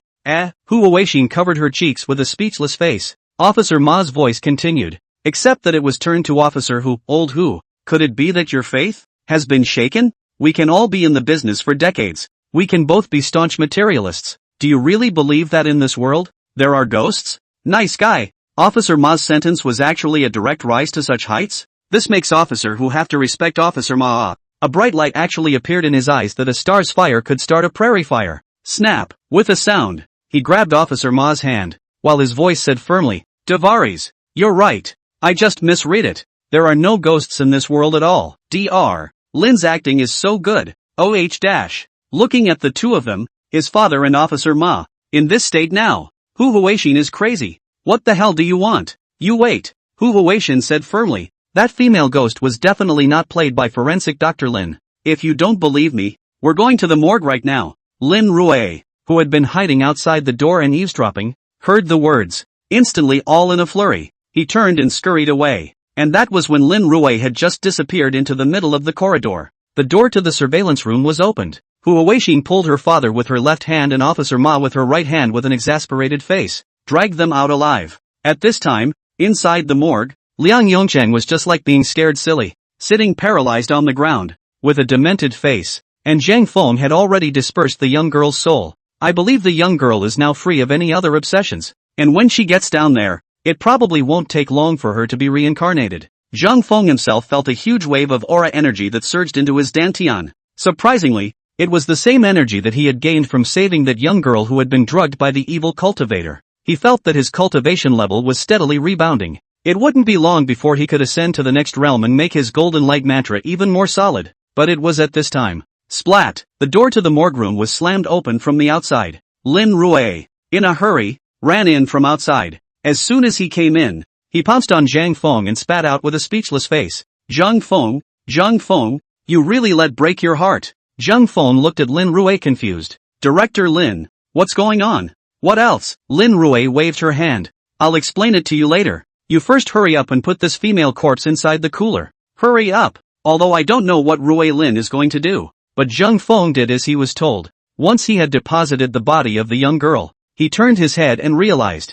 Lin Rui actually, unapologetically, rolled on the counter where the female corpse was previously stored, causing the clothes on her body to instantly turn the color of cement. He even dabbed his hands in those concrete ashes on top of the mortuary table and frantically smeared them on his face. Zhang Feng was even more puzzled by this scene and said with a strange expression, Director Lin, this cement is not seaweed mud. It can't be used as a mask, right? Hearing Zhang Feng's words, Lin Rui immediately threw Zhang Feng a blank stare. Before he could even speak, bang! The sound. The door to the morgue was once again slammed open from the outside. Along with the sound came Hu Huixin's firm voice. Come on. Look. You guys. Where's Dr. Lam? Where's Dr. Lin Forensic? When did you come? What are you doing? Hu Huixin's eyes went straight. She also didn't expect at all to see Lin Rui sitting on the mortuary table with a cement mask on as soon as she walked in the door. And hearing Hu Huixin's voice, Lin Rui also switched the motion of exhaling towards her face directly to a downward stroke. He also patted the dirty clothes on his body and forced himself to calmly say to the three Hu Huixin,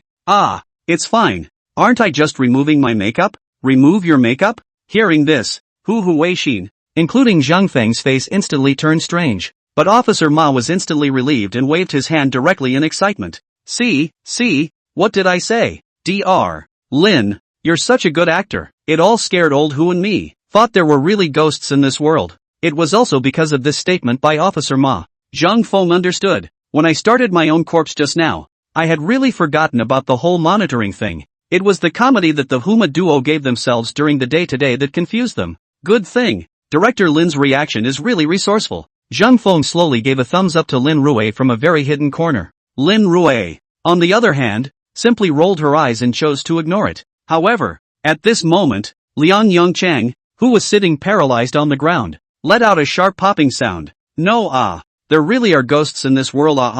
My daughter's ghost has come back to me. My daughter's ghost has come back to me. There was only one person who was on the same side as Hu Huixin. Only that Hu Huixin does not have the teeth to be in the company of Liang Yongcheng, the murderer who killed her daughter. Moreover, what Liang Yongcheng said, Officer Ma and the others don't believe it either. Officer Ma directly came to Liang Yongcheng's side with an iron color, and his icy voice came out. Good for you, Liang Yongcheng. We almost let you, the real murderer, fool us. Now can you tell me how you were so cruel as to murder even your own daughter? Officer Ma took control of Liang Yongcheng on the spot and propped him out of the morgue. Officer Hu, on the other hand, looked at Hu Huixin, who was frozen in place with a defeated look on her face, with a complicated expression, and turned around to chase after her as well. As for Hu Huixin, the corner of her mouth twitched heavily as she looked at Zhang Feng and took a step. Only that she wasn't about to leave, but came straight to Zhang Feng's face and forced her eyes into his. Zhang Feng was a bit unsure of himself by this gaze and scratched the back of his head awkwardly.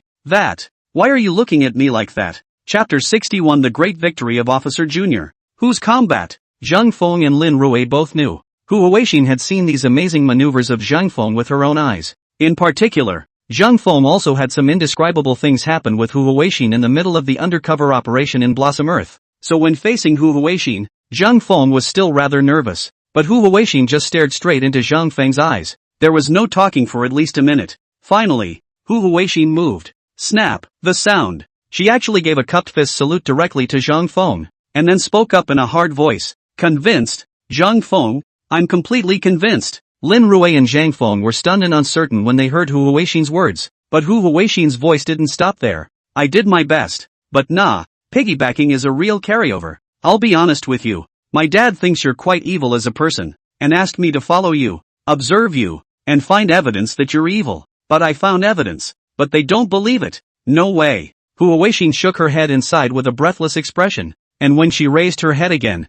the light in her eyes changed, and she directly asked, take me one, right? Ha? Listening to Hu Huixin's words, both Zhang Feng and Lin Rui's expressions became strange. Zhang Feng was confused and asked, what? What's taking you one? Hu Huixin's expression was very sincere. I've decided. I'm going to get away from my pygmies. Big brother Zhang Feng, be my little brother Wild King and take me flying. God TM Wild King little brother ah. What the hell are you talking about? You're not casting the right spells in the future. When you're on a case from now on, take me with you, because it's indeed too handsome. Since I can't tear you down, let me join in. Venerable Zhang. God TM. How did this suddenly go from being Dr. Zhang to Dr. Zhang? Zhang Feng's face stiffened as he looked at Hu Huixin and said helplessly, Officer Xiao Hu, what the hell are you talking about? How come I can't understand I'm a forensic scientist, not a mage. Hu Huixin waved her hand, still looking at Zhang Feng with an expectant face and said, Venerable Zhang,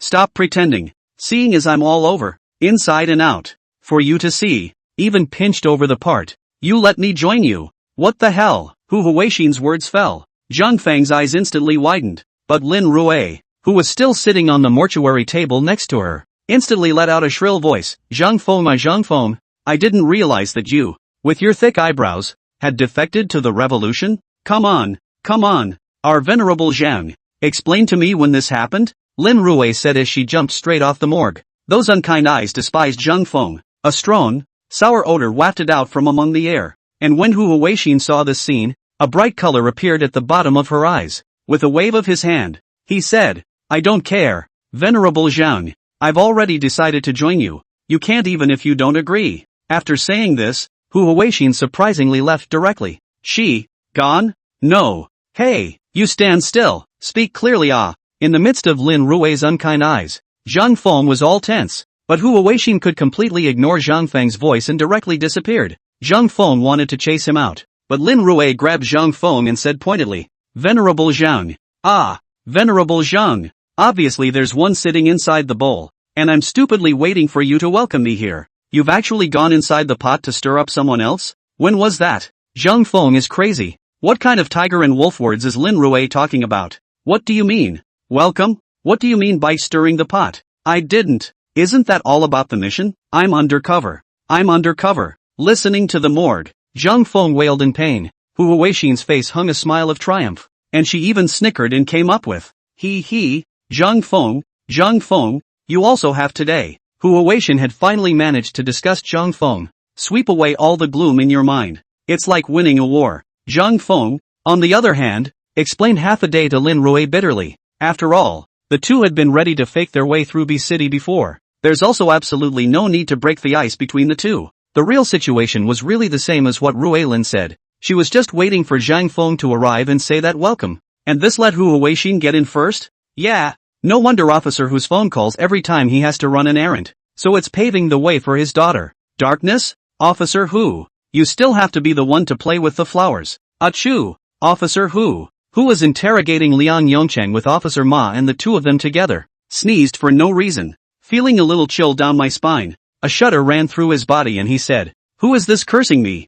Hu Huixin's setup had really made things difficult for Zhang Feng for a while. But fortunately, Lin Rui wasn't the kind of person who was unreasonable. After all, it's really about the mission, and that can't be helped. But it did take a lot of Zhang Feng's words to coax Lin Rui down to earth. And it's true because the last 2 days have been really hard. In the middle of the reception, this was still the most comfortable sleep Zhang Feng had ever had after crossing over. Not only Zhang Feng, but Lin Rui as well. Finally there was a break and a respite. And while they slept, Liang Yongcheng's interrogation came to fruition. This daughter was indeed born to Liang Yongcheng and his ex-wife. His ex-wife died in childbirth and gave birth to a daughter. Inside their village, this daughter was directly treated as a spoilsport. Plus the wife he renewed his marriage to give him a son. He gave all his love to this son. By mistake, I learned about personal accident insurance. Having a high payout Liang Yong achievement had bad intentions. It's a little hard to create an accident. So you plan to kill your own daughter with your own hands and then call the police to report her missing.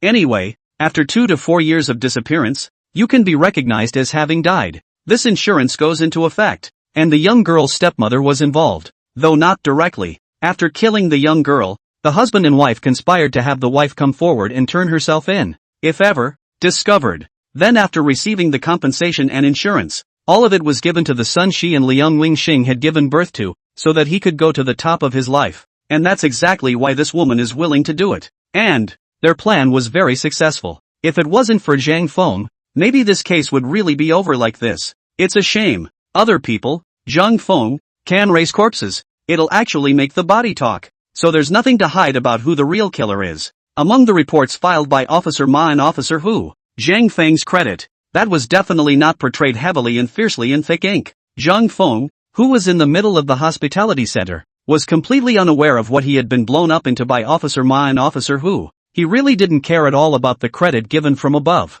The only thing he cared about really was the aura compensation he received after solving the case. That was all. Thinking that now that there's no more cases, I can get some rest. But the next morning, just as the sun was rising, a sharp knock on the door, however, woke Zhang Feng up from his sleep. Chapter 62. You're the one who pinched me, and you're still shy? Zhang Feng, who was only wearing a pair of big pants, rubbed his eyes and opened the door to his room. The one standing at the door is actually Officer Hu Weixin. At this time, Hu Weixin was wearing a light blue summer regular uniform with a ladies' police officer's cap, standing there valiantly. Only at this moment, her pupils were a bit frothy, and her cheeks were actually slightly flushed. Looking at the sleepy-eyed Zhang Feng standing in front of her, his gaze was a bit dull. Even the first thought that arose in his mind was actually, my God, why is his body so good? I did touch his abs last time on Blossom Earth, but I didn't see it with my own eyes. It's too good looking, isn't it? Her eyes actually slowly both appeared as a kind of little star.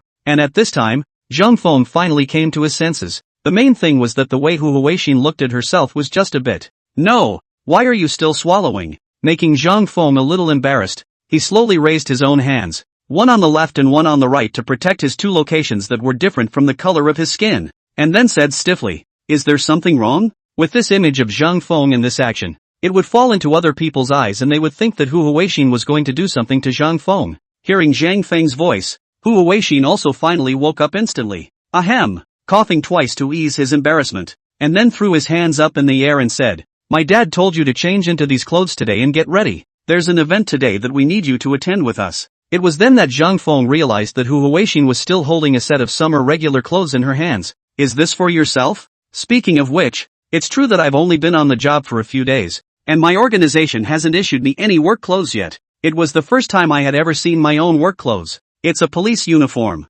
Of course, the forensic pathologists of the criminal police force, except for their own professional clothing when they were on duty, were generally the same as their colleagues' dress code. Zhang Feng also quickly took the clothes from Hu Weixin's hand, while later saying, I know, but just as Zhang Feng was about to close the door to the room immediately, Hu Weixin, however, slowly raised her 1,000 vegetarian hands, blocking Zhang Feng's movements. Seeing this scene, Zhang Feng gave a slight lurch and looked at Hu Weixin as he asked suspiciously, Officer Xiao Hu, is there anything else? The words had just fallen but I realized that a touch of brightness, even playfulness, appeared in Hu Weixin's eyes, and then said softly, what, our venerable Zhang, actually still shy? While saying that, this Hu Weixin actually walked in from the middle of the corridor step by step. The jade hand that had been there actually landed on Zhang Feng's pecs on one side, pushing Zhang Feng a piece. Zhang Feng's pupils were somewhat dilated. Speaking to Hu Weixin, he said, no, Officer Hu, what are you doing? The voice that answered Zhang Feng was not Hu Weixin's words, but a pop sound. Raising his hand and directly closing the door to the room. Watching Hu Weixin's operation, Zhang Feng's eyes went straight, for not simply closing the door to the room, but even locking it from the inside. Zhang Feng was dumbfounded. What is this Hu Weixin going to do inside this guest house in the morning? At this time, Hu Weixin had already turned around, with a bright smile on her face, and approached Zhang Feng step by step. Zhang Feng, on the other hand, took a step back because he was nervous, but soon came to the edge of the bed, unable to retreat. Zhang Feng looked at Hu Weixin with an embarrassed expression on his face and said, that, Officer Hu, isn't it inappropriate for us to be alone in this room? And I'm still naked? However, when she heard Zhang Feng's words, the light under Hu Weixin's eyes became even more obvious. Micro came forward and whispered, "Now you know it's not quite right? Then would it have been appropriate for you to just rip all my clothes off while you were in bloom?" A huff even appeared on Hu Huixin's face as soon as she said this. Of course, those cheeks were slowly becoming rosy. Zhang Feng sort of understood. This Hu Huixin is actually still holding a grudge about what happened before last night, in front of Lin Rui's face. "You said so many doubtful words that made me spend half a day explaining and still not satisfied? Still looking for something to do today? Hey, I'm such a grump. Do you really think I'm easy to bully?" Zhang Feng was also angry in his heart. Casually, he threw the police uniform Hu Huixin had given him to a corner of the bed, and then sat down graciously on the bed, showing all the tendon flesh on his body perfectly in front of Hu Huixin. This scene caused Hu Huixin's heartbeat to accelerate by a few points, and Zhang Feng's voice came out, "You're not finished, are you? That was for the mission. I had to do that to keep from blowing my cover. And as a criminal investigator you should know that it would have been more dangerous if I hadn't done that in that situation, right?" Hearing Zhang Feng's words, Hu Huixin also blushed a little. Still, she gritted her teeth and spoke. "Then you can't pinch me," he said, and subconsciously raised his hand towards his chest, but held back. Zhang Feng still wanted to laugh a bit when he looked at this current appearance of Hu Huixin, but you can't keep letting Hu Huixin come around with this thing. Therefore, Zhang Feng also spread his hands and said, "Pinch it all. What do you want?" Hu Huixin looked at Zhang Feng's appearance and also clenched her teeth slightly, a touch of atmosphere hanging in the bottom of her eyes. It was the first time she had ever been taken advantage of by someone, and with such justification. So not knowing what was wrong, he spoke directly in a terse manner. "I want a pinch back too." Hearing this, Zhang Feng subconsciously shielded his body and said, "I'm warning you, I'm not just anyone." But the more Zhang Feng looked like this, Hu Huixin seemed to be more excited as she rubbed her hands together and approached Zhang Feng. "Now that there's no one else inside this room and you're still undressed, it just happens to be my chance. Well, do you still want to call someone? Scream, go ahead and scream. No one will come to save you even if you scream your throat out." Wah.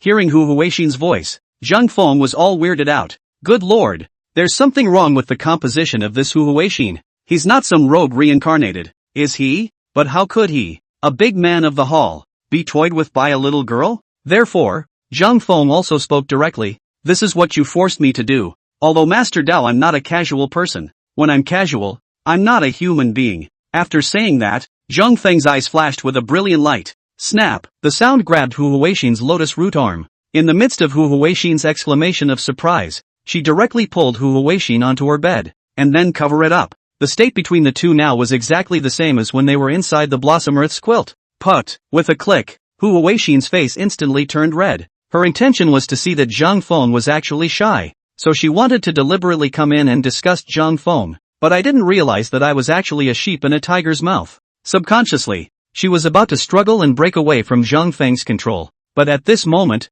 Zhang Feng's voice came in Hu Huixin's ear. "What? Is it your turn to be shy now?" Upon hearing this, it seemed to instantly ignite the fire of Hu Huixin's pride. The terrier let out a shrill. "This girl can be shy? Anyway, I let you do everything when you were on the blossoming earth. So who's afraid now? Come on, who's afraid of who?" And then, Zhang Feng's eyes went straight. The Hu Huixin underneath herself unexpectedly raised her legs and directly locked herself in place. And then his hands actually unbuttoned his upper shirt right there in front of his face in such a big way. Chapter 63, What more do you want? I can't take it anymore. Know the pudding? It's one of those things that's duang like jello. Putting it inside the plate and putting it on the table, and shaking it twice. It looks and feels very delicious at a glance. Zhang Feng was baffled. He had also not expected at all that things would actually come to such a pass. Not only Zhang Feng was also baffled. Spare the hands on Hu Huixin was baffled. To the naked eye, Hu Huixin's cheeks were just like the traffic lights above the streets, and they were even reflecting red light inside the room.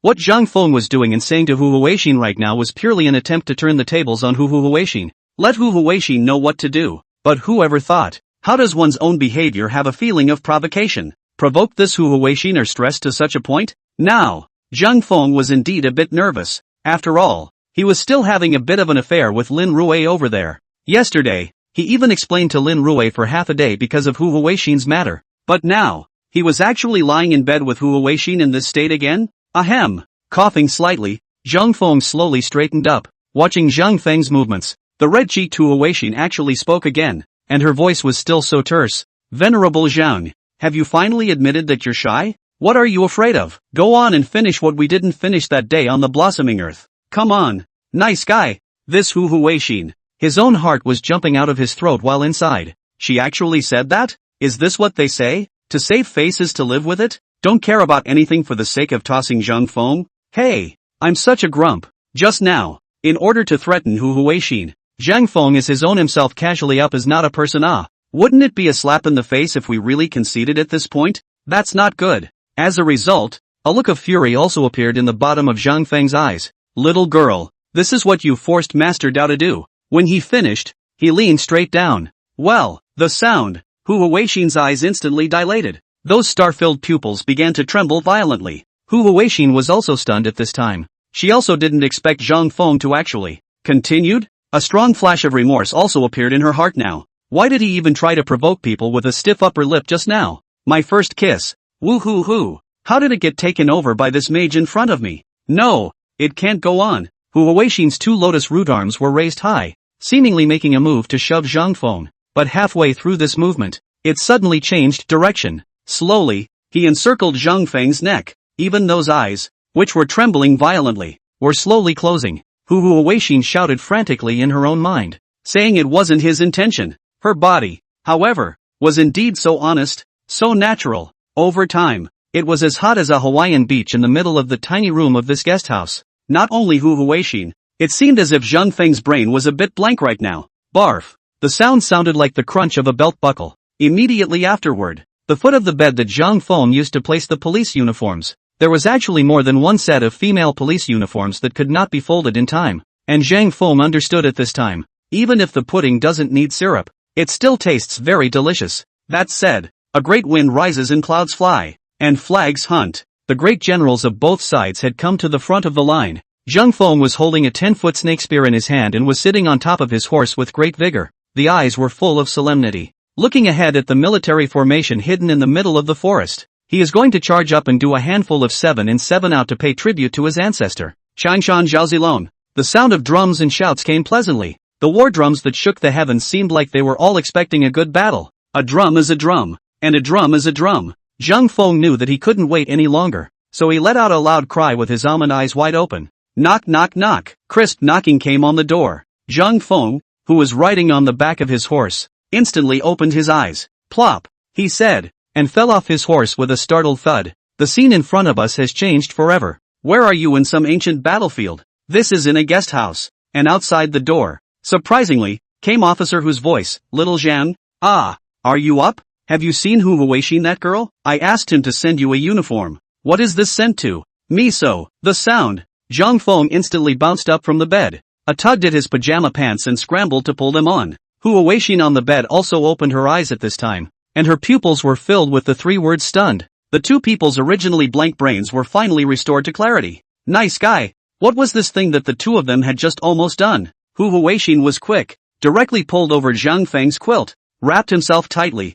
The real person shrunk in the middle of the quilt, trembling all over. Zhang Feng looked at the comforter that was trembling madly. It's also a lot of helplessness. Looking at the closed door of the room, his eyes were so sultry that he couldn't even help but roar angrily. Officer Hu, you again? That's a few ing times. Before it was Rue Lin. Now it's Hu Huixin. UTM. Ahem. Nevertheless, Zhang Feng coughed slightly awkwardly. After all, the one lying on his bed right now is the daughter of that Officer Hu outside. And when Officer Hu couldn't hear any response from inside, he also opened his mouth once again and asked, Xiao Zhang ah, hear that? Do you know where my daughter went? Zhang Feng had a strange expression on his face and slightly skimmed his lips, looked at the quilt twitching on the bed. You can't just yell. Your daughter's under my covers. Can you? This is a big deal, but we can't keep hanging Officer Hu out to dry. Can we? If he screams here and alarms all his colleagues on this floor, it won't be good. Thus, Zhang Feng also hurried to the door of the room and pulled it open.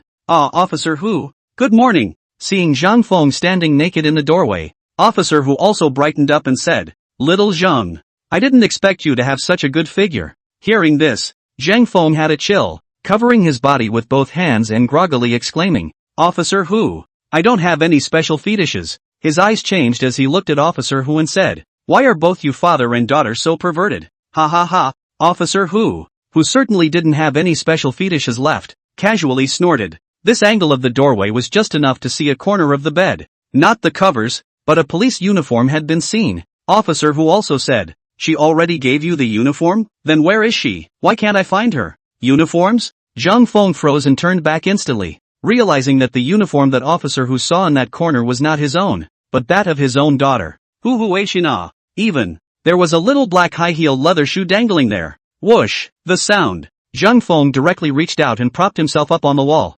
using his body to block Officer Hu's line of sight, before speaking somewhat stiffly. I don't tell. Probably already gone to his room? Chapter 64. Sure enough, it's better to be young in your approach. Officer Hu was obviously completely oblivious to the abnormality inside Zhang Feng's room, at this time also lowered his head and murmured, I just came from her house. Probably ran off somewhere again. Alright, Officer Hu looked up. Turning to Zhang Feng, he said, hurry up and clean up. Change your uniform and get ready to gather downstairs. I'm going to find out where this daughter of mine has run off to. Okay, Zhang Feng was enthusiastic. Take care, Officer Hu. Snap, once again. The door to his room was shut tightly and unlocked once more. Zhang Feng let out a long sigh. It's too suspenseful. Nice guy, how could you not help yourself? It was still early in the morning, and there were all kinds of co-workers living inside the rooms around here, and even peoples who Huixin's own father was on this floor. It's so close. Maybe his first show this morning will be being chased all over the streets by Officer Hu. On the bed, the lumpy quilt was still trembling gently. It's a good thing Officer Hu didn't come in, or it would have been all over. Zhang Feng looked at this pile of quilts and couldn't help but say, alright, come out and get dressed. Don't let your dad kill you again in a while. Hear that? Hello? The covers lifted. The complete and flawless Hu Huixin was displayed in front of Zhang Feng's eyes, causing Zhang Feng to almost lose control again. But Hu Huixin doesn't seem to care about that anymore. With red cheeks and slightly gritted teeth, she quickly found her clothes and passed them up haphazardly, dodging into the bathroom of Zhang Feng's room and organizing them for half a day. By the time she came out of it, she was another handsome and beautiful policewoman. Only, there was an extra blush on her cheeks that wouldn't go away for a long time. The averted-eyed Hu Huixin didn't even look at Zhang Feng and directly turned around, leaving Zhang Feng's room as if she had fled. Watching Hu Huixin leave, Zhang Feng also finally had a chance to catch his breath and took a cool shower before suppressing the throbbing within his heart. When Zhang Feng came downstairs to gather, Lin Rue and the others had already arrived long ago. Lin Rue directly came up and looked at Zhang Feng, asking curiously, Zhang Feng, why is your face a bit red? Got a fever? Cough cough. Zhang Feng was slightly embarrassed as if his smirk had been dismantled, coughing and saying, it's fine. It's probably too hot inside the room. Strange. Lin Rue's murmur came. Xiao Hu said the same thing, but why don't I feel it? Cough, cough, cough. That's right. Zhang Feng choked, lest Lin Rue pressed her further. Zhang Feng quickly changed the topic. Officer Ma is calling us. Let's hurry over. It was good that everyone seemed to be on business today, and Lin Rue didn't press the issue. The ride in the police car went surprisingly all the way to the exclusive conference hall of the D-City precinct. Looking at the huge conference hall in front of him, Zhang Feng, who followed Officer Ma to prepare to enter the venue, asked, what are we doing here? Officer Ma looked at Zhang Feng and said, because of Chang Bing's case, the big leaders above have been alarmed, so came to D-City in person to have an action meeting. Meeting? When Zhang Feng heard this, it was a big deal. In his own previous life, he couldn't even sit through a morning meeting in the mountains, let alone this institutional formalistic meeting in this world. He can't afford to be subjected to this kind of torture. And so it was. Piss off. That's a pretty good idea. He stayed inside the restroom until he heard 3 rounds of applause before he slowly made his way out of the middle of the restroom. But he's not going to go into the conference room and listen to the king's rosary. A man wandered right up to the balcony at the end of the hallway, but just as he reached the balcony, his expression became strange. I just saw an old man who looked like he was in his 40s or 50s, but he was squatting on the ground and wiggling his ass. I don't know what I'm doing, but the half-pulled but seems to be showing. Can't you just get a bigger size of pants? Zhang Feng also curiously squatted down and came over. It turned out that the old man squatting on the ground was actually holding a cigarette in one hand and a lens in the other, refracting the sunlight to light the cigarette. Zhang Feng stiffened the corners of his mouth and said, older brother, we are saying that this cigarette is now a must smoke? This old brother was obviously startled when he heard this, and was relieved to see Zhang Feng, a strange young man, and continued to try to focus the sun's rays, saying, little brother, you don't understand. Your old brother, I'm a decades-old smoker, but now my wife and kids are controlling me and not letting me smoke. Who can stand that? I finally did get a cigarette today. You have to let me taste it. By the way, do you have a light? The corner of Zhang Feng's eye twitched. I don't smoke. Okay. The old man was obviously a bit disappointed. but suddenly he bared his teeth a bit. "No, little brother. This knee of mine. I can't squat all the time. Come and help me? Come on. Come on. Give. Help. Help." Saying that, and not caring whether Zhang Feng agreed or not, he was actually directly stuffing the lens and cigarettes in his hand into Zhang Feng's hand. He himself assisted the railing and stood up, moving his knees with a soothing look on his face. Zhang Feng was also drunk. Who knew that if he came out to get some air, he would be reduced to a cigarette-lighting little brother? But this sunlight coming in through the window, and focusing on the top of the cigarette, although there is a temperature, but this temperature to light want to take how long? Zhang Feng didn't have that much patience. Thus, with this old brother at his back, Zhang Feng directly pinched his hand with one hand and said in his heart, "Leaving character." Put. The fire flickered. The cigarette in his hand burned straight up. After doing all this, Zhang Feng's expression was still a bit strange yet. If the ancestor master knew that he had used the strange means of lighting cigarettes, would he simply expel himself from the master's school? It's done? So soon? That old man took the lit cigarette from Zhang Feng's hand with a surprised look on his face, directly put into his mouth. That gulping look, really have a kind of drought in general relief. In the midst of the smoke, my oldest brother even said happily, "Or else, it's the youngsters who are better at it. Last time I lit a cigarette with one of these, it lasted over 10 minutes. Goddamn good. Do you want to hear what you're saying?" It caused Zhang Feng to be at a loss for words. It was the same old brother's voice, slowly coming out as he smoked. "I assume you're here for that meeting in there? Is it that you can't sit still, and you're tired of those in high positions being abrasive and annoying by saying a sentence over and over again a dozen times, so you've come out of hiding?" Upon hearing these words, a kind of embarrassment as if he had been uncovered appeared all over Zhang Feng's face, but he still sighed and said, "Yes, older brother. This formalistic stuff is no use at all. It only wastes time. It's better to have this time to solve a few more cases." Ha ha ha ha ha. Zhang Feng did not know which of his words poked his old brother's laughing point, and after laughing, he did not forget to say to Zhang Feng, "Young man, you are very good." But just at this time, clap clap clap dash, the warm applause suddenly came through the conference hall. Zhang Feng slightly laughed. This applause of the warmth of the meeting is going to end? No, I have to go back before I'm outed. Before leaving he also politely said to this old brother, "Old brother, I'm leaving first. See you again sometime." However, Zhang Feng did not realize that just after he had left, a murmur came out from the old brother in the middle of the clouds. "I believe we will meet again soon." Before Zhang Feng slipped back to the conference hall, rushed to the Ma police officer on the spot while Zhang Feng arrested. Dr. Zhang, where have you been? I was looking for you." "Looking for me?" Zhang Feng gave a beat, and a flash of surprise appeared under his eyes. "Found another new corpse?" Chapter 65. But this dead man, he is not dead yet. Listening to Zhang Feng's question, Officer Ma hasn't said anything yet. Lin Rui, who was standing by the side, couldn't help but directly spread her hands and spoke. "Why do I find that you, Venerable Zhang, are so looking forward to a new murder case? You give us a break too, okay?" Aha. Hearing Lin Rui's tirade, Zhang Feng also stiffened his expression and awkwardly scratched the back of his head. "Actually, it's not that much to look forward to." Officer Ma's side shook his head helplessly and said, "It's not that a new body has appeared. Do you still remember the previous Cheng Bing case? You saved back that wonderful young girl? She woke up last night and has been clamoring to see you inside the hospital. Didn't I put this off until now so as not to disturb your rest? The chief has given orders for me to take you to the hospital right away." "Ha?" Hearing Officer Ma's words, Zhang Feng looked puzzled. "Not. As for that, do you still need the leader to personally give an order? As far as, too far." Officer Ma nodded very seriously. "Nor does it say what it is about." He then directly pulled Zhang Feng's arm, turned around and ran towards the outside, stuffed Zhang Feng into the car, against the speed limit. He came straight to the middle of the First People's Hospital of D City. Apparently, the young girl who had been rescued by himself last time was staying in the middle of this hospital. Zhang Feng and Lin Rui, followed by Officer Ma, entered directly into the middle of the hospital hall. The inpatient wing of the hospital is through the lobby of the hospital and through the back door of the lobby. Inside the hall, people were coming and going, and it was very noisy. Officer Ma and Lin Rui didn't feel anything, but the moment Zhang Feng stepped into the hospital hall, his brows furrowed slightly. His eyes looked into the middle of a corner in the depths of the hall, and an unusual light appeared in the bottom of his eyes. Stopping himself slightly, he looked down and mused. Hiss dash. The scent. It shouldn't be,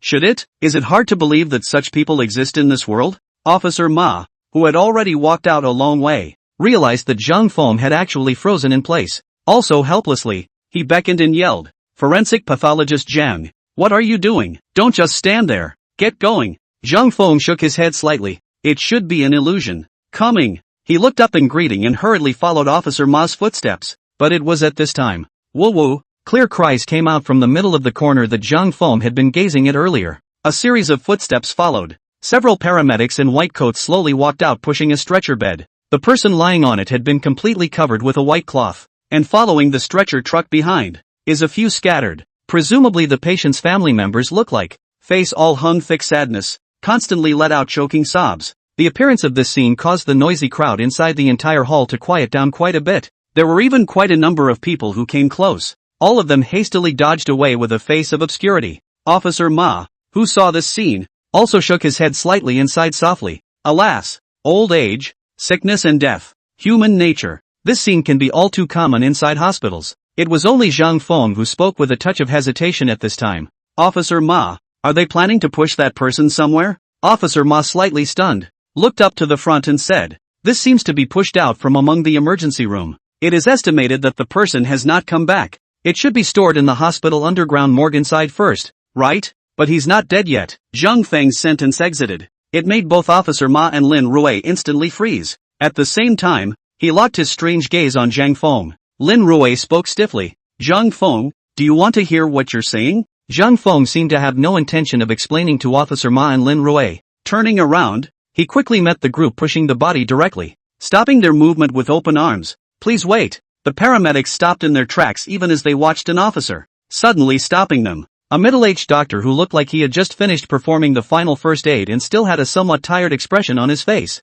frowned suspiciously at Zhang Feng and asked, this officer, is there something wrong? Could you let us take the body to the morgue first? It wouldn't be good to leave it here all the time. The two people, Lin Rui and Officer Ma, also rushed to catch up. Officer Ma's side nervously whispered to Zhang Feng, Dr. Zhang, what are you doing? Hospitals have their own procedures. People use highly sophisticated equipment and instruments. The patient is dead, that is definitely dead. You didn't even see the patient's face. You just looked at the cloth-covered body. How can you be sure that this man he's not dead? Yeah.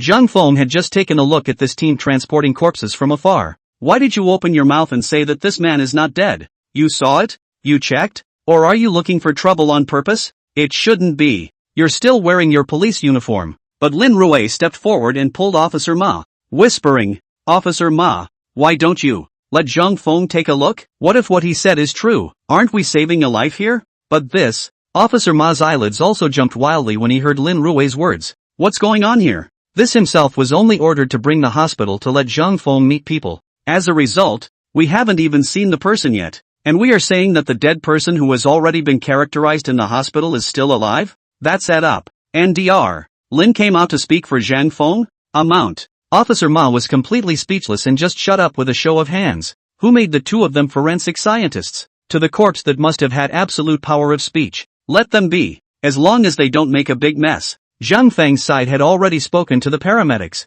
This person you're pushing isn't dead at all. Why did you push him into the morgue? What? Zhang Feng exited with a single sentence. The paramedics in front of them, as well as the families of the deceased who were following behind them, all exclaimed in shock one by one. And one of them, a woman who looked to be in her 30s with tear-stained eyes, rushed straight up and grabbed the EMT by the collar, hissing with a sobbing voice, You quack! Didn't you say my husband couldn't be saved and was dead? And you're going to push my husband into the morgue. What is your intention? Are you going to kill my husband? The woman appeared to be very much in love with the dead man lying on the stretcher. It must be impossible to accept the fact that your husband is dead. Now that you actually hear someone say that your husband is not dead, then surely the first reaction is to grab the doctor who pronounced the death sentence and take it out on him. This doctor who was grabbed by the collar was also flustered and anxiously shouted angrily at Zhang Feng. You're a police officer, you can talk nonsense? Inside the resuscitation room. He's lost all vital signs. No. Who are you? Do you know this dead man? You haven't even seen the dead man's face. So who are you to say he's still alive? Does that mean our instruments are fake? And then also pushed away the woman who grabbed his collar and said, This family member, please calm down. All the values of that vital signs monitor have already been zeroed out. And you all have already confirmed it. And now a person who hasn't even seen the deceased comes out and says that he's not dead. You guys believe that too? He's not a psychopath. I'm afraid. At this time, a young man who looked to be in his 20s behind the woman also came up and assisted the woman, saying, Sister-in-law, I know you are concerned, but we have to trust the doctor. It's true that this officer has never seen Big Brother before, And he was not present when Big Brother was resuscitated. So can what he says be believed? Maybe it's some kind of irritated psycho. While saying that, he also looked cynically at Zhang Feng, Lin Rui, and Officer Ma, who were wearing police uniforms, and said, "Has our law and order team been poisoned to such an extent now? Can even the mentally ill casually don this skin anymore?" Chapter 66, Forensic Medicine is also medicine. Brat, what are you talking about? Hearing this, the one who reacted the most was of course Lin Rui. Someone actually dared to insult Zhang Feng? Nice guy. Do you believe that people Zhang Feng on the spot to give you a hand to start the corpse? To scare you into a mental patient? But the young man became even more yin and yang. Yo, what a temper. What, are you, as a public official, going to insult us commoners? You. Lin Rui's little fists were clenched on her side. To be honest, if she wasn't wearing these clothes right now, she might have already swung her fist round and punched this outspoken brat into a black eye. But Officer Ma reached out and stopped Rui Lin. Taking a step forward, he pulled out his credentials and said in a serious and low voice to the youth in his 20s, "I'm the head of the criminal investigation of the D City precinct. This is my credentials. Don't you dare take responsibility for what you just said." Hearing Officer Ma's words and seeing the ID Officer Ma pulled out, this young man's gaze instantly narrowed. A flash of panic appeared in the bottom of his eyes. That's for sure. He's nervous. Originally, he had thought that the other party was just a piece of local police, a co-police officer, or even an auxiliary police officer of some kind. But who would have thought that the other side is actually the criminal police? Nice guy. Criminal police people are the existence of a gun in their hands. People really aren't that easy to mess with. Aye. The young man was at a loss for words, but looking at his sister-in-law, he actually clenched his teeth slightly and spoke again in a terse manner. So then he can be held accountable for what he says? Even the hospital's sophisticated instruments say my big brother is dead. What makes him say my big brother is still alive? Humph. At this time, Lin Rui, who was standing behind Officer Ma, let out a light grunt and said with her shoulders clasped, "Standing in front of you is the most experienced forensic pathologist in our precinct. For all his knowledge of corpses, if he calls it second, no one in this world dares to call it first." That does sound like it's blowing awesome, but Rui Lin knew she was making light of that. That absolutely. When it came to corpses, Zhang Feng held the absolute power of speech. May I ask who else in this world, other than Zhang Feng unexpectedly, could make a corpse stand up and talk directly? But the young man looked even more agitated. This is still blowing up. By the looks of him, he's about my age, right? Even if he's a forensic scientist, that's the lowest kind. A freshly minted intern, right? And knowing about corpses, no one dares to claim first place? Good guys, I'm really a bit skeptical of your mental state now. You guys are from the D City precinct, right? Just wait. I'll definitely file a complaint against you guys after settling my big brother's matter. At this time, Zhang Feng, who hadn't said anything, opened his mouth. He looked at the young man, his eyes flickering gently, and his voice was soft but wordy as he said, "The man lying here is your elder brother? You're not happy to hear the news that your big brother is still alive, but instead you have such a big reaction? Why does it feel like you want your big brother to die early?" Hearing these words from Zhang Feng, this youth in front of him instantly panicked, even more flustered than before when he saw Officer Ma's ID. Even his face turned a little white, and a thin stream of sweat immediately appeared on his forehead. And then surprisingly, a shrill voice came out. "What did you say? You're bloodthirsty. This is my favorite big brother. Why would I want my big brother to die? You're full of, you speak so irresponsibly as a police officer? I'm going to file a complaint against you right now. What's the complaint number? What's the phone number?" Watching the youth anxiously jumping to his feet and pulling out his cell phone about to make a call, even Officer Ma, who was standing on the sidelines, produced a slight change in the way he looked at him. A glint appeared in the bottom of Zhang Feng's eyes. This brother of the dead guy, there's definitely something wrong with him. But what matters now is the dead. He's standing in front of this stretcher barrow now. The feeling that I had just stepped into the hospital earlier was even more pronounced. That unusual aura was emanating from the man who was covered with a white cloth. This made Zhang Feng certain amongst the surprises as well. It's amazing that such people actually exist in this world. What man? Composters. It's the person who can control the parasites and cast the parasites. Zhang Feng's surprise was a surprise, but it was by no means enough to shock Zhang Feng. Because of this thing, in the middle of Zhang Feng's original world, it could not even be considered a cultivation. Most of the people who knew this kind of compulsion could not even be called cultivators, because there are some basic compulsions that can be cast by even ordinary people. Of course, if the compulsion technique was developed to the point of exaltation, one could likewise comprehend a Tao of their own. But people like that are few and far between. Zhang Feng only knew one person. and that was a close friend of his original world, his own master, the old heavenly master. Of course, they certainly wouldn't follow themselves across the world. The person in front of him, who was covered by a white cloth, had a compulsion in his body, and it was only relatively that much harder than the most basic compulsion techniques. It's just that the compulsion to instantly put a person into a false death, closing off the heart and veins so that no instrument can detect vital signs. If the compulsion is not removed in a short time, the victim will really die for sure. So, it's a very evil kind of compulsion. If placed inside their circle of cultivators, it was also the existence of an evil cultivator. For this kind of thing, how could Zhang Feng, who was the future successor of the heavenly master, sit back and do nothing? Even if it was for the sake of collecting aura, he couldn't let go of the opportunity in front of him. So he ignored the youth who remembered jumping to his feet. Turning to the EMT, he said, "That's better. I'm a medical examiner, and a medical examiner is a doctor. Since you've already determined that he's dead, why don't you let me give it a try? If I save him, I'll be considered to have accumulated in virtue for your hospital. And if I don't, you won't suffer any loss. Isn't that the truth? What does it mean to be virtuous? What do you mean by suffering a loss? This is a matter of human life. How can you say that?" This EMT spoke in an exaggerated voice, but his next words were, "You'll have to discuss this with the deceased's family." After he finished speaking, he suddenly had to come close to Zhang Feng and whispered, "Can you really accumulate in virtue? Don't lie to me. I really believe it." Zhang Feng directly rolled his eyes, no longer paying attention to this emergency doctor, and turned his head to the woman who was still completely unaware of what was happening at this moment and only knew to shed tears silently. "This lady, you don't want your husband to really die either, right?" "Me." The woman hesitated.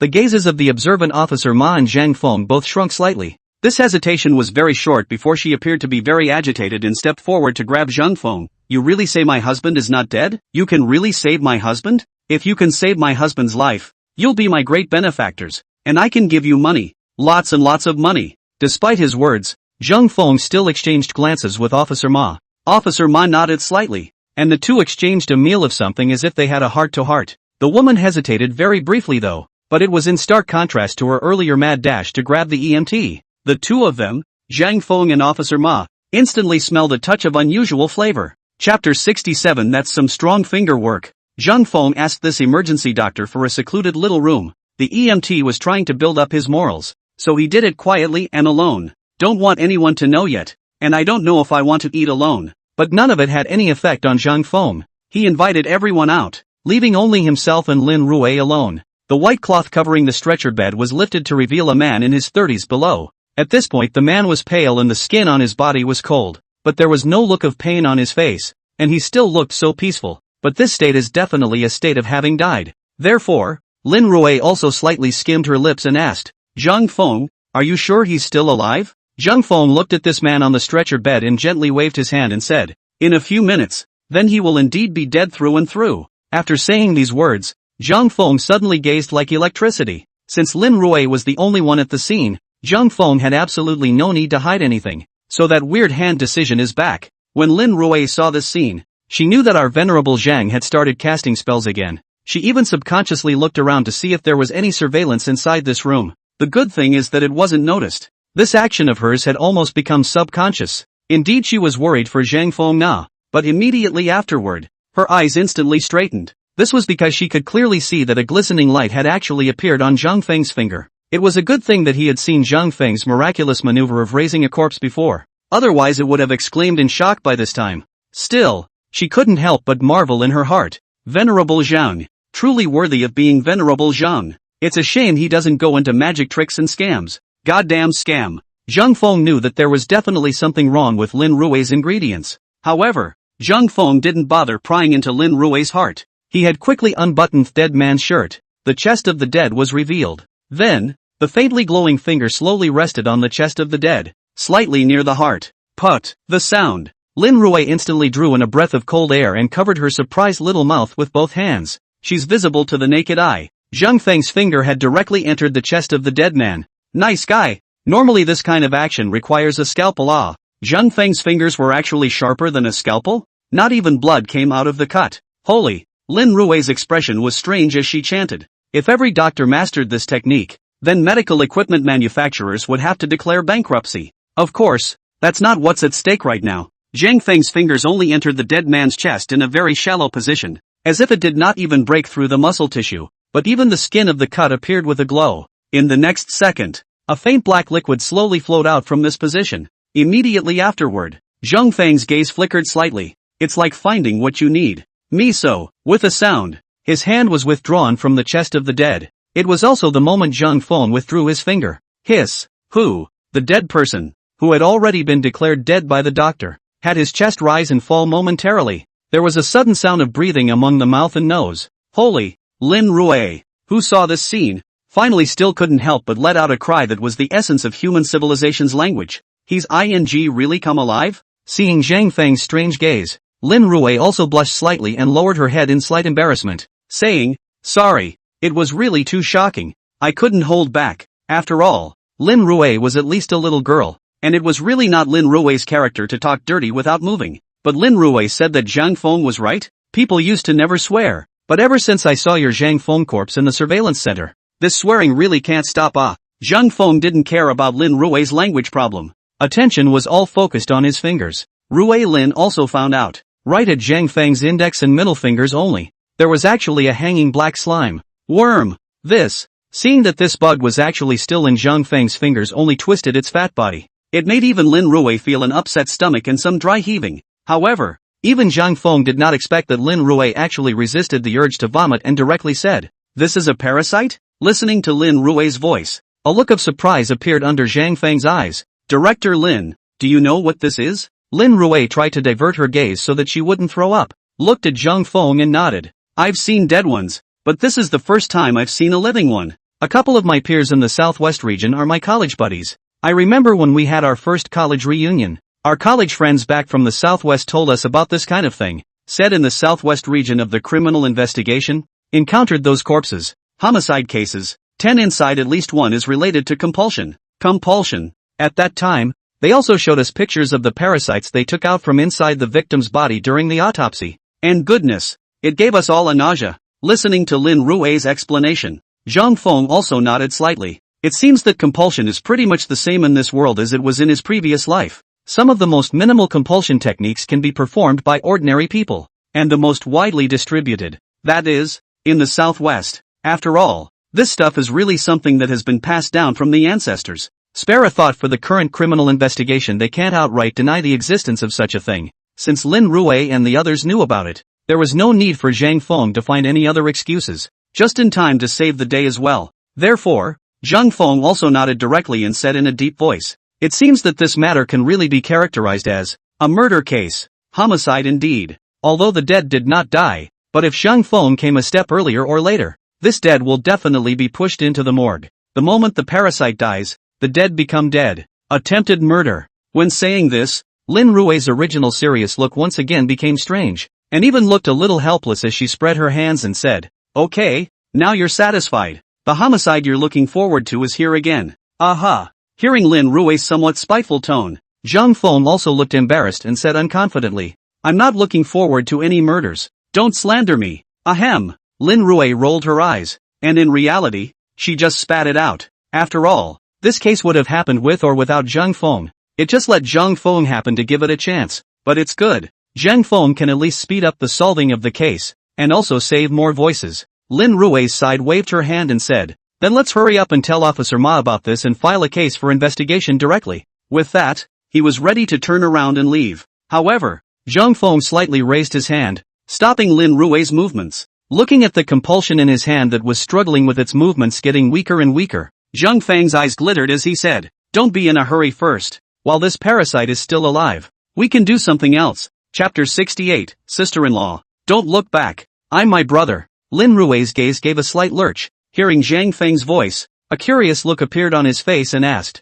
"What are you going to do?" "It won't be." While saying this, his face became even more disgusted. "Several times the protein of beef, chicken flavored and crunchy? Nice guy." Zhang Feng looked at Lin Rui without any good humor and said, "Am I that perverted again?" "Yes." Lin Rui also nodded very solemnly. "That's not true. You can carry 7 corpses around in the middle of the night, and all 7 of them don't even have heads. If you're not perverted, who is?" Zhang Feng rolled his eyes in place and explained, "While this compulsion is still alive, I should be able to sense the person who has a connection following the compulsion. so I might even be able to find the murderer directly. Listening to Zhang Feng's words, Lin Rui's pupils dilated once again. Her eyes were full of shock, and she subconsciously exclaimed, "You can even do the work of a police dog?" Zhang Feng instantly looked at Lin Rui angrily. "You're the one who's a police dog. Your whole family is a police dog. Surely he must not have grown a dog's nose and smelled his way there. Instead, open the eyes of heaven." It's not really about opening the eyes of heaven.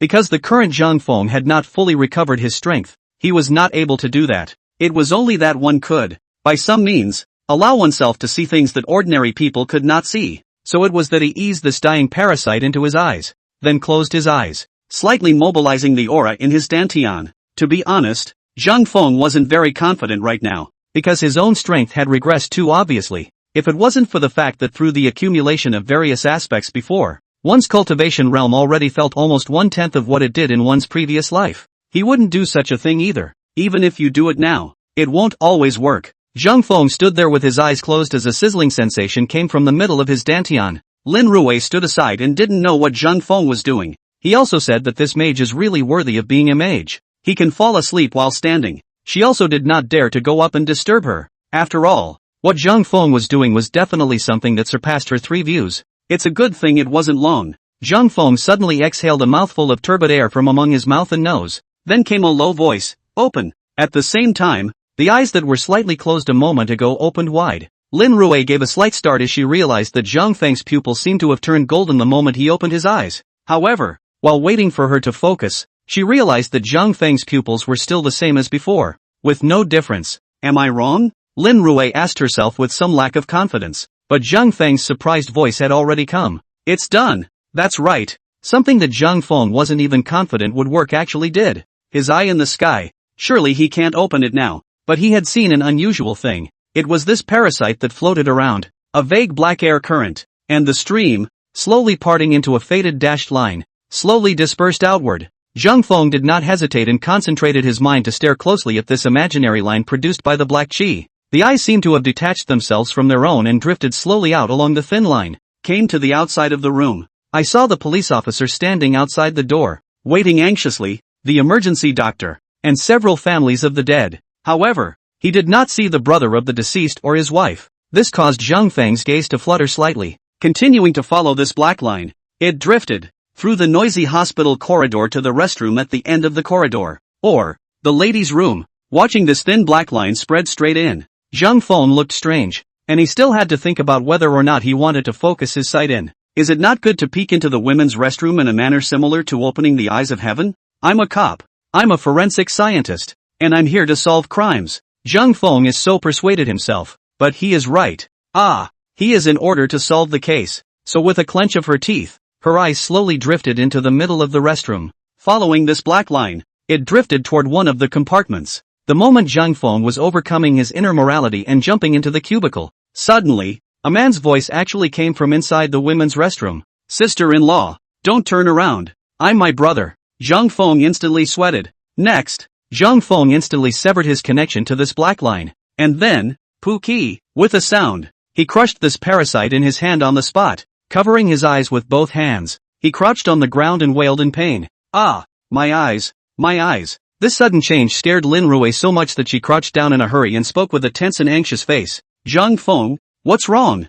Zhang Feng, are you alright? I'll get you a doctor. I'll get you a doctor right away," he said and was about to run outside. But Zhang Feng grabbed Lin Rui's hand with a snap and said painfully, "No, the doctor can't cure me. I was seeing things I shouldn't have been. Worrying about growing pinholes. What the hell?" Listening to Zhang Feng's voice, Lin Rui's complexion also became strange. "Seeing things you shouldn't? What did you see?" Zhang Feng slowly stood up, crying. He looked at the dead man on the stretcher bed and then at Lin Rui. "I'll show you how it's done. Come on, turn around," said Zhang Feng. Let Lin Rui facing the stretcher bed, and then took out his cell phone. To the stretcher bed of the dead took a picture. The cell phone with this photo open was then placed in front of Lin Rui. Came behind Lin Rui. Lin Rui looked at this photo in front of her. Unknown suddenly feeling that her long hair was actually grabbed by Zhang Feng. She was also stunned and subconsciously asked, "What are you doing?" But the answer Lin Rui got was actually, "Sister-in-law, don't turn around. I'm my brother." Hear that? Lin Rui's pupils were also instantly dilated at the first moment. Sharp popping sounds. Lin Rui simply couldn't help but explode out. She was jumping in place, her eyes dead shut, waving her two little fists. Ah, that's disgusting. My ears. My ears. Lin Rui finally understood what Zhang Feng saw. The wife of the deceased and the brother of the deceased, both of whom actually opened their cell phones in the restroom to look at the photo of the deceased? Holy! Lin Rui felt like her 3 views were destroyed. But Zhang Feng was basically there. That image is still fresh in my mind. Can you guys hold back? Does it have to be now? My side also save your husband. Save your big brother. Ah, you guys really are. And it would be nice if you were aesthetically pleasing. But that woman, she's in her 30s. She had a fat face like a catfish. Reasonably speaking, it shouldn't be. That 20-something-year-old young man, tall and big. It's the same as when you go to the bathroom and suddenly the Lord of the Rivers suddenly jumps out of the pit. Then your eyes light up. Don't take off your makeup. I want Tam. Alas. Forget about it. Don't want to. Otherwise, I wouldn't be able to sleep myself. Zhang Feng took a slight deep breath and said, it's now certain that this murderer who laid hands on the victim is definitely a partnership between the two of them. However, through the contact just now, I didn't sense the flavor of compulsion on the two of them. Lin Rui also managed to suppress that uncomfortable feeling, took a deep breath and looked at Zhang Feng and said, in that case, there's someone else behind the scenes? Chapter 69. Because with the girl indescribable the two of them, Zhang Feng and Lin Rui, must have calmed down for half a day inside this room, and it took a while of slowing down before they could drive the images from just now out of their minds. 2 men came out pushing a stretcher bed one after the other. Well, Officer Ma was the first to respond, followed closely by the EMT. Zhang Feng's side pointed at the emergency doctor and pointed at the dead man on the stretcher bed. This EMT came up instantly, alert, and a nice shrill low growl came out. How can this be? This is the alarming sound of an EMT. Trembling, breathing, heartbeat. My God, wasn't he dead? Really? Let's saved? It was also the EMT's shocked voice that made the eyes of the remaining paramedics standing nearby, along with the few scattered family members, widen. It's true? My God. But our hospital instruments have already pronounced him dead. Fake, right? Is he a forensic scientist? He's not a mage. Is he? Raise the dead? No way. Bringing the dead back to life is too scary, isn't it? And the families were all so grateful. They were obviously sincere, and one by one, they were grateful to Zhang Feng. The emergency doctor also turned his head to come in front of Zhang Feng, and directly stretched out his hands to Zhang Feng and tightly grasped Zhang Feng's hand, speaking with a face of shock, sincerity, and even a little bit of tears in his eyes. Have I accumulated virtues? No. Dr. Zhang, you're really great. I feel like you're too good to be a forensic pathologist. Why don't you come work in our hospital? But Zhang Feng hadn't said anything yet. Lin Rui and Officer Ma both said quietly in unison, it's only really a talent for him to work in your hospital. At this time, Officer Ma checked around and said disdainfully, asterisk. This a wife, a brother, their own loved ones are in there not knowing what's going on, but they don't know where they've run off to? Really? At this time, however, Zhang Feng said to Officer Ma, prepare to arrest someone.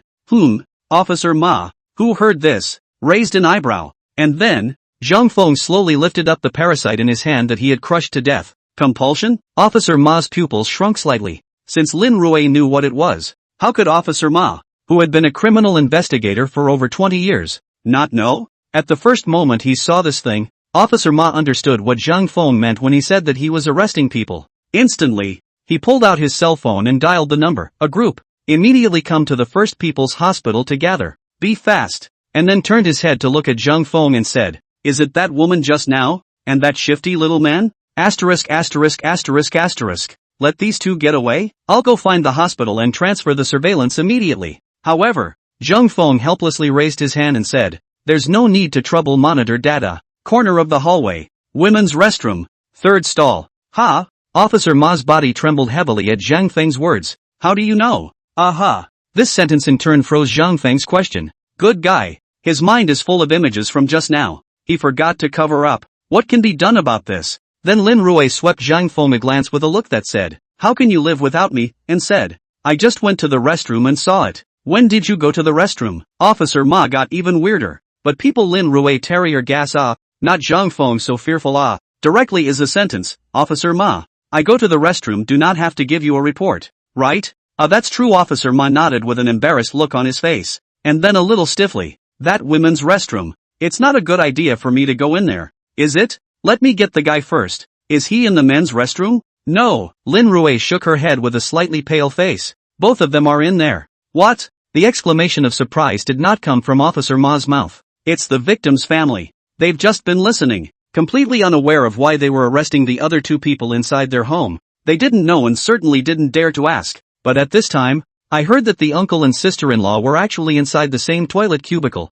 The pair of dogs. Holy, I knew there was something wrong with them. Asterisk asterisk asterisk asterisk. Get them. Catch them in flagrante delicto. The speed at which these guys rushed to the toilet. That's faster than Officer Ma. The two men were dragged out and beaten before they were done. Amidst cries of alarm, Officer Ma couldn't stop a single cop, especially Zhang Feng and Lin Rui who were still lazy. The scene didn't de-escalate until backup called by Officer Ma arrived. But those two were also bruised and battered. The Lord of the Rivers couldn't help but drool. In this case, Officer Ma decided that he would first arrange for his own men to see to it that these two people were dealt with inside the hospital, and then take them away. Originally, Zhang Feng had planned to follow the police car and leave together. But who would have thought that Officer Ma grabbed Zhang Feng's arm and said, "What are you doing?" Zhang Feng gave a beat and immediately replied, "I'll follow a piece back to interrogate because there must be other people behind the scenes at this time." However, Officer Ma directly pulled Zhang Feng back and waved his hand for the police car to directly drive away saying,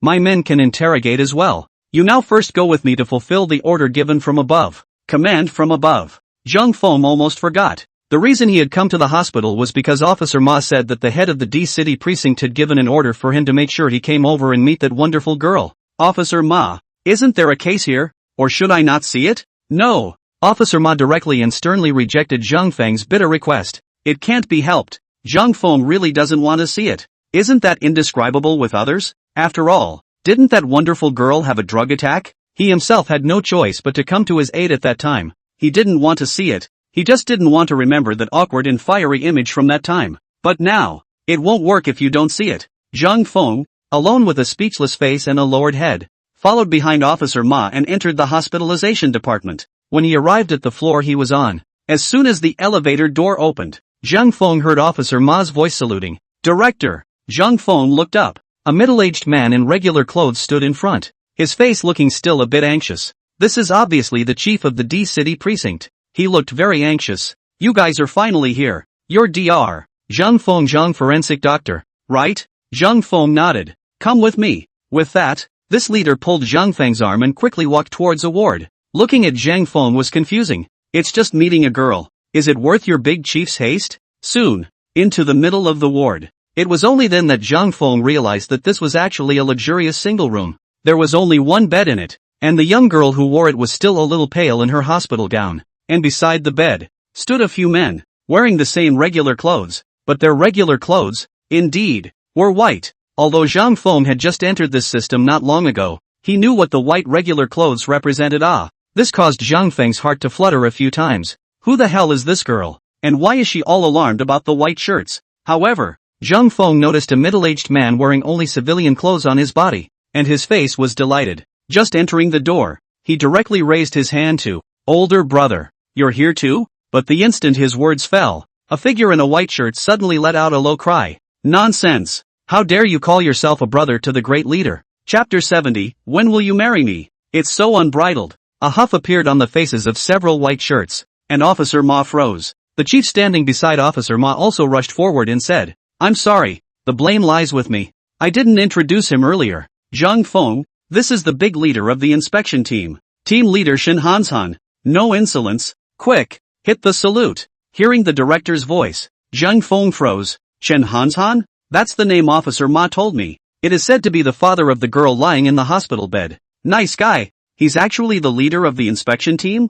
This TM is the existence of holding the Imperial Gold Medal and the Imperial Sword. I can't believe I ran into him early when I was slipping away to avoid the convention." But soon, Zhang Feng's expression became strange again. The previous scene of Shin Hanshan on the balcony, squatting there and exposing his half-ass to light a cigarette with a lens, appeared in front of Zhang Feng's eyes. "You told him at the time that this was the big leader of the inspection team." Even Zhang Feng would not believe it to death. That's a bit too much of a contrast for TM, isn't it? It was the same frozen moment. One of the white shirts was upset again. "What? Didn't you hear what he said? What are you still frozen for?" But Zhang Feng had yet to speak. Shen Hanshan frowned, turned his head to look at this white shirt who spoke. His voice obviously some displeasure said, "What? You do not speak here, someone take you as a mute?"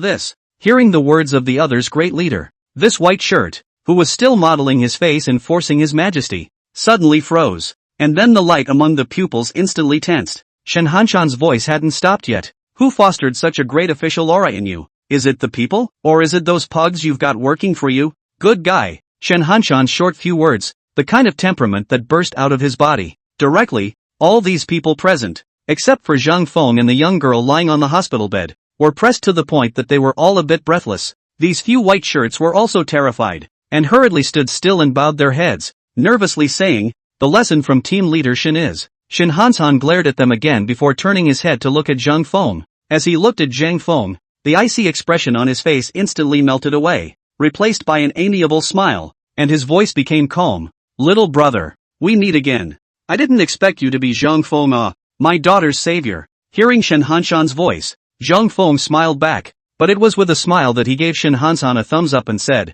"Older brother, you're really a face changer." Zhang Feng's sentence caused the hearts of the others present to momentarily rise up into their throats once again. He said that people's big leaders give you a good face. That's because you saved their daughters. How dare you tease him about being a face changer? Aren't you looking for excitement? Do you still want to work in this system? Spare a thought for Officer Ma, who was constantly scowling at Zhang Feng. It also seemed to be reminding Zhang Feng to quickly set his attitude right, or at the very least, show some respect. However, Zhang Feng directly chose to ignore it. Because from the previous scene of this famous team leader Shen pouting his ass off on the balcony trying to light a cigarette, one could also understand what kind of person this old brother really was in his bones. Sure enough, ha ha ha ha ha. Hearing Zhang Feng's words, this Shen Hanshan directly let out a cheerful laugh and spoke while walking towards Zhang Feng. "Little brother, you're still too young. Let me tell you, this face-changing stuff is a necessary skill in the future, both at work and in life. You'll see when the time comes." After saying that, he actually came to Zhang Feng's side with a big grin, and in the midst of the crowd's shocked gazes, he directly took Zhang Feng by the head of the shoulder. "Nice guy." It was as if the two were really brothers who hadn't seen each other for a long time. This scene made those white shirts, as well as the chief, and Officer Ma, and even Lin Rui dumbfounded. Rao Lin Rui all wondered in her heart. No way. Zhang Feng actually knew team leader Shen before, and is so familiar with him? Only Officer Ma looked at Zhang Feng with a different gaze, even as if there was still anger in General Heart. Good this brat, medical examiner Zhang, pretended that he hadn't heard of the name Shen Hanshan before? Then how do you explain it now? As for those white shirts, of course, they didn't have such distinct mental activities as Rui Lin and Officer Ma. Several of them had the exact same expression on their faces, just stunned. How could they have ever imagined that this big leader of the inspection team would have such a good relationship with a newbie forensic pathologist shot over from the next city for support? So close? I can't believe they all refer to each other as brothers? And brotherly. Older brother and younger brother. Since when can they be called brothers? Moreover, one should know that the first time Zhang Feng and Shen Hanshan met was just a short while ago. The two of them don't even know who's who yet. Of course it can't be that intimate. I also wonder what kind of expression they would have if they learned this fact. Actually, it's not just them. It was the current Zhang Feng whose heart was also slightly lurched. It was reasonable to say that Shen Hanshan was only with him on one side, and he had only helped him light a cigarette, not at all to act so close to him. And Shen Hanshan was doing this now, as if he was doing it on purpose. Doing it on purpose for these people? No. Zhang Feng was a bit speechless at once. Even you are going to praise and kill me now? However, if this Shen Hanshan is sincere, then he might really be his own get-out-of-jail-free card under certain conditions. Of course, so far, Zhang Feng did not know what exactly this Shen Hanshan was going to do. Shen Hanshan just took Zhang Feng by the head of his shoulders and walked straight to the edge of the hospital bed. Looking at the young girl lying on the bed, he said softly, "Xinger, this is the one who saved you. Forensic Dr. Zhang Feng Zhang. I can tell you, after this incident, you have to learn from your mistakes and not run around the world alone in the future. Next time, maybe you won't meet Dr. Zhang." Although it was said that Shen Hanshan was now speaking with a very relaxed feeling, but Zhang Feng could sense that when his daughter had disappeared earlier, he was definitely anxious as well. A strong sense of concern is revealed between the lines. Because of this, it slowly created a doubt in Zhang Feng's heart. Previously, when Zhang Feng first learned about this missing girl, at Officer Ma's place, it was clearly just an ordinary disappearance case, without any urgency in it at all. But Shen Hanshan, such a big leader, his own daughter disappeared, should be in the whole D city, is a shocking big thing. But why? The only cases that can make the leaders above pay attention are those 7 headless body cases. Only in the case that The big leaders above have long known that the disappearance of Shin Hanshan's daughter is related to Chang Bing, and the top is ready to take action against Chang Bing. He, himself, was merely an accidental appearance in the middle of the whole operation, which served as a catalyst. And the plan of the big leaders up there is that even the precincts up and down D-City, even the chiefs, don't know about it. The light underneath Zhang Feng's eyes, who had generated this thought, flickered gently. He felt as if he would be saved even if he didn't make a move. This young girl named Shin Shinger, all these characters up there, one or the other, are definitely not simple. Of course, even if they were all great one by one, they missed one thing. That's the evil practitioner. I'm afraid that the consequences of the drug refined by the evil cultivator would be very difficult to break even for the hospital here, right? But this is normal. After all, how can they calculate that there is no existence among their own perceptions? At this time, Shen Shinger, who was lying on the hospital bed, spoke up. You're Dr. Zhang? Her voice was very ethereal and melodious. Zhang Feng smiled and nodded. I am Zhang Feng. But Shen Shinger's next sentence made Zhang Feng, including everyone present, draw a breath of cold air. When do you plan to marry me over the door? Chapter 71. Hasn't this woman's medicine worn off yet? When are you going to marry me? After Shin Shinger's ethereal and very simple and lovely voice fell, a deathly silence fell over the entire ward. Even the sound of breathing seemed to be gone. Every single person, including Zhang Feng and Shin Hanshan, were staring with wide eyes, looking dead at this sweet and lovely young girl lying on the hospital bed. It's like seeing a ghost. This silence lasted for what had to be the better part of a minute. Cough. Zhang Feng's stiff cough came out, and the expression on his face had become completely unnatural. Looking at Shin Shinger, who was lying on the hospital bed in an effort to alleviate her embarrassment, she opened her mouth and said, Girl, maybe I just misheard you. Are you asking when you'll be able to walk out the door of the hospital? That, although I'm a forensic scientist, but I'm not a doctor. You went to be discharged from the hospital. You have to say the doctor. Ha ha ha ha ha ha. This smile dry. Let other people listen to cannot help but want to hand him a glass of water to let him moisturize his throat. However, Shen Shinger, who was lying on the hospital bed, had a shy smile on her face as she gently shook her head and said, It seems that forensic pathologist Zhang really heard it wrong. What I'm saying is, when are you going to marry me? Pop. Zhang Feng slapped almost on his head. This isn't right, this is very wrong. Is this woman out of her mind? How come she just opened her eyes and told me to marry her the first time I saw her? Zhang Feng knew that he did look handsome. But I don't have this kind of charm, he said to Shen Shinger. No, girl, did they anesthetize you? Has the anesthetic not worn off? Are you talking nonsense? Why should I marry you? This is supposed to be our first official meeting,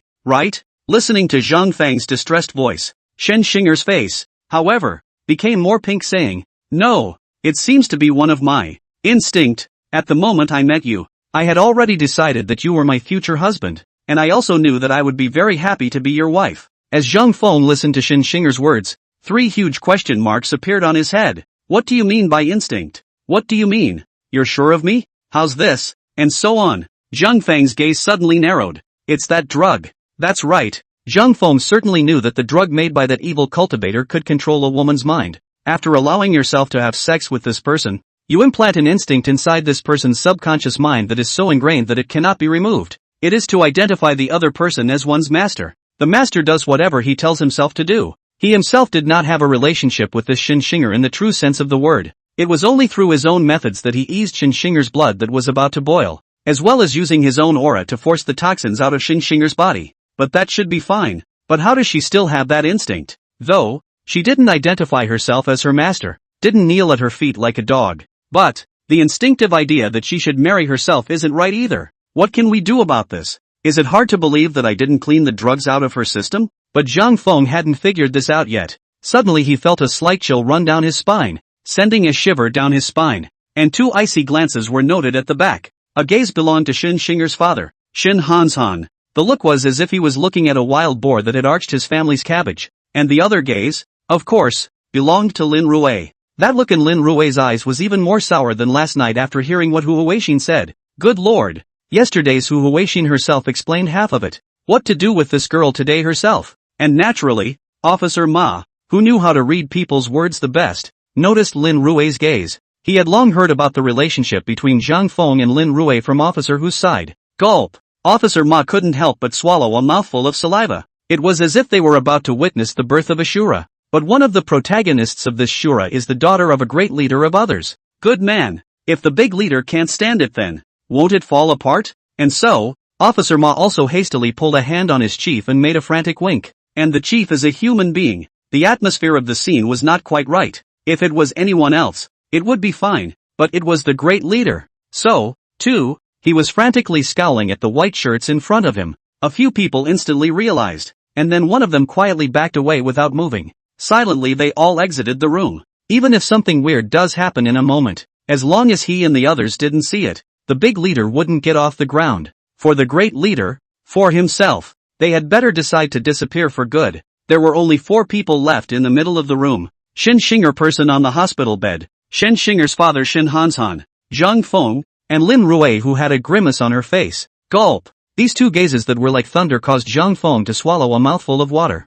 Looking at this Shin Hanshan really wants to think that he has arched someone's precious daughter. This can't be done. One still expects to use Shin Hanshan as a gold medal to avoid death. Thus, Zhang Feng also exaggeratedly spoke to Shin Hanshan. Older brother, what are you looking at me like that for? Call a doctor. Your daughter has a brain problem. She needs a full body checkup. Zhang Feng's meaning of saying this was to clear the air and tell Shin Hanshan, I really hadn't done that weird thing with his daughter myself. Shin Hanshan also saw a touch of sincerity from amongst Zhang Feng's pupils. Is it true this kid didn't have anything to do with my daughter? It sure looks like it. After all, what does saving someone's life become? But what's wrong with my daughter? It's hard to even talk to boys in school. Why did you see this kid today and take the initiative to marry him? It's not scientific. It can't be that there's something really wrong with her brain, can it? That. Shin Hanshan finally spoke up. Shinger, maybe you're really a little bit off in the head right now. Dad's going to call a doctor for you to see what's going on, said the man,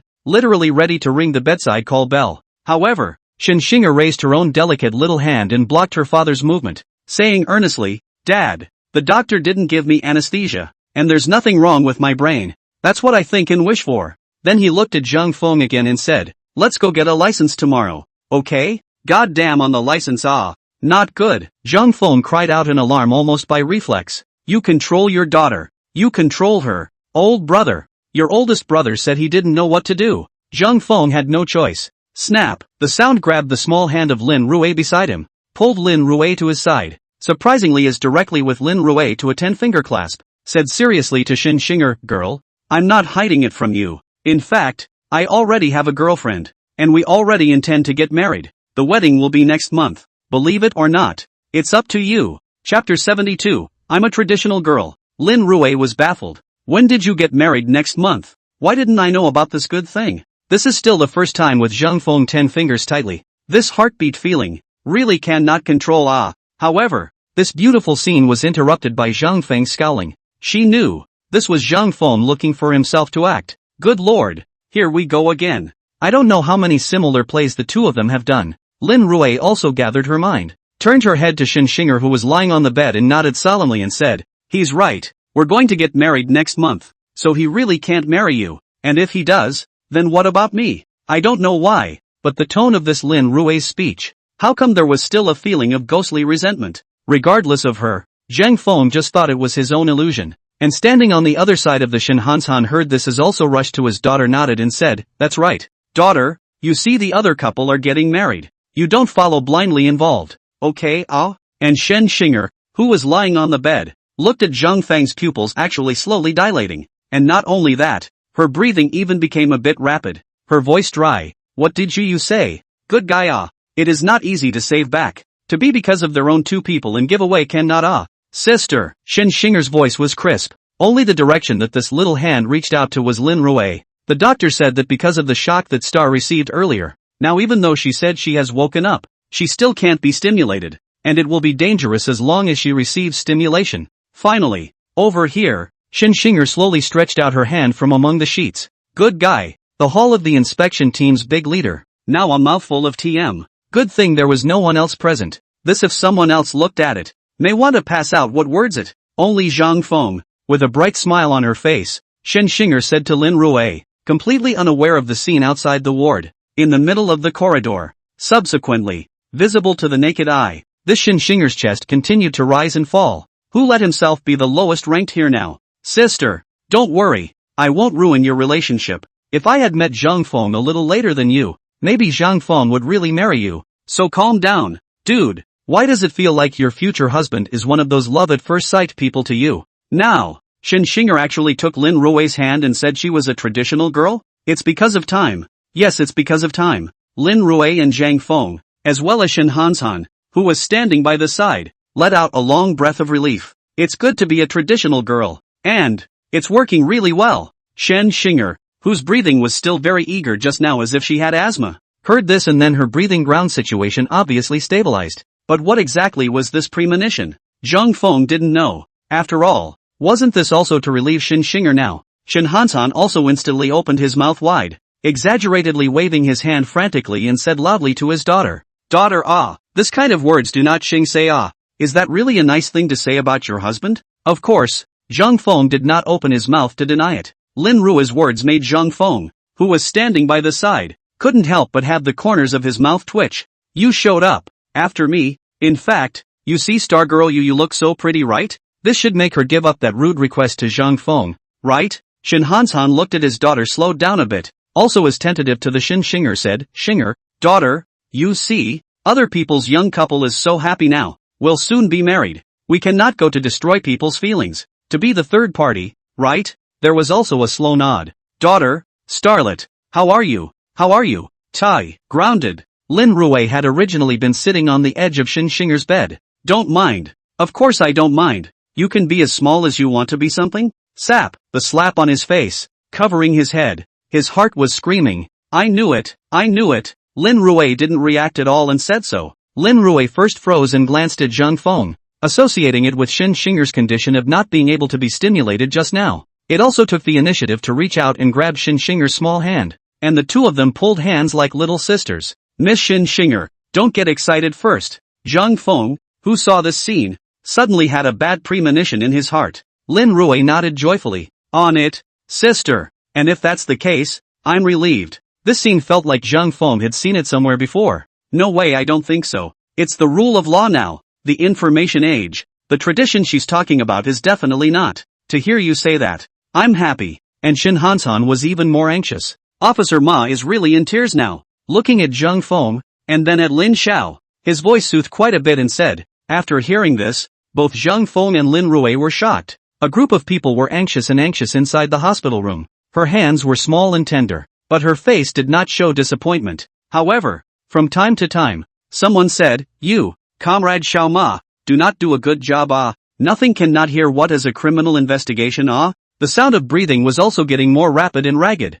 "Holy, good thing I'm also a traditional adur ah. Is this the time to talk about such things?" With one hand, he shook off Shin Shinger's small hand. Dumbfounded, he looked at Shin Shinger. Lin Rui's side also spoke up in a panic. "I'm a traditional girl. The tradition you're talking about is this TM tradition? It's a little too damn traditional, isn't it? How's it going in there? What's going on?" The face, which had gradually turned a little white, was slowly becoming rosy. Both Lin Rui and Shin Hansan took a long breath, and with a soft, gentle nature, "Anyone who looks at you will fall in love with you." Shin Shinger's voice then came out once again. "Sister." The few remaining white shirts, on the other hand, stood there in a moralistic manner, looking like they had no business being there. "If you don't mind, sister, I'd like to be little." Shin Shinger listened to her father's words, and it was clear that her emotions had stabilized quite a bit after the previous persuasion. Zhang Feng hadn't even finished comforting himself in his mind. Seeing this scene, Zhang Feng was shocked.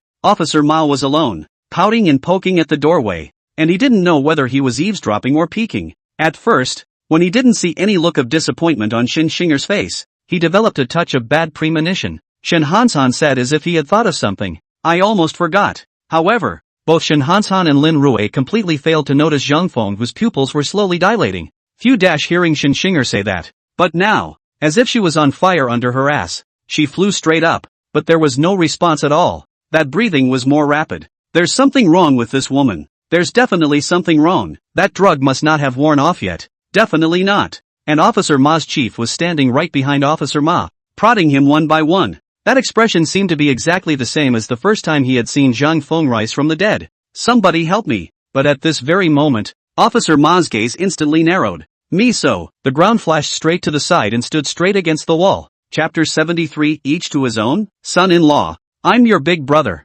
This sudden movement by Officer Ma, giving the chief behind himself and a couple of white shirts a jolt of fear. The chief, on the other hand, directly gave Officer Ma a kick in the ass without any good humor and asked, "What are you doing? I told you to eavesdrop, and you're standing here in military posture for me?" But it was the moment the chief's words fell. Gada! There was a soft thud. The door to the ward was just opened from the inside. Then, the stiff-looking director and a few white shirts saw their big leader Shin Han-san, whose face was as dark as Yuchi Gong's, standing at the entrance of the ward. Snap! The sound. The men also instantly followed Officer Ma's lead and stood up in military position. He didn't dare to move a muscle, and he didn't even dare to say hello to other Shin Han-san. Luckily, Shin Han-san didn't seem to have the intention to care about them, and his no-nonsense voice had already come out. "Zhang Feng, you come here with me." Saying that, Shin Han-san and Zhang Feng, the two brothers, turned around and walked towards the stairwell at the end of the corridor, until the duo's figures disappeared around the corner of the hallway.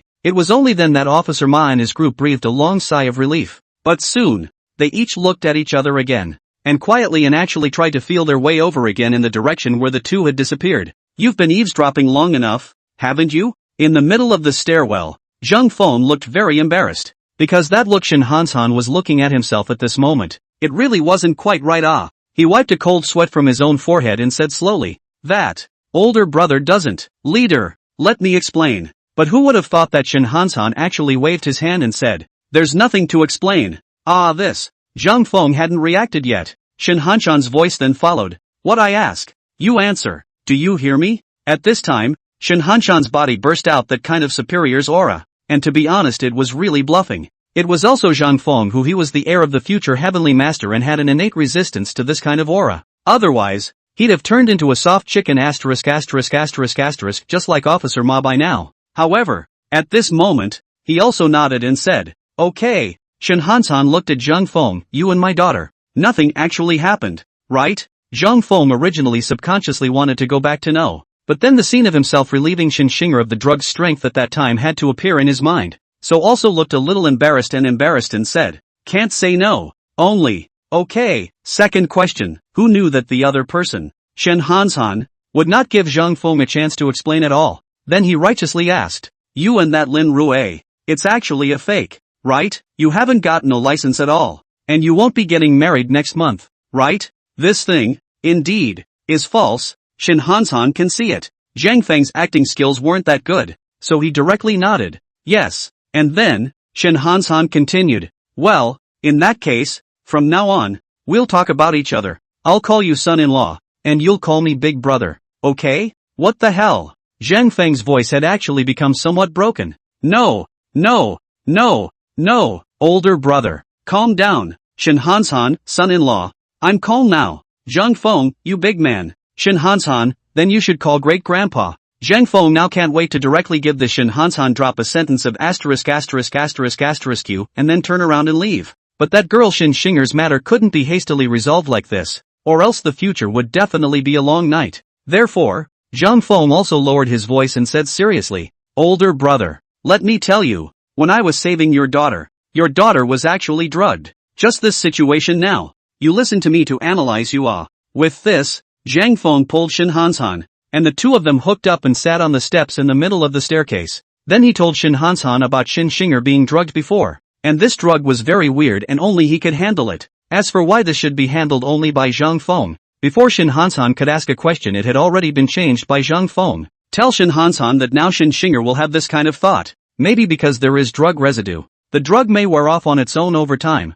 and if it doesn't, you're on your own to figure out what to do. Anyway, it's the current Zhang Feng, dawning and moving. It was to make Shin Han-san believe that he and Shin Shinger did not actually have anything indescribable, and it was hoped that Shin Han-san would calm down. In particular, he couldn't let Shin Han-san break the pot and recognize himself as his son-in-law. Zhang Feng sat next to Shin Han-san and said that his mouth was dry and anxious. Even both uttered the classic, "You don't want your wife to know you're secretly smoking, do you?" That's still a powerful statement. Shin Han-san finally nodded slowly and said, "I'll believe you for now, but, since you said it's because of the drug residue, then let's wait until after the drugs are drained from my daughter's body. Until it's all cleaned up. You're still my son-in-law and I'm still your big brother." Hearing Shin Han-san's words, the corner of Zhang Feng's eyes continued to twitch. Where do you see yourself as a big leader? Zhang Feng was not the only one who had such thoughts. And Officer Ma, and the chief, and a couple of white shirts. Just a moment ago, they sneakily followed Zhang Feng and Shin Han-san to the stairwell. The door to the stairwell was ajar, and they could see it clearly from outside. Zhang Feng actually put his arm around Shin Hanshan's shoulder and sat on the steps, plotting something in a low voice. They couldn't hear what the two were saying, but they could tell by the actions and expressions of the two. These two seemed to have a really unusual relationship, especially now Shin Hanshan. The size of the pants is obviously quite a bit smaller, straddling the half-drawn ass, with no image at all. He sat down on the floor with the little backwoods man in uniform, and the two of them raised their eyebrows. Where's the big leader in that? It's only human nature to be so unimaginative before someone very close, right? For a while, one by one, the speculations about Zhang Feng came up in their minds as if they were a tidal wave. This Zhang Feng, he's not someone from the imperial capital, is he? Incognito? Is it possible that the sons of some big families are out to experience life? The leader of Shin Hanshan is so close to him that he wants to marry his daughter to him? Isn't this a favor? Just now, I actually spoke out against someone else.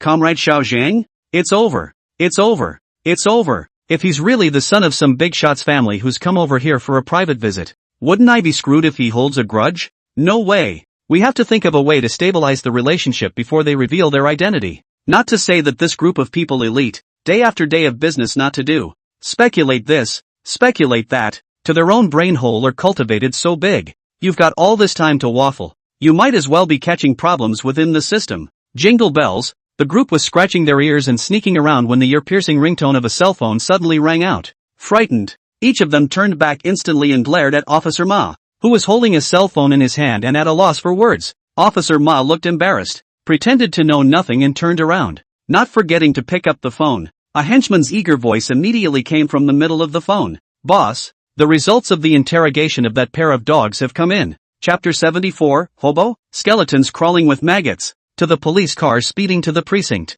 It was still Officer Ma who drove the car, and Zhang Feng sat on the passenger side. Originally, Officer Ma didn't intend to bring Zhang Feng back, but he couldn't resist Zhang Feng's stalking. When Zhang Feng came out from inside the stairwell, he had absolutely no intention of going back to see that Shin Shinger. The current situation was not quite right, and he felt that it was better for him to meet with Shin Shinger less often. Even Rui Lin dropped it. It felt like Lin Rui was a girl after all. And it was good for girls to talk to each other. I only hope that Lin Rui could persuade Shin Shinger properly, and it would be good to slightly change Shin Shinger's current thoughts. Officer Ma, who was driving the car, also said with a strange expression, Forensic Dr. Zhang, I really didn't expect that you actually have such a layer of relationship. What relationship? Zhang Feng was completely puzzled by what Officer Ma said. Officer Ma's voice hadn't stopped. Originally, I thought that you saved Team Leader Shin's daughter, and that Team Leader Shin would, to a certain extent, become your get-out-of-jail-free card, allowing you to coast along inside the system.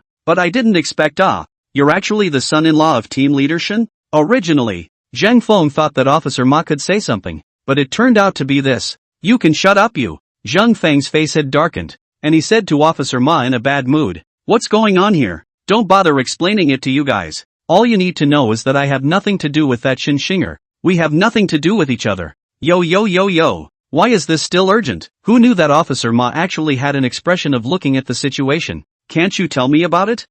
How did you two meet? In the end what happened? Satisfy my curiosity in this gossip how? Zhang Feng said with a black face as he directly glared at Officer Ma with slanted eyes. Officer Ma, I advise you to be a little bit more businesslike. Wouldn't it be good for you to put this mind to work on solving the case? Tell me, what was the result of the interrogation of those two men? Zhang Feng was also trying to change the subject, because he just couldn't stand Officer Ma anymore. Why is this as endless as badger in the melon field? Officer Ma saw that Zhang Feng didn't find it interesting, so he didn't ask any more questions. Moreover, the location of the precinct was not far away, so he also answered Zhang Feng's question. That pair of dogs' mouths were quite good at prying, and after knowing that their crimes had been discovered, they confessed. It's just that the man, the victim's brother, said that he had this parasite that he bought from a homeless man. Hobo? Zhang Feng frowned slightly upon hearing this news. Since when can a hobo know how to manipulate a parasite? Of course it wasn't that Zhang Feng looked down on the homeless. Rather, it was because, since a person he knew compulsion, and could even manipulate it, it would never come to this point of living on the streets. Thus, Zhang Feng also pondered slightly and said in a low voice, I'm afraid that this tramp, too, is not the mastermind behind this. Officer Ma nodded softly at that though he didn't respond. Soon, Officer Ma brought Zhang Feng back to the precinct. These criminal investigators under Officer Ma have been waiting for a long time. Seeing Officer Ma's car come back, They directly ran out from inside the precinct, holding a note in their hands and said, "Boss, the address has been accounted for. Shall we leave now?" "Depart." So, the two of them, Zhang Feng and Officer Ma, didn't even get out of the car. Just follow the procession of police cars from the precinct, with their lights blazing, to the address that had been accounted for in a big way. Not for long. Officer Ma and their convoy then arrived at their destination. "Look at the stinking, mosquito-filled ditch in front of you." Officer Ma's expression stiffened a bit as he turned to his subordinate and said, "Are you sure that the location the man gave out is here?" This subordinate also looked strange, looking at the positioning on his cell phone, while scratching the back of his head unconfidently. He said, "The positioning he gave is indeed here. Or, is that brat lying to us?" But just at this time, Zhang Feng's voice suddenly came from the distance. "Officer Ma, this way." Officer Ma, who heard this voice, froze and looked in the direction from which the voice came, discovering that Zhang Feng, who was originally still following his side, had actually gone down into the stinky ditch at this time. He's standing in the middle of a pile of garbage waving at himself. "Holy, when did you leap there?" Zhang Feng did not pay any attention to Officer Ma, and turned around and actually directly disappeared into the mountain of garbage. Disappearing. Officer Ma immediately slapped his thigh. "What the hell are you all doing? Look at other people. Dr. Zhang, and then look at you. Why don't you go down and keep up with Dr. Zhang?" The group of people finally reacted, and hurriedly leaped down the stinky ditch one after another, standing in rows and chasing after Zhang Feng's footsteps. This place belongs to the urban-rural area, and the original villagers on this side have not yet been fully naturalized. Excreta, food waste, and all sorts of other rotten things are thrown into this stinky gutter. You can imagine how harsh this place is. Officer Ma and the group of henchmen followed Zhang Feng's footprints inside the stinky ditch, their faces pale, taking one deep step and one shallow step. Many people even couldn't help but keep dry heaving in disgust. But People's Medical Examiner Zhang was striding ahead of them. They were also unwilling to fall behind and held their breath in their hearts. Finally, already at least 3 members of the team couldn't hold back the knot of their stomachs and threw up. Officer Ma followed Zhang Feng and finally came to a place that looked relatively clean, without any garbage and excrement or anything like that. There was still a foul odor in the air, but it was good to know that the eye could not see anything intolerable anymore. Officer Ma also took a long breath and came to Zhang Feng. Only, when he came in front of Zhang Feng, Officer Ma's gaze suddenly shrunk, and even his voice line appeared to be trembling a bit as he said, This is actually a white bone?" Hearing Officer Ma's exclamation of surprise, these team members behind him, who had originally forced themselves to endure the discomfort in their own stomachs, now follow Sergeant Ma's voice. Sure enough, a white bone lay quietly on top of a dirty sheet. Moreover, it was crawling with a number of maggots that were slowly writhing. "Wicked, you wretch!" A series of vomiting sounds came out. Spare Officer Ma was a bit unable to hold back at this point. However, he looked at Zhang Feng who was standing at his side. That cloudy look is really admirable to Officer Ma. A touch of curiosity even arose in his heart. How is it that he sees such scenes as if they were commonplace? Is it hard to believe that they forensic pathologists are like that because they've seen so many corpses? It shouldn't be. We detectives have seen no fewer corpses than they have, right? Regarding Zhang Feng's terrifying psychological quality, not only Officer Ma, but also these team members behind him, one by one, all stood in awe of Zhang Feng. Where do they know? In his previous life, Zhang Feng did not know how many corpses had been mutilated by evil cultivators, but those scenes were many times more disgusting than now. Officer Ma forced himself to endure his discomfort and said with difficulty, "It seems that we are one step too late.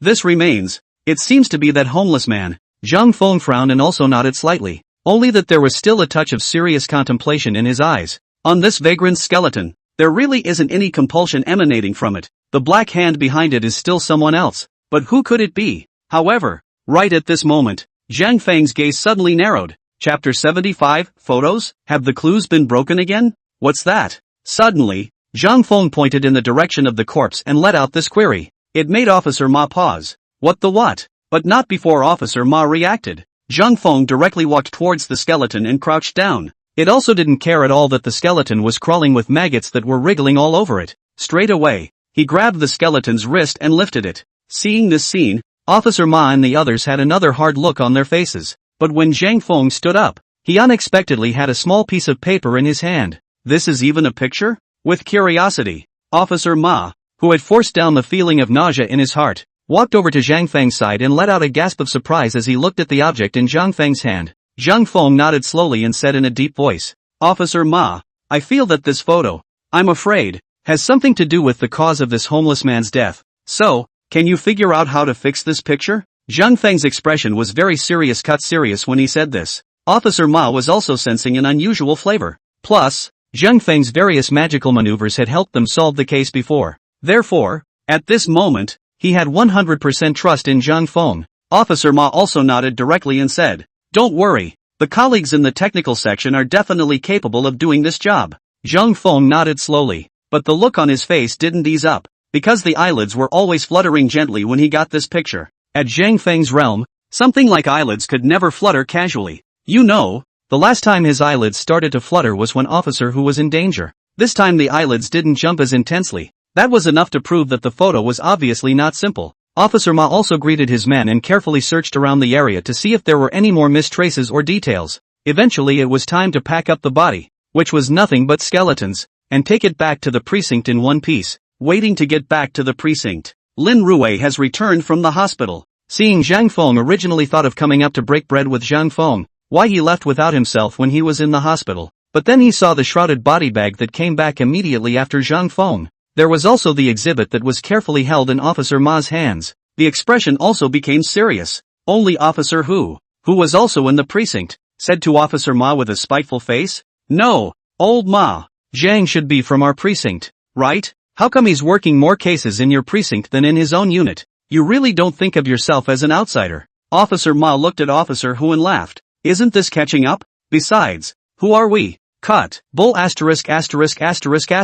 Officer Hu certainly had reservations about the matter. Only now, knowing that Officer Ma and the others had business, they didn't dwell on it much longer. The skeleton has been sent to the autopsy room of the D-City precinct. The forensic pathologist at the D-City precinct has begun his work, but the work is surely progressing at a pitifully slow pace. After all that's left of the corpse are the bones. The most their forensic scientist can do is compare DNA to figure out who this dead guy is. And that's it. As for the cause of death and stuff like that does seem a bit of a stretch. But Zhang Feng didn't care about this matter. All he cares about is that picture. Why does it give himself a strange feeling? Colleagues in the technical section are already working at an accelerated pace, but it's also still to the point where the sky outside is going dark. It was only then that Officer Ma found Zhang Feng with a topiary of a photograph. The photo restoration came out. It's actually a hand. A hand? Zhang Feng's gaze flicked up, quickly took this photo into his hands. It was also when he saw this photo that Zhang Feng's pupils suddenly shrunk, and his pupils fluttered gently.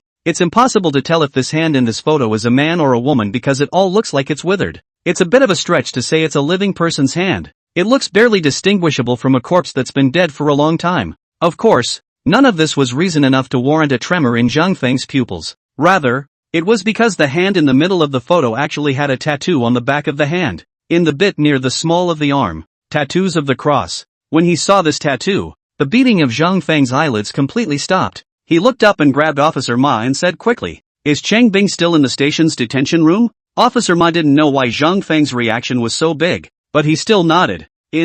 What's wrong? Take me now." Officer Ma was uncertain, but he still brought Zhang Feng to the place where Chang Bing was being held. At this time, Chang Bing, the trial has not yet come down, but he already knows what will happen to him. Before that it was gray at the temples and full of sadness, but now, as if all the problems had been accounted for, there was nothing to worry about. Lying on the bed in the detention room, even with a cozy face, but Zhang Feng didn't care if Chang Bing was having a good time or not, but directly raised the photo in his hand and said to Chang Bing, "The tattoo that you said, is it this?" The original easy smile on Chang Bing's face instantly stiffened when he saw this photo in Zhang Feng's hand. He even went so far as to directly grab the railings of the iron gate with a death grip, and thin blood filaments appeared amongst his pupils. Staring at the photo, his voice hoarse, "Grandmaster? Grandmaster? You've got the master? Impossible, absolutely impossible. How could you mortals possibly capture the Grandmaster? The Grandmaster is a man of great power." "No, surely not. How could the master be arrested?" "Absolutely not." Officer Ma stood frozen. Why would a photo searched under a homeless man's body make him have a seizure of this magnitude? Officer Ma doesn't know, but Zhang Feng does. As far as Chang Bing's current expression was concerned, it was ample proof that the owner of this hand was the same master that he was talking about. It was also that evil cultivator that Zhang Feng had been searching for. Zhang Feng pondered slightly and said in his mind, could it be that this evil cultivator actually still knows compulsion? Or perhaps, he himself is a compassionist who has touched the threshold of cultivation. Zhang Feng solemnly handed the photo in his hand to Officer Ma and said, Do you still remember the 7 heads hidden underneath Blossom Earth? Officer Ma nodded. Zhang Feng reached out and pointed to the cross tattoo on the photo and then said, I'm afraid that the one who manipulated Cheng Bing to kill behind the scenes is the owner of this tattoo. What? Officer Ma's pupils also plummeted. The previous interrogation of Cheng Bing. From Cheng Bing's mouth, he also learned about a person who was bragged by Cheng Bing to be a god. Said he was instructed in all his actions by the man. Originally, Officer Ma and the others thought it was a person that this Cheng Bing had deliberately fabricated in order to hide his deepest primal evil. But I didn't expect to see the same clues on another case today. It is hard to believe that there really exists such a person, who has not been brought to justice yet, and does not know where he continues to do evil. This, Officer Ma looked at the photo and frowned, is bad. We were a step too late. That homeless man is now only a white bone. Are our clues broken again? Zhang Feng didn't pick up on Officer Ma's words, but a shimmering light flickered in the bottom of his eyes, and even a subtle curve appeared at the corner of his mouth. No, the clues are not yet broken. Chapter 76. Even if it's okay to raise a corpse, a skeleton can also raise a skeleton. Of course, Zhang Feng would definitely not say this to Officer Ma. It's not that key clues about the case would be kept from Officer Ma. Rather, this way and manner of finding the key clue is something that should never be known to Officer Ma. So it was late at night. The two of them, Zhang Feng and Lin Rue, quietly walked out from inside the guest house room again. As the saying goes, once you're born, twice you're born. This isn't the first time he's stolen a body from the morgue at the D-City precinct. As for why they called on Rue Lin, that's not because Lin Rue is worried about Zhang Feng. Regarding the monitoring aspect, it would still require Rue Lin to personally manipulate the situation. However, just as the two had just walked out of the door of the guest house, Miso, in a flash, from inside the green belt next to her, the black-clothed Hu Huixin actually jumped out and stopped in front of the two of them. What are you two going to do? Seeing Hu Huixin who suddenly appeared, Lin Rue and Zhang Feng were both startled, and Lin Rue's reaction is very fast, actually as directly held Zhang Feng's arm, and, looking at Hu Huixian's eyes actually also a little provocative feeling said, we two date to go. You tube it? A date? Hearing this explanation from Lin Rue, Hu Huixin's eyes were filled with disbelief, especially when he saw Lin Rue's movements holding Zhang Feng. There was actually an inexplicable sourness under his eyes. Still, she said, a date? Ever go on a date at 1 in the morning? Surely you guys are going to the precinct to steal the body? Lin Rue slightly skimmed her lips. She knew that Hu Huixin was fully aware of all the things that Zhang Feng had done. It was only because of the operation of the two people, herself and Zhang Feng, that resulted in how she couldn't get this message out. It's already starting to break. But although she knows, but Lin Rue how to let Hu Huixin destroy the two people's world between himself and Zhang Feng. Therefore, she also said to Hu Huixin without any good humor, even if we are going to the precinct to steal a corpse, what does that have to do with you? Of course it has something to do with me. Hu Huixin's voice, however, was very firm. Didn't we agree to let me join you guys as well? So what you're going to do now? I'm going to be a part of it. When did we agree for you to join us? Lin Rue looked at Hu Huixin with an exaggerated expression. I advise you to go back to sleep. Don't wander around on the road at night. Be careful of meeting ghosts. Lin Rue said this as if she was deliberately trying to scare Hu Huixin. But Hu Huixin wasn't angry, and as if she had really given up, she spread her hands and opened her mouth and said, all right then. If you don't agree, I'll just have to go back to bed. By the way, pack up my uniform and see who I can deliver it to in the morning. Zhang Feng's pupils instantly shrank upon hearing these words. This morning, the incident of your daughter in my blanket suddenly appeared in Zhang Feng's mind. Especially at this time, Hu Huixin's gaze was still looking at herself if anything. The meaning of that, it's just too obvious. Ahem. Zhang Feng all but coughed slightly awkwardly and said, why don't we just let her go along? Yay, great. Why? Lin Rue and Hu Huixin's mouths made very different sounds. Hu Huixin, in particular, still had a smirk of triumph under her eyes. Just in the face of Lin Rue's hanging questioning gaze, Zhang Feng touched his nose in slight embarrassment and said, I feel that today's matter is not that easy. So, more people can be considered more helpers. Well, it's getting late, so we'd better get going. After saying that, Zhang Feng also forcibly digressed and quickly walked out.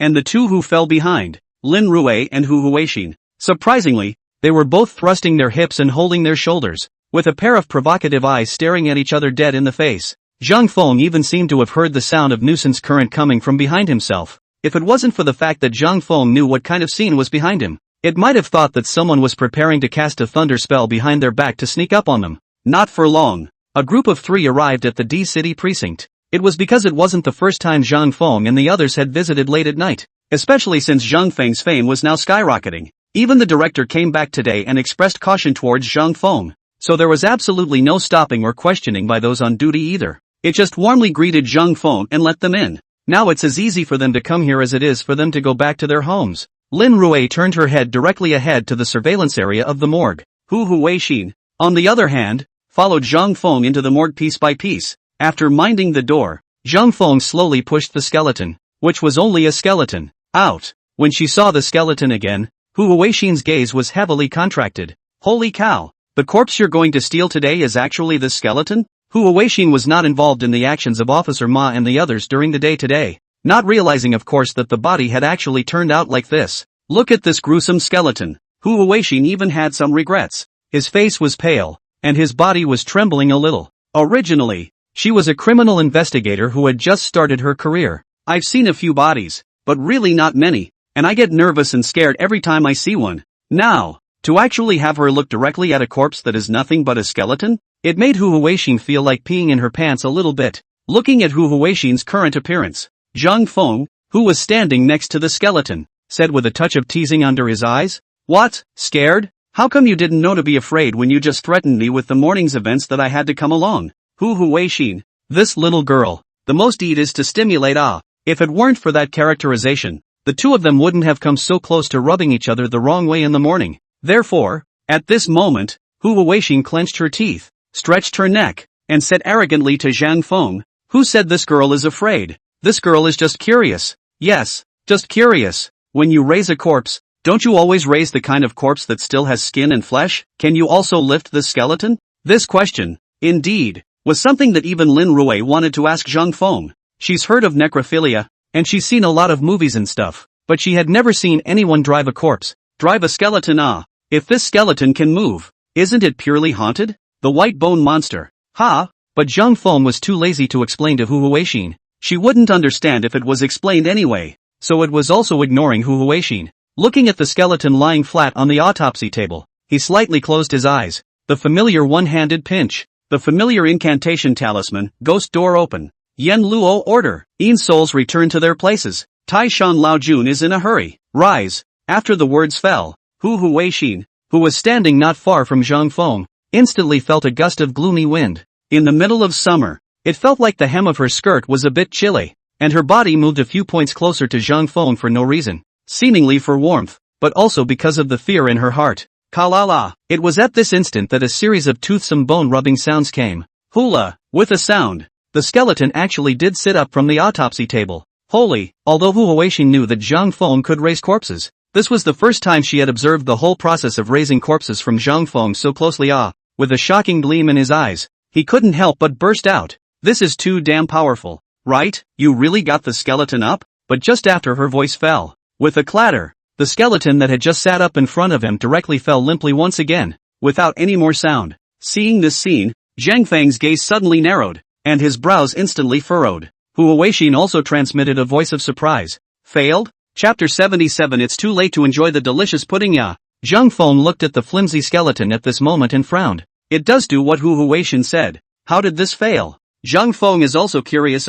He had clearly sensed that the ghost gate was wide open, and the soul belonging to this skeleton had been extracted and then disappeared into the skeleton. Just now, this skeleton suddenly sat up, proving that the corpse has been successfully raised? But how did this only succeed for a split second? That is, to go all the way to the power? It shouldn't be. Zhang Feng slightly lowered his head to check up on the skeleton. There was nothing among the empty pupils. Nothing. Hiss strange. Rao Zhang Feng even murmured a set. In a normal starting corpse, after the soul returns to the body, two light blue flames will appear amongst these empty pupils. Not a real flame, but a glow shaped like a flame, representing the return of the soul to its place. It is also commonly known as ghost fire. The ghostly fire outside the body is definitely a phosphorus fire in general, which science can explain, but the flame inside the body would represent the soul. The corpses that Zhang Feng had gotten up before actually had this thing. Just because those corpses weren't skeletons, they were all covered up underneath the skin and eyeballs. But this skeleton isn't covered by anything.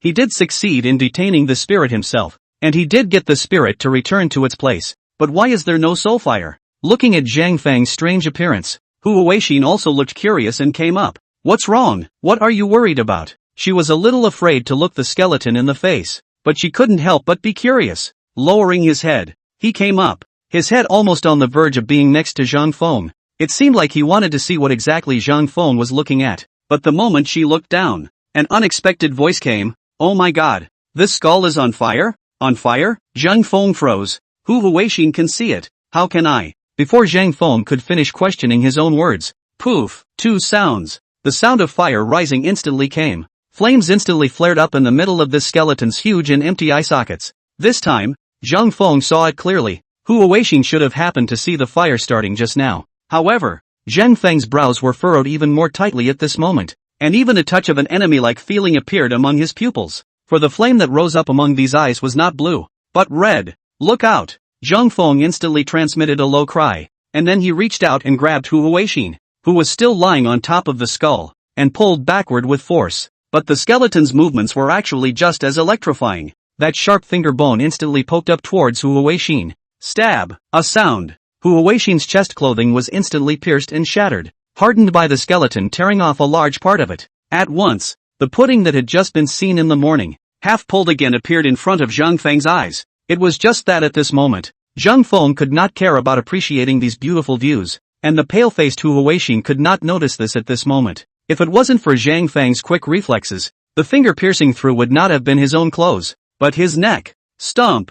Pia-ching! With a sound, Hu Huixin directly fell on the ground due to the reaction force, but she could not care about the pain on her body now. Frantically crawling on the ground, quickly curled up in the middle of the corner, her hands covering her small mouth, staring at a pair of copper bell-like eyes, all of which were filled with panic, trembling all over her body. Zhang Feng couldn't care less about Hu Huixin right now. It even kind of spits out, "Damn, why does this little have to encounter a necrotic transformation every time she watches me raise a corpse?" No! The moment he finished spitting, Zhang Feng realized something new. This red flame, it's not a necrophilia, it's someone who had once eroded his soul. Ka-la-la-la-la. Just as Zhang Feng was trying to understand the source of that red flame, the sound of bones constantly rubbing together. The skeleton with red flames flickering in its pupils even did a 360-degree backflip in the air directly without a borrowing point. And then, waving his sharp finger bones, he rushed up towards Zhang Feng with his frighteningly large mouth open. Luckily for this skeleton, the vocal cords and such have long since rotted away.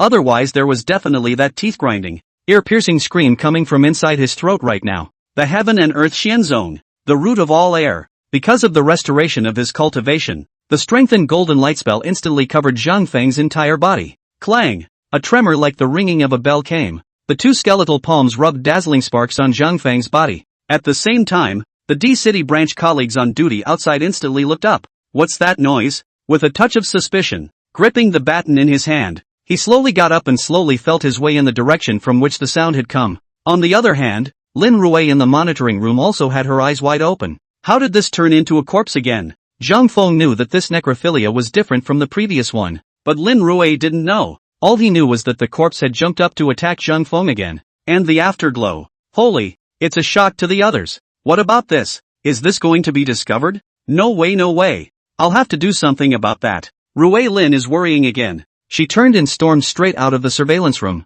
and Palm Breeze in the middle of the morgue didn't know what was going on outside. At this time, his gaze was serious. The bottom of his eyes flashed with golden light. One hand pinched the knuckle, and inside his mouth he kept reciting, "Ice is cold for thousands of years, and everything is especially quiet. The heart is desirable for the chi to be quiet, and I look to me to be the only god." It's the same as when we encountered the last necromancy, the clear mind technique. Hopefully, it will awaken the spirit of this soul. But, this spirit is really nothing like the previous one. The previous soul was because it had grievances in its heart, which could be dispersed quite a bit in Zhang Feng's heart cleansing technique. But the spirit before him was clearly bedeviled by something evil. It had completely lost all consciousness, which meant that this mind-clearing technique was simply useless. Ka-la-la-la-la-la-la. The skeleton seemed to be a martial arts master constantly attacking Zhang Feng. However, this skeleton was definitely no match for Zhang Feng. Every attack could be easily neutralized by Zhang Feng. He was even constantly and viciously smashed on the ground by Zhang Feng with the dexterity of the Taiji for 2,000 kilograms. That red firelight swayed wildly. The light instantly locked onto Hu Huixin, who was trembling inside the corner. It actually realized that Zhang Feng couldn't defeat it himself and set its sights on the defenseless Hu Huixin. Tai! With a sound, the skeleton was like lightning, instantly pouncing on Hu Huixin.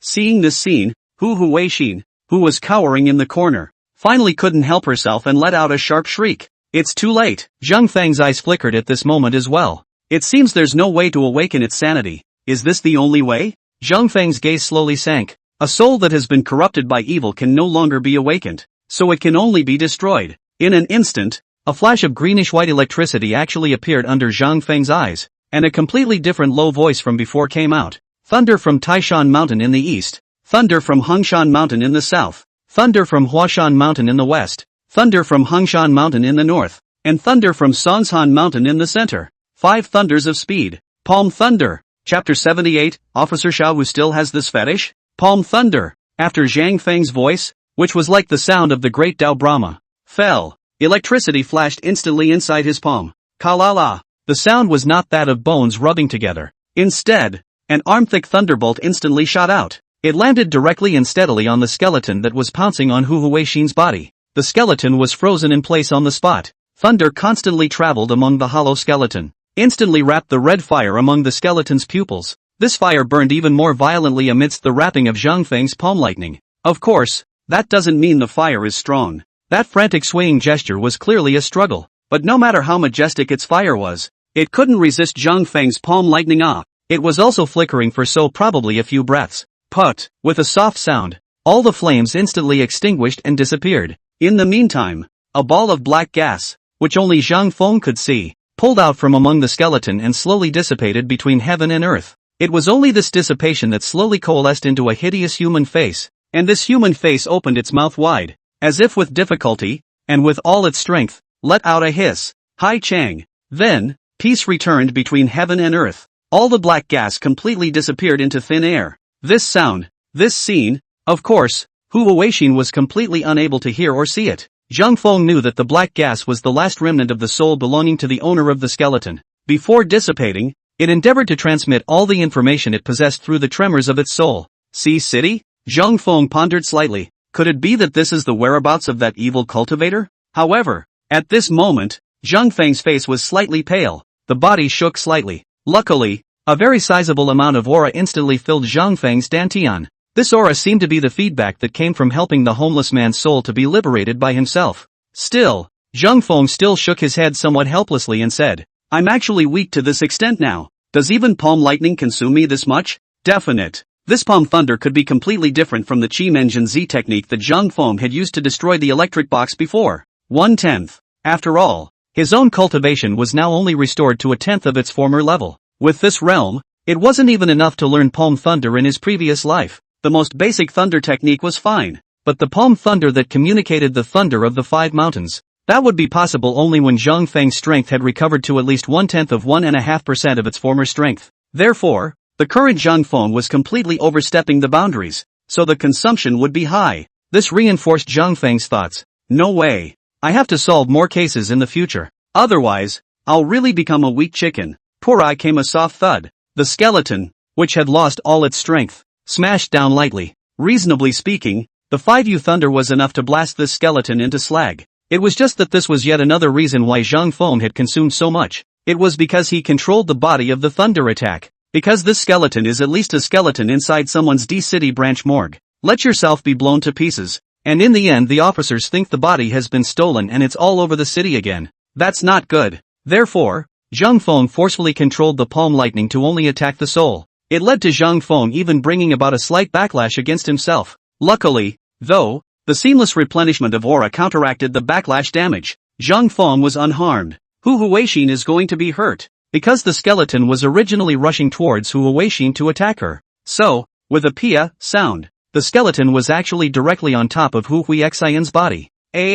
Another shriek. Hu Huixin panicked, her face pale, even with tears of terror, pushed the skeleton and stood up directly. It seemed to be trying to push the skeleton far out of the way to avoid the filth. But who would have thought that at this time, the door to the morgue was suddenly pushed open from the outside. The light from the flashlight shone right through. That on-duty co-worker's nervous voice instantly rang out. What's wrong? What happened? The greatest fear is the sudden quietness of the air. Lin Rui's frantic steps were still a step too late. She was now standing just behind this duty man, covering her face. She didn't dare to look at the images inside, and she didn't dare to think about the embarrassing scene that followed. And Zhang Feng was directly frozen in place. That Hu Huixin was still clutching the head of the skeleton's shoulders with both hands. The original attempt to throw the skeleton out due to infinite fear also came to an instant and abrupt end. Both eyes weren't even the same size anymore. Looking at the duty officer who pushed his way in, the co-worker on this shift was dumbfounded. He heard strange noises coming from here. Crashing ground, cacophony, and the voice of a woman who didn't know if she was surprised or shrieking. I thought it was haunted, so I rushed over to open the door to check it out. The result was an awkward scene of Hu Huixin standing there with her arms around a skeleton.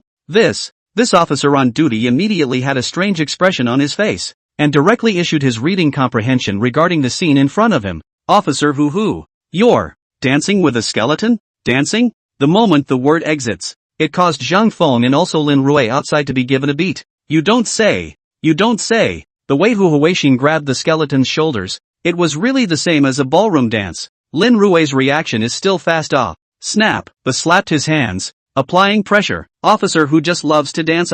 Mama, medical examiner Lin. You scared me. Why are you behind me? This clapping sound of Lin Rui's hand scared this duty officer into jumping up 3 feet in place, almost turned and ran. But Lin Rui didn't care about that, and with one strong step, she rushed into the morgue and came to Zhang Feng's side, pounding Zhang Feng with the head of his own shoulder. He said, Forensic pathologist Zhang and I just came over to watch Officer Hu dance. I just went to the restroom. Did I miss Officer Hu's dance? Zhang Feng? This means that Zhang Feng is being ordered to speak quickly. Oh, Zhang Feng instantly got into the act as well. Yeah, Officer Hu is a great dancer. I just don't know why Officer Hu still has this fetish for dancing with skeletons, begging me to bring her here to see her dance partner. Really? After saying that, Zhang Feng also turned his head to Hu Huixin, whose face had gradually darkened, and said, Officer Hu, jump, don't just stand there. Perform for our on-duty colleagues. However, Hu Huixin's movements remained stiff, and using the skull as her face, she made a vicious gag in the direction of Zhang Feng and Lin Rui.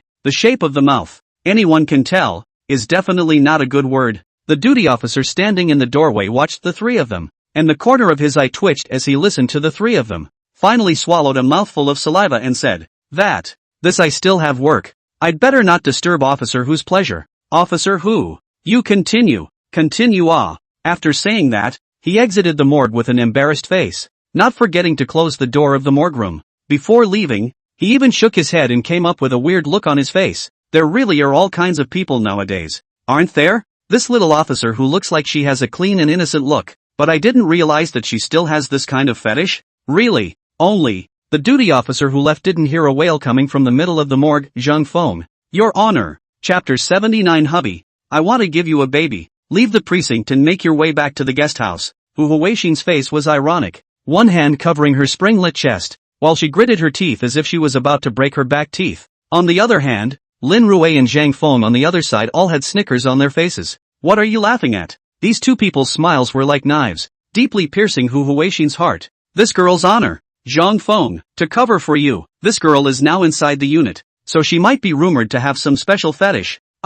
Dancing with corpses. You actually said I like dancing with corpses? Zhang Feng, I hate you. Hu Huixin was on the verge of tears as she spoke, but the smile on Zhang Feng Lin Rui's face grew stronger and stronger. It was only Lin Rui's side, who still seemed to be pouring oil on the fire to persuade Hu Huixin. Xiao Hua, you mustn't take it to heart. Didn't you pick this out, idol? Nice guy, killing people and putting them to death? Zhang Feng could barely resist giving Lin Rui a thumbs up. Lin Rui's voice hadn't stopped. Since you chose to join us, surely you have to make a little sacrifice? Listening to Lin Rui's standing voice, Hu Huixin couldn't help but explode into, then why should you sacrifice? In favor of me. Lin Rui naturally disliked her directly. Who said I didn't sacrifice? In order to hide for Zhang Feng and cooperate with Zhang Feng in acting. Sister, I have sacrificed a lot. You sacrificed? Hu Huixin was still angry now. What did you sacrifice? Come out and let me. Hu Huixin suddenly said as if she thought of something. Acting? Medical examiner Lin.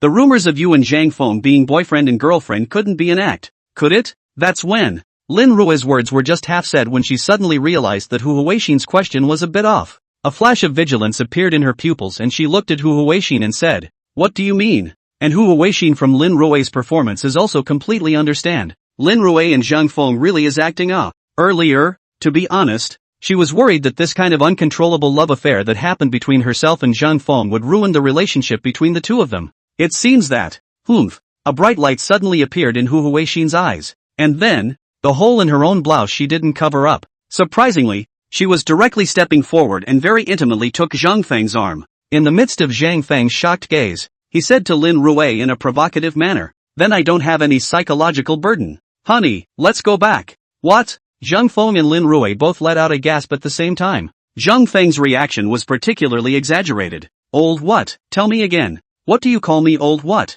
Husband? What's the problem?" Hu Weixin looked at Zhang Feng with wide, ignorant eyes, her long eyelashes whirring. "It looks so sweet and lovely, Zhang Feng." A voice as cold as biting one's back teeth came out. Zhang Feng realized that at this moment, Lin Rue's expression was even more terrifying than when she heard that Shen Xinger say she wanted to marry herself in the hospital today. The look in his eyes seemed like he was all set to eat himself alive. Gulp! Zhang Feng swallowed heavily, and then he directly pulled his arm out from amongst the pudding, pushed Hu Weixin away, waved his hand at Lin Rue and said, "She slandered me. She slandered me. But who knows who we Xin actually do not leave stepped forward and once again hugged Zhang Feng's arm. A face of naive budding to Zhang Feng said, "Husband, what are you talking about?" Zhang Feng was going crazy, and Lin Rue's gaze shifted from Zhang Feng's face to Hu Weixin's. At this moment, Hu Weixin looked at Lin Rue with a gaze that was full of provocation. It was clearly a revenge for what he had just done. Lin Rue looked at Hu Weixin with a cold smile on her face, nodded her head and said, "Fine, fine, play like this? Hu Weixin, you play like that, right? I will too." Snap! The sound. Lin Rue stepped forward surprisingly as directly embraced Zhang Feng's other arm, turned his head. The expression on his face has changed 180 degrees. Surprisingly, there are more than a few points of sweetness. Said, "Hubby, let's go back to sleep. Do not pay attention to this annoying spirit. Hu Weixin has a temper too." Directly and without the slightest avoidance, he exclaimed, "You're the one who's annoying. Husband, let's go back to tucking in and sleeping and napping together." Lin Rue gritted her teeth. "Husband, why don't I give you a child? Hu Weixin, let's have a dragon and phoenix child." The two women's gazes were like electricity, gritting their teeth, and it looked as if they wouldn't stop until the other was completely knocked out. Zhang Feng looked at the two beautiful girls on the left and the right. It was hard to get rid of them. He was caught in the center of the storm. The electricity between both women's gazes seemed to electrocute themselves. It was even more terrifying than the palm thunder that he himself had just executed. "That." Zhang Feng's stiff voice came out, "The matter of you guys wanting to give me a child. Can you go through my consent?" Rue Lin and Hu Weixin, you shut up. And then the two women's otherwise beautiful eyes clashed fiercely once more. Feeling the torment of a full 4 large wrists of pudding on him, Zhang Feng was about to collapse. Rao Zhang Feng had to bitterly look up at the curved moon in the sky, helplessly crying within himself, "Master where is your old man? Can you save me? The woman at the bottom of the mountain is really a tiger, and the apprentice has encountered 2 of them. As the saying goes, a mountain cannot have 2 tigers unless it is a male and a female." However, no one told Zhang Feng, if it is a male and 2 females, what exactly is the situation? Hu Weixin and Lin Rue secretly shouted and returned to the guest house with a helpless Zhang Feng in their arms. Arriving at the door of Zhang Feng's room, he painstakingly pulled out the room card from inside his own pocket and opened the door. Helplessly, he said, "You guys are still following me? I'm home." Just after Zhang Feng finished his sentence, Lin Rue unexpectedly spoke before him. "Did you hear that? My husband and I are home. We're going to have a baby. Please don't disturb us." After saying that, surprisingly, he was completely not treating himself as an outsider in general, and tightly wrapped Zhang Feng to walk in from outside. "No, Director Lin.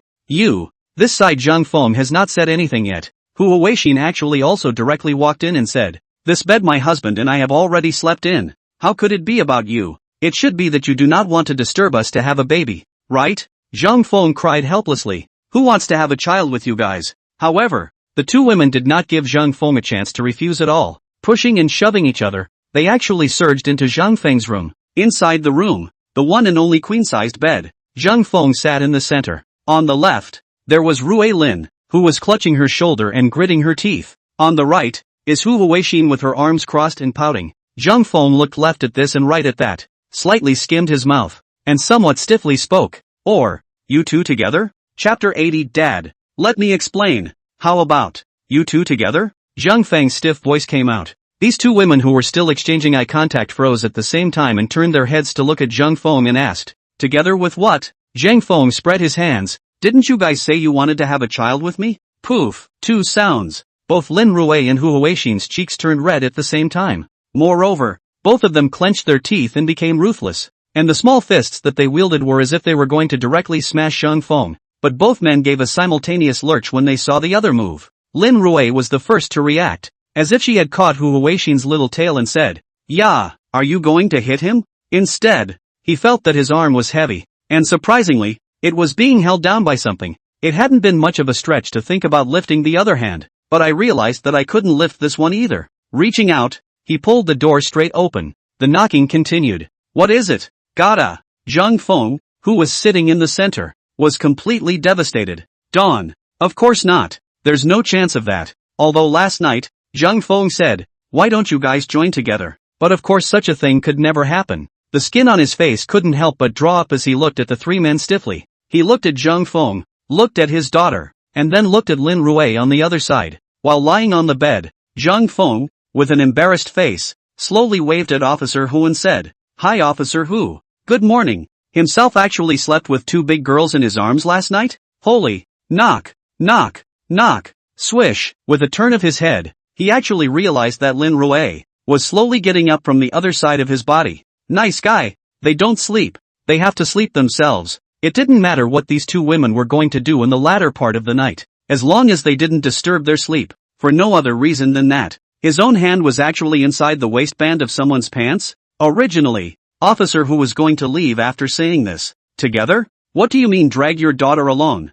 Officer Hu, so early? What's the matter? Officer Hu appeared in the doorway, and Lin Rui frowned, rubbed her eyes, and muttered, "No, no, no, no, no, and I'm actually asleep? Such a great opportunity. I ahem. And you're talking about me? What's with this fist of yours, and mouthing off to your husband? Why didn't I think of this? Zhang Feng, it's not even a problem for you and Dr. Lin, why did you even dragged my daughter along? Aha. But who knew that these two women actually spent the night inside their room last night? Who? A sleepy voice. From his own right, he spoke subconsciously. The knocking actually continued. And the holy shirt that could only belong to Hu Huixin? Zhang Feng's palm detached itself in a smooth manner. Knock, knock, knock. Zhang Feng subconsciously had to raise his hand to shield his newly opened sleepy eyes from the sun. Look at the shimmering light that reveals itself behind the curtains. And Rui Lin had come to the door of the room. Destroy it. Zhang Feng slapped his head in chagrin and said,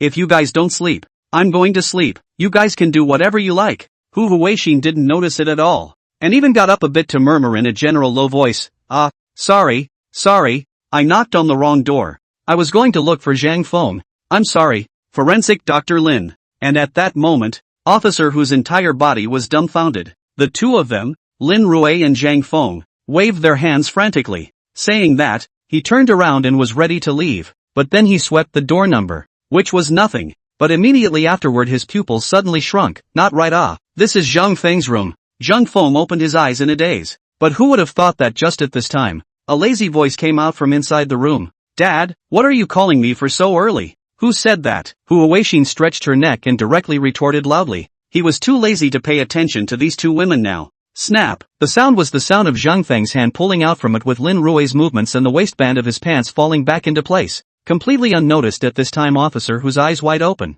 eyes filled with thick shock, looking at Hu Huixin, who was sitting next to Zhang Feng. Officer Hu's almost broken voice suddenly exploded. Lin Rui, who was standing in the doorway, also reacted at this time because of Officer Hu's voice. These two women are at it again. A soft cry in his ear caused Zhang Feng to instantly open his eyes. His face went slightly white before his neck stiffened and he slowly turned his head. For the first time, he felt that women, really, were an extremely headache-inducing creature. At this moment, Hu Huixin, who was on the other side of the room, opened her eyes and sat up from the bed rubbing her sleepy eyes. Zhang Feng also didn't even notice that the hand was gently rubbing as if it was recalling some feeling. Knock, knock, knock, daughter? But looking at Officer Hu's shocked gaze in front of her, Lin Rui's cheeks were also slightly red. A crisp knock came on the door. "Sleepy and fell asleep in your arms? Oh, my God." And as Lin Rui rose, Zhang Feng instantly realized that his left hand was actually brought up with Lin Rui's movements. Lin Rui hasn't reacted yet.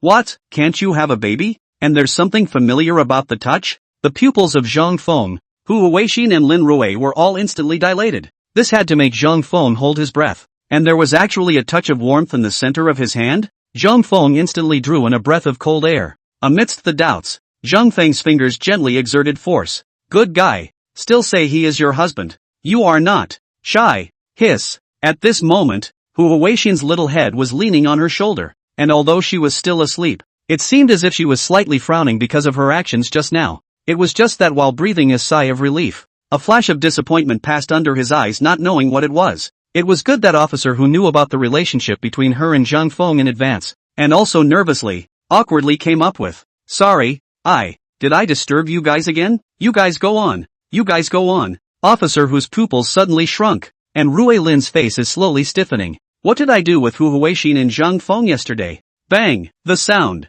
After saying that, Zhang Feng directly laid flat on his back and masked his head over the top of his head. "My mom. This is Zhang Feng's room. What did I do with Zhang Feng last night?" Lin Rui, who was startled to wake up, instantly looked down, but realized that although the clothes on her body were a bit wrinkled, nothing was missing, and she was also slightly relieved. Luckily, though, Rui Lin seemed to still be asleep, completely unaware of it. Not letting anyone sleep in the morning? Officer who instantly stormed out, slammed the door of the room directly in front of him, and rushed in with great strides. Then he saw that his right hand was hidden among the collar of a torn shirt. Tired, Hu Huixin instantly came to her senses, staring wide-eyed, looking at Zhang Feng, then at her father, then looking down at herself again, frozen on the spot. Hu Huixin, on the other hand, unexpectedly let out a sharp burst directly. "Ah, Dad, let me explain." Chapter 81, These two sea cities are too far apart, right? Really? It was still in the middle of Zhang Feng's room.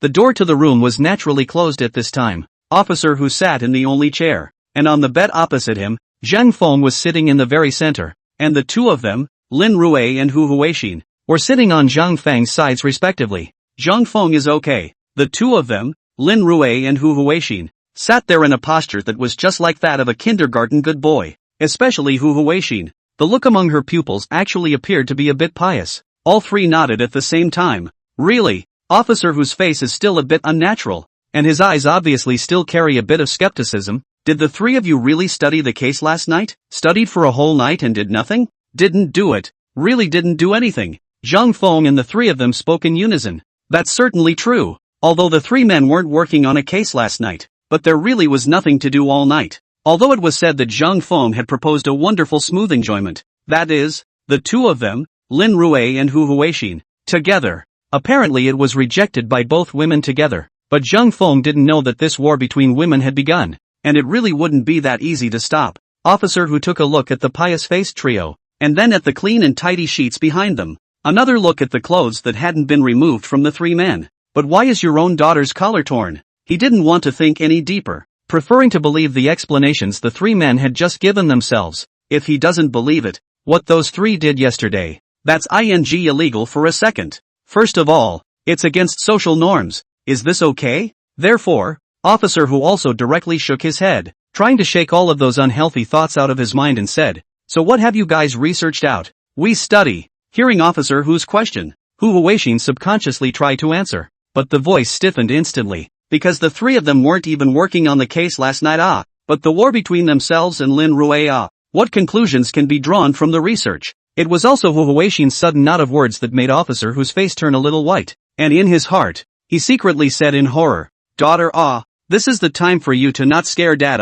Dad is old and can't withstand this." Looking at his father's face are already changed, Hu Huixin also panicked, but let her really say anything that is absolutely impossible. So it was also a direct change of topic. "Let forensic physician Lin talk to you." "Me?" Lin Rui was also startled when she heard Hu Huixin suddenly cue herself. Of course she was equally unaware of the case study. In the midst of panic, he directly pushed Zhang Feng and said, "I can't speak clearly. It's better to let Zhang Feng do it." Zhang Feng looked left at Lin Rui and right at Hu Huixin. "It's a good thing that you still have something to say for yourself." So it is also to the increasingly nervous police officer who opened his mouth and said, "Officer Hu Haicheng's public security system. You have acquaintances? Sea City?" When he heard the name of the place, Officer Hu was also slightly stunned. This Haicheng was the last his Zhang Feng heard yesterday before that remnant soul went up in smoke. The homeless man's soul, why would it emit red fire? Lost all the spirit, absolutely by the so-called master forcibly eroded the soul. Just why that master did that, Zhang Feng didn't know. Zhang Feng only knew that this was a very cruel tactic, making it impossible for the victim to even complete reincarnation. It can only be used as a ghost to terrorize the earth. Zhang Feng let him go up in smoke, although he still cannot reincarnate, but it is also considered to help him out of the sea of bitterness. to escape the torture of the master. So that homeless man's soul was definitely grateful to Zhang Feng from the bottom of his heart. The name of the place was finally hissed out with great difficulty, consuming the last of his soul power. It's definitely related to the trail of the evil master. Wanting to find this master, it was definitely impossible to let Zhang Feng go. He couldn't just take a leave of absence from work and not even work inside the precinct in order to pursue an evil practitioner. Could he? Moreover, he also knew that the Sky Eye technology among the public security system, that was very advanced, and finding someone through them would also save a lot of trouble. Therefore, Zhang Feng now passed out this message with Officer Hu. Only Officer Hu asked in return, "Which sea city are you talking about?" Hearing Officer Hu's rhetorical question, Zhang Feng was also stunned. After all, I don't know much about this world, but there's more than one sea town in the same country, right? Looking at Zhang Feng's puzzled look, Officer Hu also said, "In the southernmost region, the southernmost city is Haichang. There is also a sea city, in the middle of the Gobi Beach in the Great Northwest. Originally this place seems to be called something like Hope Sea City or Hope Sea City. Don't remember. Just later everyone habitually called it Sea City. Which of these two are you talking about?" Zhang Feng froze. This Zhang Feng really didn't know. After all, that remnant soul only shouted 2 words in the end. There was no time to say one more word.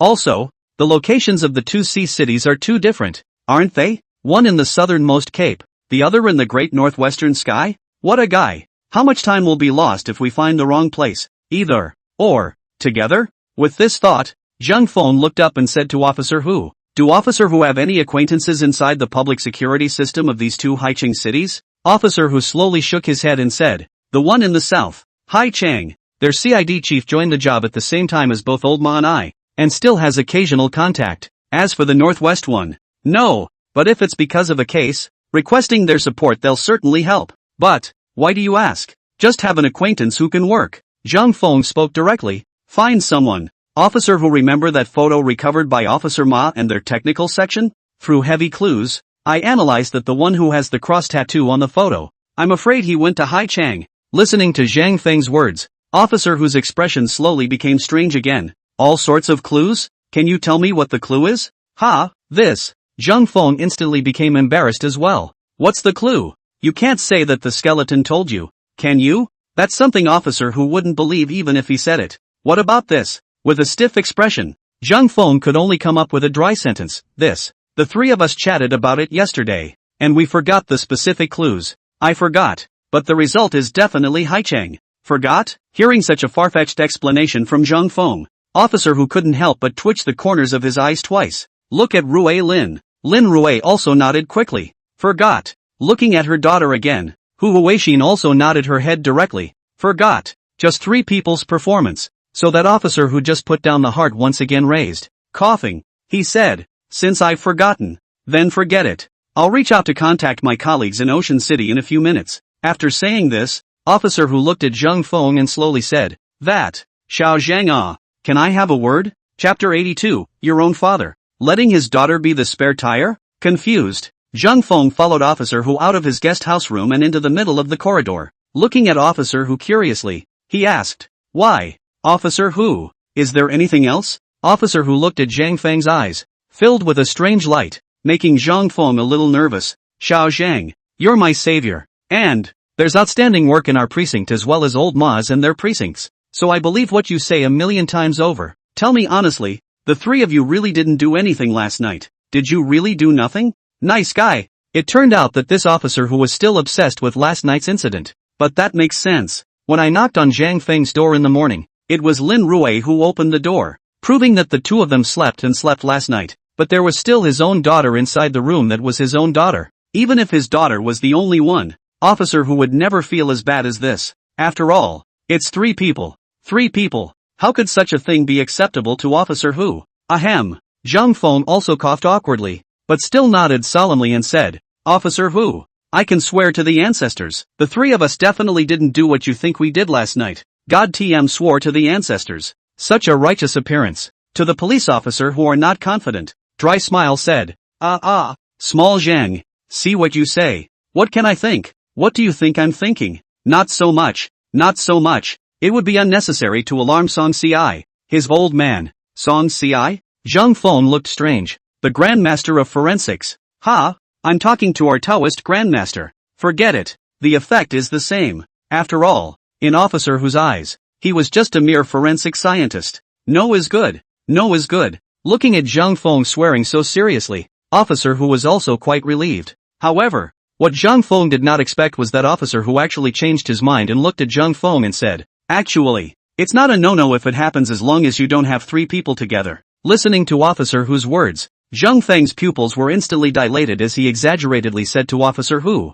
"Officer Who, do you want to hear what you're saying?" But Officer Who thought it was no big deal, and with a wave of his hand, he actually came up, with what seemed like an ambiguous look on his face as he asked, "Xiao Zhang, your relationship with forensic pathologist Lin, is it good?" When he heard this question, Zhang Feng's heart instantly gave birth to a touch of bad premonition, and he took a step back vigilantly to look at Officer Who and said, "Officer Who, what do you mean?" Instead, Officer Who grinned and rubbed his hands together and said, "I'm not ruining your relationship.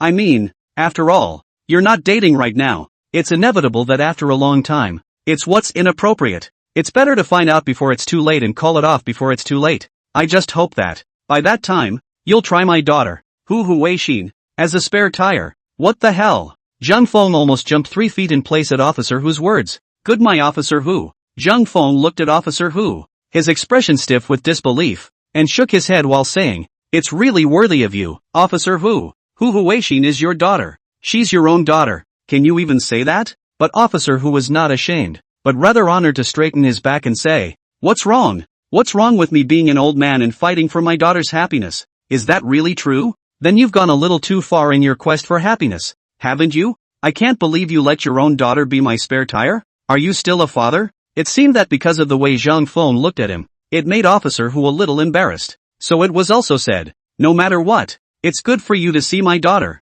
Okay, I'll stop talking. This is settled. I'm going to contact my colleagues in Haicheng for you. Bye." After saying that, this Officer Who actually really ran away in a puff of smoke. Zhang Feng was devastated. He can't understand. What's wrong with all the fathers in the world? That Shen Xinger inside the hospital. Her father Shen Hanshan is still the head of the inspection team. You're actually going to argue with yourself directly? And this Officer Who, to actually offer to make his own daughter his backup? Mother asterisk asterisk asterisk asterisk her. Is this the kind of thing a real dad can do? With a speechless face, Palm Lind returned to the middle of his room. As soon as he entered the door, he heard the 2 women arguing again. "How dare you disturb me from sleeping with my husband last night? You fart. You're obviously the one who disturbed me from sleeping with my husband. Cut. I don't care. It just so happens that the case is over and the bureau has arranged a week's vacation for us. My husband and I decided not to go. We'll stay in D-City to watch Mu Qianqian's concert." Mu Qianqian is actually going to have a concert in D-City? Ha ha ha. You don't even know that? I've already contacted my friend to buy tickets. 2 tickets. I'll go with my husband then. What's the big deal? Who doesn't have friends? I'll buy 2 tickets too. I'll go with my husband. What's with this all of a sudden bringing up Roche concerts again? Zhang Feng, who had just walked back from outside, looked at the 2 women sitting on the edge of the bed, constantly arguing, and if not for their personal qualities, perhaps the 2 of them would have started to fight. Also speechless, he spread his hands and blurted out, "No, I say, are you 2 finished or not?" Now Officer Who has misunderstood. You're not too upset about it, are you? Is it going to take everyone inside the entire unit to make a scene? Upon hearing Zhang Feng's voice, the 2 women instantly turned around. Originally, Zhang Feng thought that if he got angry, the 2 women would pretty much stop in moderation, but who had thought that Hu Huixin, whose own old man had just left, was actually a healthy step to come in front of Zhang Feng, grabbed Zhang Feng's arm, pulled out her cell phone, and pointed to a poster on her cell phone's scarf crisply saying, "Hubby, let's go see Mu Qianqian's concert together, okay?" Zhang Feng was completely speechless. These 2 are totally immersed in the war. They don't even listen to what they say? This is not. Lin Rui also came up and pulled Zhang Feng's arm on the other side and said, "Hubby, the 2 of us will go to the concert and ignore this crazy woman." "You're the crazy woman. Here we go again. Don't you know how hard it is to buy concert tickets for a big star like Mu Qianqian? You still really think you can buy the tickets? Who says I can't buy it? Only you have friends? This miss tells you. Mu Qianqian's concert. This lady will watch it." At this time, Zhang Feng, who was always sandwiched between the 2 girls, finally couldn't help but open his mouth. "Who the hell is this Mu Qianqian? Why should I go to her concert with you guys?" Unbeknownst to him, Zhang Feng's words fell and the war between the 2 women actually stopped. The 2 women actually revealed the same expression and looked at Zhang Feng exaggeratedly before exclaiming in unison, You actually don't even recognize Mu Qianxian? Zhang Feng spread his hands and said helplessly. Why should I know her? The two of them, Lin Rui and Hu Huixin, looked even more shocked when they heard this and operated on their cell phones at the same time. Hu Huixin opened the poster of Mu Qianxian's concert in D-City, while Lin Rui directly found the MV video of Mu Qianxian once, both of which were held up in front of Zhang Feng, as if they were going to give Zhang Feng a generalization. But Zhang Feng looked at the two cell phones and spread his hands and said, Are you sure this is the same person? Hu Huixin and Lin Rui froze at the same time and looked at each other's cell phones before turning their heads to look at Zhang Feng and nodding their heads. Yes, this is the same person.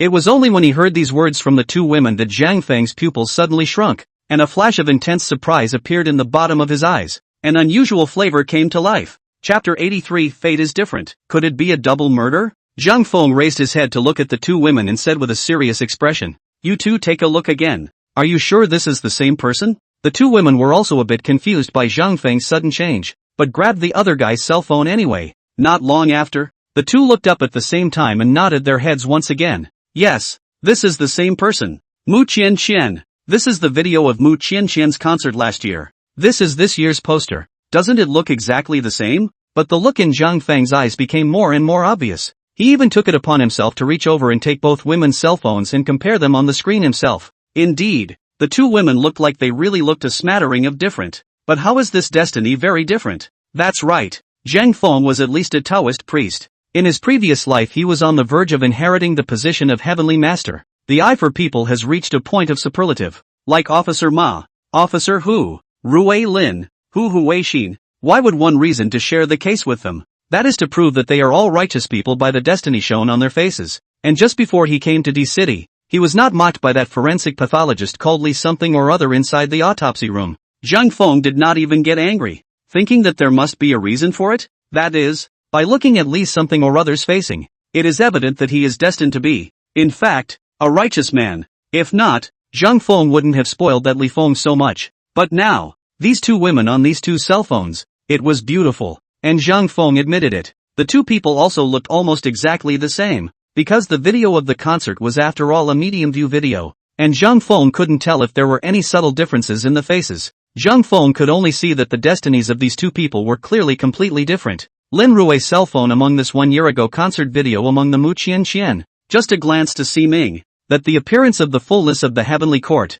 as if all the time exudes a kind of rich and noble light, destined for a day of fame and fortune in life. Definitely a star looker. But this poster of the upcoming concert in D-City in Hu Huixin's cell phone, this Mu Qianxian above, although her appearance was similar, she gave off a sense of treachery. The most important point is that with her facial destiny, she will never have a day of fame, and it is definitely impossible for her to become a big star, unless it's robbing her of her human life form. Because of this, it made Zhang Feng's expression instantly become serious, and Hu Huixin and Lin Rui, who were standing on the side, looked at Zhang Feng's serious appearance. The two women also fell silent, looking at each other. A look of surprise appeared in the bottom of their eyes. After all, they all knew that Zhang Feng was capable of raising corpses. It could also throw thunder from inside the palm of his hand, and definitely could not be speculated by a normal person. At this point, if he realizes something is wrong, something might really go wrong. So don't dare open your mouth to interrupt. Still, Zhang Feng raised his head and said to the two women, Do you know the birth date of this Mu Qianxian?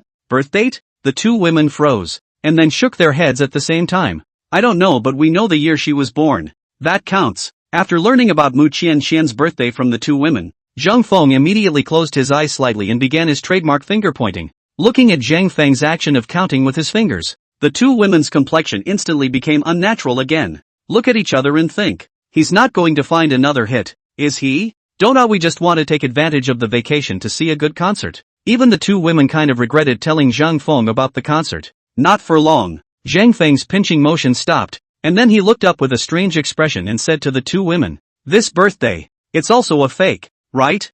This. The two women were a bit confused. Isn't this the official birthday of people? What with all the search engines, the bibs, it's all about this birthday. How can this birthday be fake? Zhang Feng actually asked them to come to this birthday because he wanted to see which person's destiny this birthday would match up with. But then it turns out that neither natal chart is right for this birthday. Zhang Feng had not yet recovered his strength though, but this simple projection is still very confident. The fault is certainly not my own, and that would be this birthday. Apparently, the team behind Mu Qianxian, including Mu Qianqian herself, are hiding the true age of Mu Qianqian. Zhang Feng slightly changed the year of birth. Suddenly, a tap on the thigh. Right on. He held up Lin Rui's cell phone, then said to the two women, if it's this woman, the date of birth doesn't need to make a change, and the year, to be pushed back another 5 years, only then should it be her true year of birth. 5 years? After hearing this, the two women both let out a gasp. Right now Mu Qianqian is 27. If we push it forward 5 years, then wouldn't that make her only 22?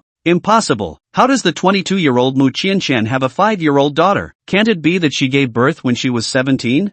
5-year-old daughter? Hearing this news, Zhang Feng was stunned again. If that's the case, then the fate is not right again. This Mu Qianqian in the video, oriented to show the fate of the character, indeed experienced something big, but this big event is definitely not a big life event, much less the birth of a child. This time Zhang Feng became more hesitant and asked the two women in a deep voice, for this Mu Qianqian, how much do you know? Tell me. Looking at Zhang Feng's serious appearance, both women knew that Zhang Feng was not simple, so they also told everything they had learned about the big star Mu Qianqian. To put it bluntly, it's an example of an inspirational woman. Originally, before she made her debut, she was just an ordinary girl from an ordinary family who got married, had children and stayed at home to raise her children. But because her husband was a failure or something, she owed a huge deficit, and then had no choice but to go out and sing to make money. She sings very well and all original songs, very talented, plus she is very pretty and has gained a large number of fans.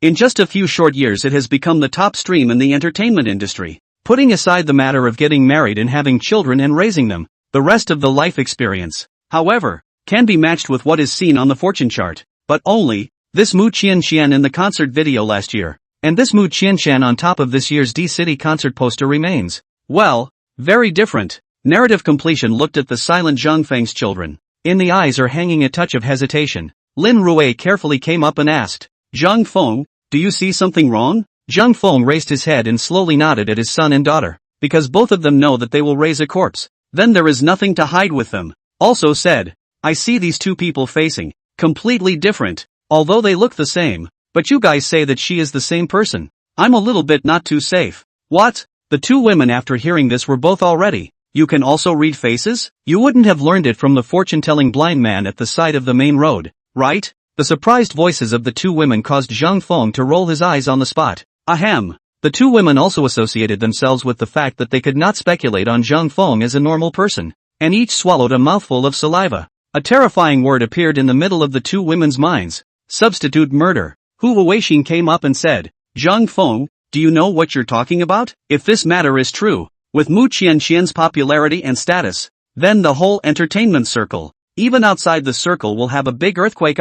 Is there a possibility? Is it because this poster has been PD? So you don't look at them the same way? The P is also based on the original look of the P. Even if the P is over, the destiny that should be there will not change. Not only Zhang Feng still followed their words and said, let's hope so, but just at this time, on the other side, a very delicate and cute-looking porcelain doll, with a confused face, pushed open the door of the D-City precinct. Chapter 84. Uncle, help Schwer, will you? This adorable porcelain doll looks like she's only 4 or 5 years old. She was wearing a pale pink princess dress, a pair of lacy white socks and small leather shoes. There was also a small SpongeBob SquarePants book bag on his back and a tiny water bottle in his hand. There was a great deal of doubt hanging watery among the small eyes. Just walked in the door. Many of the officers in the middle of the hall were noticing the cute porcelain doll. One had a sort of anti-smile on her face because of the boy. Immediately, a female police officer in her 20s quickly greeted her, squatted beside the porcelain doll, and said in a fine voice,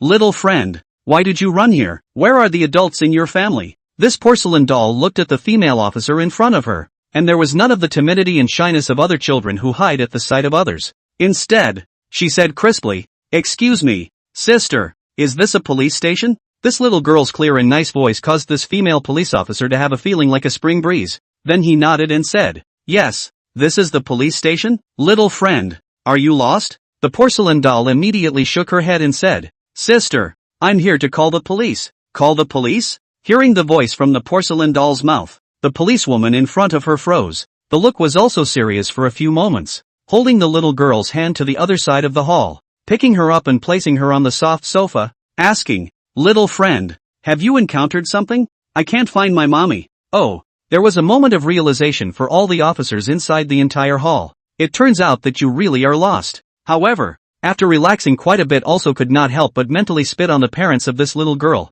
Such a cute little girl doesn't look good. And she's not afraid of being abducted by traffickers. The policewoman continued to speak softly. Do you know what your mom and dad's names are? Do you have their contact information? But who knew that this little girl was directly shaking her head and said, I don't have a father. As soon as the words left her mouth, the policewoman in front of her instantly rose with a strong touch of sympathy. But the little girl's next sentence almost made the female officer jump up from the ground again, only to see the little girl blinking her big ignorant eyes, huffing and puffing as she looked at the female officer and said, My mom's name is Mu Qian. What? The policewoman's feet slipped and she was almost on her butt. And each of these officers inside the hall froze, and then caught fire, instantly surrounding the small child. What did you say your mother's name was? Of course the little girl didn't know what was going on, but she still said crisply, My mom's name is Mu Qian. And my name is Mu Shuer. Mu Qian. I don't know how many people have already pulled out their cell phones and opened their bibs. After all, there are pictures of Mu Qian's baby on the scarf. Moreover, Mu Qian will soon be having a concert in D-City, and it's quite normal for her daughter to be here. Sure enough, is she really Mu Qian's daughter? She's the daughter of a big star? My goodness, no wonder this girl looks so good. People's genes are there. My god. How could I have never thought that I would actually meet Mu Qian's daughter? So the big star Mu Qian is coming to our precinct in a while? Police officers are people too. It's normal for them to show such reactions in front of their idols. This group of people even began to unapologetically surround this Mu Shuer and began to take all sorts of selfie group photos. Mu Shuer, struggling with her big eyes, was very cooperative, and it also made these people's ants' heart melt completely. Of course, finding mom is still a must. As for who can contact Mu Qian, that's unknown. They just need to report it up one level at a time. However, the news of Mu Qian's daughter, Mu Shuer, coming to the precinct has also spread up and down the precinct in flames. Even Officer Ma of the criminal investigation came to the hall with curiosity hanging over him. Looking at that little girl,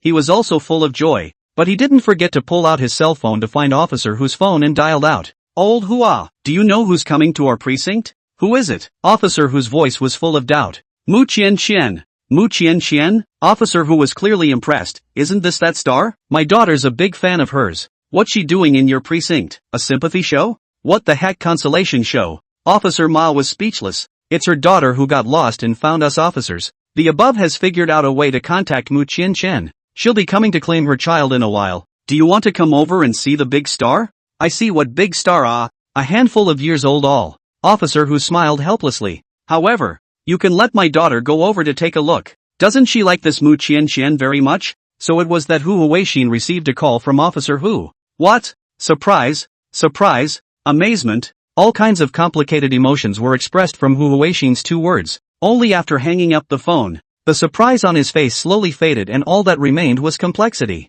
Zhang Feng and Lin Rui both asked with a touch of doubt hanging in their eyes. What's wrong? Hu Huixin looked at the two of them with a strange expression and said, My dad said that Mu Qian's daughter is now at the precinct, and she said that she can't find her mom on her own. What? A flash of astonishment also appeared amongst Lin Rui's tone. Zhang Feng's brows, on the other hand, frowned once again. I can't find my mom. Well, the three of them aren't like the officers at the precinct. Those officers think it's actually normal for a child to wander off and find the police station on their own, and they're to be commended for it. But Zhang Feng, the three of them, just said that this Mu Qian doesn't seem to be the same person as the one before. This Mu Qian's daughter is looking for her mom? These two things can't be connected, can they? At that thought, the three of them looked at each other and got up at the same time. Let's go. Go see what's going on. By the time the trio arrived at the precinct, it was found that never before had so many officers gathered inside the halls of the precinct. I think it's because of Mu Shuer's appearance that they all want to wait for Mu Qian to arrive and meet this big star with their own eyes.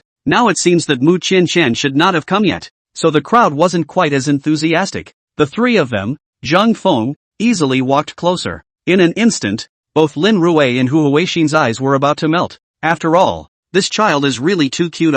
Two people scrambled to jump to Mu Shuer's side. Lovingly, little friend, you are so cute. Mu Shuer also said sweetly to the two women. Sister, you guys are also pretty. These two girls couldn't be happier. However, neither of them noticed that Mu Shuer's gaze suddenly paused when it landed on Zhang Feng. And then, surprisingly, he directly ignored all the people around him, and with small broken steps, he came straight to Zhang Feng. Amidst the envious gazes of everyone, Mu Shuer actually took the initiative to raise her hand and grabbed one of Zhang Feng's pinkies. Tilting her own little head, she looked at the tall Zhang Feng. Her pupils actually revealed a touch of different ripples among her pupils, and her voice line all changed, as if she had brought on a feeling of pleading, and opened her mouth. Uncle, can you help Shuer find my mom? Chapter 85. There's definitely something wrong with this Mu Qianqian. The pitiful voice touched the hearts of I don't know how many officers inside the hall, but a look of surprise appeared in their eyes, because Mu Shuer had been here for a long time. She's polite, kind, understanding, and doesn't even get tired of all these invitations from the adults to take pictures together, but there was still a touch of detachment hanging over his bones. However, Zhang Feng had only just appeared, not even wearing a police uniform, not saying a single word to Mu Shuer. This Mu Shuer actually took the initiative to walk up the first time she saw Zhang Feng, even pulling Zhang Feng's big hand. Mu Shuer shouldn't know Zhang Feng's identity at all, but how could she have decided that Zhang Feng would help her find her mom? Could it be that Zhang Feng had an inexplicable aura that attracted children? What a guy. Can't have them guessing anymore. If they keep guessing like that, Zhang Feng was on the verge of becoming a pervert. As for Mu Shuer's clear and crisp voice, Zhang Feng was all but giving a slight start. It was because he actually saw a touch of dependence from amongst Mu Shuer's eyes. Zhang Feng knows, the younger the child, the purer the heart, and the eyes are clearer. They can see things as pure as they are. Can't say Zhang Feng is pure though, I guess. But at least Zhang Feng was a future heavenly master. There would always be,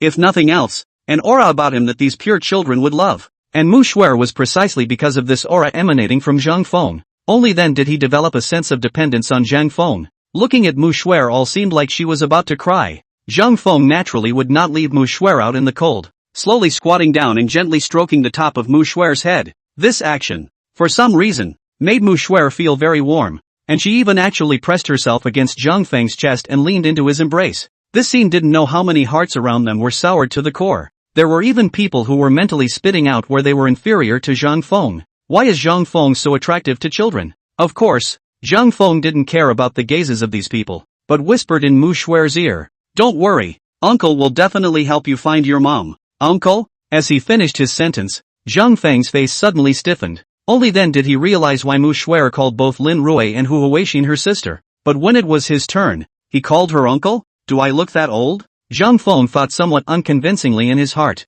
At this time, a nice, cutting and extremely magnetic female voice suddenly came from inside the hall. "Hello, my daughter. Is she here?" Everyone froze at the sound of this ethereal voice. And then, a kind of intense surprise erupted on their faces. And one by one, they quickly turned back. Only a curvaceous, long-haired woman with a light blue one-piece dress outlining a perfect figure could be seen. Those snow-white swan necks rested on a few scattered strands of hair with a little hook that tickled every nerve. The black mask and couldn't hide the star-filled sky that flowed out of those beautiful eyes. Mu Qianqian? I don't know who was the first to call out her name. Alerted. The entire inside of the hall instantly boiled over. Is it really Mu Qianqian? Geez, it's so beautiful. It's the first time I've seen Mu Qianqian at such a close distance. Mu Qianqian, can we take a picture? Can I get an autograph? The good thing is, this group of people are police officers, and they all have their professionalism. Although each one of them had already been unable to hold back for a long time, there was still a difference from some brain-damaged fans who went crazy when they saw their favorite beans and rushed up to them. They just stood in place, each looking at Mu Qianqian expectantly, eager to try. The two of them, Hu Huixin and Lin Rui, could hardly hold back their inner excitement. They saw Mu Qianqian. Zhang Feng struck Mu Shuer, who was snuggled in his embrace, and likewise saw Mu Qianqian. Only, it's not what everyone thinks. Mu Shuer didn't have that excitement and dependence of seeing her mom again after being lost. Instead, he leaned a few points more towards Zhang Feng's arms. It was also because of this abnormal behavior of Mu Shuer that made Zhang Feng even more certain that this Mu Qianqian in front of him was definitely not the same Mu Qianqian that he once was. Mu Qianqian is very much a big star. Warmly, he greeted these fans around him and expressed his gratitude to them in passing. He even took off his mask and agreed to their request to take a picture together. Taking off the mask, Mu Qianqian's face value has surprisingly risen another notch. It made a number of the men in the room stress. Of course, Zhang Feng was not included. After dealing with these fans for a while, Mu Qianqian also arrived in front of Mu Shuer. Seeing her daughter actually snuggling in the arms of a strange man, a flash of surprise appeared in the bottom of her eyes. But still hanging a maternal smile rushed at Mu Shuer and opened her arms, softly saying, "Shuer, don't run around in the future. Oh, that's going to get Uncle Policeman in trouble. Come on, we're going home." However, No one expected that Mu Shuer's reaction was unusually fierce. Surprisingly, she was holding Zhang Feng's neck with a death grip, and then uncharacteristically let out a sharp hiss. I don't want it. You're not my mom. This sudden change caused everyone present to instantly freeze. The eyes one immediately became strange. Mu Qianxian's expression visibly stiffened, but she still controlled it well, squatting down and continuing to say gently, Shuer, Mom apologized to you? Okay. Mommy knows. Mommy's been busy with the concert lately and left Cheryl out in the cold. Mommy's not right. Mommy promises that no matter how busy she is in the future, she won't forget to accompany Shuer. Okay. With a few words, Mu Qianxian made a flash of realization appear on the faces of the surrounding group of uninformed eaters. So it's the mother and daughter who had a falling out. Yes, although Mu Shuer seems to know what she's doing, she's still a child after all.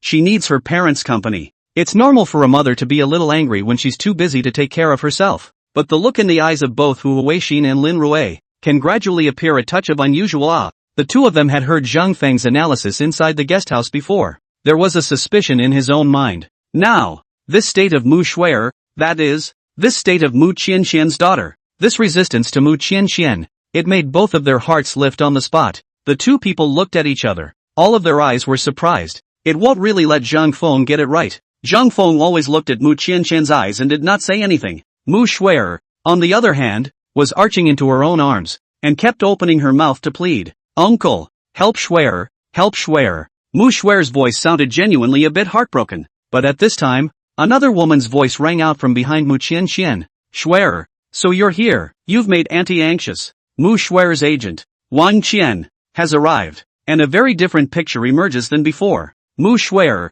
who heard this voice, actually raised her head from Zhang Feng's embrace, and then with a face of surprise, she opened her arms and ran towards Wang Qian with small steps. A crisp call came out of her mouth. Auntie Wang. Surprisingly, he was directly separated from Mu Qianxian, headfirst into the middle of Wang Qian's embrace. Wang Qian is only Mu Qian's agent, but Mu Qian is Mu Shuer's real mother. Mu Shuer was even more intimate with Wang Qian than she was with Mu Qianxian, a scene that made even Officer Ma, who was hidden in the periphery of the crowd, frown lightly, especially looking towards Zhang Feng, who had a serious expression at this moment. Officer Ma said in his heart, could it be, this Mu Qianxian has a problem? Chapter 86. Zhang Feng is actually a perverted private student? Obviously, when this Mu Qianxian saw Mu Shuer put into Wang Qian's embrace, a flash of unnatural light appeared in the bottom of her eyes, but no one noticed. Once again, she had that soft glow on her face, and then he spoke. Alright, Shuer, hold Auntie Wang's hand well and go home with mommy, said he was about to turn and leave.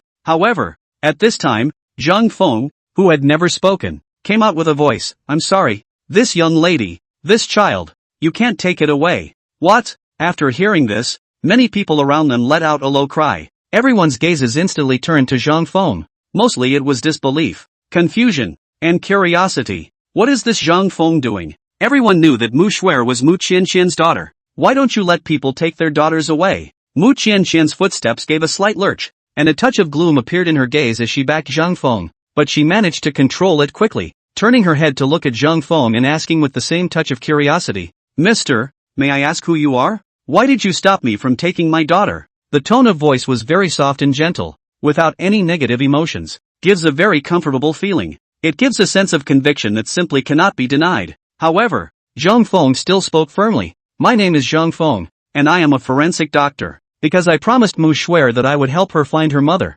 So, you can't take her away. Forensics? When she heard Zhang Feng's identity, Mu Qianxian seemed to be slightly relieved in her heart. It seemed that this identity of a forensic scientist didn't pose any threat to her. Looking at Zhang Feng, he continued gently. This, comrade forensic scientist, could it be that you are the one who found my lost daughter? Thank you so much. Thank you for protecting my daughter. Now that I've come over to get my daughter, let me just take her away? This Mu Qianxian acted like she was recuperating very well, as if she had no ill will towards anyone, even for those who prevented them from taking their own daughter. There was this gentle serenity. This had to make all these people around who were originally Mu Qianxian's fans stand on Mu Qianxian's side. That is, Zhang Feng's opposite side. And Zhang Feng didn't care about that. Still shaking his head, he said, how can you prove that Mu Shuer is your daughter? Hearing this, there wasn't even a need for Mu Qianxian to reply. The other officers inside the hall of this precinct, the ones who had been completely infected by Mu Qianxian, took the initiative to jump out. No, Zhang Feng, what do you mean? Everyone knows that Shuer is Qianxian's daughter. It's recognized. Why don't you let the other mom take her own child? Holy, you're not really a pervert, are you? Trying to take Mu Shuer for yourself? Good lord, how can these people say anything? Hu Huixin and Lin Ruo, who were standing behind Zhang Feng, were instantly nonplussed. Immediately, he stood out to speak for Zhang Feng. What are you guys talking about? Is Zhang Feng this kind of person? You bunch of white-eyed wolves. Zhang Feng just helped you solve such a big trouble as the Changbing case, and you actually want to slander Zhang Feng? But who knows? This didn't get the approval of these Mu Qianxian fans. Instead, their voices became more intense. Is this the same thing? Let's just talk about things, okay? Who is he to keep people from taking their daughters? Can it be that this Zhang Feng is still a human trafficker? To rob a child in front of so many of us police officers? Who among us doesn't know that Shuer is Qianxian's daughter? This Zhang Feng must be doing it on purpose. Oh, I know. Did Zhang Feng see that our Mu Qianxian's fame is so big? So he purposely jumped out to disgust Mu Qianxian and wanted to rub it in? Wait, Zhang Feng wouldn't be Qianxian's illegitimate rice, right? Things seem to get more and more out of control. The two of them, Hu Huixin and Lin Ruo, couldn't be the excuse for so many mouths after all. They were all anxious, but there was nothing they could do. He could only look at Zhang Feng, hoping that Zhang Feng had some way to save the day. However, in fact, Zhang Feng didn't care what the people around him said. All he cared about was who this Mu Qianxian's identity really was. And at this moment, the smile under this Mu Qianxian's eyes flickered, but it quickly turned back into the previous image of a birth mother who seemed to be full of compassion, saying, "Everyone, please don't talk about this gentleman in this way. After all, he's also for the sake of my daughter. In fact, I'm still very thankful to her. Nice guy. Mu Qianxian, this setup is still awesome. These fans around became even more fervent. Look at our family Qianxian. How generous. How are you so wicked to be our family Qianxian's illegitimate child? Please don't disturb Qianxian's life, okay? Let people reunite mother and daughter. Why are you stopping them? If you do this, can you afford to let us Qianxian do this to you? Virtue for virtue. I admit, I'm even more powdered Qianxian now, seeing even more heated rhetoric around them. One moved. One of the weakest figures present moved. Mu Shuer. She broke free from Wang Qian's embrace and ran towards Zhang Feng while letting out a struggling cry. You guys stop talking about uncle. It was also Mu Shuer's crisp voice that gradually silenced the group. One by one, their gazes looked in surprise at Mu Shuer, who had once again jumped into Zhang Feng's embrace. It was completely unknown why this Mu Shuer was so close to an evil person like Zhang Feng. Seeing this scene, Mu Qianxian's breathing was a bit unnatural, and a flash of panic clearly appeared under her eyes. But luckily, everyone around her was not focused on her and didn't notice. Zhang Feng was also a bit surprised by Mu Shuer's sudden pounce on him and crouched down. However, before Zhang Feng could speak, he heard Mu Shuer's soft voice in his own ear. Uncle, thank you. Shuer knows that you will definitely help Shuer find her mom, but Snowy doesn't want you to be bullied by them. Uncle, so, it's better for Shuer to go back with that woman first. Uncle, Shuer believes in you. Shuer waiting for Uncle O. These words could only be heard by Zhang Feng alone. And, as Shuer jumped into the middle of his embrace, Zhang Feng also seemed to feel something more among his clothes, causing Zhang Feng to give a slight start. For a 5-year-old child to understand things to such an extent made Zhang Feng very surprised as well. Mu Shuer, who left Zhang Feng's embrace, turned her head and walked over to Mu Qian's side, and although she was a bit hesitant, she still reached out and pulled Mu Qian's hand and said, "Mom, let's go home." The voice was pure, natural, and not at all unusual to look at. Mu Qianxian was really relieved this time, smiled and nodded her head saying, good daughter, let's go home." After saying this, he turned around and walked away. And this time, Zhang Feng did not stop it, because that's what Cheryl promised him. This child will wait for himself. Seeing that Zhang Feng didn't stop it, the group of fans were each relieved, scrambling to personally escort Mu Qianxian with her daughter out of the precinct's gate, watching them board 2 separate nanny vans. That's right, 2 of them. Wang Qian took Mu Shuer and boarded a car at the back, while Mu Qianxian rode alone on the one that hit the front. Only these fans didn't care about that, and stood there for a long time from afar even when the vehicles had disappeared. There was certainly no Zhang Feng in this. At this moment, Zhang Feng was already in front of the frowning Officer Ma and spoke in a calm voice. "Officer Ma, I want to report a crime. Chapter 87. I'm on fire right now." Officer Ma looked at Zhang Feng, who was looking determined in front of him, and his eyes flickered for a few moments before he said in a deep voice, "Is it that Mu Qianxian just now?" Zhang Feng immediately nodded and said, "I suspect that this Mu Qianxian is a fake, a stand-in, and the real Mu Qianxian may have been controlled by her as well as her accomplices, or may have been killed by them. Officer Ma's gaze began to tremble violently after hearing this. To be honest, he had just seen that attitude of Mu Xuer towards Mu Qianqian, which had also created a slight suspicion. But this Mu Qianqian looks exactly the same as that Mu Qianqian, and I've never heard rumors that Mu Qianqian has a twin or anything like that, so that's why he wasn't sure. Plus the attitudes of these fans around him who knew Mu Qianqian. It was only at this moment that Zhang Fang's sure gaze made the suspicion in Officer Ma's heart was magnifying infinitely. Because of that, Zhang Feng's previous performance, as well as learning a series of things about Zhang Feng from Officer Hu's side, it made Officer Ma decide deep down that Zhang Feng was definitely not a simple person. What he suspected was at least 70 to 80% true. Thus, Officer Ma nodded slowly and said, Zhang Feng, this case, I'll take it. But, because of the exceptional nature of this man, the help I can offer you until there is hard evidence can't be too much. Hearing Officer Ma's words, Zhang Feng smiled and nodded. Don't worry, Officer Ma, I understand the reasoning. I'll take care of the rest, and I'll make sure I get the evidence I need. Back to the precinct. This time, Zhang Feng took the initiative to take this job. It's really not about the aura replenishment after that bust. Rather, it was Mu Xuer, a very cute and very understanding child. After all, this was an agreement between himself and that little girl Xuera.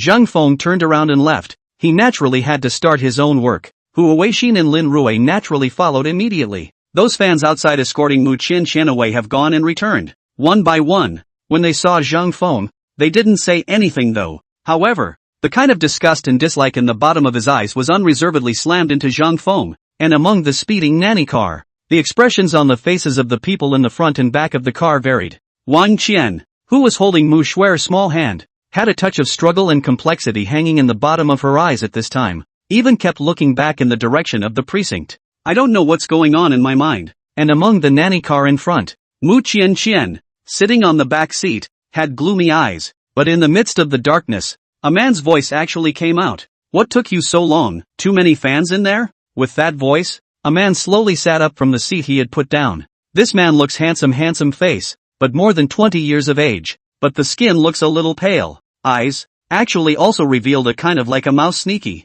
Mu Qianqian's voice is low, nothing. I just met a forensic scientist who actually jumped out to stop me from taking Mu Xuer away. I'm worried that the coroner might have seen something. But the man snorted directly after hearing this and said, a small forensic doctor. What waves can he make? Who does he think he is? It doesn't affect us at all. And, we can do something about it. The voice was low with a bit of treachery hanging in it. Mu Qianqian froze and looked at the man and said, make an article? Jie. The man let out an unpleasant smile, and then spoke. For this matter today, you'll send a direct scarf out. By then, this coroner should be able to recognize himself. Ha ha ha ha ha ha ha. Listening to the man's words, Mu Qianqian's face also revealed a touch of joy. That's right, that's it. After she finished speaking, her eyes once again hung a touch of coldness and said, that Mu Xuer, this is already her third time looking for the police, right? I think it's better for us to find a reason to do away with Mu Xuer, otherwise. Shut up. Before this Mu Qianqian could finish her words, this man instantly let out a furious cry.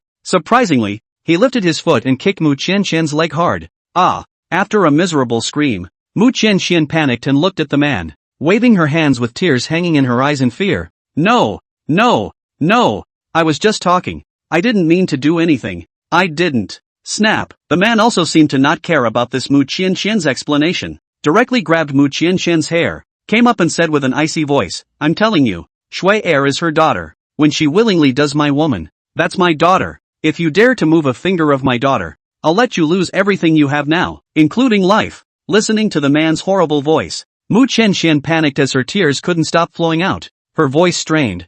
I'm sorry, I know it's wrong. I really know it's wrong. It's also a good thing that the back of this nanny car is a largely completely enclosed space and soundproofed. Otherwise, the driver of the car would have noticed it already. Mu Qianqian's hair was still in the man's grip, her pupils trembling nervously. The man's menacing voice came once again.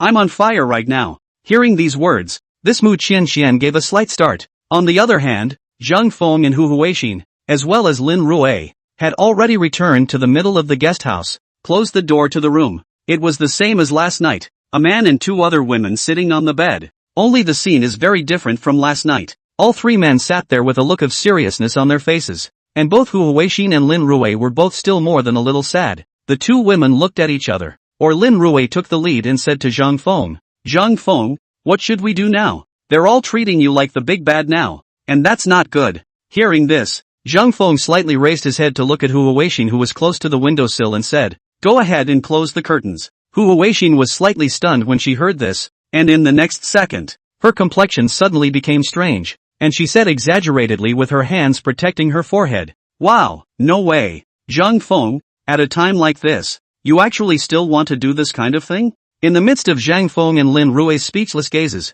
Hu Huixin also spat out her tongue in embarrassment and said, "Isn't this also my attempt to ease the atmosphere? He. After the curtains were drawn, Zhang Feng unbuttoned his upper body shirt. This made Lin Rui and Hu Huixin tense up at the same time. Zhang Feng wouldn't really want to do such a thing, would he? But the next second, their eyes straightened. Not only the two of them, even Zhang Feng's old face flushed and became embarrassed. Weiwa! Hu Huixin was the first to shriek out. "Zhang Feng, you really are a pervert? How did you manage to smuggle a woman's intimate lace chaps inside your clothes?" And Lin Rui asked it this time with a touch of resentment hanging in the bottom of her eyes. "Honestly explain, Zhang Feng, what woman stuff is this?" "Ahem," Zhang Feng slowly said with an embarrassed look on his face. "If my guess is right, this should be Mu Qian's." Holy, the two women spoke in unison. "Are you really a privateer?" "Zhang Feng, I'm not. This was stuffed into my arms by Mu Xuer. I didn't know what it was before." Chapter 88, The Biggest Melon in the World? Is this melon ripe? Zhang Feng indeed did not know that Mu Xuer had actually stuffed her bosom with such a thing. "The moment I pulled it out I was also stunned. Only a little surprised all the same. Mu Xuer actually knew that clues about a person could be found through that person's personal objects. I guess I've seen it in some kind of cop movie or detective movie, right? The police dog just has to sniff around a little more and then it's a mount." Zhang Feng's expression became strange. This matter of treating himself as a police dog was clearly more excessive than calling himself uncle. "But you don't say. You really don't say. Let Zhang Feng be a police dog. It's really the right guy." After explaining to Hu Huixin and Lin Rui, Zhang Feng also stopped paying attention to the two women and took this lace chaps in his own hands and slowly closed his eyes. "It's the same as looking for clues through that parasite before."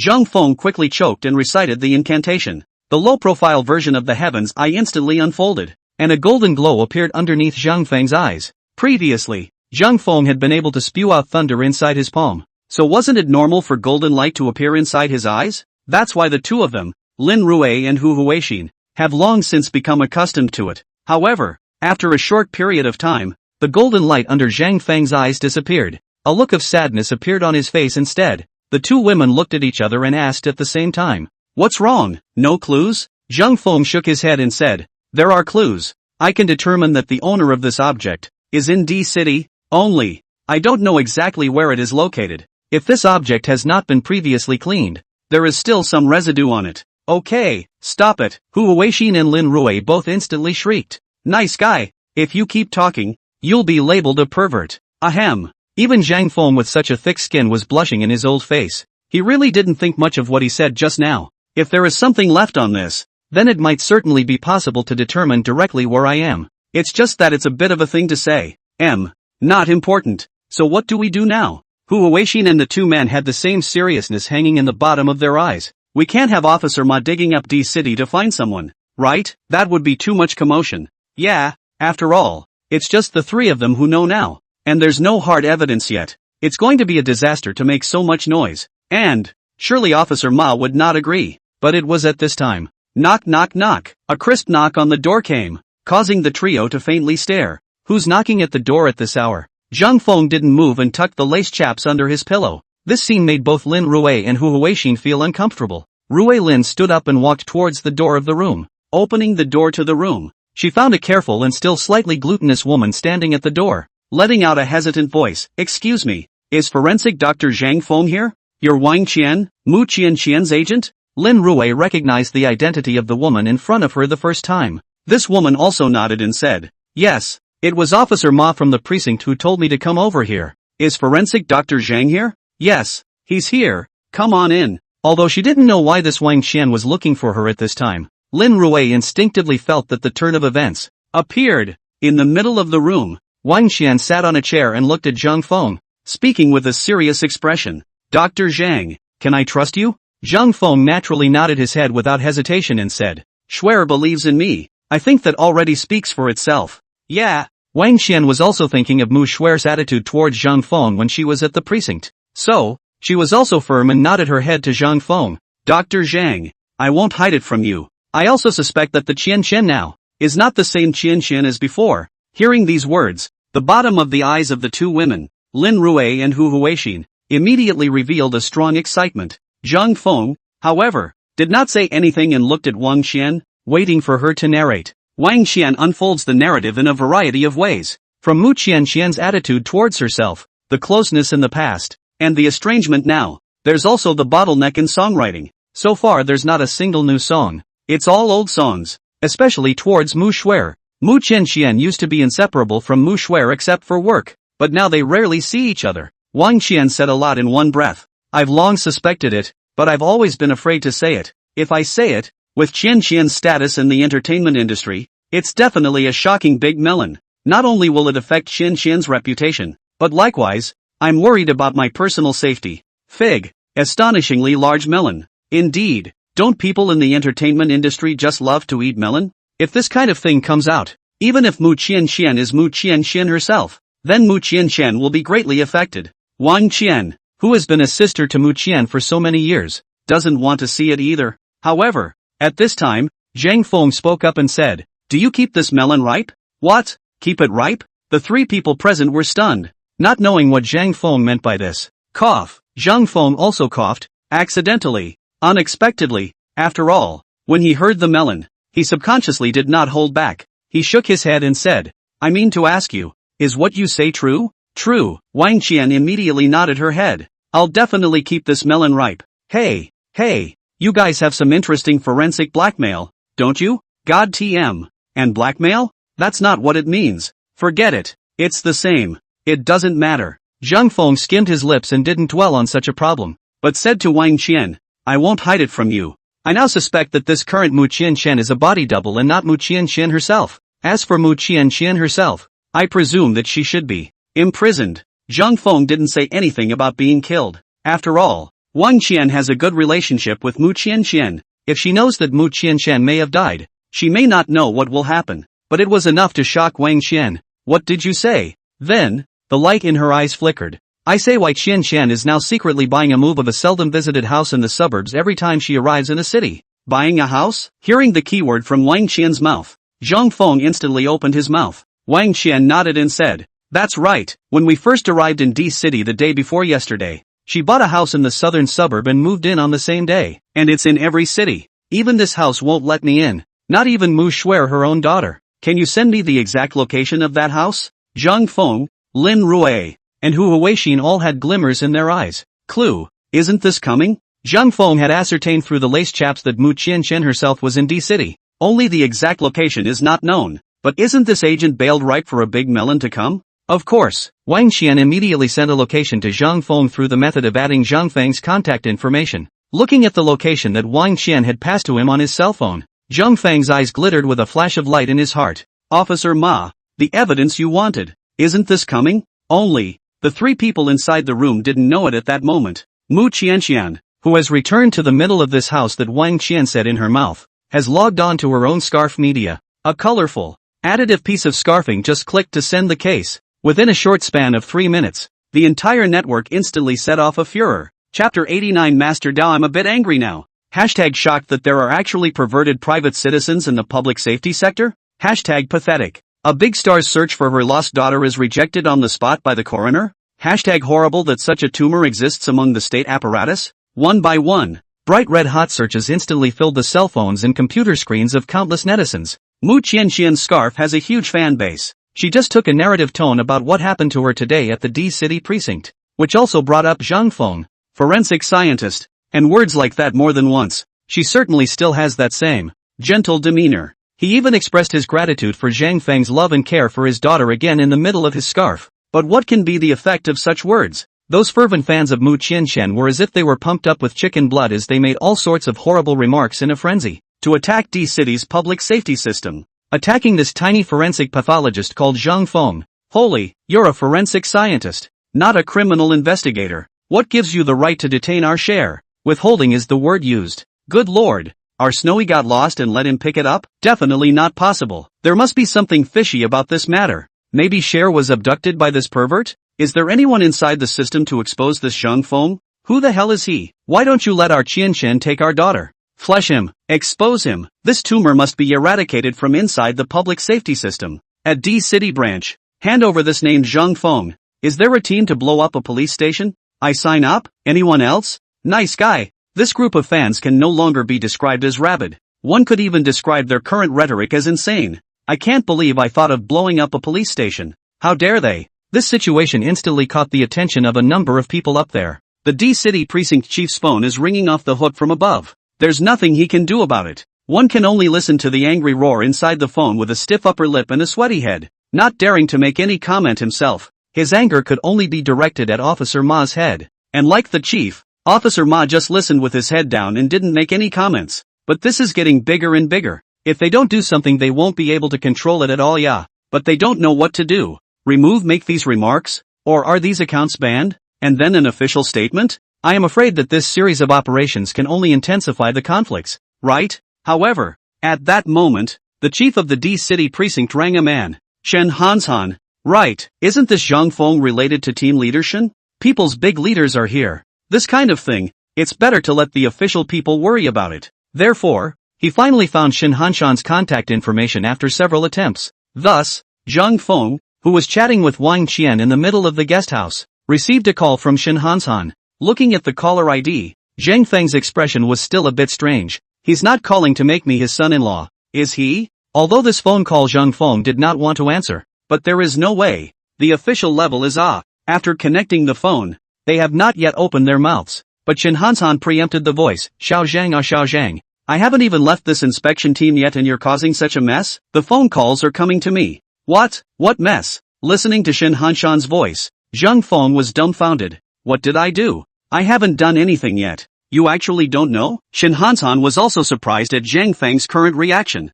Inevitably, he actually acted as narrator. Mu Qianxian microblogging. And now online all sorts of criticism all told Zhang Feng. Although Shen Hanshan for Star Theater these moths lazy. But this involves the public security system involves Zhang Feng this forensic He had to give Zhang Feng this call to ask about the situation. After Zhang Feng realized it, he also shook his head helplessly and said, I really didn't expect that this imposter, knowing that he was exposed, wouldn't properly meddle himself, but actually dared to be so blatant? Taoist, I'm starting to get a little angry now. Definite. This imposter is a bit too arrogant. Listening to Zhang Feng's reply, Shen Hanshan also heard something different and asked in a low voice, can it be that there is something else to this matter? Zhang Feng didn't directly answer Shen Hanshan's words, but said, older brother, for the sake of me having saved your daughter, believe me for once, isn't this Mu Qianxian going to have a concert tomorrow? How about I give you a reasonable answer when she has her concert? Shen Hanshan on the other side of the phone froze for 3 seconds and suddenly laughed, coming up with, it's really getting confusing for you youngsters. After saying this, the phone hung up. Zhang Feng did not know that Shen Hanshan, who hung up the phone at this time, was sitting in the middle of a conference room. Inside the conference room, there are all kinds of big leaders that Zhang Feng doesn't even recognize, and they are all looking at Shen Hanshan. A big leader wearing an executive jacket named Chen Zhong looked at Shen Hanshan and asked, Team leader, should we take action against this Zhang Feng now? Shen Hanshan glanced at Chen Zhong, slowly stood up without any expression on his face, and said with a wave of his hand, alright, adjourn the meeting. Tomorrow night, I'll give you an answer. And then, right in the middle of so many leaders' surprised gazes, he left the conference room. Shen Hanshan, who said this in front of so many leaders, was bound to be under a lot of pressure. If Zhang Feng didn't give a satisfactory answer to Shen Hanshan tomorrow night, the hat on his head would be unstable. It could be seen that Shen Hanshan had 100% trust in Zhang Feng. Zhang Feng naturally wouldn't fail Shen Hanshan's trust.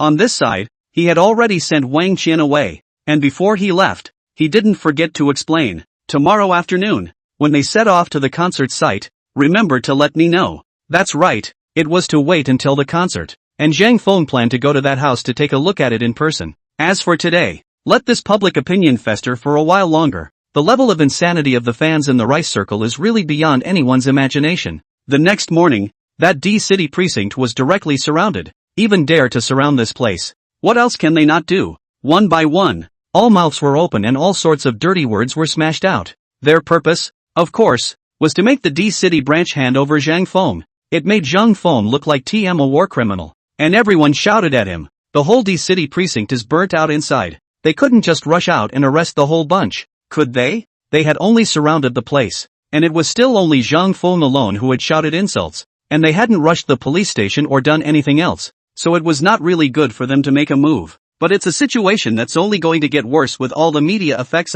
sparing these unknown police officers inside. Each one of them cursed at Zhang Feng. Zhang Feng, this got into trouble and found a place to hide by himself. Do you know what we have to bear for him? That's right, he's not even from our precinct yet, and when the time comes to walk away, we're the only ones who'll suffer. Really convinced? I really didn't think that Zhang Feng was actually a perverted private student, and he dares to do it. He's not a man at all. Right at this moment, a mid-air angry shout came out. All shut the up. Chapter 90, Family. Who understands? Lace hangs out the window flying. This mid-air angry shout of course came from Officer Ma's mouth. All the officers present were shaken by the roar. One of them was a bit unconvinced, but they still skimmed their mouths and stopped speaking. Looking at the fire in these people's eyes, Officer Ma also said in his heart, Zhang Feng, you must make some noise tonight. Then, raising his head, he shouted in a low voice, Criminal Investigation Group 1 and 2, follow me back to the section. With that, he turned and walked away. The members of these groups of criminal investigators who came out to see what was going on, each one of them looked at each other more often than not, unsure of what was going on, but still obeyed the order. As soon as he returned to the middle of his office, he immediately came up. Chief, do we have a mission? Are we going to arrest someone? Chief, is it possible that forensic Dr. Zhang has absconded with his crime, and we're trying to uncover him and quell the anger of the group of fans out there right now? Hearing this, Officer Ma's expression gradually turned cold. The low pressure on Officer Ma's body pressured the group of henchmen to sit upright. Not daring to speak, Officer Ma slowly scanned over each face, his voice low, I'll tell you something. That is to maintain a minimum of trust in our colleagues, our comrades. Do you hear me? Yes, these people, whether they heard it or not, I guess, spoke in unison anyway. Officer Ma then nodded and said, you guys guessed one thing right, we are indeed preparing to arrest someone. However, it's not ripe to arrest Zhang Feng, but Mu Qian. What? One by one, these members of the Criminal Investigation Group instantly interpreted dumbfoundedness perfectly on their faces. They don't even know why. It's all over the place right now, and they're all slamming Zhang Feng because of one of Mu Qian's microblogs. But the person they want to arrest is not Zhang Feng, but Mu Qian? Don't say they don't know the specifics. Even Officer Ma doesn't know. However, Officer Ma had absolute trust in Zhang Feng. That said, the D-City precinct is now struggling with the wind, but Zhang Feng stayed quietly inside the guest house. Although the group of fanatical fans have already started to flesh out Zhang Feng, but if they want to find Zhang Feng, they still need to work hard. There were still 3 people inside the room, Zhang Feng as well as Hu Huixin and Lin Rui, only they were all sitting off to the side now, and no one was talking, just waiting quietly, didn't even eat lunch and didn't even seem to use the restroom during that time. Finally, by the time the sun was low in the afternoon, ding, the soft sound came from Zhang Feng's cell phone. Miso, the two of them, Hu Huixin and Lin Rui, surprisingly reacted faster than Zhang Feng and directly came to Zhang Feng's side. And the message displayed on the cell phone was from Wang Qian. It says, we're off. There were only those 5 big, simple words, but they lifted the hearts of the 3 men. Zhang Feng also directly bounced up from the bed, and then said to the 2 girls, you now go to the scene of the concert. Remember, the main goal is to protect Mu Shuer. As for Mu Qian, Officer Ma will deal with it when the time comes. Yes, the 2 women actually seemed to treat Zhang Feng as a leader, answering so officially. But without any hesitation, the 2 of them turned around and left. Only when they reached the door, Lin Rui still returned and said seriously to Zhang Feng, take care of yourself. That's why I left. However, there was no need for Rui Lin to remind him. As far as Zhang Feng's strength was concerned, he was able to remain unharmed even when so many cool eyes were present on Blossom Earth, let alone this operation. When the 2 women moved to the concert venue, Zhang Feng also left the guest house silently. The house that Mu Qian secretly bought in the southern suburbs is very far from the city center, and even some distance to the south. It is about to reach another city. By the time Zhang Feng arrived here, the moon was already hanging in the sky. It's a cluster of luxury villas, and each one of them is a detached villa. And the neighbors' villas are so far apart that no neighbor would even notice if anything happened inside their house. Looking at the tightly secured gate in front of him, Zhang Feng smiled slightly, with one hand pinching. No normal person would be able to see that the aura of an 8 trigrams formation was actually faintly appearing underneath Zhang Feng's feet. Zhang Feng's gaze flickered. Under his breath, he shouted, transportation. After the voice fell, his body instantly transformed into a cloud of residual shadows. Miso, with a sound, he disappeared from the front door into the middle of the villa complex. The security guards here are specially trained. But at this moment, the security guard standing straight in the middle of the security booth suddenly trembled. And then he kept rubbing his eyes to look around and whispered in wonder.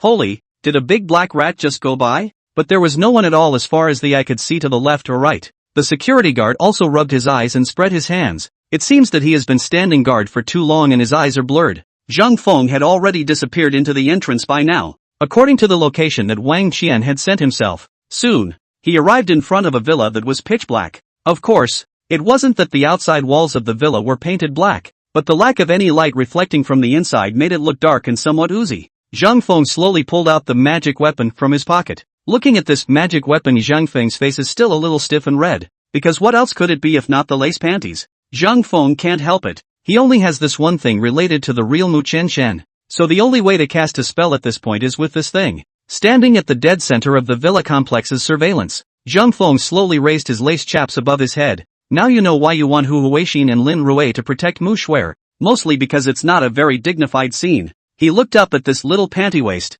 and then with his other hand he assumed a stooped position that no normal human being could ever stoop to. His eyes slightly closed and his lips constantly opening and closing. Finally, the eyes opened and a low voice bellowed, "Haste, haste, haste." In the next second, the lace panties that were lifted above Zhang Feng's head unexpectedly flashed with a touch of silver white light and floated up just like that. What a guy! This phenomenon. Good thing there's no one else around. If anyone else had been there, they might have thought they saw Lace Superman. The magic weapon floated lightly toward the villa in front of him. Turn around this villa 3 times to the left and 3 times to the right. Finally it seemed to have found its target and flew straight towards a tiny window in the corner of the 3rd floor of the villa. It hovered just outside the window. Seeing this scene, Zhang Feng's eyes flashed. Sure enough, it's here. Tread the stars. The entire person instantly floated up. And the room, a cloaked woman, surprisingly, was in a large formation, handcuffed and shackled, chained to a bed. The bed stood up diagonally, and the woman was suspended in mid-air. Although the state was miserable, the clothes on his body were very neat and tidy, and there was no pudgy appearance, and he even wore light makeup, a face of unparalleled beauty. Who else could it be if not Mu Qian? But this Mu Qian's eyeballs are full of blood, and there are still traces of undried tears at the corners of her eyes. The pupils are all filled with despair. Slowly looking out through the small window at the moonlight, those eyes, how they yearn for freedom. But at this very moment, the blood-stained pupils trembled heavily, on account of a pair of glowing lace panties just floated and wiggled out the window, and there was an inexplicable familiarity to the thing that spared the desperate woman a stiff look. That wouldn't be mine, would it? Chapter 91. What the hell is a country walker chicken? It would be fine if it was just a shimmering chaps floating there, but this magic treasure just hung there soon. Suddenly appeared a big hand. A hand grabbed the small pants in the hands, sparing the woman's heart. She let out a violent gasp. The underwear bandit? Yes, it would be odd if that thought didn't occur at this point. However, this big thief actually got what he wanted,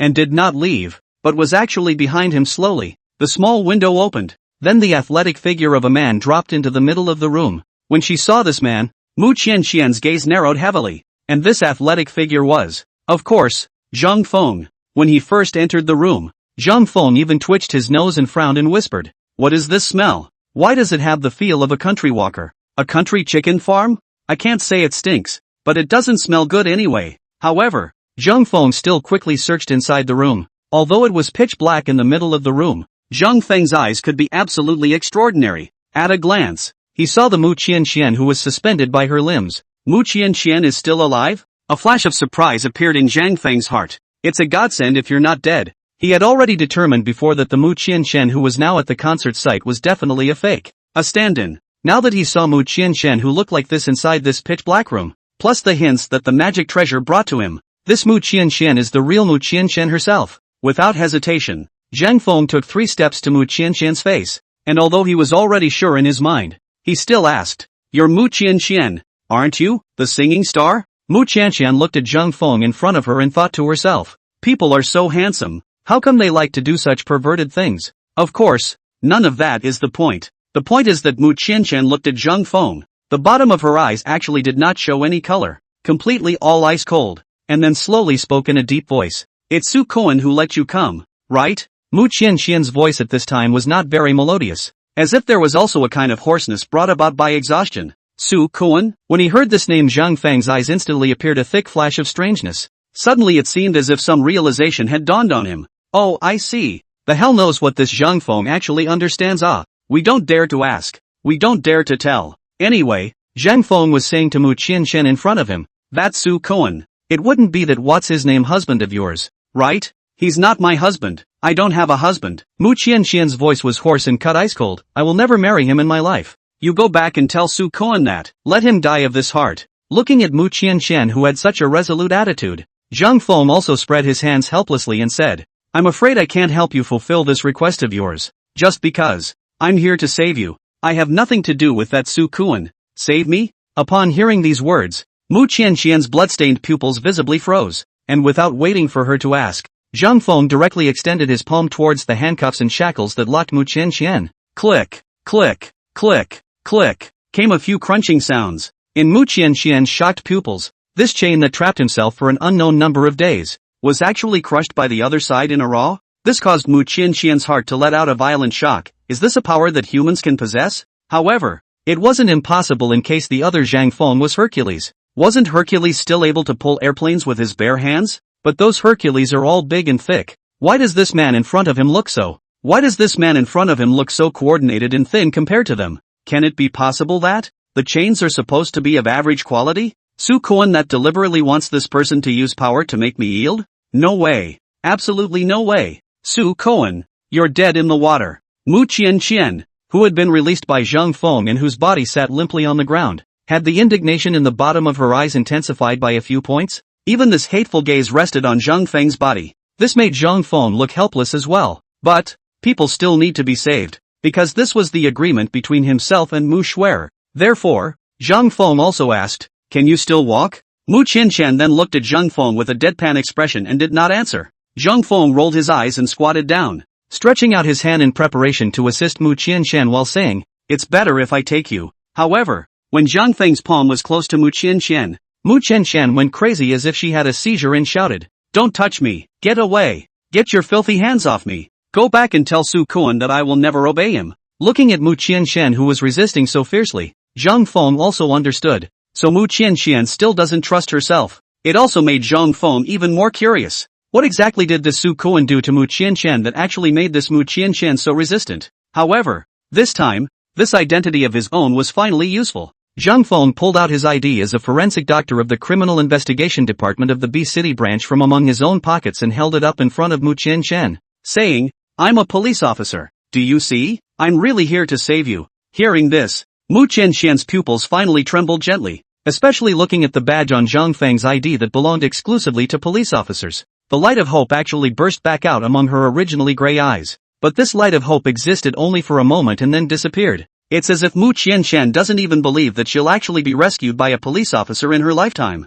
Tears, slowly, slightly closing her eyes, the desperate voice came out hoarsely saying, thank you, for letting me have this beautiful dream. But, the eyes opened again and his voice continued to be icy cold. Tell Su Cohen, think that will make me give in? A fool's dream. Holy, you're a greasy little. Zhang Feng had thought that the first time he pulled out his documents, he had fully gained the trust of the people, just like what he had seen on TV. But who knew the results would be so different? Having no choice, Zhang Feng put away his papers and rubbed his palms together to come up with, then don't blame me. Put. With a palm strike, Mu Qianqian's eyes rolled over and she fell unconscious on the spot. Zhang Feng didn't care about what men and women were taught. One hand went through Mu Qianqian's arm, one hand went through the bend of Mu Qianqian's leg, and just like that, he princess hugged Mu Qianqian.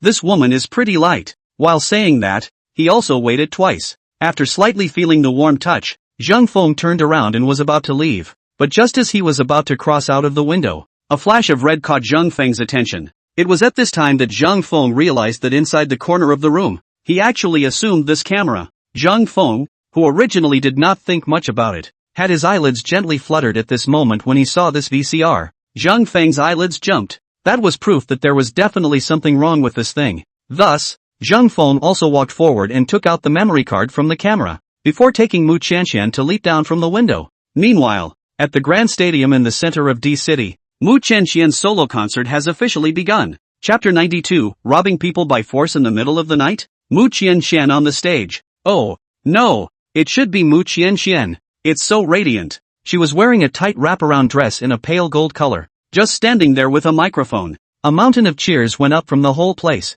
and the rapturous applause, the shrill hissing, the cheering, it was amazing that it went on for 5 or 6 minutes without feeling like it was going to stop. Standing in the center of the spotlight, Mu Qianshan seems to be enjoying the feeling of being surrounded by stars. I can't believe my eyes were slightly closed as I savored it. And behind the stage in the lounge, among the dressing rooms, the man who said he has a lot of fire, that is, Su Koan in Mu Qianshan's mouth, looks at the radiant Mu Qianshan on the stage from among the monitors, and his eyes show his infatuation. It's nothing like it was before in the nanny van. Maybe it's because the current Mu Qianshan is more like the Mu Qianshan in his heart. At this time, sitting in the corner on the other side of the room, tightly holding Mu Shuer in her arms, Wang Qian. Her eyes always vigilantly looked at this Su Koan, still clutching his cell phone in his hand with a death grip. He trembled slightly. At this time, Mu Qianshan on the stage finally enjoyed the cheers enough and opened her mouth. Good evening, everyone. The voice came out of the stereo along with the microphone. That mountain of cheers went to another level. Su Koan, who was sitting behind the monitor watching Mu Qianshan, seems to have been knocked back to reality by the voice of Mu Qianshan. The infatuation disappeared in an instant, and in its place, there was actually a touch of gloom. Then surprisingly, he just stood up and turned around. Seeing Su Koan, who had turned to leave, Wang Qian was instantly startled. In a hurry, he was saying to Mu Shuer in his arms, Shuer, you stay right here. Don't go there either. Do you hear me? After saying that, Wang Qian stood up and directly chased after Su Koan outside. Catching up with Su Koan in 3 steps, he quickly said, that, Mr. Su, the concert has just started. Where are you going? Su Koan stopped and looked at Wang Qian in front of him with a flash of suspicion in his eyes. What do you care where I go? Wang Qian's expression was obviously a bit flustered. After all, she was aware that Zhang Feng and the others were going to start moving in time for the concert. Now that the concert had just started, Zhang Feng didn't even know if they had acted yet. In case Su Koan went back, what could be done about it? So she also said quickly. Qianshan came back to rest after singing a few songs. I have a feeling that Qianshan would really like to see you accompanying her. Mr. Su, she's so old, does she need me to accompany her? Su Koan scoffed, but after a split second, Su Koan's brows instantly furrowed. Not right, you've never told me this before. What's going on today? In the next second, his pupils suddenly shrunk. Immediately after the gaze among the burst out ferocious color, stepped forward and directly grabbed Wang Qian's collar. You this, is there something to hide from me? Wang Qian's face was pale and tense as she hurriedly opened her mouth. No, Mr. Su, I don't know what you're talking about. Asterisk. Snap, the sound. Su Koan slapped on Wang Qian's face, and then directly pulled Wang Qian's hair while dragging Wang Qian, while letting out a ferocious voice. You this, follow me. At this moment, although Su Koan looked fierce, he was actually panicking inside. It can't be that the secret inside that villa is known by this person, right? Go home. Hurry back and see what's going on. The current Su Koan had only this one thought in his mind. Of course, he would not let Wang Qian go. Only, at this time, Su Koan did not know. The secrets in the middle of his villa had been taken away by Zhang Feng. Zhang Feng held a person in his arms, and although his traveling speed slowed down quite a bit, he still arrived at the D-City precinct at fire speed. At this point in time, the entrance to the precinct was no longer surrounded by that group of rabid fans. After all, other people's Love Beans concerts have begun. What are they doing staying here if they don't go to the concert? Seemingly because of the breeze outside, Mu Qian, who had been knocked unconscious by Zhang Feng, actually opened her eyes in a ghostly manner. Just after regaining her consciousness, Mu Qianshan finds herself leaning against a warm and solid embrace. She even had a wonderful yearning to spend her life leaning into such warm embrace and enjoying life. But soon, she reacted to one thing. Wasn't he himself imprisoned by that Su Koan? How does one who has lost his freedom forever deserve such a life? Looking up momentarily, he saw the underwear bandit. Instantly, violent struggles and sharp hisses came out. Let go of me, you bastard, don't touch me, get your filthy hands off me, asshole. In her perception, Zhang Feng was still a helper and accomplice that Su Koan had invited, and also completely oblivious to the fact that he was now no longer in the middle of that little darkroom. It was also because of Mu Qianxian's violent struggle at this moment. It made the man on duty among the D-City precincts instantly aware of it. The first time he rushed out of it, Zhang Feng? The officer who rushed out from inside recognized Zhang Feng at once. Then all of a sudden, his eyes showed a fierce light. Good you Zhang Feng, you've finally come, haven't you? Actually, it's still the middle of the night. Forcibly robbing people's girls? Are you turning yourself in? Nice guy, this officer really is. Zhang Feng was truly speechless, and at that moment the struggling Mu Qianqian froze. Other people's voices? I'm out here? Is this actually the entrance to the police station? In an instant, Mu Qianqian woke up. That police officer's ID he saw earlier was actually real? She turned her head stiffly, her pupils dilated, and the lotus root arm that was originally struggling to push Zhang Feng away was actually encircling Zhang Feng's neck. Tears instantly flowed out from amongst her bloodshot and indisputable eyes. Uncle Police, help me. Hearing this, Zhang Feng finally sighed. You're willing to believe me? And the officer on duty who rushed out of it heard that and thought the girl was talking to herself. So it was also righteous to speak loudly. Girl, don't worry. With me here, no one will dare to harm you, not even Zhang Feng. Zhang Feng, put down the other virtuous woman. Will you shut up? Zhang Feng listened to the officer's words and did not give him any good looks at all.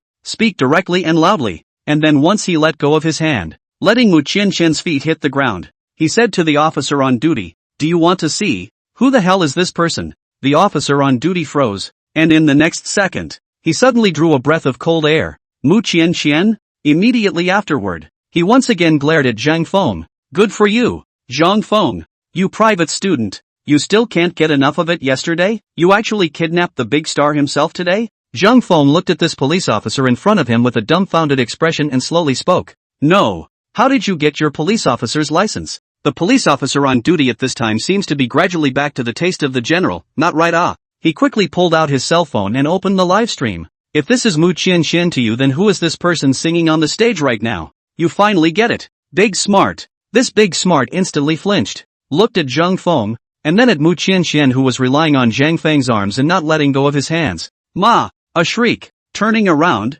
he ran wildly inside the precinct, shouting, Officer Ma! Something big has happened to Officer Ma. Chapter 93, SHHHH she's asleep. Chapter 93, Shoo. She's asleep. In the middle of a special interrogation room at the precinct, Mu Qianqian curled herself up and sat on the sofa, wrapped in a blanket and clutching a mug of water that was radiating hot air. Officer Ma and Zhang Feng were sitting across from Mu Qianqian, and Officer Ma looked at Zhang Feng with a strange expression and said stiffly, I asked you to find some evidence. I didn't ask you to save the victim directly. You're making me and my team look really dull. Ahem.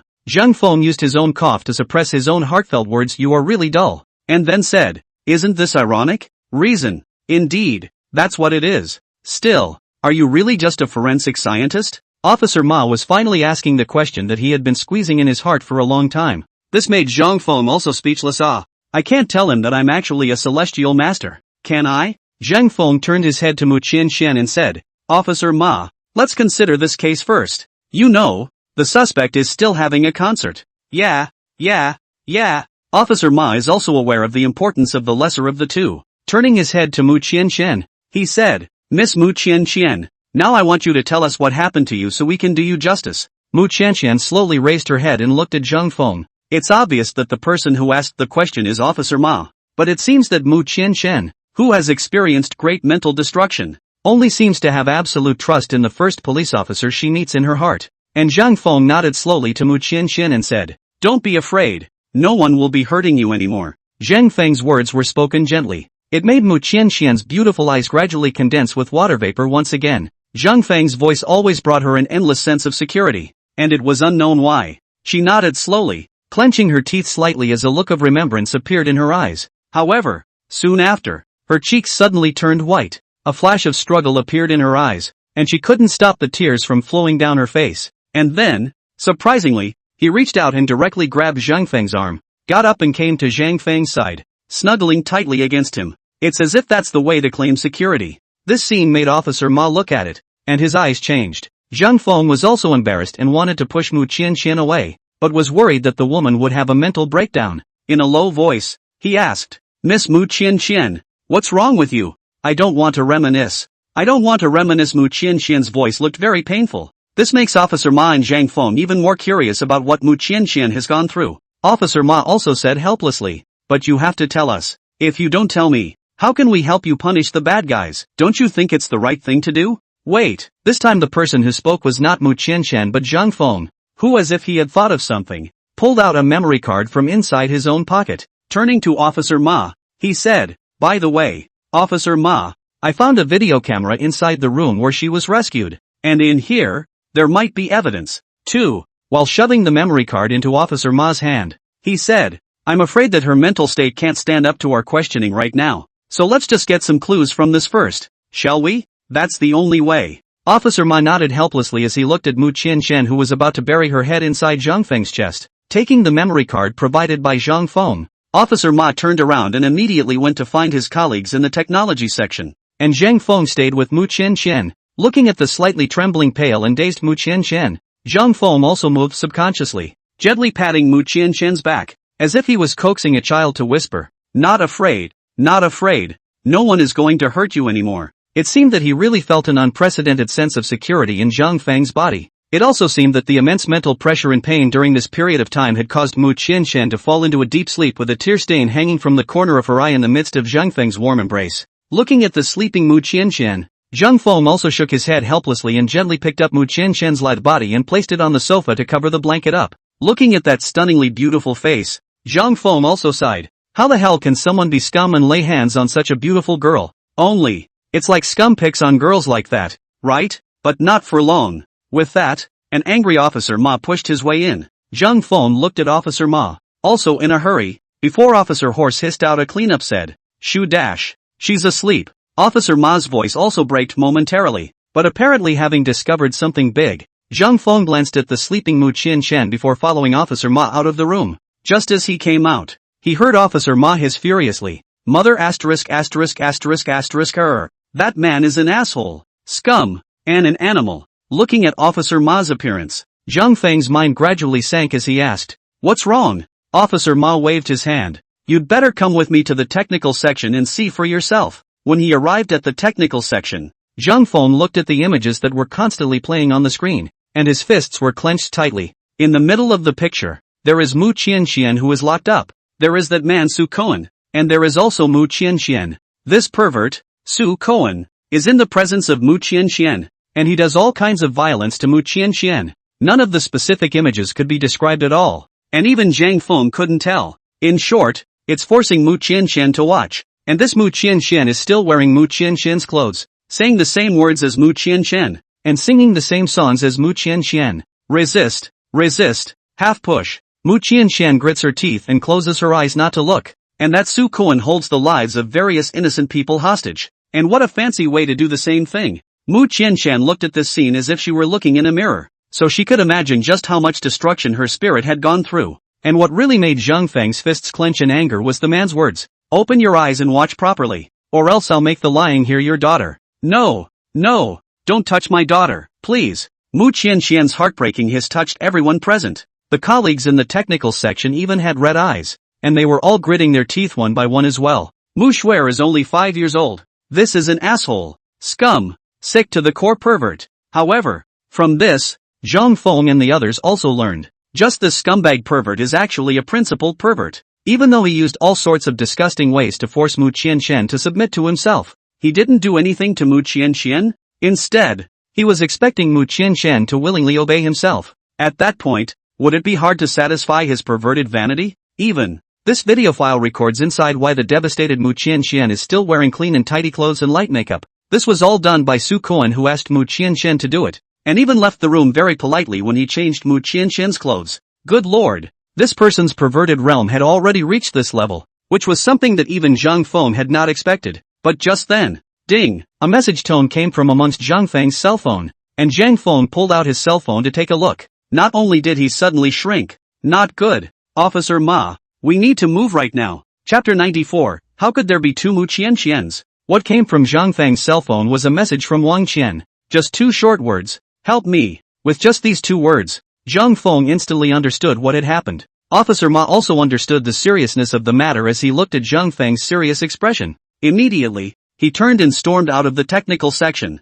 followed by Officer Ma's hiss. 1 group, 2 groups, forget it. All hands, pass my order. Get moving. This case is all on Zhang Feng. Flashing police lights. A dozen police cars instantly surrounded the entire stadium. Mom dash. When Officer Ma gave the order, Zhang Feng also dialed Lin Rui's phone immediately, because her daughter Mu Shuer was there now. It made even Officer Ma, who was standing to the side, look strange, and it seemed to mean, Zhang Feng has the last word. Officer Ma nodded and said, everything is at the disposal of forensic Dr. Zhang. Forget it. It's like I'm the chief of operations, isn't it? In an instant, he stopped in front of the villa. This kind of official jargon really comes in handy at this point in time. Ah, screamed miserably. Wang Qian was pulled out from inside the car by Su Kuan's numbered hair, and hissed as she threw herself on the ground. But that kind of scene plays out in front of one's face day after day, especially when one of the actors is also one's understudy, looking exactly like oneself. What are you going to do? Let go of me. What are you doing?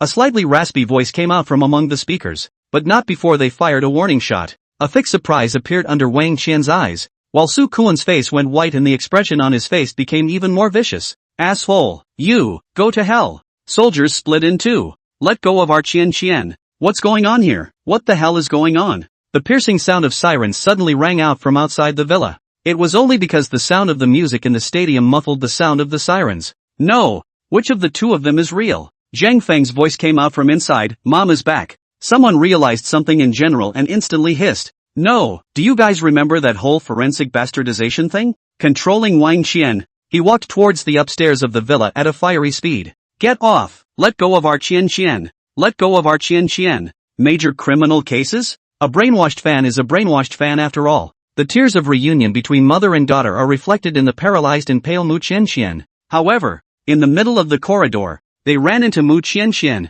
who was still wrapped in a blanket and had woken up at some point. Nope, what's up with those cops? But the screaming really had a remarkable effect. While making the call, he quickly walked out of the precinct with Officer Ma. They should be coming over to keep our Qian safe, right? This Mu Qian is really vain. But in the midst of the sound and fury of so many of her own fans, she certainly didn't forget to shriek out. Is it hard for that Zhang Feng to have some heavenly relationship behind him? Is it worth it for you to do this?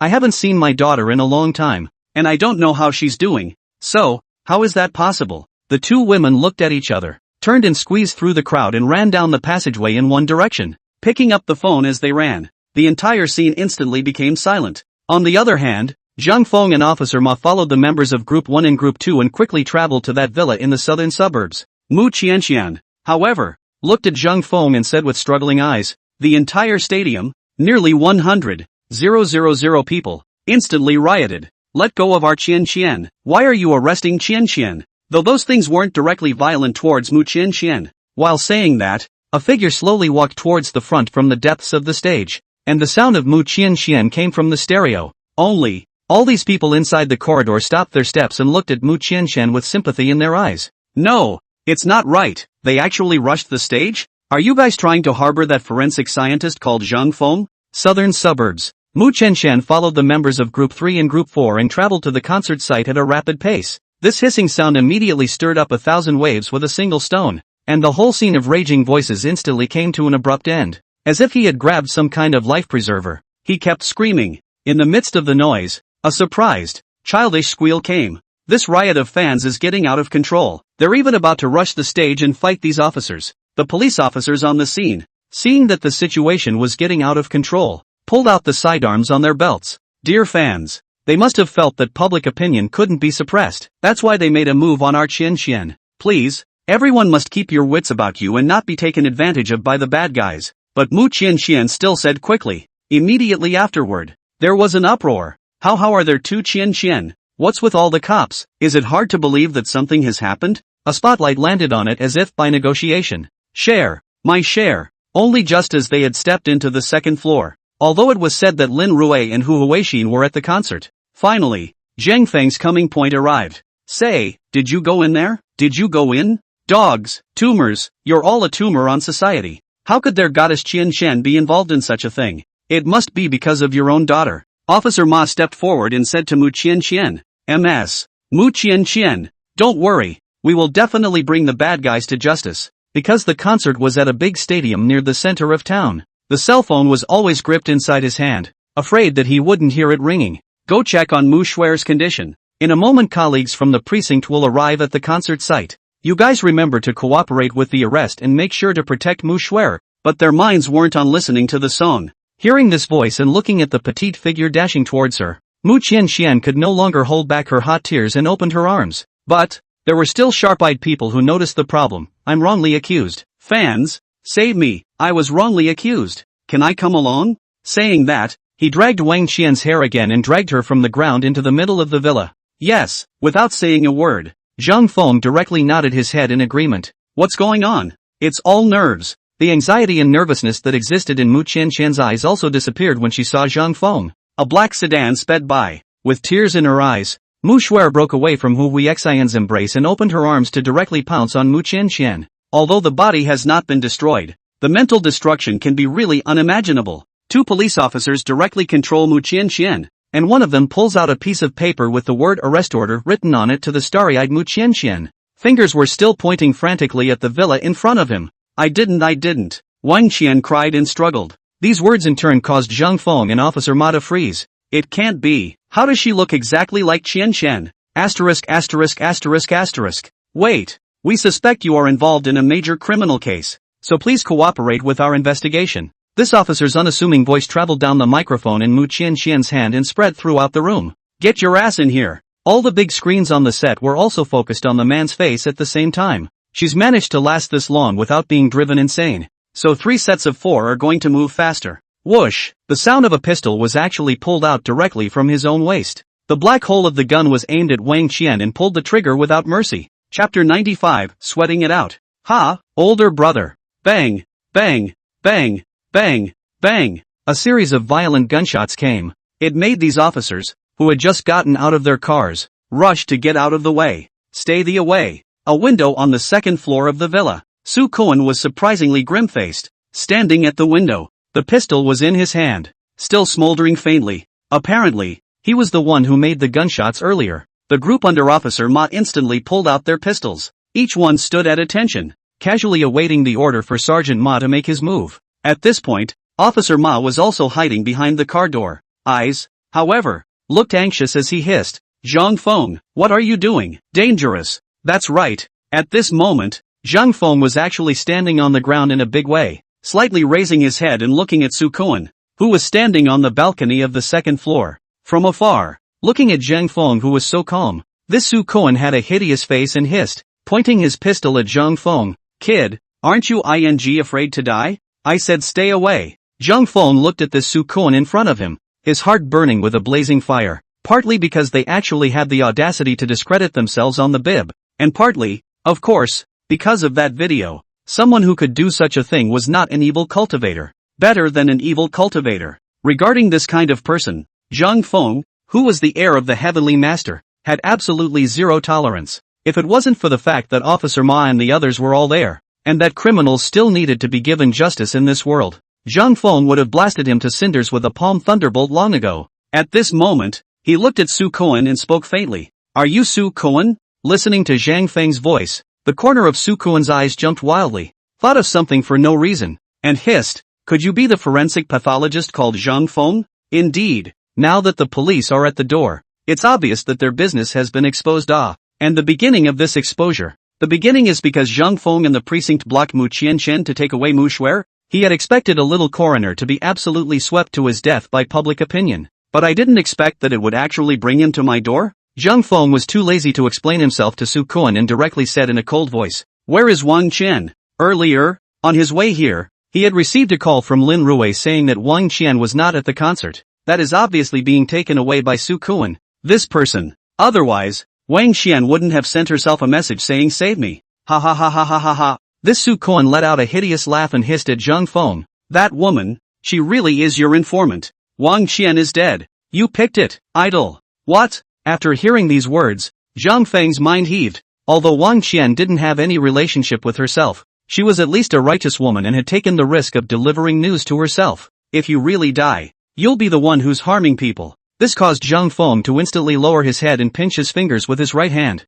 But then I realized that the finger was resting on the spot where it was actually Speedy. That proves that Wang Qian is still alive and well. This Su Cohen is stumping himself? Zhang Feng, who had learned that Wang Qian was not dead, was also slightly relieved. Still, he raised his head and continued with Su Cohen's words. Not only did you kidnap, but you even killed someone? Do you have any idea what kind of punishment you will get? Ha ha ha ha ha ha dash. Who knew that Su Cohen wasn't afraid of Zhang Feng's threat at all? The current Su Cohen had entered a state of madness. Laughing maniacally at Zhang Feng, he said, so what? Anyway, I'm bound to die now. So what's there to be afraid of? Old me will go up and kill Mu Qianqian now. The woman that I can't get doesn't deserve to live in this world. Killed Mu Qianqian? Mu Qianqian has been saved by herself? It seemed that this Su Koan had probably just come back as well, and hadn't yet realized the fact that Mu Qianqian had already disappeared. Thus, Zhang Feng also let out a faint smile and said, "Why don't you take a look at the live broadcast of the concert now?"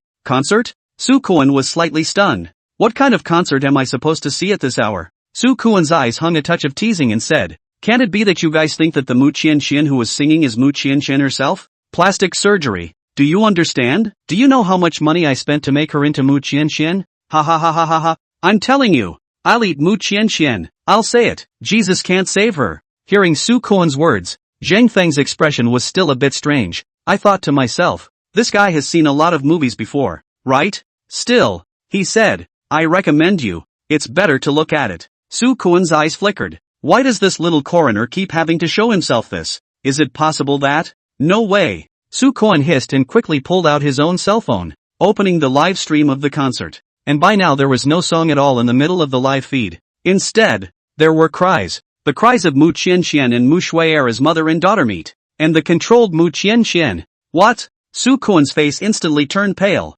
and his body trembled violently. And Zhang Feng's old and calm voice came out. "Jesus can't save her, but Taoist master I can."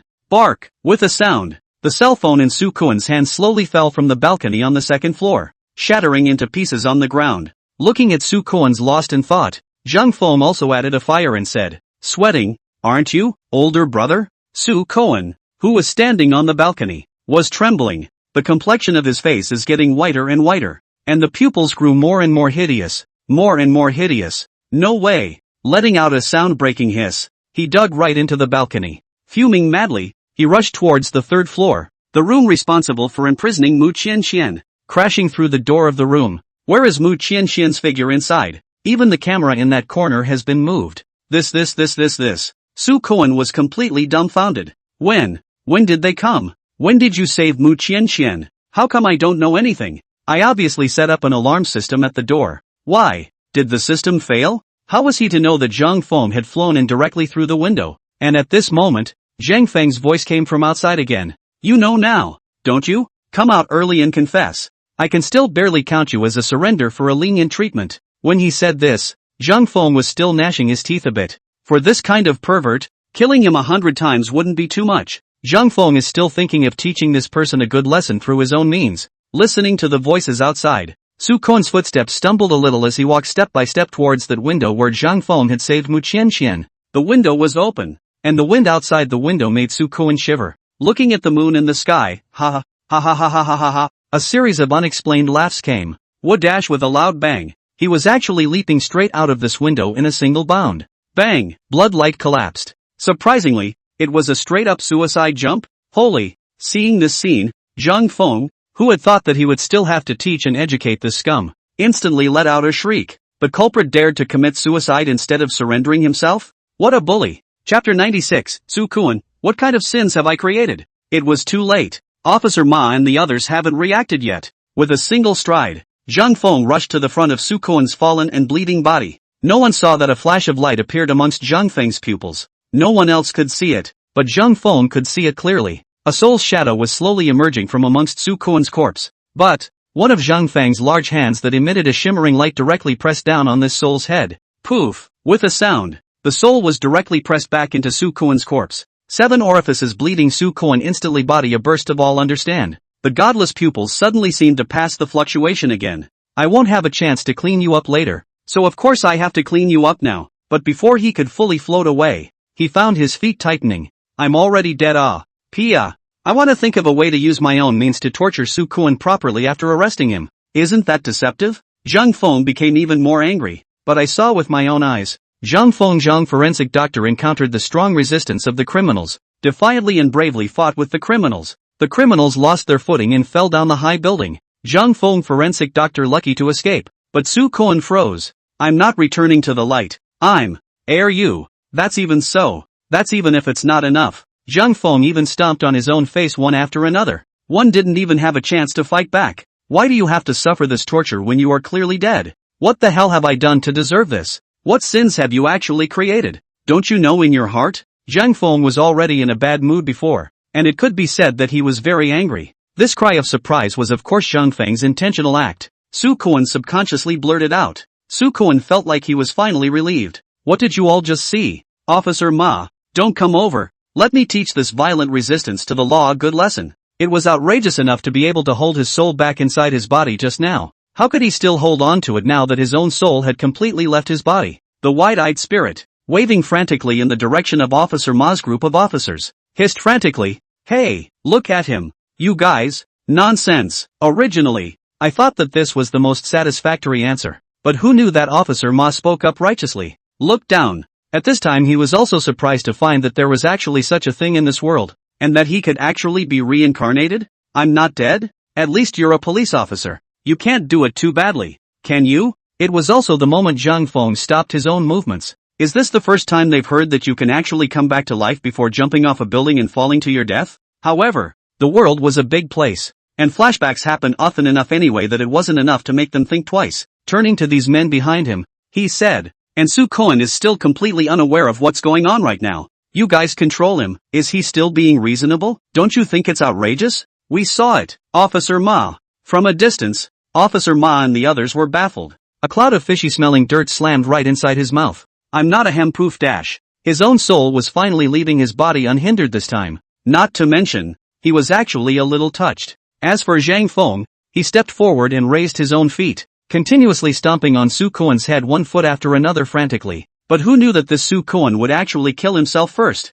I can't believe I'm escaping my own torment in this way. The sharp pain that tore through his heart and lungs was instantly clear once again. How could he possibly make it easy for someone like that? Knowledge of corpses and spirits made him react at first. And then Zhang Feng was heard screaming in an exaggerated voice. Holy, the returning corpse is actually attacking me? All the corners of their mouths were twitching, the corners of their eyes trembling, and their complexions were stiff, not knowing what to say. However, it's not like Officer Ma and the others can communicate with that world. So, they couldn't even see Su Koen's soul, let alone hear his voice. I may be a forensic scientist, but I'm also a police officer. Zhang Feng, on the other hand, had just retracted his raised foot, and there was still a bit of mud on his shoe. Is this dead? The expressions on the faces of Officer Ma and the others were as if they were carved from the inside of a mold. Zhang Feng could hear it, but at this moment, he also chose to ignore it. Put! With a sound, Su Koen's entire body fell straight to the ground again.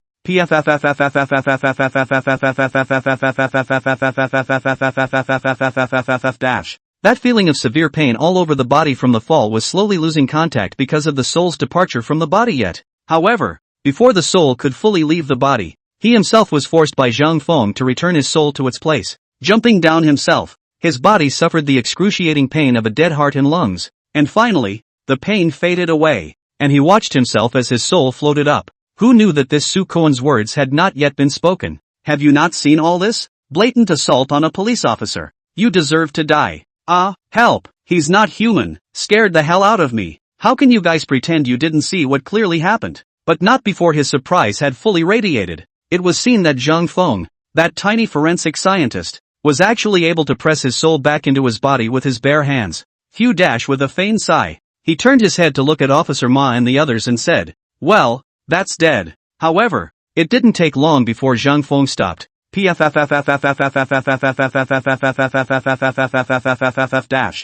he felt that although he had withdrawn his force, if he stepped down again, he was afraid that this Su Koen's head would be stomped into meat paste by himself. The group of subordinates were stunned. You looked at me and I looked at you, then simultaneously shook their heads and said in unison. But immediately afterward, he felt his collar being grabbed, and his body unexpectedly stood up straight. And then there was an exclamation in his ear. We saw it all. Oh, such sounds kept coming, and even Zhang Feng kept hissing while stomping. After all, when Officer Ma and the others in the distance saw that Su Koen, who had just fallen to his death from the upper floor, was actually standing up straight away, each of them was so scared that the guns inside their hands almost went off. You scum! How dare you hit me? Holy, back to the light? It was Officer Ma who reacted and calmed down. Who the hell is hitting who? Bang! Pop! When Officer Ma's words fell, the scene was silent for a full 5 seconds before these officers in the back woke up at the same time. Then, swinging round, he slammed his fist into the face of Su Koen's corpse.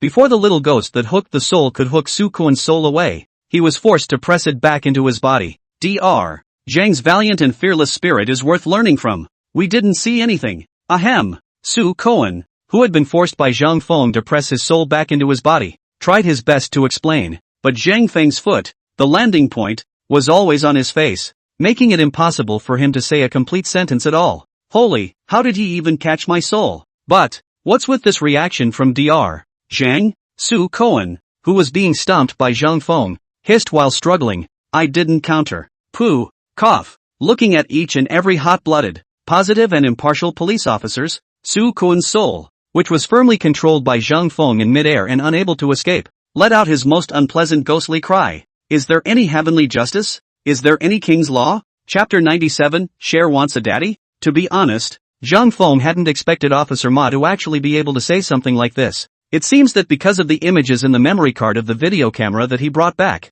Officer Ma and the others also have a deep hatred for this scum Su Koan. To actually be able to make this up, even Zhang Feng couldn't help but give Officer Ma a thumbs up. But Zhang Feng hadn't forgotten that he hadn't finished torturing Su Koan yet, so it was also said to Officer Ma and the others, Officer Ma, you'd better hurry up and search this villa to see if there's any other evidence. Also, I have an informant, Mu Qianxian's agent. This Su Koan, although she said she's dead, but I feel she's still alive. She might be injured. Remember to call an ambulance for her. Also, Su Koan's body will be handed over to me first. I'm a forensic pathologist. I'll give him an autopsy. Nice guy. What's the point of having an autopsy at this hour? Doesn't anyone know how he died? However, Officer Ma nodded directly and without any hesitation waved his big hand. Search me. With a holler, everyone rushed into the villa after Officer Ma, and Zhang Feng slowly turned his head at this moment. That icy gaze instantly locked onto Su Koan's soul, which was floating and trembling in midair. Then, an icy voice came out.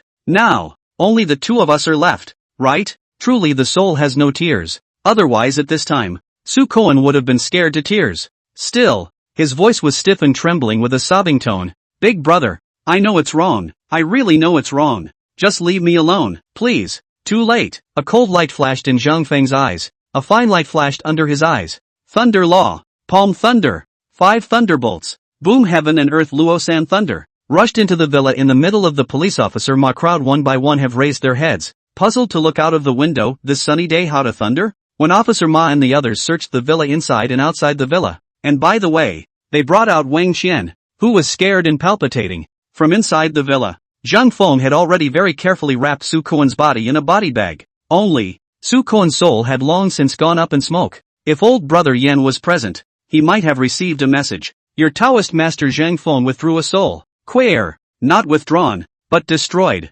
Of course, none of this matters. After all, how could Zhang Feng give such a person a chance to reincarnate? As for Wang Qian, she wasn't hurt in any real way, just a lot of shock in her mind. That Su Koan did shoot earlier, but his gun is also fake. After all, what level is he? How can he get a real firearm? If the gun actually fires bullets, why didn't he just drink the bullet and jump to his death in the first place? How much does that hurt? Right? Zhang Feng was also the first to find Wang Qian, who was being examined by the doctor brought in by the ambulance, and said to Wang Qian, you have suffered. When Wang Qian heard this, she looked at Zhang Feng and shook her head. No, I'm fine. Where's Qian Qian? How is Qian Qian? Zhang Feng nodded at Wang Qian and said, don't worry, Mu Qian Qian is fine. Now, she has reunited with her daughter. That's good, that's good. It was obvious that Wang Qian and Mu Qian Qian's relationship was indeed very good. Wang Qian, who heard the news of Mu Qianxian's safety, had a relieved smile on her face that she couldn't fake at all.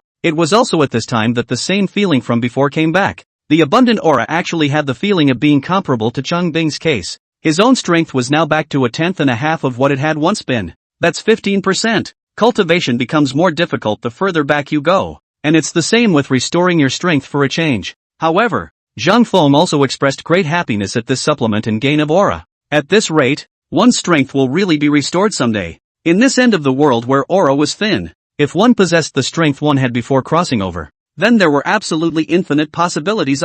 Maybe, at that time, he would have the chance to go back and see his master, the old heavenly master. Of course, this is all an afterthought. This is done. Zhang Feng, together with Officer Ma and the others, traveled to the precinct in the precinct's vehicle. By the time they get out of the car, Mu Qianshan and Mu Shuer have returned to the precinct under the protection of the officers, and Zhang Feng had just gotten out of the car. Hu Weixin and Lin Rui called and ran up with small steps, one on the left and one on the right, asking Zhang Feng with concern and urgency, are there any injuries? I hear you fought bravely with the robbers? How can you, a forensic pathologist, do this kind of thing? What do they do? Officer Ma? It's too dangerous. You'd better not miserably scream such actions in the future. These words made the corners of the eyes of Officer Ma, who was standing on the sidelines, twitch. Let's not say for a moment that this valiant struggle is not something you make up on your own. So what do you call Officer Ma and what do they do for a living? Good lord, do you have no idea how good your men are? You don't even look at a pistol and taunt him.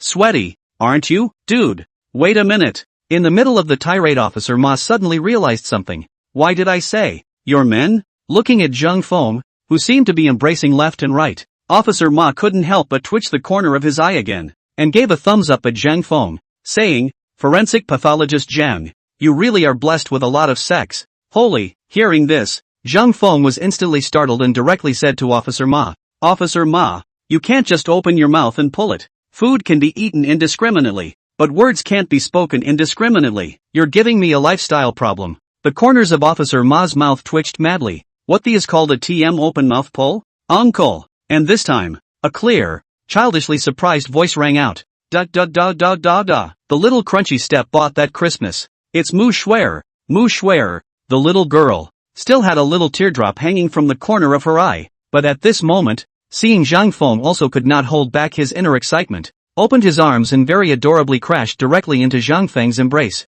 Zhang Feng also smiled and with a burst of strength, he directly picked up the little girl, just like hugging his own daughter. As for Mu Shuer, she also smiled coquettishly and hugged Zhang Feng's big head, bearing a mouthful of fragrance on Zhang Feng's face. Hu Hui Xin and Lin Rui, as well as Mu Qianqian who followed the little girl in style, all had a gentle, motherly smile on their faces. Thank you, Uncle. I knew Uncle wouldn't lie to me. Uncle will definitely help Cher find her mom. Hearing Mu Shuer's crisp voice, Zhang Feng's inner softness was also gently touched, and he said to Mu Shuer with a smile, Of course, our Shuer is so cute and understanding. How could Uncle lie to you? Zhang Feng was now too lazy to correct Mu Shuer's name. Uncle is Uncle. It doesn't matter, as long as she is happy. However, Zhang Feng did not notice Mu Shuer's soulful eyes gently earning a circle, wrapping her arms around Zhang Feng's neck and speaking crisply once again. Uncle, can you do Shuer another favor? Zhang Feng was slightly stunned and subconsciously asked. What? Mu Shuer looked straight into Zhang Feng's eyes and said glutinously. Shuer also wants a daddy. What the hell? Chapter 98, Mom, you have to earn what you want. Cheryl still wants a daddy. Mu Shuer's clear and tender voice clearly reached the ears of several people nearby. Zhang Feng froze on the spot, and followed by Mu Qianqian froze for a moment, is also the face of a slight red. No good slap their own daughter said. Shuer, you blindly what real not you blindly say what nonsense it. It's not right. The scene. It made the two people, Hu Huixin and Lin Rui, who were standing to the side, have their beautiful eyes suddenly shrink. It's very wrong. They looked ahead. Zhang Feng hugged Mu Shuer. Mu Shuer wrapped her arms around Zhang Feng's neck and sat in the middle of Zhang Feng's arms, while Mu Qianqian stood in front of Zhang Feng, reaching out to caress Mu Shuer. The four big words "a family of three" slowly appeared in the minds of the two women. It was such a beautifully harmonized image, as if it was providential. It's not right, it's so wrong. A thick sense of crisis soared up from the hearts of the two women, Hu Huixin and Lin Rui, and at this moment, Zhang Feng opened his mouth. He looked at Mu Shuer and said somewhat helplessly, Shuer, your request is a bit difficult. The matter of finding a father or not. You still need your mom to decide personally to Is it difficult? Mu Shuer looked up at Zhang Feng's eyes with a confused face, and then, it's not difficult uncle you just come and be Shuer's father WTF? When this statement was made, all the people in the four places were shocked. Officer Ma immediately slapped his thigh. You kids still say no? I told you that you're blessed with a lot of color, right? And Hu Hui Xin, Lin Rui, as well as Mu Qianqian, three women even as directly in unison issued a cry of alarm. No, both Lin Rui and Hu Huixin were in a hurry. What they feared had actually happened? Nice guy. That's Mu Qianqian. That's a big star. Rich, beautiful, and such a cute kid. If Zhang Feng really got together with Mu Qianqian, it would be a direct reduction of decades of detours. I can't. He's taking the road less traveled. What about us? We're both still playing fair here. And you're the one who got the big star? So, no, absolutely not. These two people, one on the left and one on the right, hurriedly surrounded Zhang Feng. The gaze that looked at Mu Qianqian also changed. Before it was pity with adoration for the love child. Now it's actually all kind of wary in the face of a love rival. And the two of them understood. Why did this Mu Shuer call the two of them corner sisters and call Zhang Feng uncle? They were gloating at first. Thought Mu Shuer felt that Zhang Feng looked old. I didn't expect that. I didn't expect that. This little girl is actually so quirky. Was the man-stealing thing already on the table at that point? Nice guy. It's hard to believe that Mu Qianqian taught it. As for Mu Qianqian, her face instantly turned red. It even felt a bit afraid to look at Zhang Feng. It was also unknown what exactly Mu Qianqian's thoughts were when she heard this. Anyway, she scrambled to snatch Mu Shuer from amongst Zhang Feng's embrace and said without a trace of humor, "What are you talking about? You dead girl?" This little girl seemed like she was trying to argue her case, and with her teeth and claws open, she was still going to open her mouth. However, she was covered by Mu Qianqian's mouth and could only make whimpering noises. Subsequently, Mu Qianqian also looked at Zhang Feng's chin, after all, had completely dared not to look at each other, and opened her mouth to say, "Dr. Zhang, that. I'm sorry, kids don't know what they're talking about. Don't forget it." Just now, Zhang Feng was also stunned when he heard this amazing statement from Mu Shuer. At this moment, listening to Mu Qianqian's voice, Zhang Feng's face also put on a look of embarrassment and scratched the back of his head, saying, "It's fine. It's not a problem. Childish talk. It's okay. I won't take it personally." But why is it that when Zhang Feng finished saying this sentence, "Do not take it to heart"? You Mu Qianqian's eyes but can't hide the disappointment. Hey. Both Hu Weixin and Lin Rui seemed like they were already stressed. One on the left and one on the right, not caring about the gazes of this group of people around them, tightly hugged Zhang Feng's arms. "Zhang Feng, after working so hard for so long, you're tired. Come back with us and rest. Will you leave the next thing to Sergeant Ma and the others?" "Yeah, right now you need to rest the most. Let's get out of here." The two of them, Lin Rui and Hu Weixin, were talking to each other and cooperating quite well. But they were saying these things. Those eyes always stayed on Mu Qianqian's body, the light only alert. It was as if the words were a warning to Mu Qianqian, and the two women didn't care at all about Zhang Feng's choice. Without any further ado, he directly pulled Zhang Feng and left. Even the gate of the precinct did not allow Zhang Feng to enter, and directly forced Zhang Feng to drag him to the guest house. Looking at Zhang Feng's figure being dragged away by the two women, Mu Qianqian, who was holding Mu Shuer, opened her mouth slightly, wanting to say something, but did not say anything. The pupil looked at Zhang Feng's back, a complex look hanging in the bottom of his eyes. But who knows? Mu Shuer actually leaned on Mu Qianqian's ear and said in a childish voice, "Mom told Shuer that what she wants she should fight for herself." Oh, Shuer just wanted to find her mom, so she came alone to look for Uncle Policeman yet,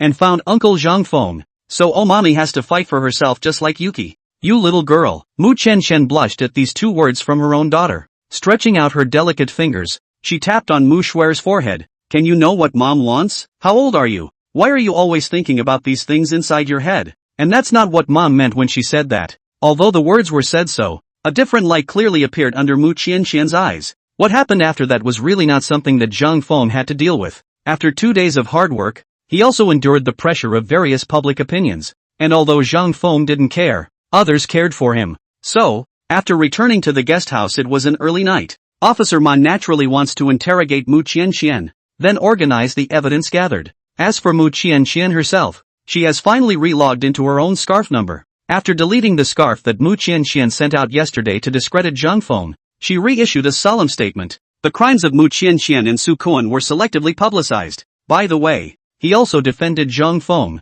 saying that Zhang Feng was their true benefactor. Originally, what happened at Mu Qianqian's concert had exploded amongst Mu Qianqian's huge fan base. Now with the addition of Mu Qian's own personal life, all those public opinion hotspots from before have disappeared. Even the first place in the hot search of the major information sites were all changed. Hashtag all over. Come. Apologize to the heroic forensic pathologist, Zhang Feng. Of course, Zhang Feng didn't care about these things at all. Reality wallflowers have become internet wallflowers. That's all. In the middle of a room in D City, the light was still on even though it was still the middle of the night. Shin Hansan smiled and removed the glasses from his own face, shaking his head with a light smile and said, Zhang Feng, how many more surprises can you bring me? After saying this, he directly dialed a phone. The phone was quickly connected, and a respectful voice came from the opposite side, Leader. So I'm late. Not yet rested? Shin Hanshan's majestic voice came out. There's something I have to explain to you. As soon as it's light out, go and do it right away. Chapter 99. Why are you so disappointed that your daughter is not in my house? Since the evidence was overwhelming and the suspect confessed to his crime, the case was simply declared closed. The Mu Qianqian also found her ID card. The original name was Yang Xiaofen, and the photo on top of the ID card looks like a clean-cut little girl. It's just a shame that the lust for profit got the best of him, being used by that pervert Co Kuan. Su Koen is the one who's a proper privateer, and even more terrifying than a privateer. During this time, of course, he was also coerced by Su Koen and did many unsavory things, also suffered a lot from Su Koen. With discretion, she could get a few years less, but to be honest, Yang Xiaofan herself would rather be sentenced to a death penalty and be done with it. You know, her current appearance is already similar to Mu Qianqian's. Even if they are released from the number by then, there was no way for her to return to a normal life either. But whenever she meets a person who sees her,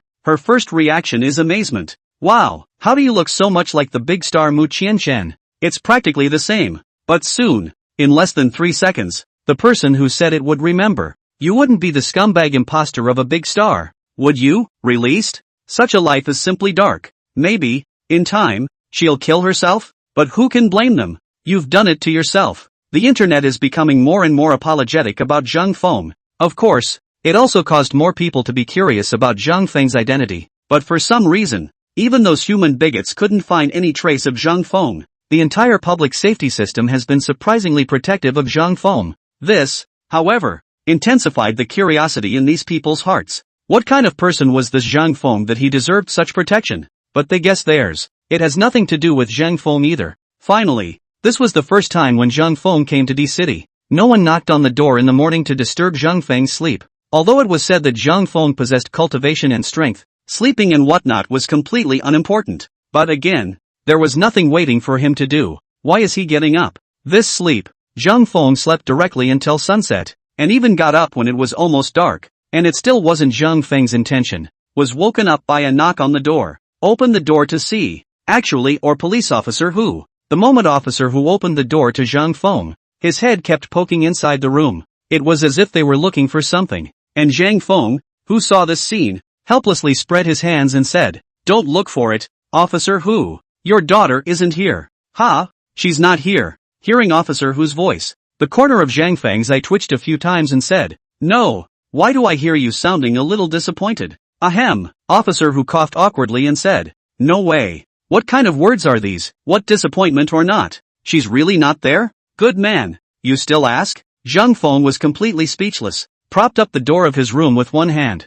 squinted at Officer Hu and said, "Do you have something to do? I'll go back to sleep if nothing happens." "Something?" Officer Hu slapped his thigh and said, "You don't look at what time it is. Hurry up and pack up. Put on your uniform and go downstairs to the reception restaurant. The celebration banquet will soon begin." "A celebration?" After hearing these words, Zhang Feng's expression became strange. Then, adding a few points of helplessness flatly, he said, "Isn't it just a meal? Why don't you go? I'll forget about it." After all, Zhang Feng really didn't want to show his face. After all, these crafts that he had mastered were just too strange for these people in this world, and they simply couldn't accept them either. Just quietly solve cases by yourself to accumulate aura to restore your strength. But who knew? Upon hearing Zhang Feng's refusal, Officer Hu's reaction was tremendous. Surprisingly, it was a straightforward and righteous way to speak out loud. "No, this celebration banquet is specially prepared for you. How dare you not go? Then how can we start the banquet? For me?" Listening to Zhang Feng's expression became even more helpless,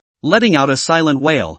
"I just want to quietly be a forensic pathologist. Why are you guys so bitter?" That being said, but Zhang Feng couldn't argue with Officer Hu's insistence. After all, it's really not good to keep people waiting for you. Zhang Feng closed the door to his room after he promised to do so, and then he was ready to wash and put on his clothes.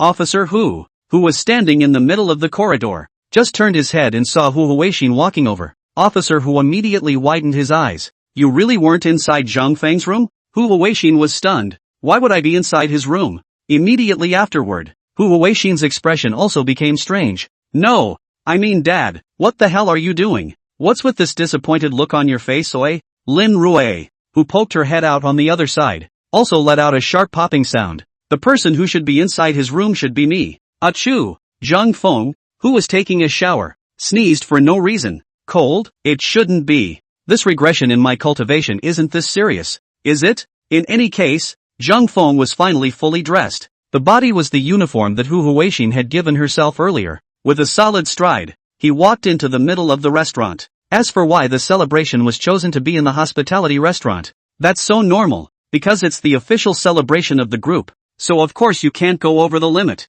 However, the moment he entered the restaurant, Zhang Feng froze. The atmosphere inside this restaurant is not right. Inside, A dozen or so tables were filled with various uniformed co-workers, and each of these co-workers sat upright, as if they were in military training, so quiet that even the sound of breathing could be heard clearly. What's going on? Zhang Feng's voice came out with an embarrassed face. Did I not hear at the right time? But the moment his voice fell, a mid-range voice came out of the dining room at once. Stand up. Hello. With a sound, a dozen people densely packed around the dining table instantly rose and stood straight. Applause. The warm applause was instantly deafening. Even Zhang Feng felt as if the ground underneath his feet shook due to the violent applause. In the midst of Zhang Feng's dumbfounded face, the group actually spoke in unison. Warmly welcome, Comrade Zhang Feng. I'm knocking. The commotion almost pushed Zhang Feng out from inside the restaurant. He's all stupid. The scene, actually welcoming itself? It's not that bad, is it? It's really not that bad, is it? It was a bit embarrassing for Zhang Feng. The group was disciplined enough to stop in response to the applause after it had lasted 30 seconds. Sit down. Wow. With a sound, the men sat down again in unison. It caused Zhang Feng to twitch a little at the corner of his eye. Looking at this scene in the middle of the restaurant, Zhang Feng decided that the wind was tight. Straight away I came up with. I suddenly remembered that I forgot to turn off the gas at home. So I'll go first. God damn it. I forgot to turn off the gas. Do hospitality rooms even come equipped with this kind of thing? However, just as he had turned around and was about to scamper away, he was mounted head-on by a line of imposing men. And this one, who was at the head, said softly with a kind smile on his face, Little Zheng. Ah, where are you going? Zhang Feng looked at the man in front of him with a surprised expression. No, this celebratory banquet has even alarmed your old man? The person who came was no other than Shen Hanshan. Ha ha ha ha ha. Shen Hanshan's bright laughter came out and he said without any good humor, What do you mean by calling me an old man? Am I that old? Besides, why can't I come to the celebration banquet? Moreover, I came with a mission this time. Mission? Zhang Feng, who heard these words, raised his eyelids slightly. Chapter 100. The Simiao even rose more than 8 levels. In the middle of the restaurant, there was another round of applause because of the leader's visit. However, it seems that these people have already prepared for this, so it seems that Zhang Feng is the only one who doesn't know about it. Moreover, Zhang Feng was also forcibly arranged in, at the same table as Shen Hanshan. This made Zhang Feng uncomfortable. You have to know that Shen Hanshan's table, in addition to himself, the least official is the director of the D-City branch. The rest are all white shirts, the most powerful. They also gave Zhang Feng a position in the underhand seat of Shen Hanshan. Forced cupping. Zhang Feng was even beginning to worry if he would be cupped to death on the spot. After each of them took their seats, Shen Hanshan looked at the uncomfortable Zhang Feng with a sneer in the bottom of his eyes, and then even stood up. And that director saw this scene almost said stand up, again, but was stopped by Shen Hanshan's eyes. Reaching out his hand, the man sitting on the other side of Shen Hanshan, presumably Shen Hanshan's secretary, immediately handed over a document to Shen Hanshan. Shen Hanshan slowly opened the document bag, drew a red-headed document from it, cleared his throat and opened his mouth. Comrade Zhang Feng. When he heard those 4 words, Zhang Feng's body was subconsciously trembling lightly. Outstanding work in the public safety system. In the B-City branch as well as the D-City branch of the joint operation, acted as the most important part. During the period of time repeatedly solved big cases, not only has been widely recognized by comrades, likewise received a wide range of attention at the social level. It was also well received at the community level. This widely acclaimed that is really. Next is not pull a lot of bragging about Zhang Feng things. The official language of these templates can even be downloaded off the internet. Having been reading the end of this document, the key stuff finally came. The case in B-City is solved, and a first-class merit recognition is hereby issued. A series of cases, including the joint operation in D-City, are hereby issued a first-class commendation. Shen Hanshan's words finally stopped here, but the moment his voice stopped, a sound of cold air being pumped backward came out from the entire restaurant. They seemed to draw cold air backwards at the same time, and the commotion was as loud as a pumping toilet. But that's pretty restrained. If it weren't for the fact that they were still disciplined because of the presence of the big leaders, they might have fallen into a cacophony by this time. The cries of alarm were absolutely unending. You should know that third-class honors are received standing up, second-class honors are received sitting down, first-class honors are received lying down, and special honors are received by family members. The twists and turns here are well known to them one by one. Ah, Zhang Feng, you haven't even been on the job for a month, have you? 2 first-class honors straight away? And still unharmed, standing up to receive first-class honors? Simply straight-up great guys. So young, just joined the work on the persona it on the back of 2 first-class merit. If the future of him, as long as there is no accident. Wouldn't that mean that he could level the playing field and rise to the top? The officers were not the only ones baffled. It was Officer Hu, Officer Ma, and the chief of the D City precinct who were baffled. What shocked them was certainly not the fact that Zhang Feng had taken 2 first-class honors in one breath. It's an internal matter within their southeast region. What does it mean to have someone from the heartland make a personal announcement? This means that Zhang Feng's first-class merit is even beyond the southeast region.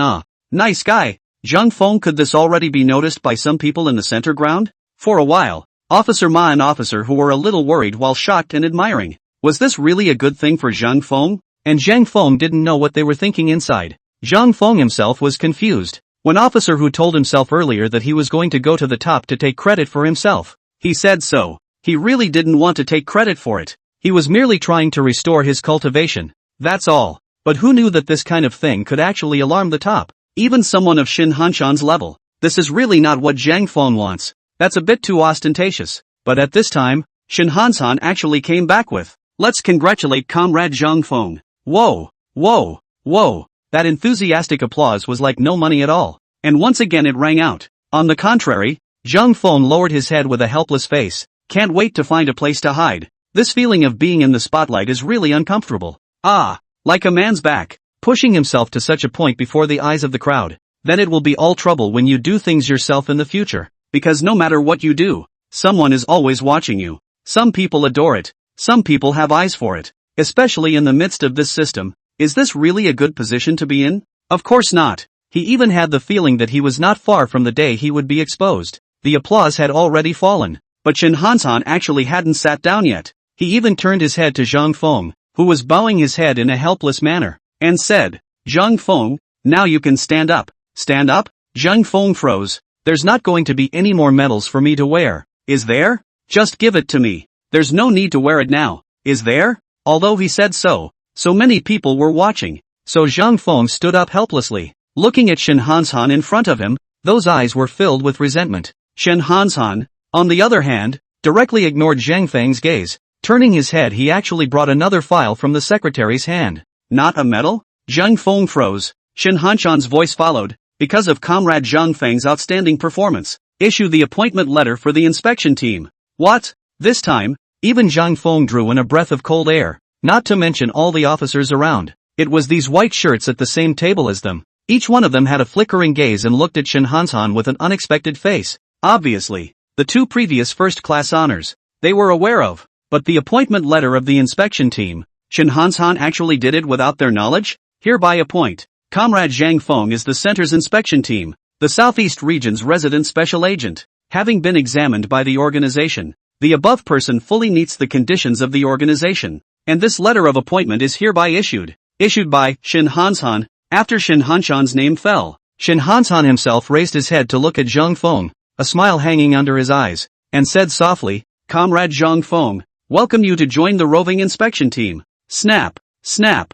snap. In the midst of everyone's stiff expressions, only one person's applause came out, and that was the secretary who was in charge of handing documents to Shin Hanshan. Apparently, it was that call that Shin Hanshan had gone to him in the early hours of this morning before he went to sleep. He couldn't sleep at all that latter part of the night, let alone when he found out the news. He couldn't figure out why that was. People with great achievements have been promoted to 3 levels. This Zhang Feng just joined the work of a few days.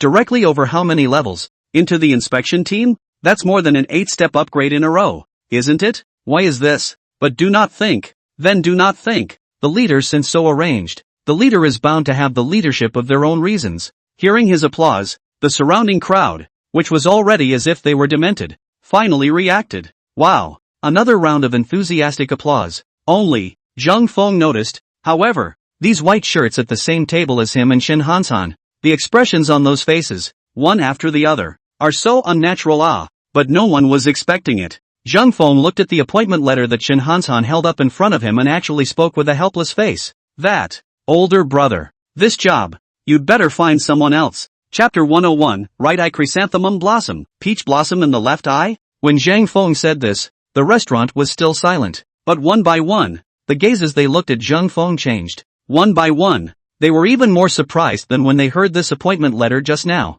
What's this? What's wrong with this Zhang Feng? Has his brain been kicked by a donkey? That's a damn good chance to go up many levels in a row. You've just joined the workforce and you've been given this kind of opportunity. To whoever doesn't happily jump right up off the floor and accept it with a heartbeat. He actually refused? What the hell is this? And the gaze of Shin Hansan, who stood in front of Zhang Feng and still held up that appointment letter in his hand, also twitched, and his face became a bit strange. He also knew what a great opportunity this was for Zhang Feng. And Zhang Feng actually refused? Thinking back to when I was young, how much I expected such a good thing to fall into my lap. How does this Zhang Feng not care at all? As for then secretary standing behind Shin Hansan, he was also shocked at this time, and even couldn't help but subconsciously open his mouth. Zhang Feng, what do you mean? This is. Before he could finish his words, Shin Hansan then turned around and glanced at his secretary. Seeing Shin Hansan's gaze, this secretary also opened his mouth and lowered his head somewhat awkwardly. And then, Shin Hansan turned his head to look at Zhang Feng and asked,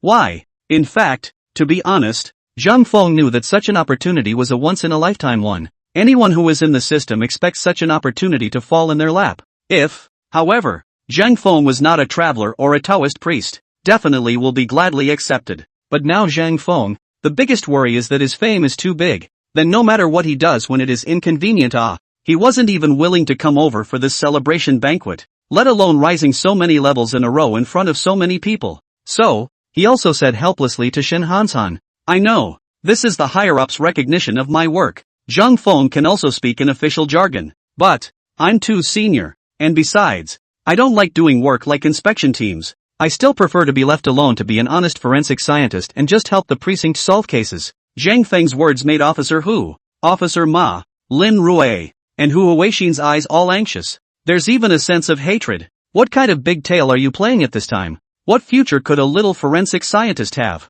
with your ability to shine better up there? It's just that none of them understand Zhang Feng. Shin Hansan looked at Zhang Feng and paused for a full 3 seconds before letting out a kind of cheerful laughter. Ha ha ha ha ha. Zhang Feng, I really haven't misjudged you. You're still really indifferent to fame and fortune. How does that even come into the equation of being indifferent to fame and fortune? Why did it feel like this Shin Hansan was doing it on purpose? Even after Shin Hansan finished laughing, he also turned his head to look at these white shirts sitting at the same table and came to say, inside our system, we just need such comrades. No, Zhang Feng couldn't cry. What do you mean by that? Old man, I'm trying to avoid the gaze by any means necessary. And you're hardwired to push me into the limelight before you'll stop? When this group of white shirts heard Shin Hanshan's words, they also stiffened their smiles one by one and nodded in agreement. How much of it was sincere? No one knew. And then, Shin Hansan once again turned his head to look at Zhang Feng and said, don't worry, this appointment letter has absolutely no effect on your forensic work.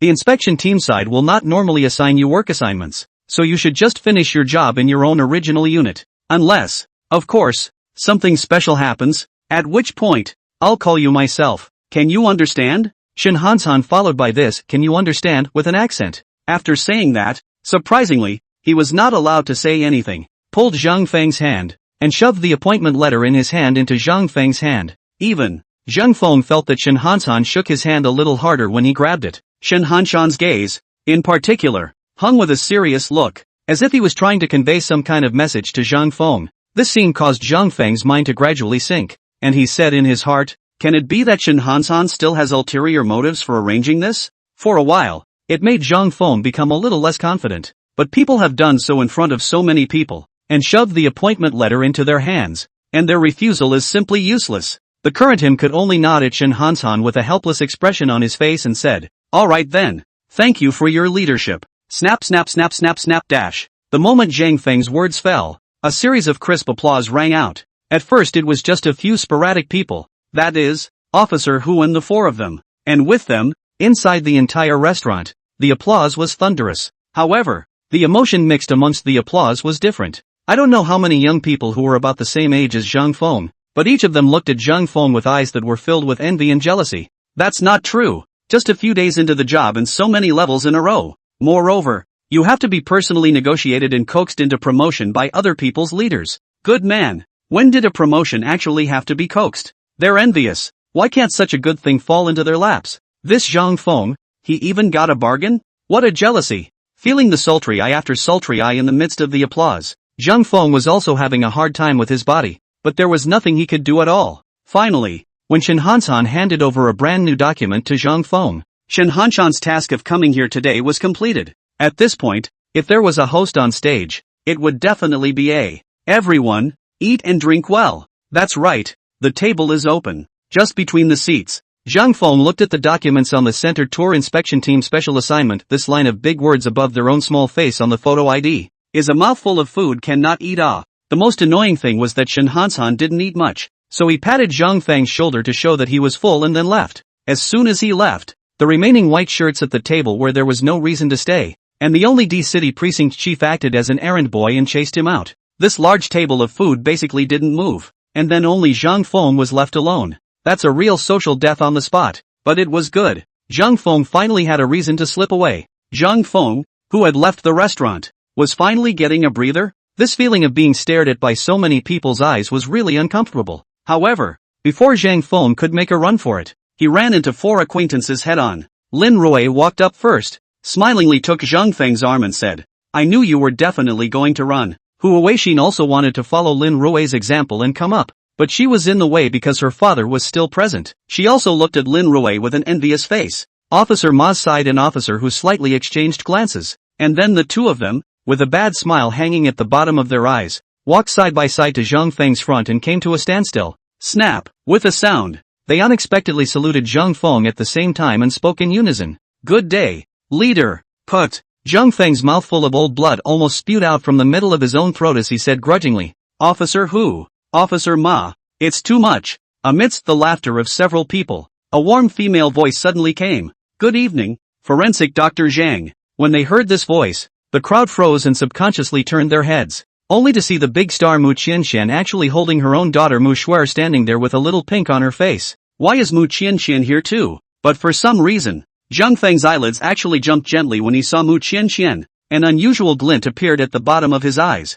It's very different from the previous eyelid jump, because this time it's the left eyelid that's jumping. As the saying goes, when the right eye jumps, the chrysanthemum blooms, and when the left eye jumps, the peach blossom blooms. Zhang Feng suddenly had a strange premonition in his heart. Tonight, something unusual seems to be about to happen. Chapter 102, All 4 Women? Qian Qian, Big Star. Seeing Mu Qianxian, the two of them, Hu Weixin and Lin Rui, also jumped up and down with excitement, hurriedly came up. If not for the presence of Officer Ma and Officer Hu, they would have wanted to go up and ask for an autograph and a group photo. Although it was said that last night's fiasco of Mu Shuer's search for her father had caused both women to be on edge, but after a night of calming down, they figured it out. Mu Qianxian is a big star who is high up in the world, and she has a child, and she has only known Zhang Feng for a day. Even if you cultivate a relationship, it can't be that fast. Moreover, big stars and ordinary people like them are not in the same world at all. After this case was over,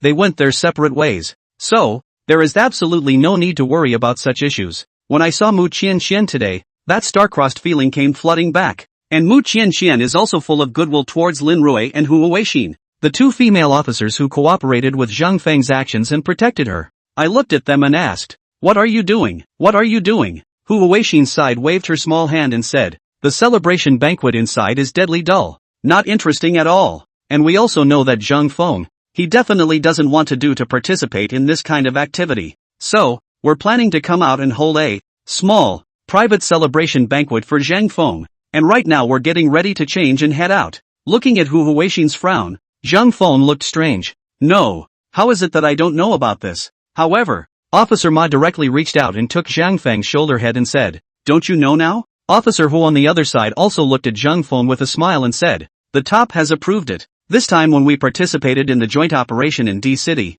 our precinct has made a great achievement, so we have arranged a week's vacation for all of us who participated in the operation. Little Zhang, you young people, you can have a good time in D-City and take a break." And at this time, Zhang Feng hadn't even reacted yet. Mu Qianxian's side then spoke with some anticipation, "Can I join in together?" Hearing this, both Hu Weixin and Lin Rui let out a surprised voice at the same time. "Of course. Geez, I didn't think I'd actually get to dine with a big star one day. Oh my god, Mom, I've succeeded in chasing a star." Looking at the cheering two women, Zhang Feng couldn't help but twitch the corners of his eyes and said, "Who in the world is this a celebration banquet for?" But it was at this time, another surprised and crisp voice came. Me too. With this clear cry, a soft woman with a double ponytail, wearing a smart JK uniform suit and some pink translucent girlish cheeks, throwing her long white and still reflective legs, she ran towards the side, and the sight of this young girl figure, the eyes of Zhang Feng, Officer Hu, and Officer Ma instantly became strange. As for the two of them, Hu Huixin and Lin Rui, who were still excited and thrilled, the vigilance that had disappeared from their eyes instantly surfaced again. The next second surprisingly flashed away from Mu Qianxian at the same time and returned to Zhang Feng's side. One walks and the other right into a state of horns. Protecting Zhang Feng. Big star? The young girl who ran over seemed to not care about Hu Huixin and Lin Rui at all. And when she saw Mu Qianxian, she immediately let out a surprised and clear cry. Oh my god, it's actually big star Mu Qianxian.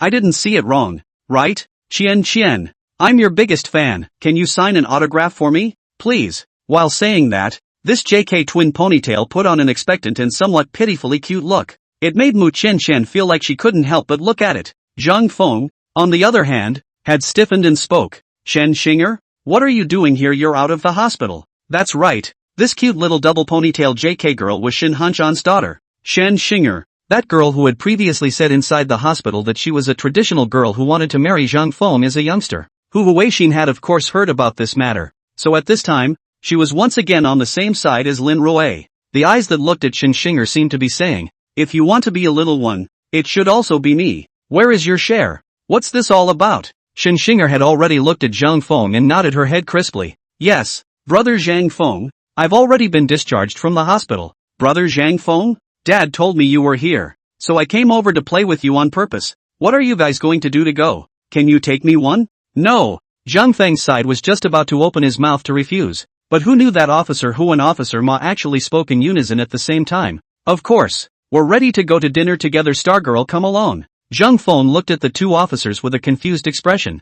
No. This seems to be a celebration banquet for me, right? Who knew that officer who pulled Zhang Feng's arm and said, Xiao Zhang, don't forget, this is the daughter of a big leader. If the big leader arranges for his daughter to come over, there must be a big leader's intention. God TM intentions. Do you guys like to speculate on leaders so much? Zhang Feng was also completely unable to argue with Officer Hu and Officer Ma. One can only nod in agreement. He didn't like being praised by others and attending some kind of laborious celebration banquet though, but this time is different. Ah, they are all counted as their acquaintances. Private small celebration is frankly friends get together for a meal. Zhang Feng was still looking forward to this kind of atmosphere, because in his previous life in the mountains, he had long since had enough of that high and mighty feeling. Everyone who saw him was humble in attitude and had to salute from a distance. There is absolutely no friend who can make a friend at all. It's so hard to cross over and finally have all these peers who won't see themselves and just arch their backs. Zhang Feng also enjoyed this feeling. Assuming, of course,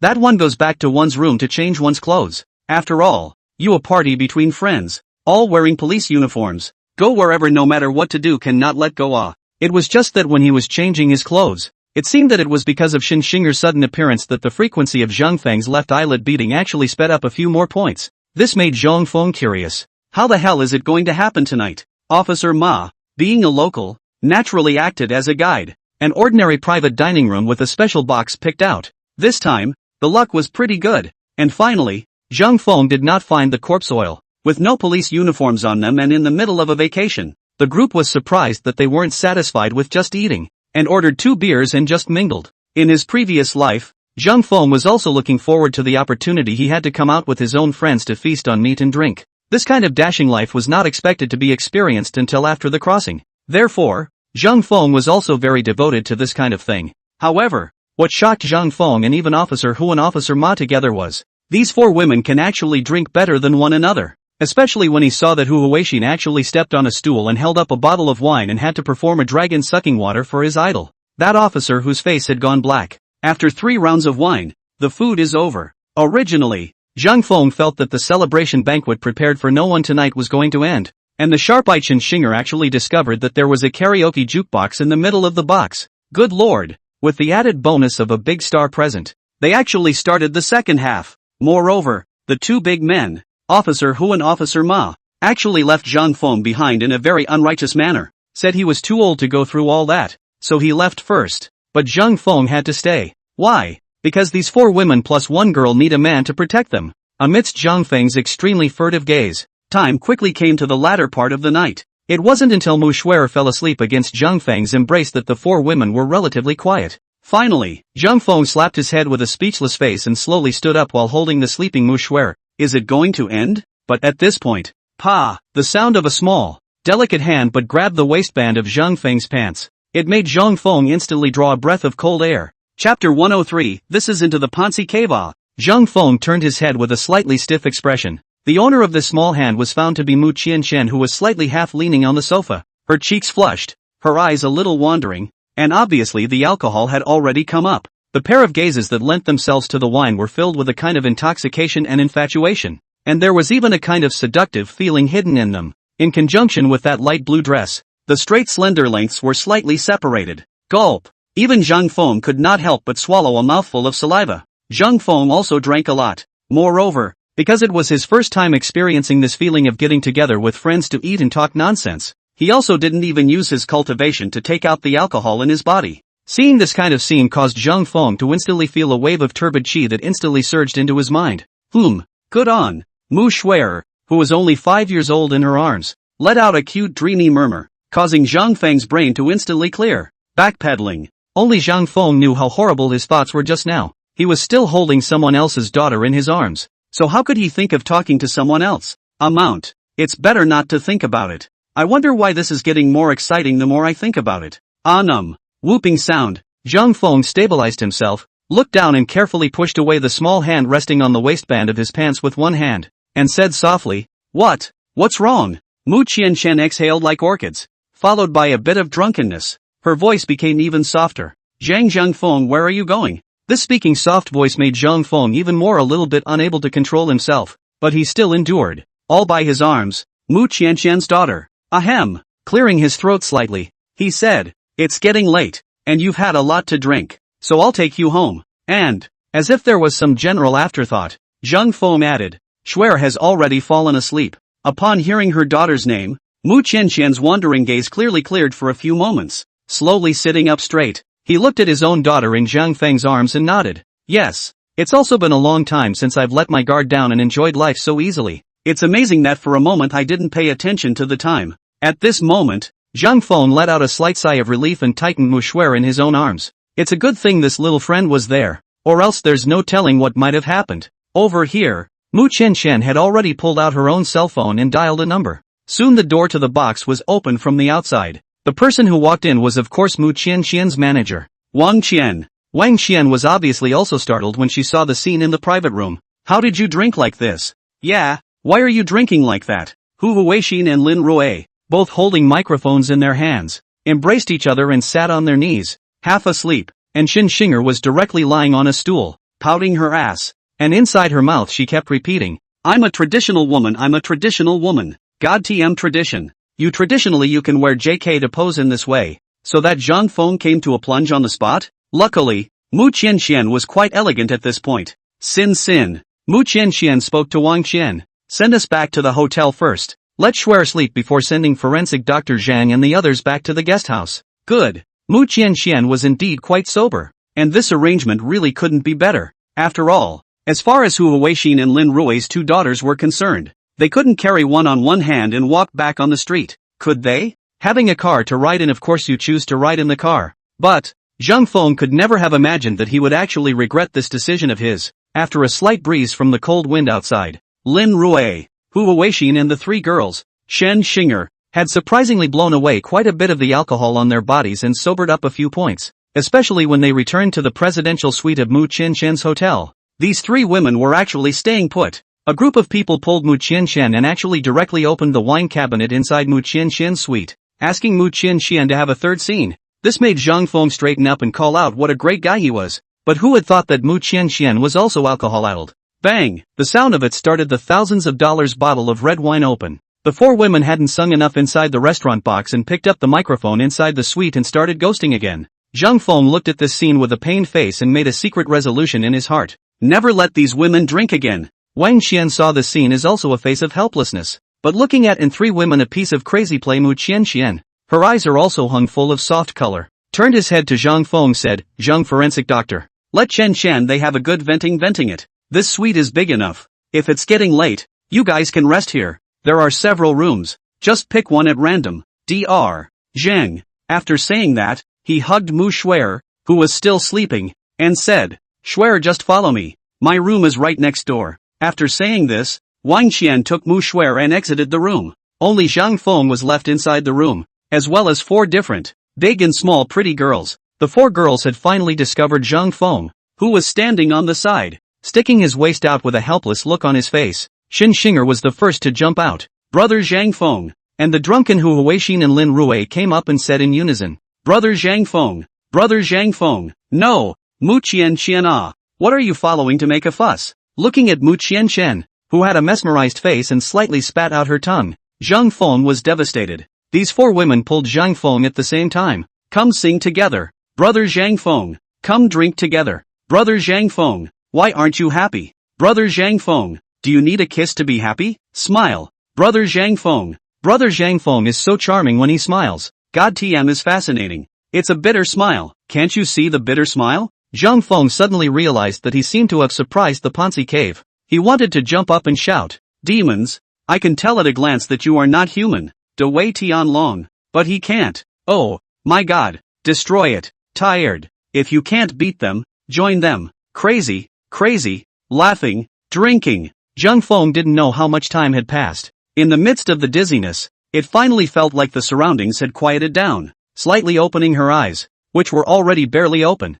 she saw the 4 women scattered haphazardly and quite unimaginatively on the floor. Zhang Feng didn't bother. Bracing himself, he staggered and groped his way to a room. Finally, he was able to find a big, soft bed and smashed right into it. Before he lost consciousness, there was only one thought inside his head. Wine is a bowel-piercing poison. However, not long after Zhang Feng had fallen asleep, a dimpled silhouette appeared beside Zhang Feng's bed. A flash of struggle appeared amongst that pair of charming pupils, but in the next second, a flash of determination was instantly put on. Purah! There was a soft thud. The clothes on his body faded at this and slid to the floor. A long, slender leg slowly lifted up, and at the same time, Zhang Feng seemed to have sensed something. Subconsciously, he was about to open his eyes, but the moment he did, a fabric of something unreadable was gently placed over his eyes. It even smells like milk. This caused Zhang Feng to jerk back a breath of cold air, and while his head was still dizzy, Zhang Feng didn't react to anything. Bark! There was a soft thud.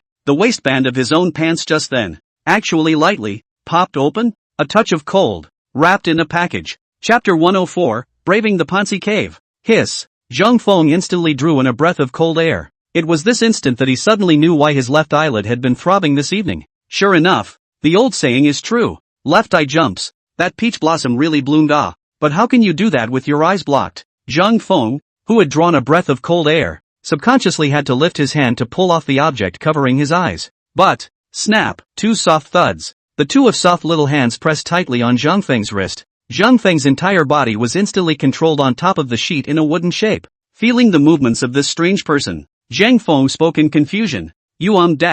Rest assured. It was as if this person did not intend to give Zhang Feng a chance to open his mouth at all. Surprisingly, Zhang Feng's mouth was gagged on the spot. This operation, how was it the same as the one he had done before when he had stopped Lin Rui from speaking? But, at this moment, Zhang Feng could not care about anything else. Pure alcohol had now completely flooded into Zhang Feng's mind, and those eyes were involuntarily closed. The dizzying sensation that controlled Zhang Feng seemed to be devoid of any thoughts, leaving only instinct. Zhang Feng was perfectly capable of using his Dantian true air to surge into his mind to help him wake up. The same can be done by removing alcohol from the body through the Dantian true air. Only, a normal man would be equally groggy and unable to lift his spirits after a big drink. Somewhere out of the headlands, things have come to this. This Dantian true air was not used to wake up the place that should be woken up. What was the point of waking up Zhang Feng's brain? Oh, really? Although Zhang Feng was now dizzy and the alcohol rushed into the middle of his mind, but he could tell the difference between the lesser and the greater. So it was also the moment after the flow of true air. Yikes! A girlish, soulful exclamation came. The voice, familiar to himself, definitely recognized it. But it's so hard to tell who the other person is with just one word. One sound. Besides, what does one care about that now? When Zhang Feng was drunk, he seemed to have returned to the twisted jungle full of murderous atmosphere, holding the gentian shining silver gun in his hand. This time, looking at the deep and positionally dangerous station in front of him, Zhang Feng raised his gun and mounted his horse without hesitation. At once, the shouts and killings shook the sky. Holding the gentian bright silver spear high in his hand, Zhang Feng let out a low shout. One drum. Advance. That can really be described as a bit of cold arriving first, followed by a gun coming out like a dragon. Anyway, the current Zhang Feng was still very thankful that he had completed the Yang Five Thunders cultivation of the Thunder Law early and in advance. Otherwise, after this, one could only cultivate water viscera thunder in the future, but it was a bit too undignified.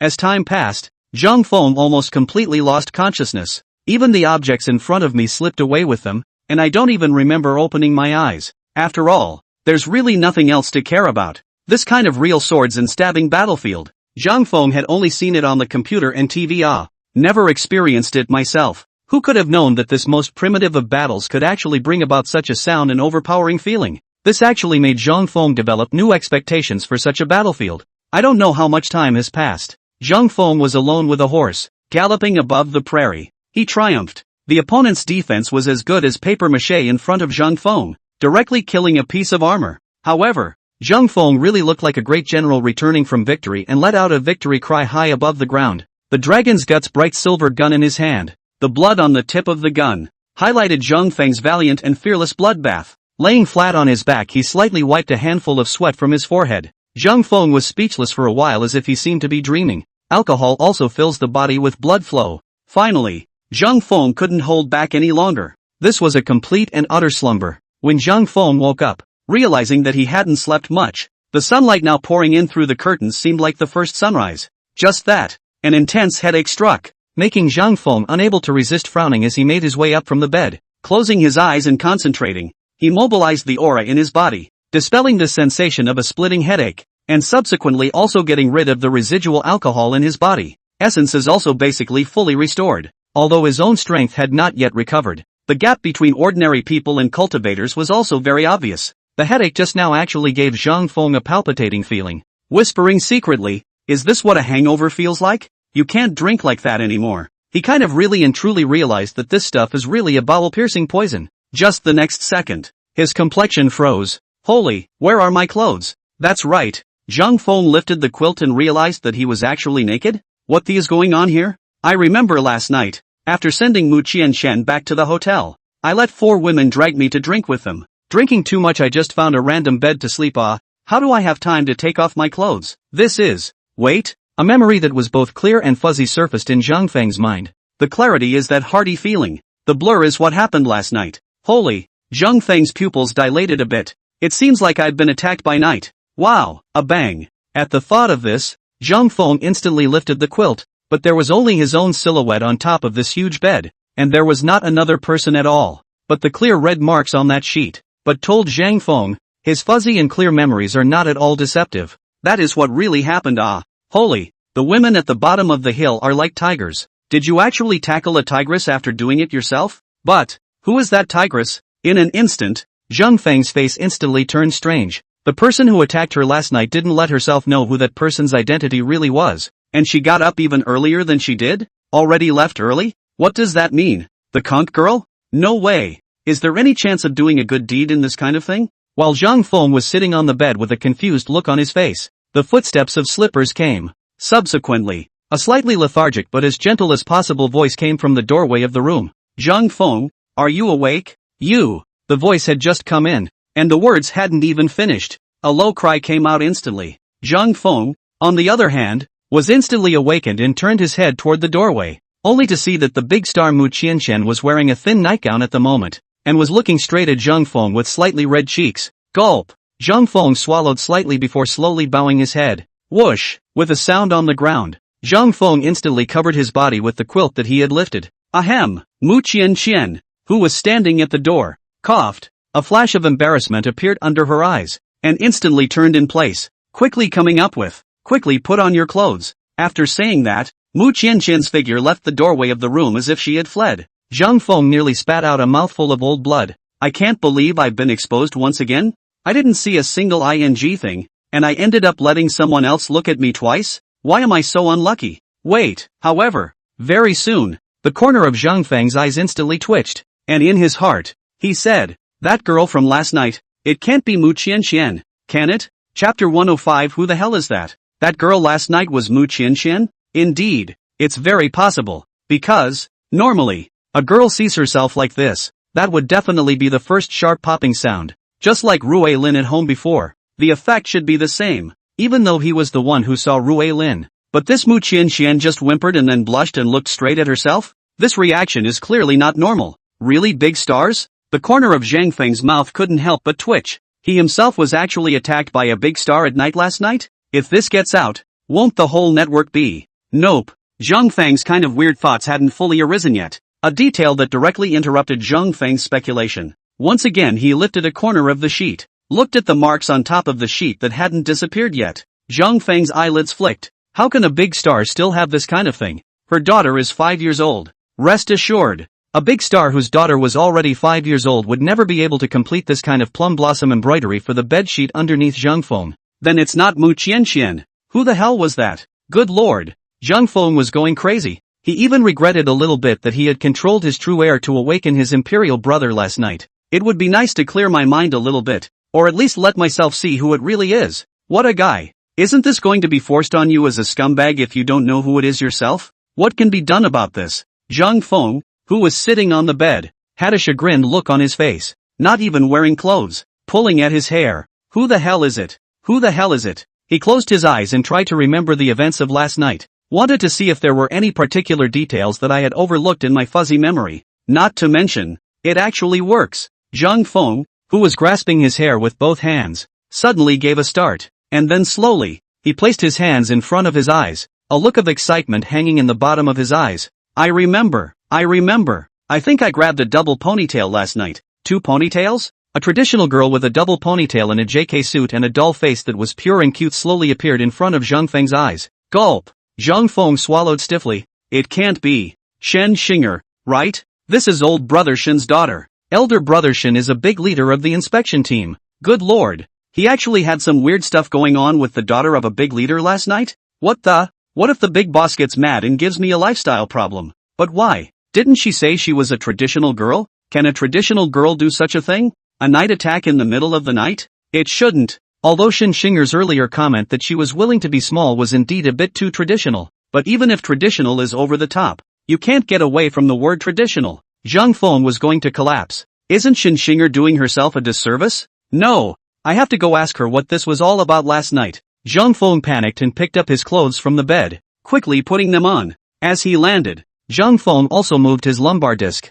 and then quickly ran out of the room and into the middle of the suite's living room. The inside of the living room was still a mess. However, all 3 women present had woken up. One had hazel sleepy eyes and a painful feeling of a hangover. Leaning back on the couch askew, Mu Qianxian was the only one who cowered in the corner of the sofa with her head down, not daring to look up. It was probably because he had just seen something he shouldn't have seen, and now he didn't dare to meet Zhang Feng's eyes at all. On the other hand, Zhang Feng's pupils trembled tremendously. It's because inside the living room, there are only 3 women. The only thing that wasn't there was the traditional girl Shen Xinger that he had just guessed. Where did she go? Not really. Wait. This was the I don't know how many times Zhang Feng had called it quits this morning, because he realized that all 3 of these women present were actually wearing double ponytails? Holy, how could he remember that Shen Xinger was the only one wearing a double ponytail last night? You guys. Zhang Feng spoke somewhat stiffly. Why do you all have this hairstyle? The 3 women who were still in a daze after a night's hangover gave a simultaneous lurch, and then looked at each other. But soon, Hu Huixin on one side suddenly said as if she had thought of something, I remembered. Then she looked at Mu Qianxian and said, last night when we were drinking, I think it was Sister Qianxian who said that her favorite thing before she debuted was the double ponytail, and it's been a long time since she wore a hairstyle like that. So, aren't we also accompanying Sister Qianxian to reminisce about our youth? Ah, he said, and stretched lazily and yawned. Mu Qianxian sighed, although she still didn't dare to meet Zhang Feng's eyes, still nodded her head and said softly, it's like this. What are you asking for? Lin Rui on the other side didn't know whether she had asked intentionally or unintentionally. Zhang Feng directly waved his hand. It's okay, you're just weirdly good-looking. Although there was nothing unusual about Zhang Feng on the surface, but in reality there was already another hissing sound inside. Holy, who the hell is it? Yeah, the double ponytails were a detail that I had racked my brain to come up with. But now, everyone was a double ponytail. What had been only one option instantly became 3 once again. Why 3? Isn't that because Mu Qianxian has a daughter? Mu Shuer? Something that couldn't possibly appear. So Zhang Feng directly ruled it out. As a result, Zhang Feng's eyes had changed when he looked at Lin Rui and Hu Huixin. Is it hard to believe it's Rui Lin? If Zhang Feng was asked to choose between Lin Rui and Hu Huixin, the most likely one would, of course, be Lin Rui. After all, although Hu Huixin had had some oddities with herself, it had only come about under provocative circumstances. It's true that it's a bit hard for you to get Hu Huixin to take the initiative on her own, and he and Lin Rui have already wiped the gun away several times, and when they are on the verge of the door, they are always interrupted by Officer Hu. Officer Hu was very honest last night. There's a real chance that Lin Rui will succeed. It doesn't make sense. Why would Lin Rui not let herself know who she was if she was going to do such a thing? That's not Rui Lin's character. Zhang Feng was called a tangle. He was even tempted to pinch himself about who had strange things happen to him last night. However, it is important to realize that he was a major participant in last night's events, and just measuring it would be the equivalent of measuring his own destiny. Now that Zhang Feng's strength hadn't been restored, it would be a loss of life if he measured something about himself. It's really not necessary to break your life for something like that, but who the hell is it? At this time, as if she had just woken up, Hu Huixin realized a problem and subconsciously asked, where's Sister Xinger? Is she in the restroom? Hearing this question, Mu Qianqian opened her mouth and replied, no, Sister Xinger left in the morning, or Qian Qian told me about it. I also just woke up not long ago. Gone? 3 huge exclamation marks instantly appeared above Zhang Feng's head.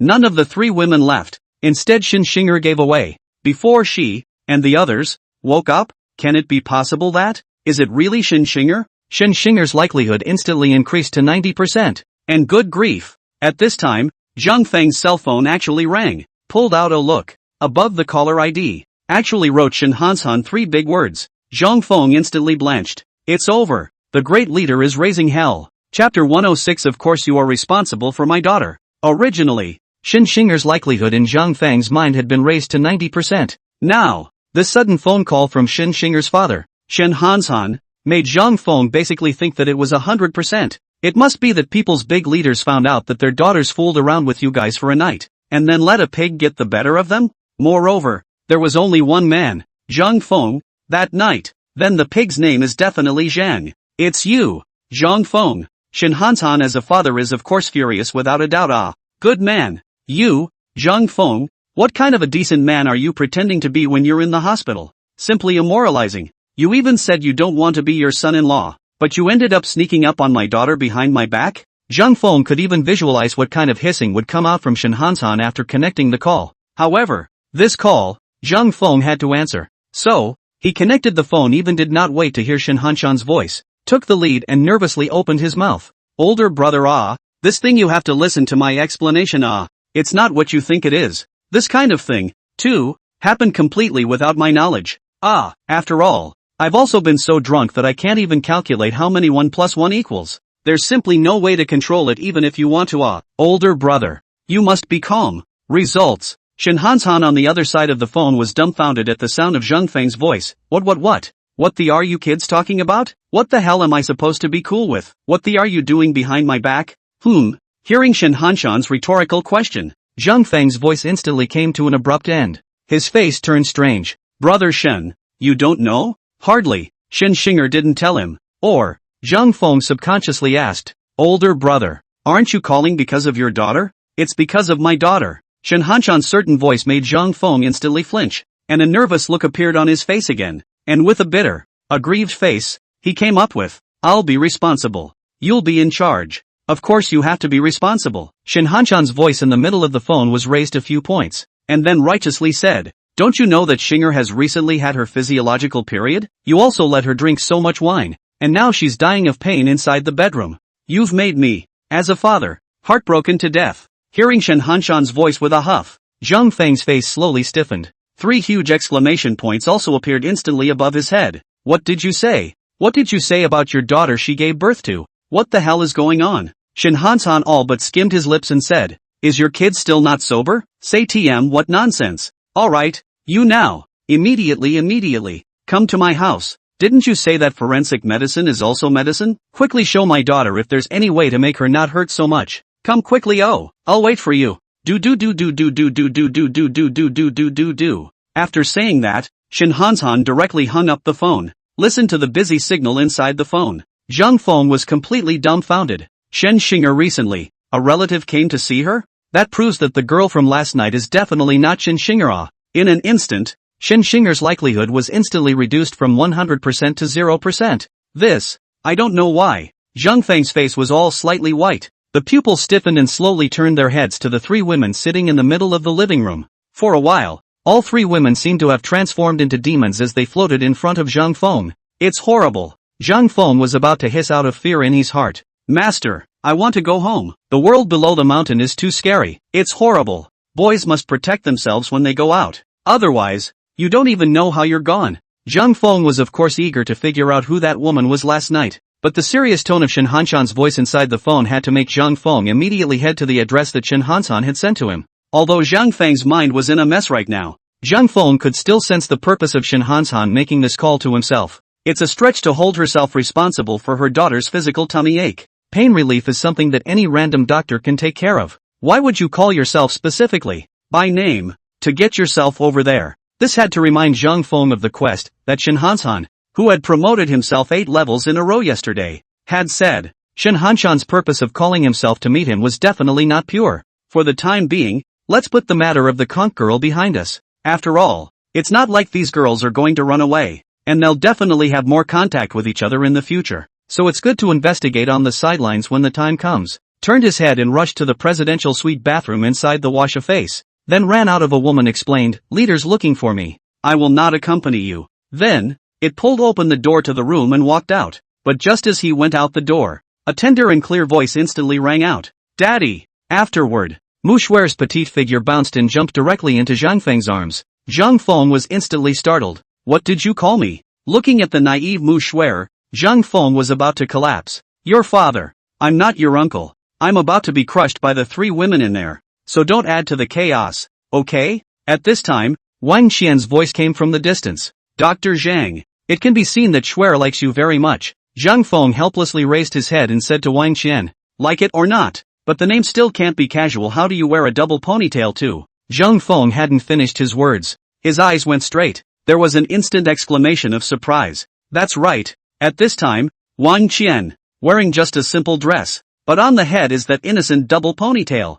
Zhang Feng was going crazy, but this Wang Qian's cheeks actually flushed for no reason when she heard Zhang Feng's words. "You're blushing like a bubble teapot," just heard Wang Qian said. "Last night after Shuer went to bed, I came to see Qian Qian and the girls. Who knows Qian Shan but pulled me hard to want me to comb the double ponytail with them. The result was too late. I didn't clean up. So, stop it." Zhang Feng called a halt in a hurry with a stiff face. "Done." Wang Qian, who wore a double ponytail last night, was also in this house? Looking at Wang Qian whose cheeks were slightly flushed in front of him, Zhang Feng frantically roared in his heart. "Impossible. Absolutely impossible. It surely can't be Wang Qian's, because she can't, or at least shouldn't. Forget it." Zhang Feng sighed feebly, and then he handed the Mu Shuer in his arms to Wang Qian, and without a word, he turned around and left. Just don't know why. Wang Qian seems to have blurred eyes, looking at Zhang Feng's powerless back. How does that head still seem to have a dark cloud over it? Zhang Feng had been completely devastated, as if the whole double ponytail thing could instantly stress Zhang Feng out.